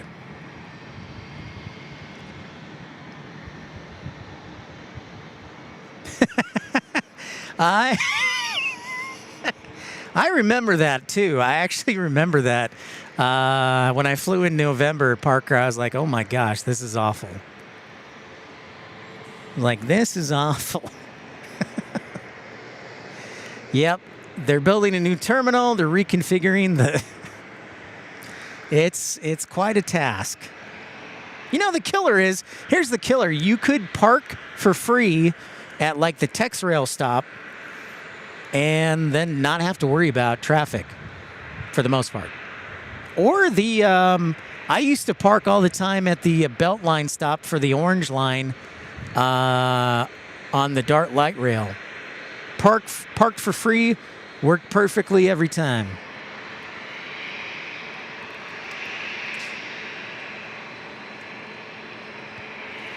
Yeah, that's an interesting thought, O'Duck. I'll have to think about that one. 500 likes.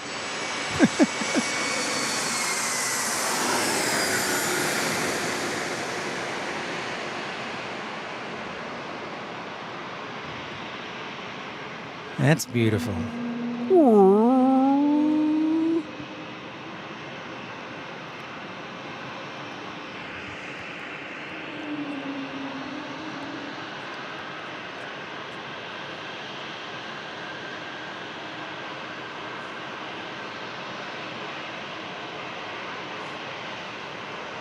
It's an A220. Back to Salt Lake City. Salt Lake City is where I started my burgeoning live streaming career. I actually worked for Breeze Airways for a year, almost a year and a half. I was a flight dispatcher and then left.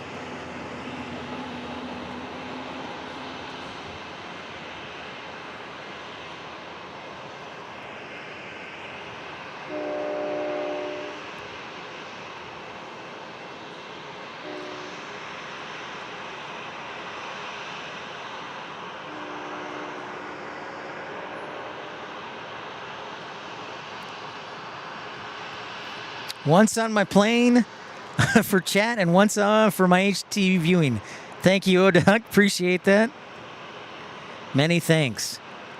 I kind of have some travel anxiety because after Raleigh-Durham, I have no other trips planned. It's kind of... I mean, it's good for the pocketbook, but I do like traveling. There's no question about that.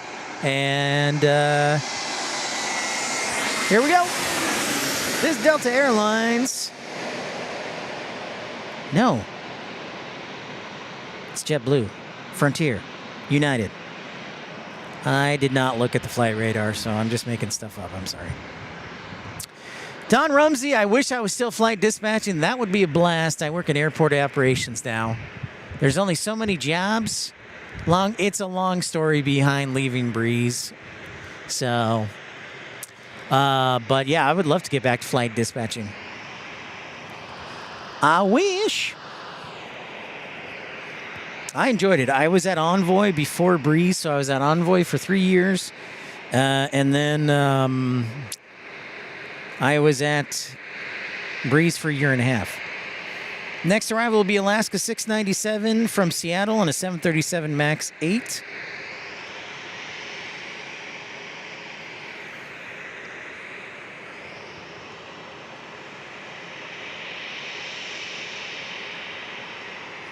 And that would be pretty cool.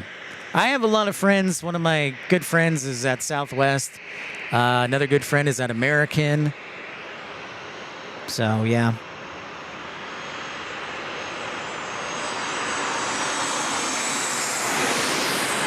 Hey, we got a honker. This Max 8. This Max 8.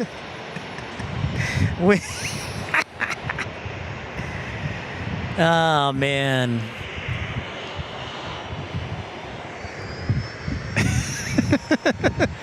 Never ceases to amaze or surprise me. No, unfortunately, Parker, I don't get any of the airline benefits or the jump seat benefits, sadly. Which, that kind of is one thing I miss. I mean, I'll tell you straight up, the jump seat is very small, unless you're on like a big aircraft. So most times when we were at an Envoy, the E-175 was a very small seat. So I do miss that from time to time, not flying in the flight deck. But yeah, I don't have jump seat privileges anymore, sadly. Now, on the flip side, I can go up to an aircraft and like take a picture of it, and I can respond to a aircraft emergency and also inspect a runway, which is pretty cool.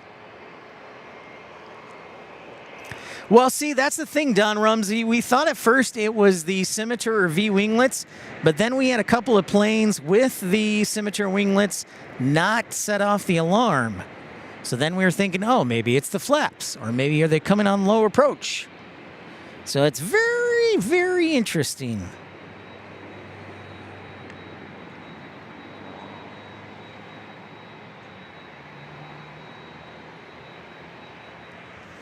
So that is probably one of the things I miss the most, is even though the seats were uncomfortable, flying in the flight deck, because it's a totally different view.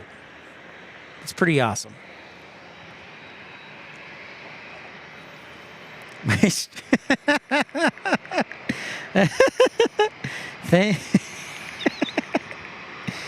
you. Thank you, Rainy Cajun. Here's an A321 from Phoenix.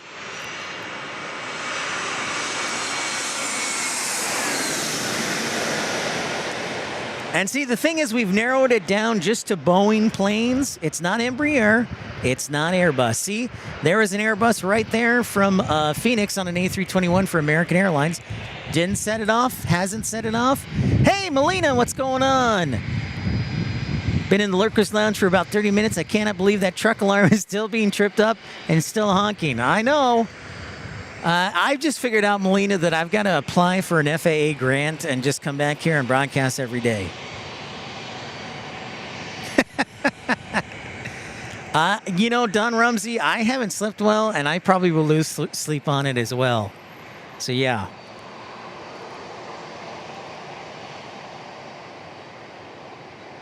I know. I hope the owner of the vehicle is watching this. Be like, hey, your Chevy Colorado, it's got some issues, man. Or I just hope it starts for him.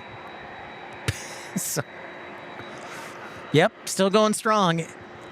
I thought for a while it died, but then it came back in its glory. So I was wrong. Hey, I believe we have hit a new record for broadcasting length. Our previous show record, I believe, was 8 hours and 3 minutes, or 8 hours and 5 minutes, whatever it was. We're at 8 hours and 22 minutes. So we have set a new record for broadcasting today. So that deserves a round of applause.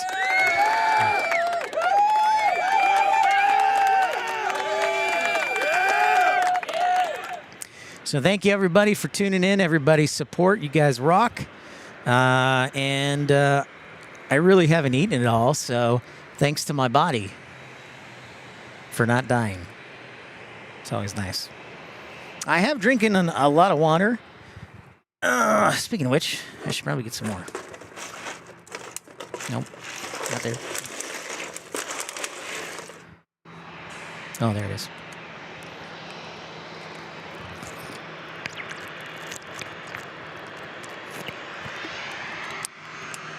Well, hey, it's our old friend Diane from Bolingbrook. What's up, Diane? Hey! The Bolingbrook, Romeoville area. Diane, what's going on?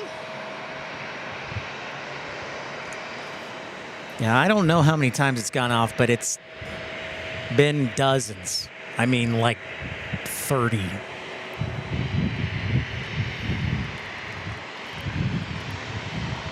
Great to see you, Diane. 5 likes away from 500. That would be great if we could hit it. We had a good vibe going, and then competition came in. Yeah, thank you, Melina. Appreciate it. Got your birthday down, February 19th. She'll be turning 35. No, no, Mass Fokker, we did not get the 50. We did get 4, which is pretty great. We did get 4. We did not get 50 super chats to do my broadcast shirtless. So I'm sure many of you are probably grateful for that. So that's kind of a win-win scenario for you guys. Oh, Diane, hitting 40 degrees tomorrow. Break out the shorts, Diane. That is Chicago shorts weather. 40 sounds great. It's been in the 80s, like low 80s here in Tucson, and that just is too warm. My mind is like, where am I? Because I'm so used to growing up with seasons and winter and everything like that. What's I'll remember that, Mass Fokker. I'll remember that. Sometimes you want to be shocked.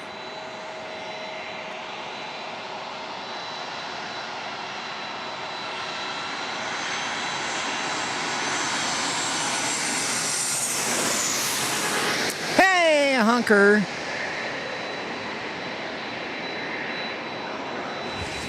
That's a good idea, Diane. I used to do that when we would hit the 30s. I would open my window at night growing up as a kid. True story. All right, landing. There is Southwest 3414 from Houston. I hear another 767 and FedEx 1654 on a 767 getting ready to roll. And then we got the Washington Huskies livery, which is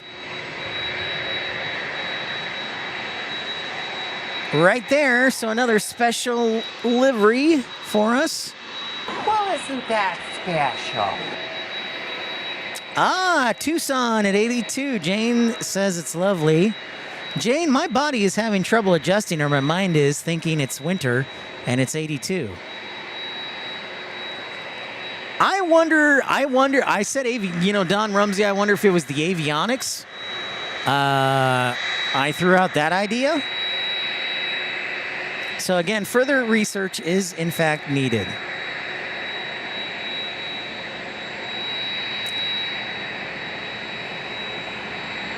It's a pretty great livery. Whoa! The big old Burlington Northern Santa Fe freight train. I was gonna call it a cargo train, but it's a freight train. So that's what happens when you're on the air for like 8 hours. A little bit of buffering. Hang with us, folks. Hang with us.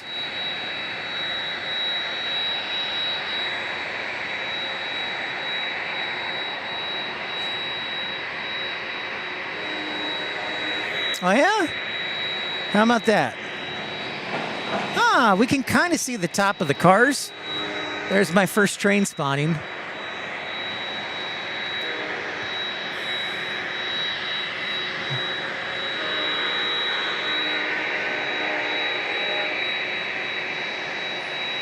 Next arrival, Southwest 2248 from Tucson. So there you go. Oh, sweet, Mass Fokker. Nice.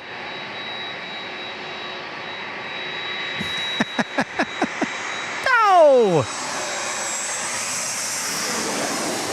Hold on, I got one more battery. Stick with me. I got one last battery for us tonight. So we're good. We're good. We're going to sound the heavy alert because the 767 is taking off. And we're...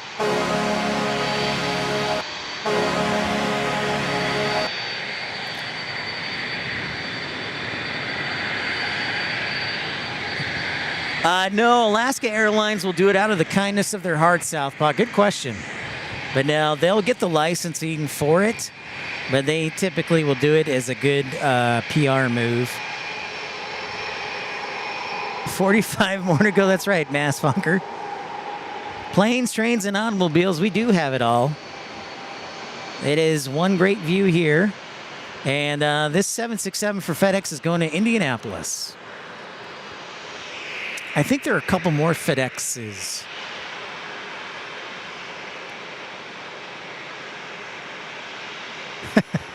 Whatever it is, the honking is Boeing's fault. Coaster Bolts, what's up, man? Oh, finally. Coaster Bolts telling us that British Airways Taxiing for departure. Thank you for keeping us up to date.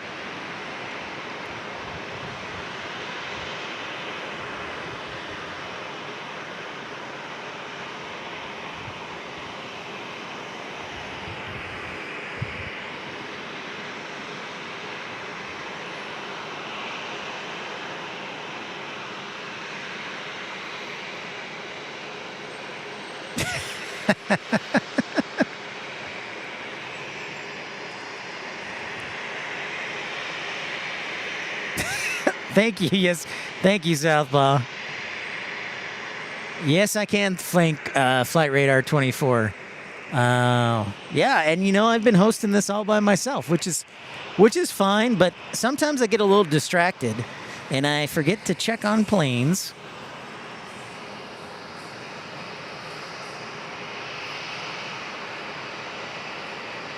Yep, I see British Airways right there. See, that's an Embraer, no honk.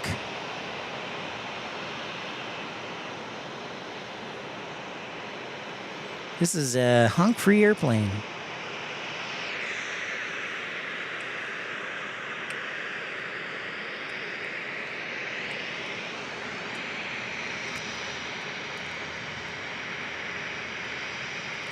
Jeff Schultz says the cars just before the tank cars were auto wrecks. They are loaded with new cars and transported north. Thank you, Jeff. I wonder if they're Volkswagens, because they make a lot of Volkswagens in Mexico. They make a lot of things in Mexico. Nighttime spotting is the best, and there we go. There is the British Airways crossing.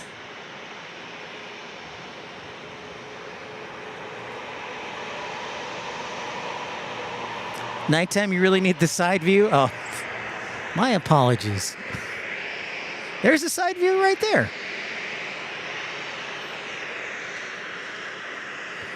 I can see that, but I also like straight down the runway and all the lighting. God, that's pretty dope.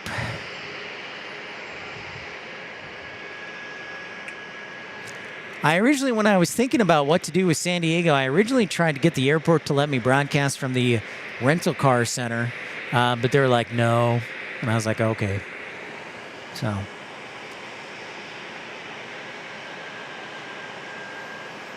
The night vision cams, yeah, they do. This is a pretty good camera. It's got the larger 1-inch sensor, so at night it does a pretty doggone good job. John Southwell says they make a... John Southwell, what are you doing up?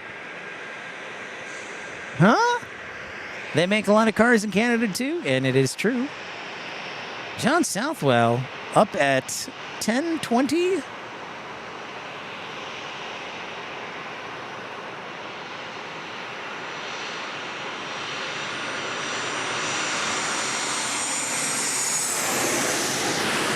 Oh, we got a honker. We got some ribbons. Hey, 500 likes. Thank you so much, everybody.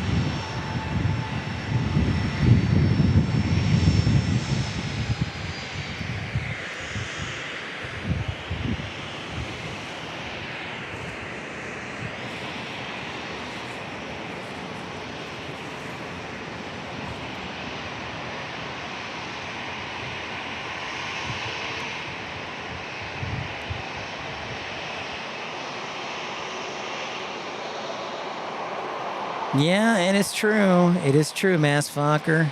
Where they are last assembled, that's a fact.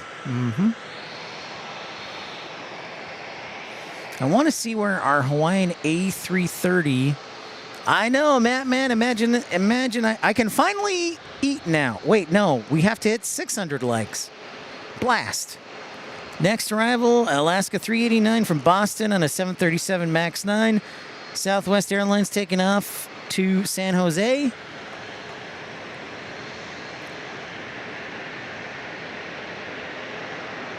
The taxi detour, I think it's because of taxiway construction, Southpaw. So the bigger aircraft can't make it through. Oh, nice.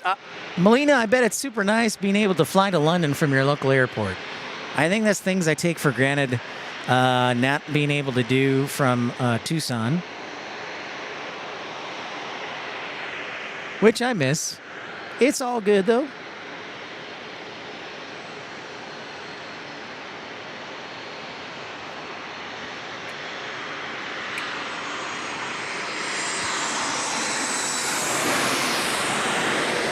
Nope, no honk. No honk from this Boeing product.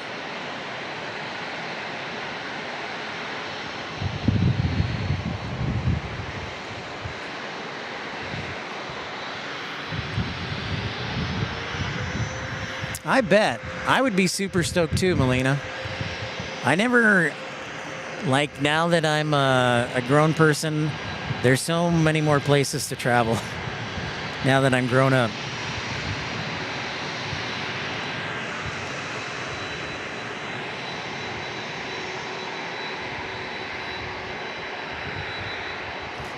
All right, our next departure here is going to Denver, 737 MAX 8. And arriving next will be Southwest 516, a 737-700 from Love Field. I did not see your last comment, Jeff. Apologies.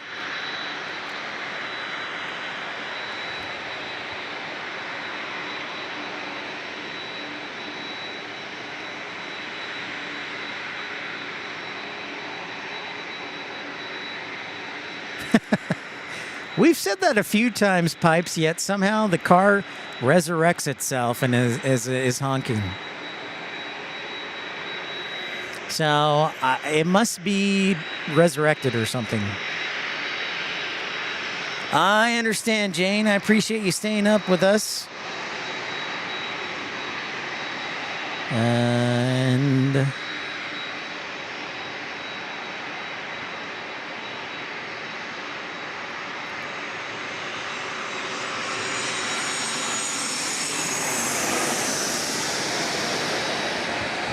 that's a no on the honk.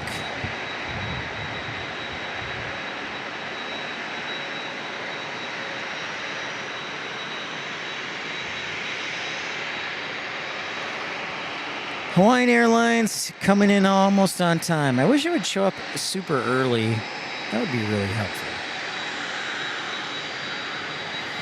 Oh, very cool, Melina. They've been visiting a grandfather in Preston for the past few Aprils. My daughter brings me the best souvenirs. Very cool. So I think they're going to wait for the British Airways to take off, Jane, until they have a gap in the narrow body traffic so they don't create too much wake turbulence. I have also been up, not since 4:30 in the morning, but 7:30, maybe 7.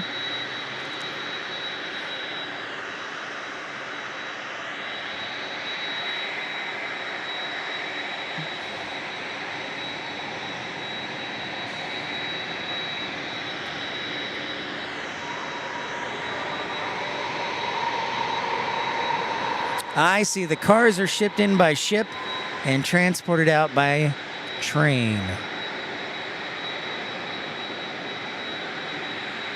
Thank you, Jeff.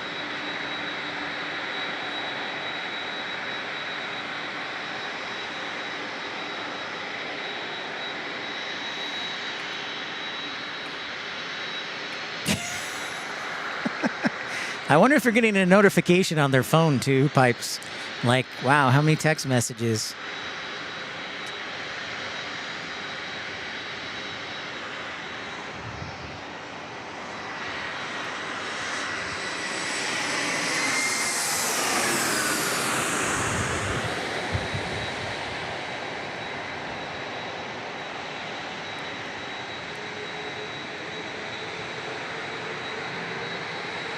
Me too, Jane. It's got to be something with like the moon or something.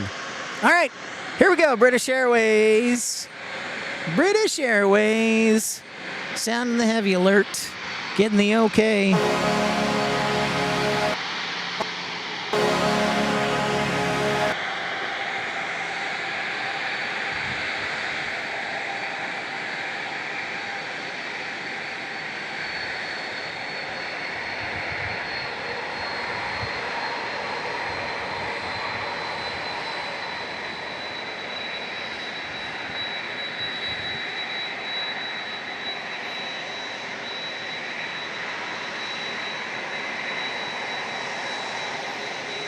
Oh, really? Interesting, O-Duck. Thanks for looking that up. Wow, Don Rumsey with a $20 super chat. Thank you so much, Don. Appreciate that. And let's enjoy this takeoff.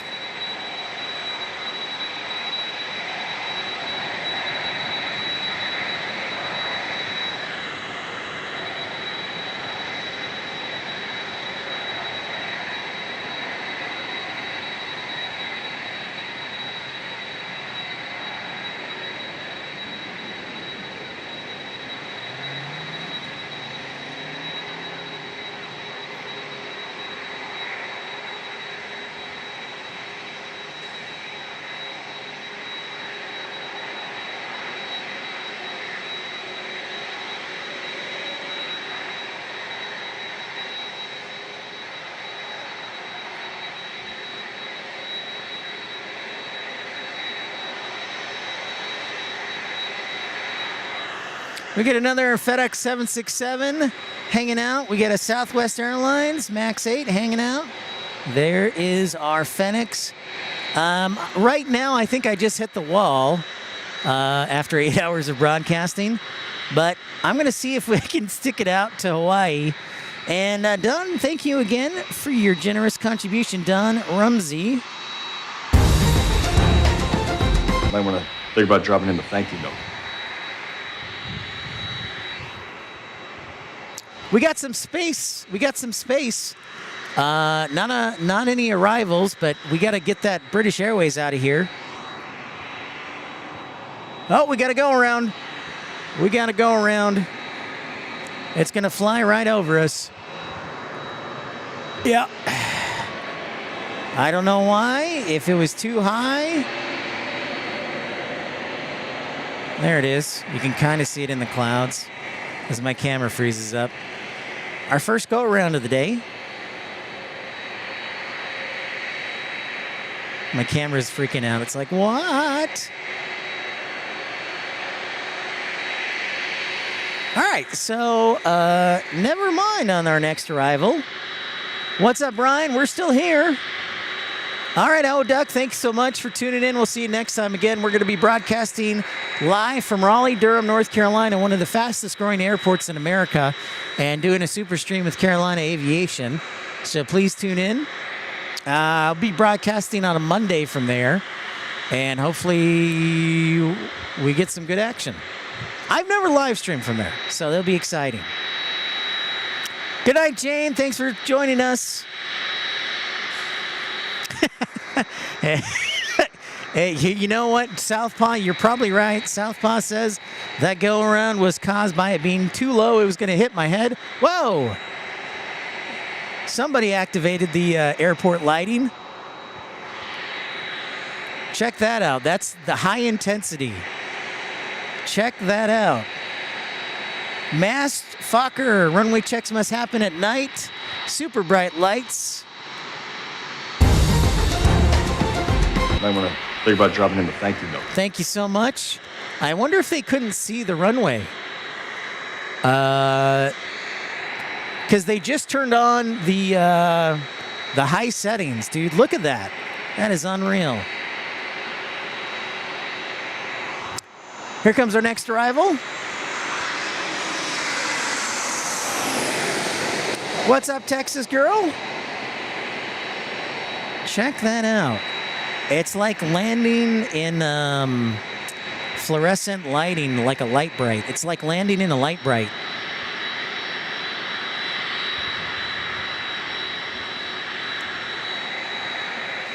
It's almost like they're at a dance party. That, you know, Melina, that's what I'm wondering. I'm wondering on that last go around if it was due to like fog or something, or they couldn't see the runway but I've got good visibility here, but that doesn't necessarily mean anything. But very interesting. Hey, Rod. Right on, man. I'll let you know, Rod.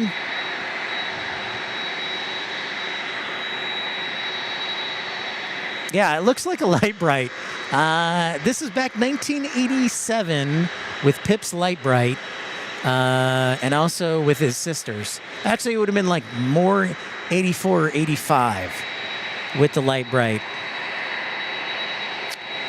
I am a horrible dancer, Texas girl. At times I'll dance, but usually when nobody is watching, and I'm a horrible dancer. 44 more super chats to go. Thank you, Masswalker.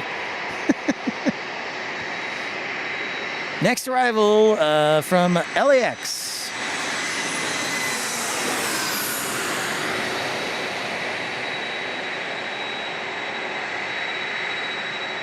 This is so cool and weird at the same time. So that just shows you that the runways, they do have multiple settings. Sometimes they're pilot activated, but they can do different settings. Yeah, Don, I don't think RVR is a factor either, but the fact that they turned on the bright settings for the runway has me suspicious, and that's why. Good night, Rod. Thanks so much, man.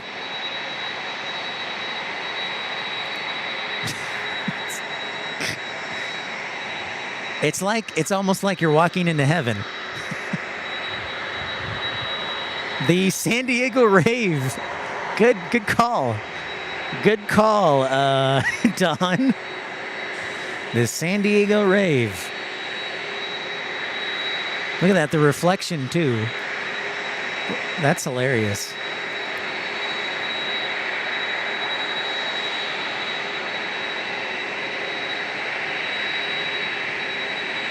It's the first ever dance party at the airport.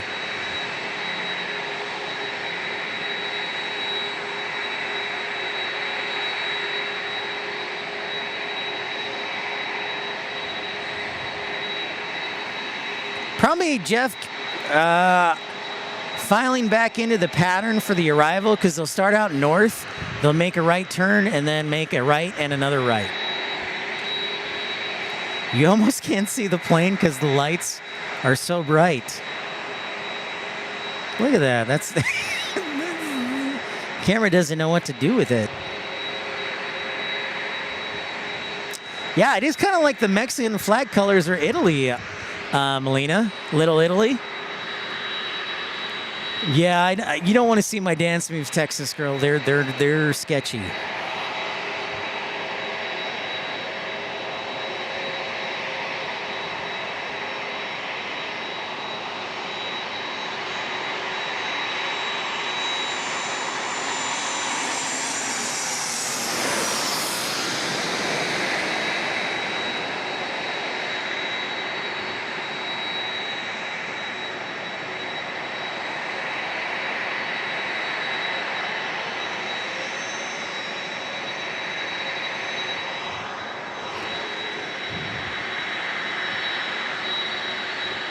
It is super bright, Southpaw.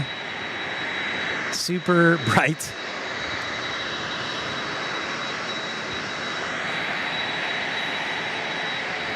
Hey, look. I found a quarter. It's so bright.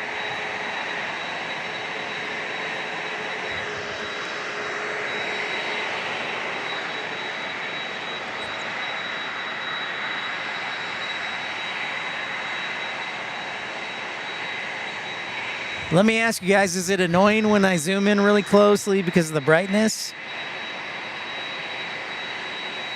I may have to put on shade, Southpaw. The future is so bright.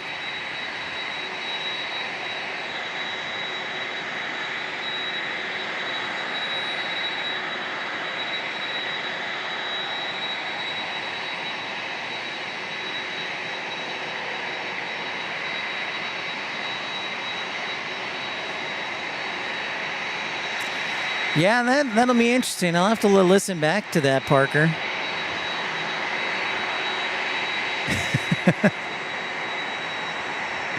And God said, let there be light at the airport, El Toro. Thank you.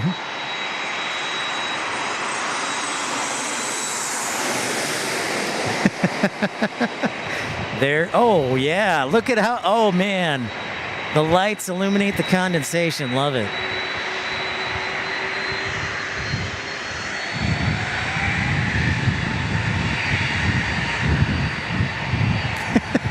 Astronauts can finally see San Diego.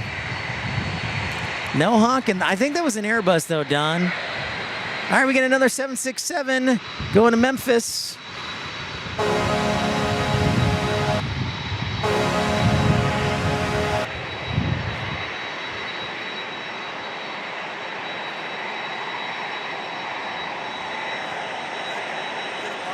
Oh, no. Nope, you're good.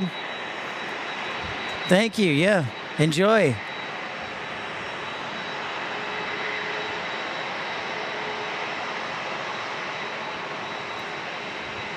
Seriously, it is like a rave or you're trying to step onto the dance floor.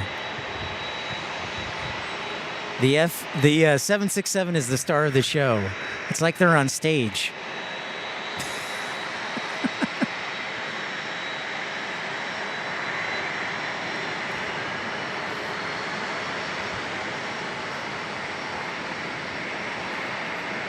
Solid 10 on the nerdometer.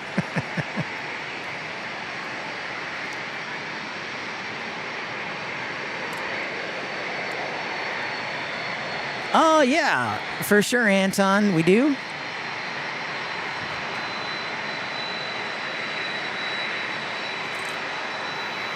Thank you for the report, Texas girl.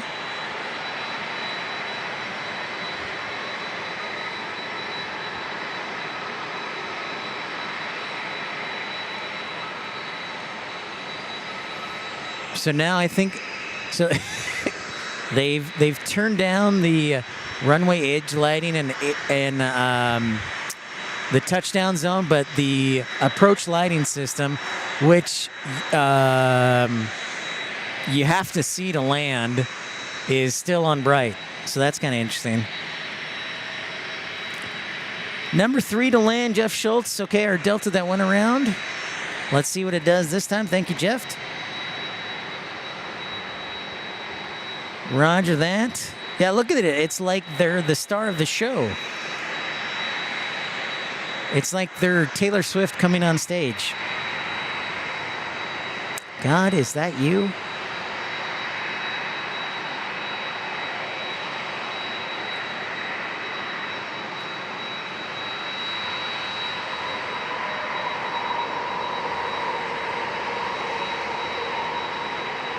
Oh, nice nice, Melina.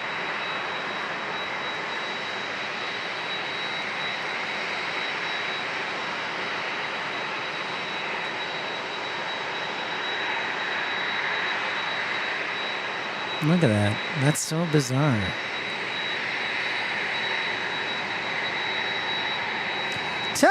Tom Overhead Spotter making an appearance. Well, thank you, Tom, for tuning in. We're doing great. We're, have we done 9 hours yet? We're almost at the 9-hour mark of the broadcast. Great to have you aboard. Welcome to San Diego. They turned the approach lighting system on to nuclear, Tom. They went nuclear with the approach lighting system. They said, we're going with the fission, the nuclear bomb. No, Taylor Swift is not my favorite singer. I'm just saying it reminds me of like one of her concerts.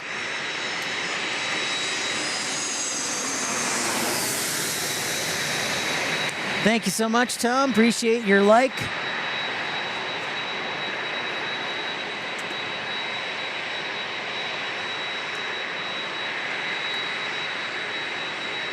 Mass Fokker with a $2 super chat. Dire Straits, so far away.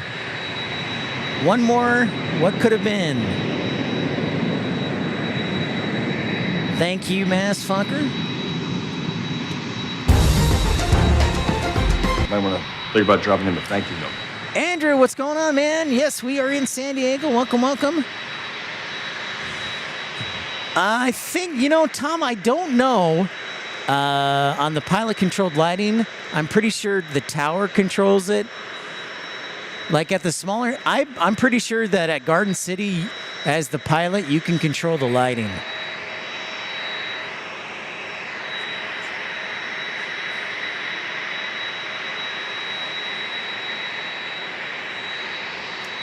So we got Southwest Airlines on a 737-800 from Orlando, and then the Delta go around, Delta 709, an A321neo. I wonder if they'll turn down the ALS. Hey, we got a honker. The ribbons, now that they're illuminated, look like just smoke. They're like smoking.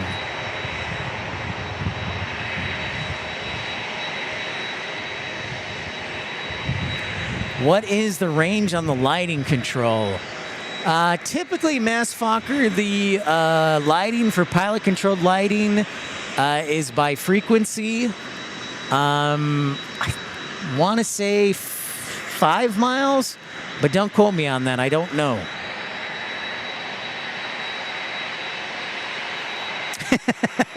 Definitely, Andrew. I definitely need to get back on the glide slope.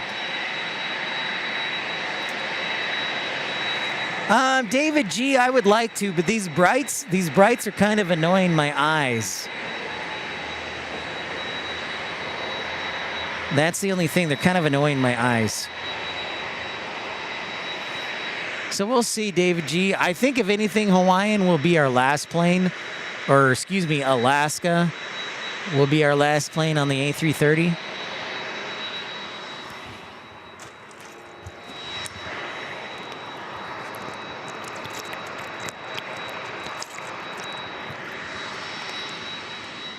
But that's my thought.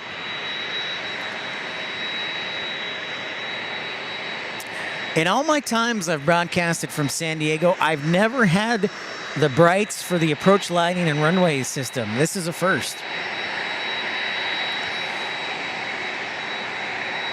All right, Delta 709, A321 from JFK. Try number 2, Jeff says. Yes, I need... Next time, El Toro, I will bring a welding mask. I'll put the sunglasses back on. Right on.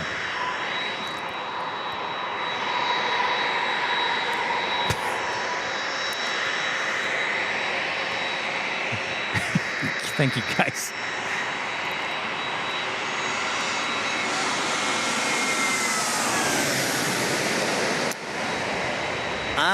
There's our Delta go-around. That's just straight up magical, as I've said before.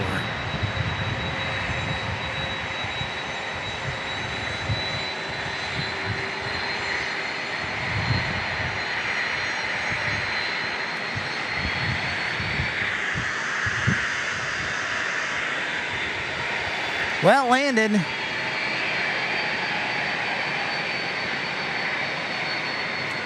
Thank you, Andrew. We've been periodically broadcasting here since February last year. So we've done this almost a year now, when we can, to San Diego. It's been a blast and a lot of fun.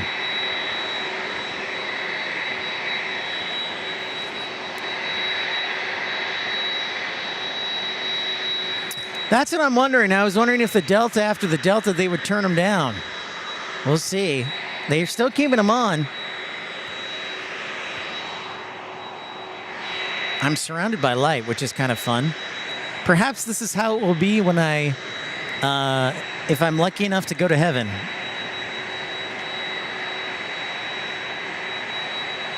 JR, we're still streaming.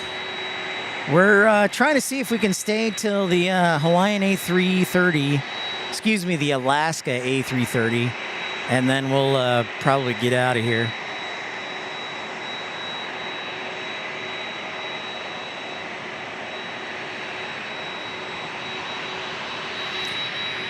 Captain Jerry Donnelly. What's up, Captain? We've got the approach lighting system on nuclear, so that's nice. This is plutonic. This is not plutonic. This is a uranium setting. This is setting uranium or plutonium setting.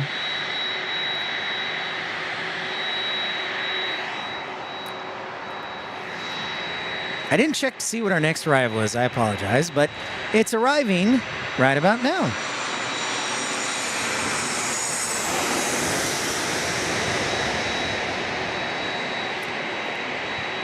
And that's a no on the honk.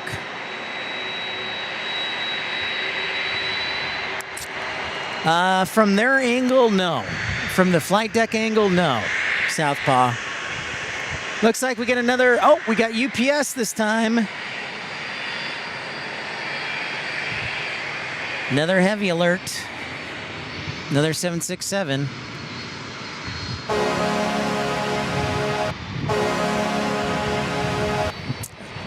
Thank you, JR. Morse code. Hey, I gotta learn. Morse code would be nice. I don't think Southpaw for the pilots it is. Because obviously that would present a safety risk. Captain Jerry says, I love San Diego. Went to boot camp right next to the runway, just north. So Captain Jerry, were you a Marine then? We got a few Marines in the chat.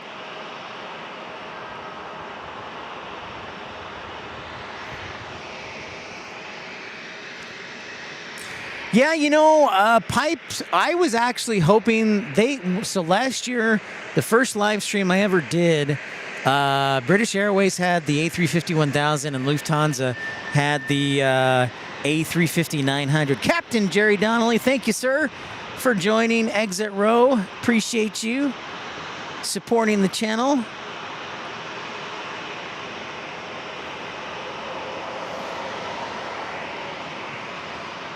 Thank you, Captain Jerry. Might want to think about dropping him a thank you note. El Toro says, earlier we were blinded by science, now we're blinded by the light. And we are also dancing on the ceiling as well.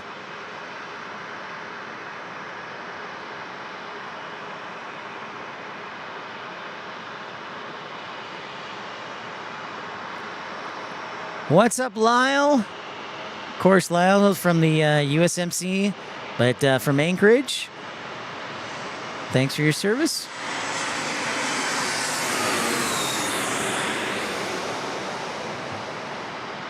Alaska E-175.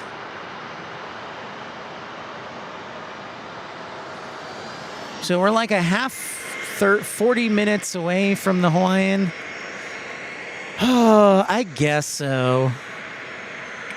I am really hungry, so perhaps I lost a couple of pounds today. In fact, give me a second. I'm going to go grab some beef jerky. Oh, nice, Captain Jerry, Navy and Army.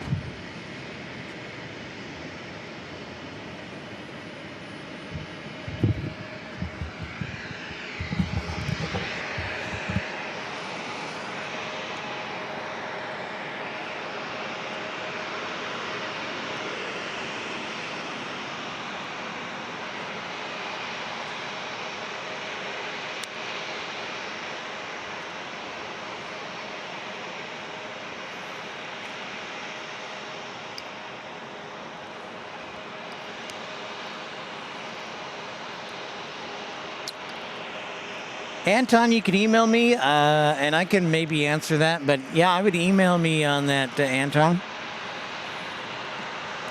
pipsplanespottinglive@gmail.com.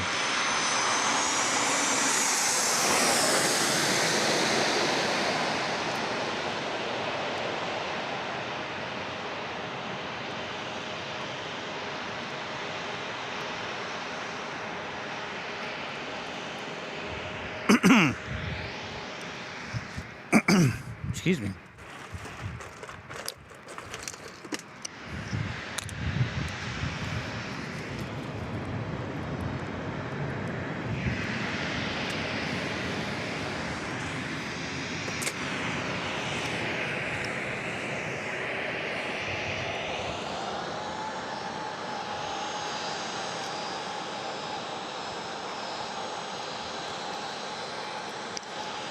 Thank you, Melina. Great to see you again. Honk, honk. We'll see you next time. Thank you very much. Great to see you again, Melina. Appreciate it. We'll be back hopefully soon. But next week we'll be in RDU, so. Yeah, Andrew, this is a great, it's a great viewing of how wake turbulence happens. Or wake turbulence in motion.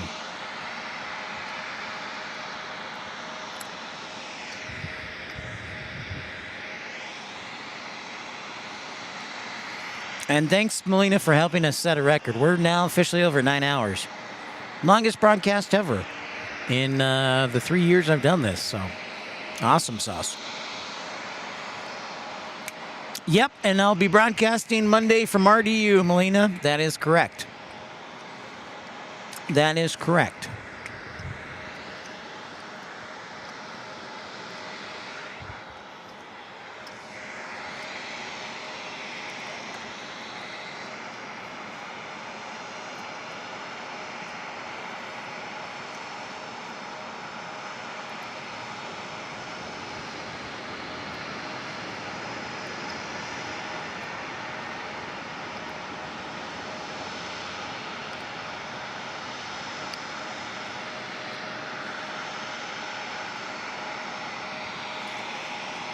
Whoa, Tom Overhead Spotter's been a member for almost 2 years. Tom, thank you so much, my friend. Go Gadget Pip. Well, I'll tell you this much, Rainy Cajun. I'm definitely sleeping in tonight and tomorrow. I will be missing the breakfast buffet at the hotel. And I got the late checkout, so I'm good.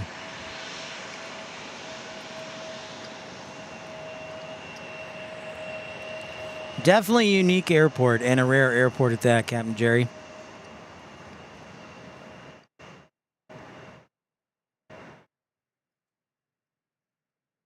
And this E-175 is taking off to heaven with our approach lighting system.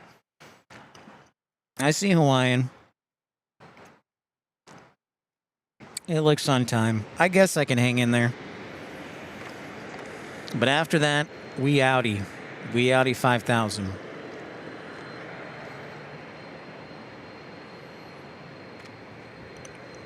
Got to give my body props. Standing for 9 hours is a long time.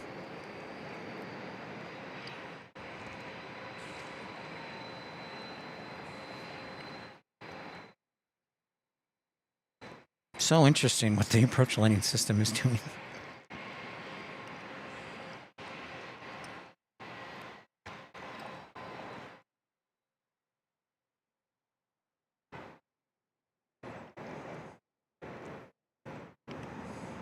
Perhaps this is what happens when pilots go to heaven. They see the approach lighting system.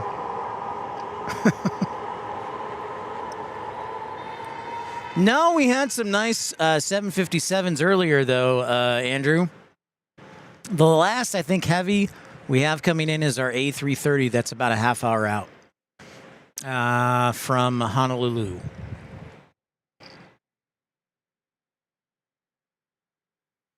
I bet, Captain Jerry. I've never been fortunate enough to sit in the flight deck for jump seating as a flight dispatcher, but it is beautiful for sure. The topography and everything.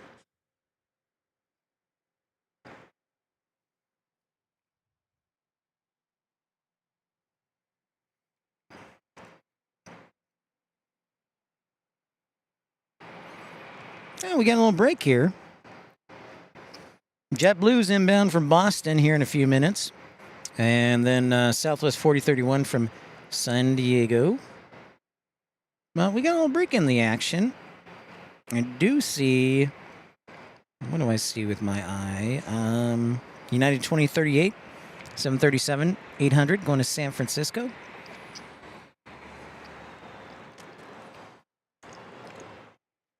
No go-arounds. Man, no go-arounds in heaven. No go-arounds in heaven.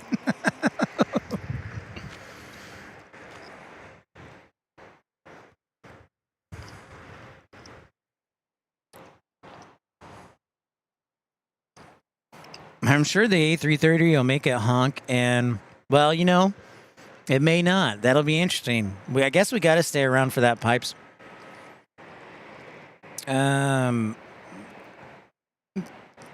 Congrats to Jason Myers, by the way, Seattle kicker, for winning the Pips plane spotting poll question and being the MVP of the Super Bowl.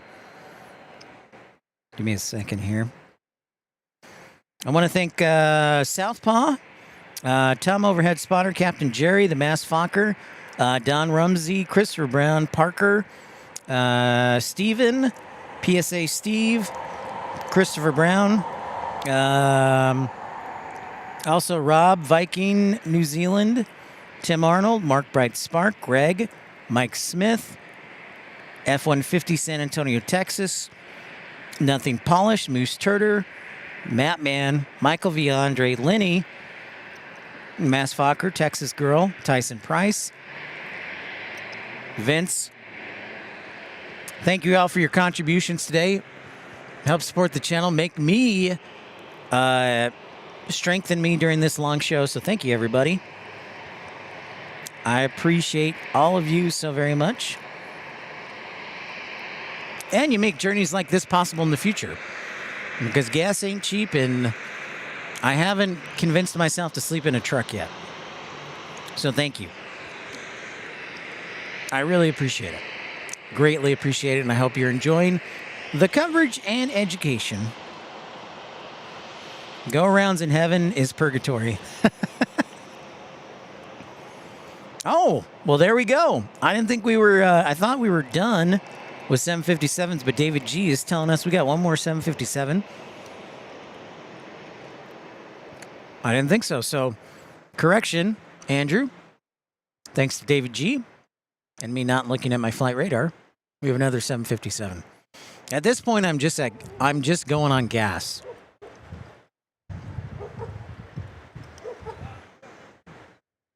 Which is pretty insane.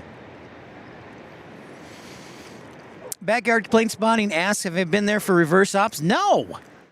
No, I have not, and it's very frustrating. I was here in December when I thought there would be reverse ops, but right as I got here and set up for our live show, they switched it around. So, I have never had a live show here in San Diego with reverse ops. It's been very frustrating, and I've wanted one for a long time.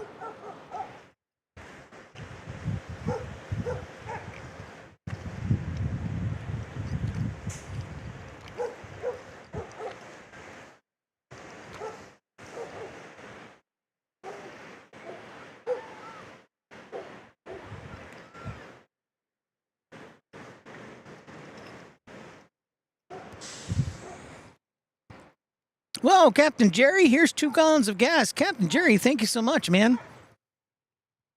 Thank you, Captain Jerry. Might want to think about dropping him a thank you note. This bud's for you. Oh, thank you, Harry. Here's a... thank you so much. Randy, there are a couple of dogs on the walking path below us. Yep, that is correct. All right, we have an arrival, as mentioned. Tom, we miss you, bud. It's great to see you, by the way.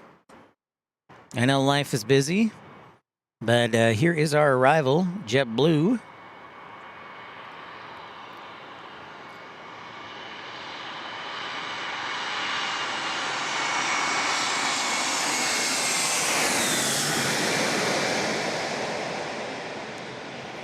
JetBlue from Boston. Park your car. You're welcome, Jamie. I wish it was my airport. I love coming to San Diego, so thank you, Jamie. We'll definitely do it again like we always do. Maybe a little while. It'll probably be March sometime, our next visit. I have a couple of things I need to take care of. Oh, and I'm going to be working overtime at my job towards the end of the month here because I found out that I get to pay taxes this year because YouTube never takes out the taxes. They literally do nothing, and then they take 30%. Sounds like a great partner. Anyways, that's besides the point. So yeah, I got to work overtime at the end of the month so I can save up some money to pay for taxes.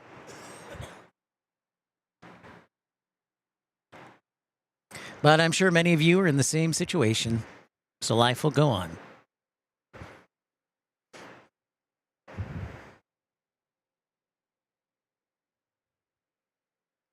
But I have been looking for a flight to Nashville. I've been looking for a flight to St. Louis. I've been looking for a flight to Charlotte because St. Louis is getting British Airways on April 19th, which is a big deal. Charlotte has Etihad March 23rd, which is also a big deal.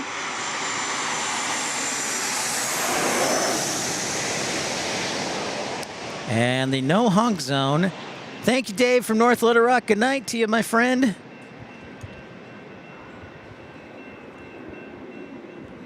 That's true. They might smite me. Thank you, Rainy Cajun.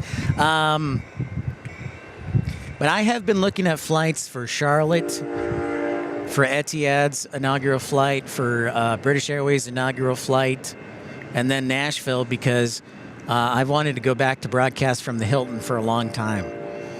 So, and then there's one other place I was looking. Oh, Las Vegas. Las Vegas, I might be able to do. I would have to take a day off, though. See, Charlotte, Etihad would work perfect because it's a Monday, and I have Mondays off. The problem is, all the flights to Charlotte are like $500, and that just is a little too much for the Pipster right now.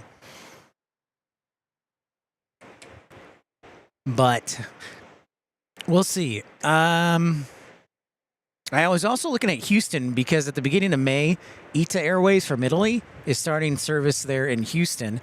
We've done shows from Intercontinental. They've been great. And so I've considered that. But other than that, I don't have any travel plans after our show in Raleigh-Durham. Literally nothing. So we'll hang out in Tucson or Phoenix. The Heritage flights at the end of the month in Tucson. Oh, I hear 757. I think I hear a 757. Yes, I hear a 757.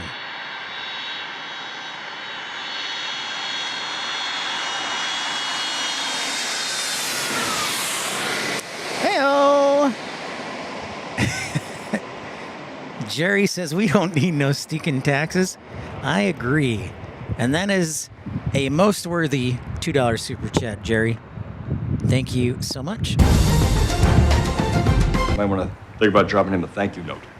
757. Andrew, I don't know if you could see the wake turbulence very well, but I could definitely see it.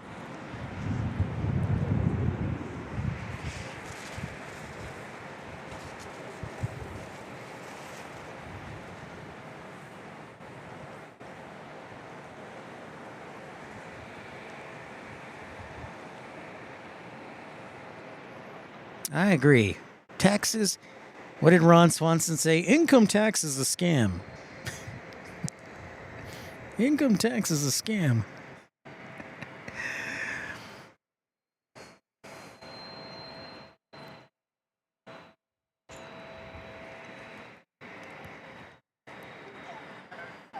I feel pretty good about the batteries, though. I found an extra battery, which is... Our show probably would have ended right about now or just before this, but I found an extra battery, so that's why we could do the longer show. So I'm very excited about that. Nope.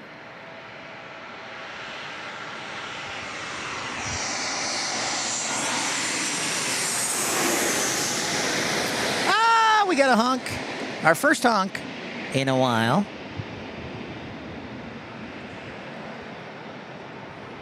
More research is required. It is an essential part.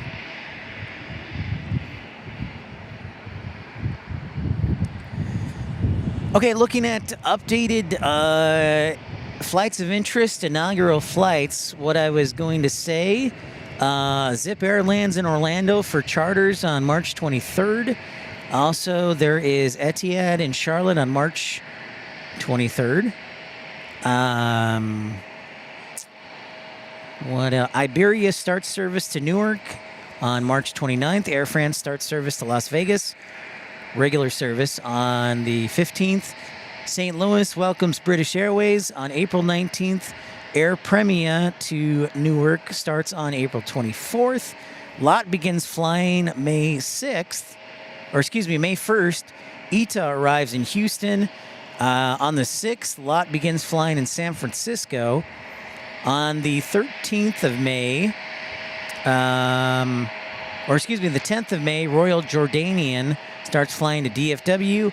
On May 25th, Aer Lingus starts flights to Pittsburgh. And on June 4th, High Fly from Bucharest, Romania, starts flying to Chicago O'Hare. And Royal Air Maroc on June 7th starts flying to Los Angeles. So there's just cool few flights of notes. Fernando, hello from Mexico. Buenos dias, my friend.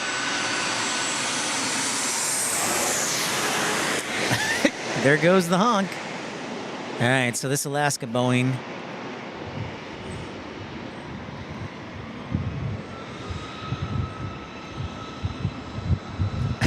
Robots don't pay taxes. That's true. Good point, Jamie. Robots don't pay taxes. Resurrected indeed. Buenas noches, senor.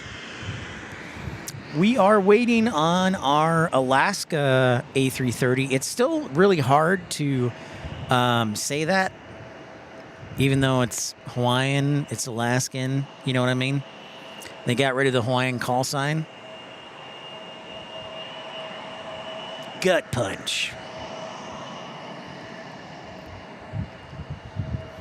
Now they've kept the ALS on there, the approach lighting system, going. Next arrival will be honoring those who serve, an E-175 from Sacramento.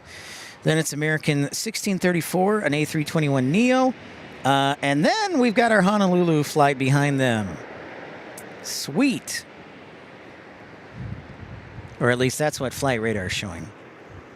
So we will see. Hawaiian number 3.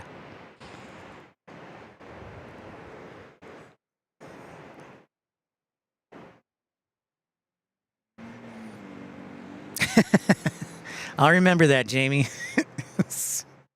That does not constitute legal advice. Thank you. I remember that.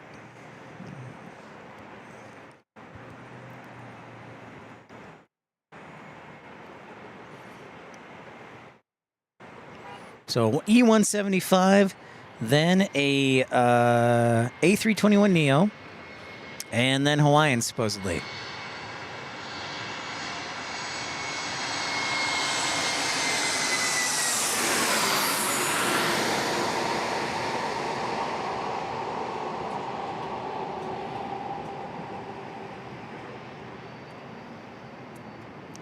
Just so graceful as those Wake Fortices go through across the camera screen.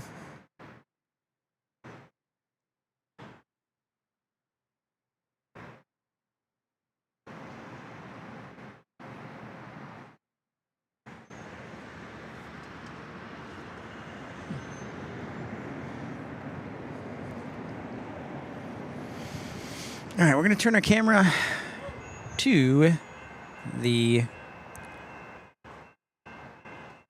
Oh, and for all those people who are saying, hey, can you get you on camera? So here's me on camera. I've been protected by the hoodie all day. I was born without a neck, so I have a really large head. So it takes up the full camera. But yeah, here I am in all my glory. Hey, we got another cargo freighter. Burlington Northern just below us. That's right, I am a trained professional, David G.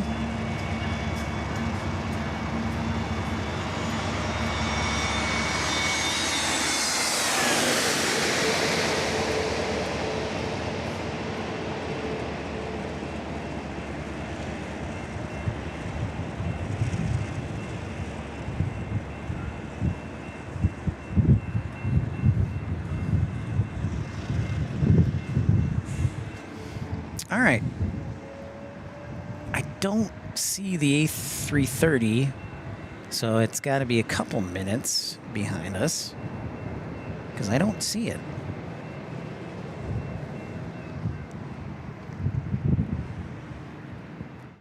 Maybe it's going to burst through the fog here. Oh, I see it now. Shoot.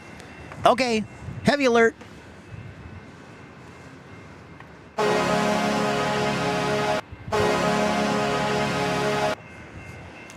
See, so yeah, I didn't see it till, see, you got fog and cloud cover.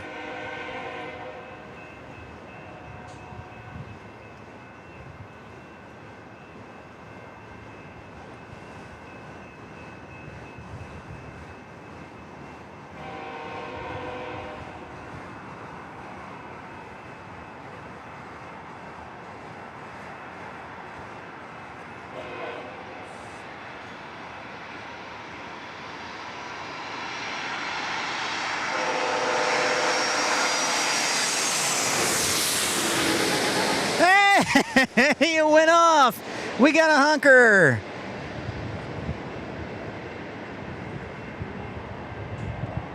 What's up, Green?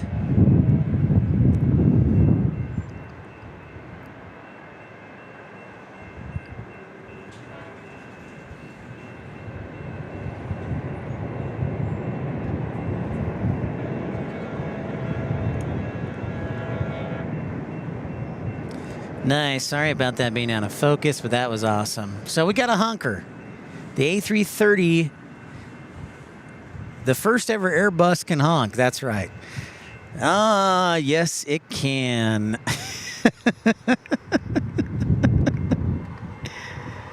Outstanding. And Andrew, sometimes I think these are Burlington Northern Santa Fe trains. Tucson rail lines are more Union Pacific, I think.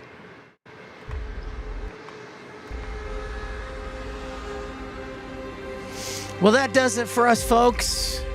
I'm hungry, so thank you for tuning in. Tuning in to episode 397 of Pip's Planespotting Live. It's been a great one, a record setter for time of 9 hours, 28 minutes. Pretty awesome. This is our new intro and outro music, thanks to Rainy Cajun. Want to give a big thank you to Southpaw, Captain Jerry, Tom Overhead Spotter, Mass Fokker, Don Rumsey, Christopher Brown, Parker, Steven Likens, PSA Steve, Christopher Brown, Rob, New Zealand, Viking One Aviation, Tim Arnold, Mark Bright Spark, Greg, Mike Smith, F-150, San Antonio, Texas, Nothing Polished, Moose Turner, Matt Man, Michael Viandre, Lenny, Mass Fokker, Texas Girl, Vince, and Southpaw.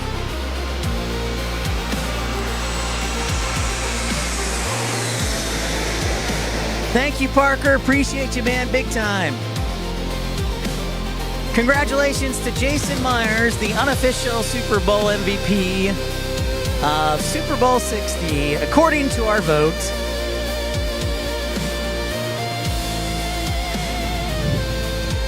Good night, everybody. It's been a record setter and a fun one. We'll talk to you tomorrow, and we'll see you in Raleigh-Durham this weekend, so tune in. I'm out of here. Good night, everybody. Thanks for tuning in. See ya.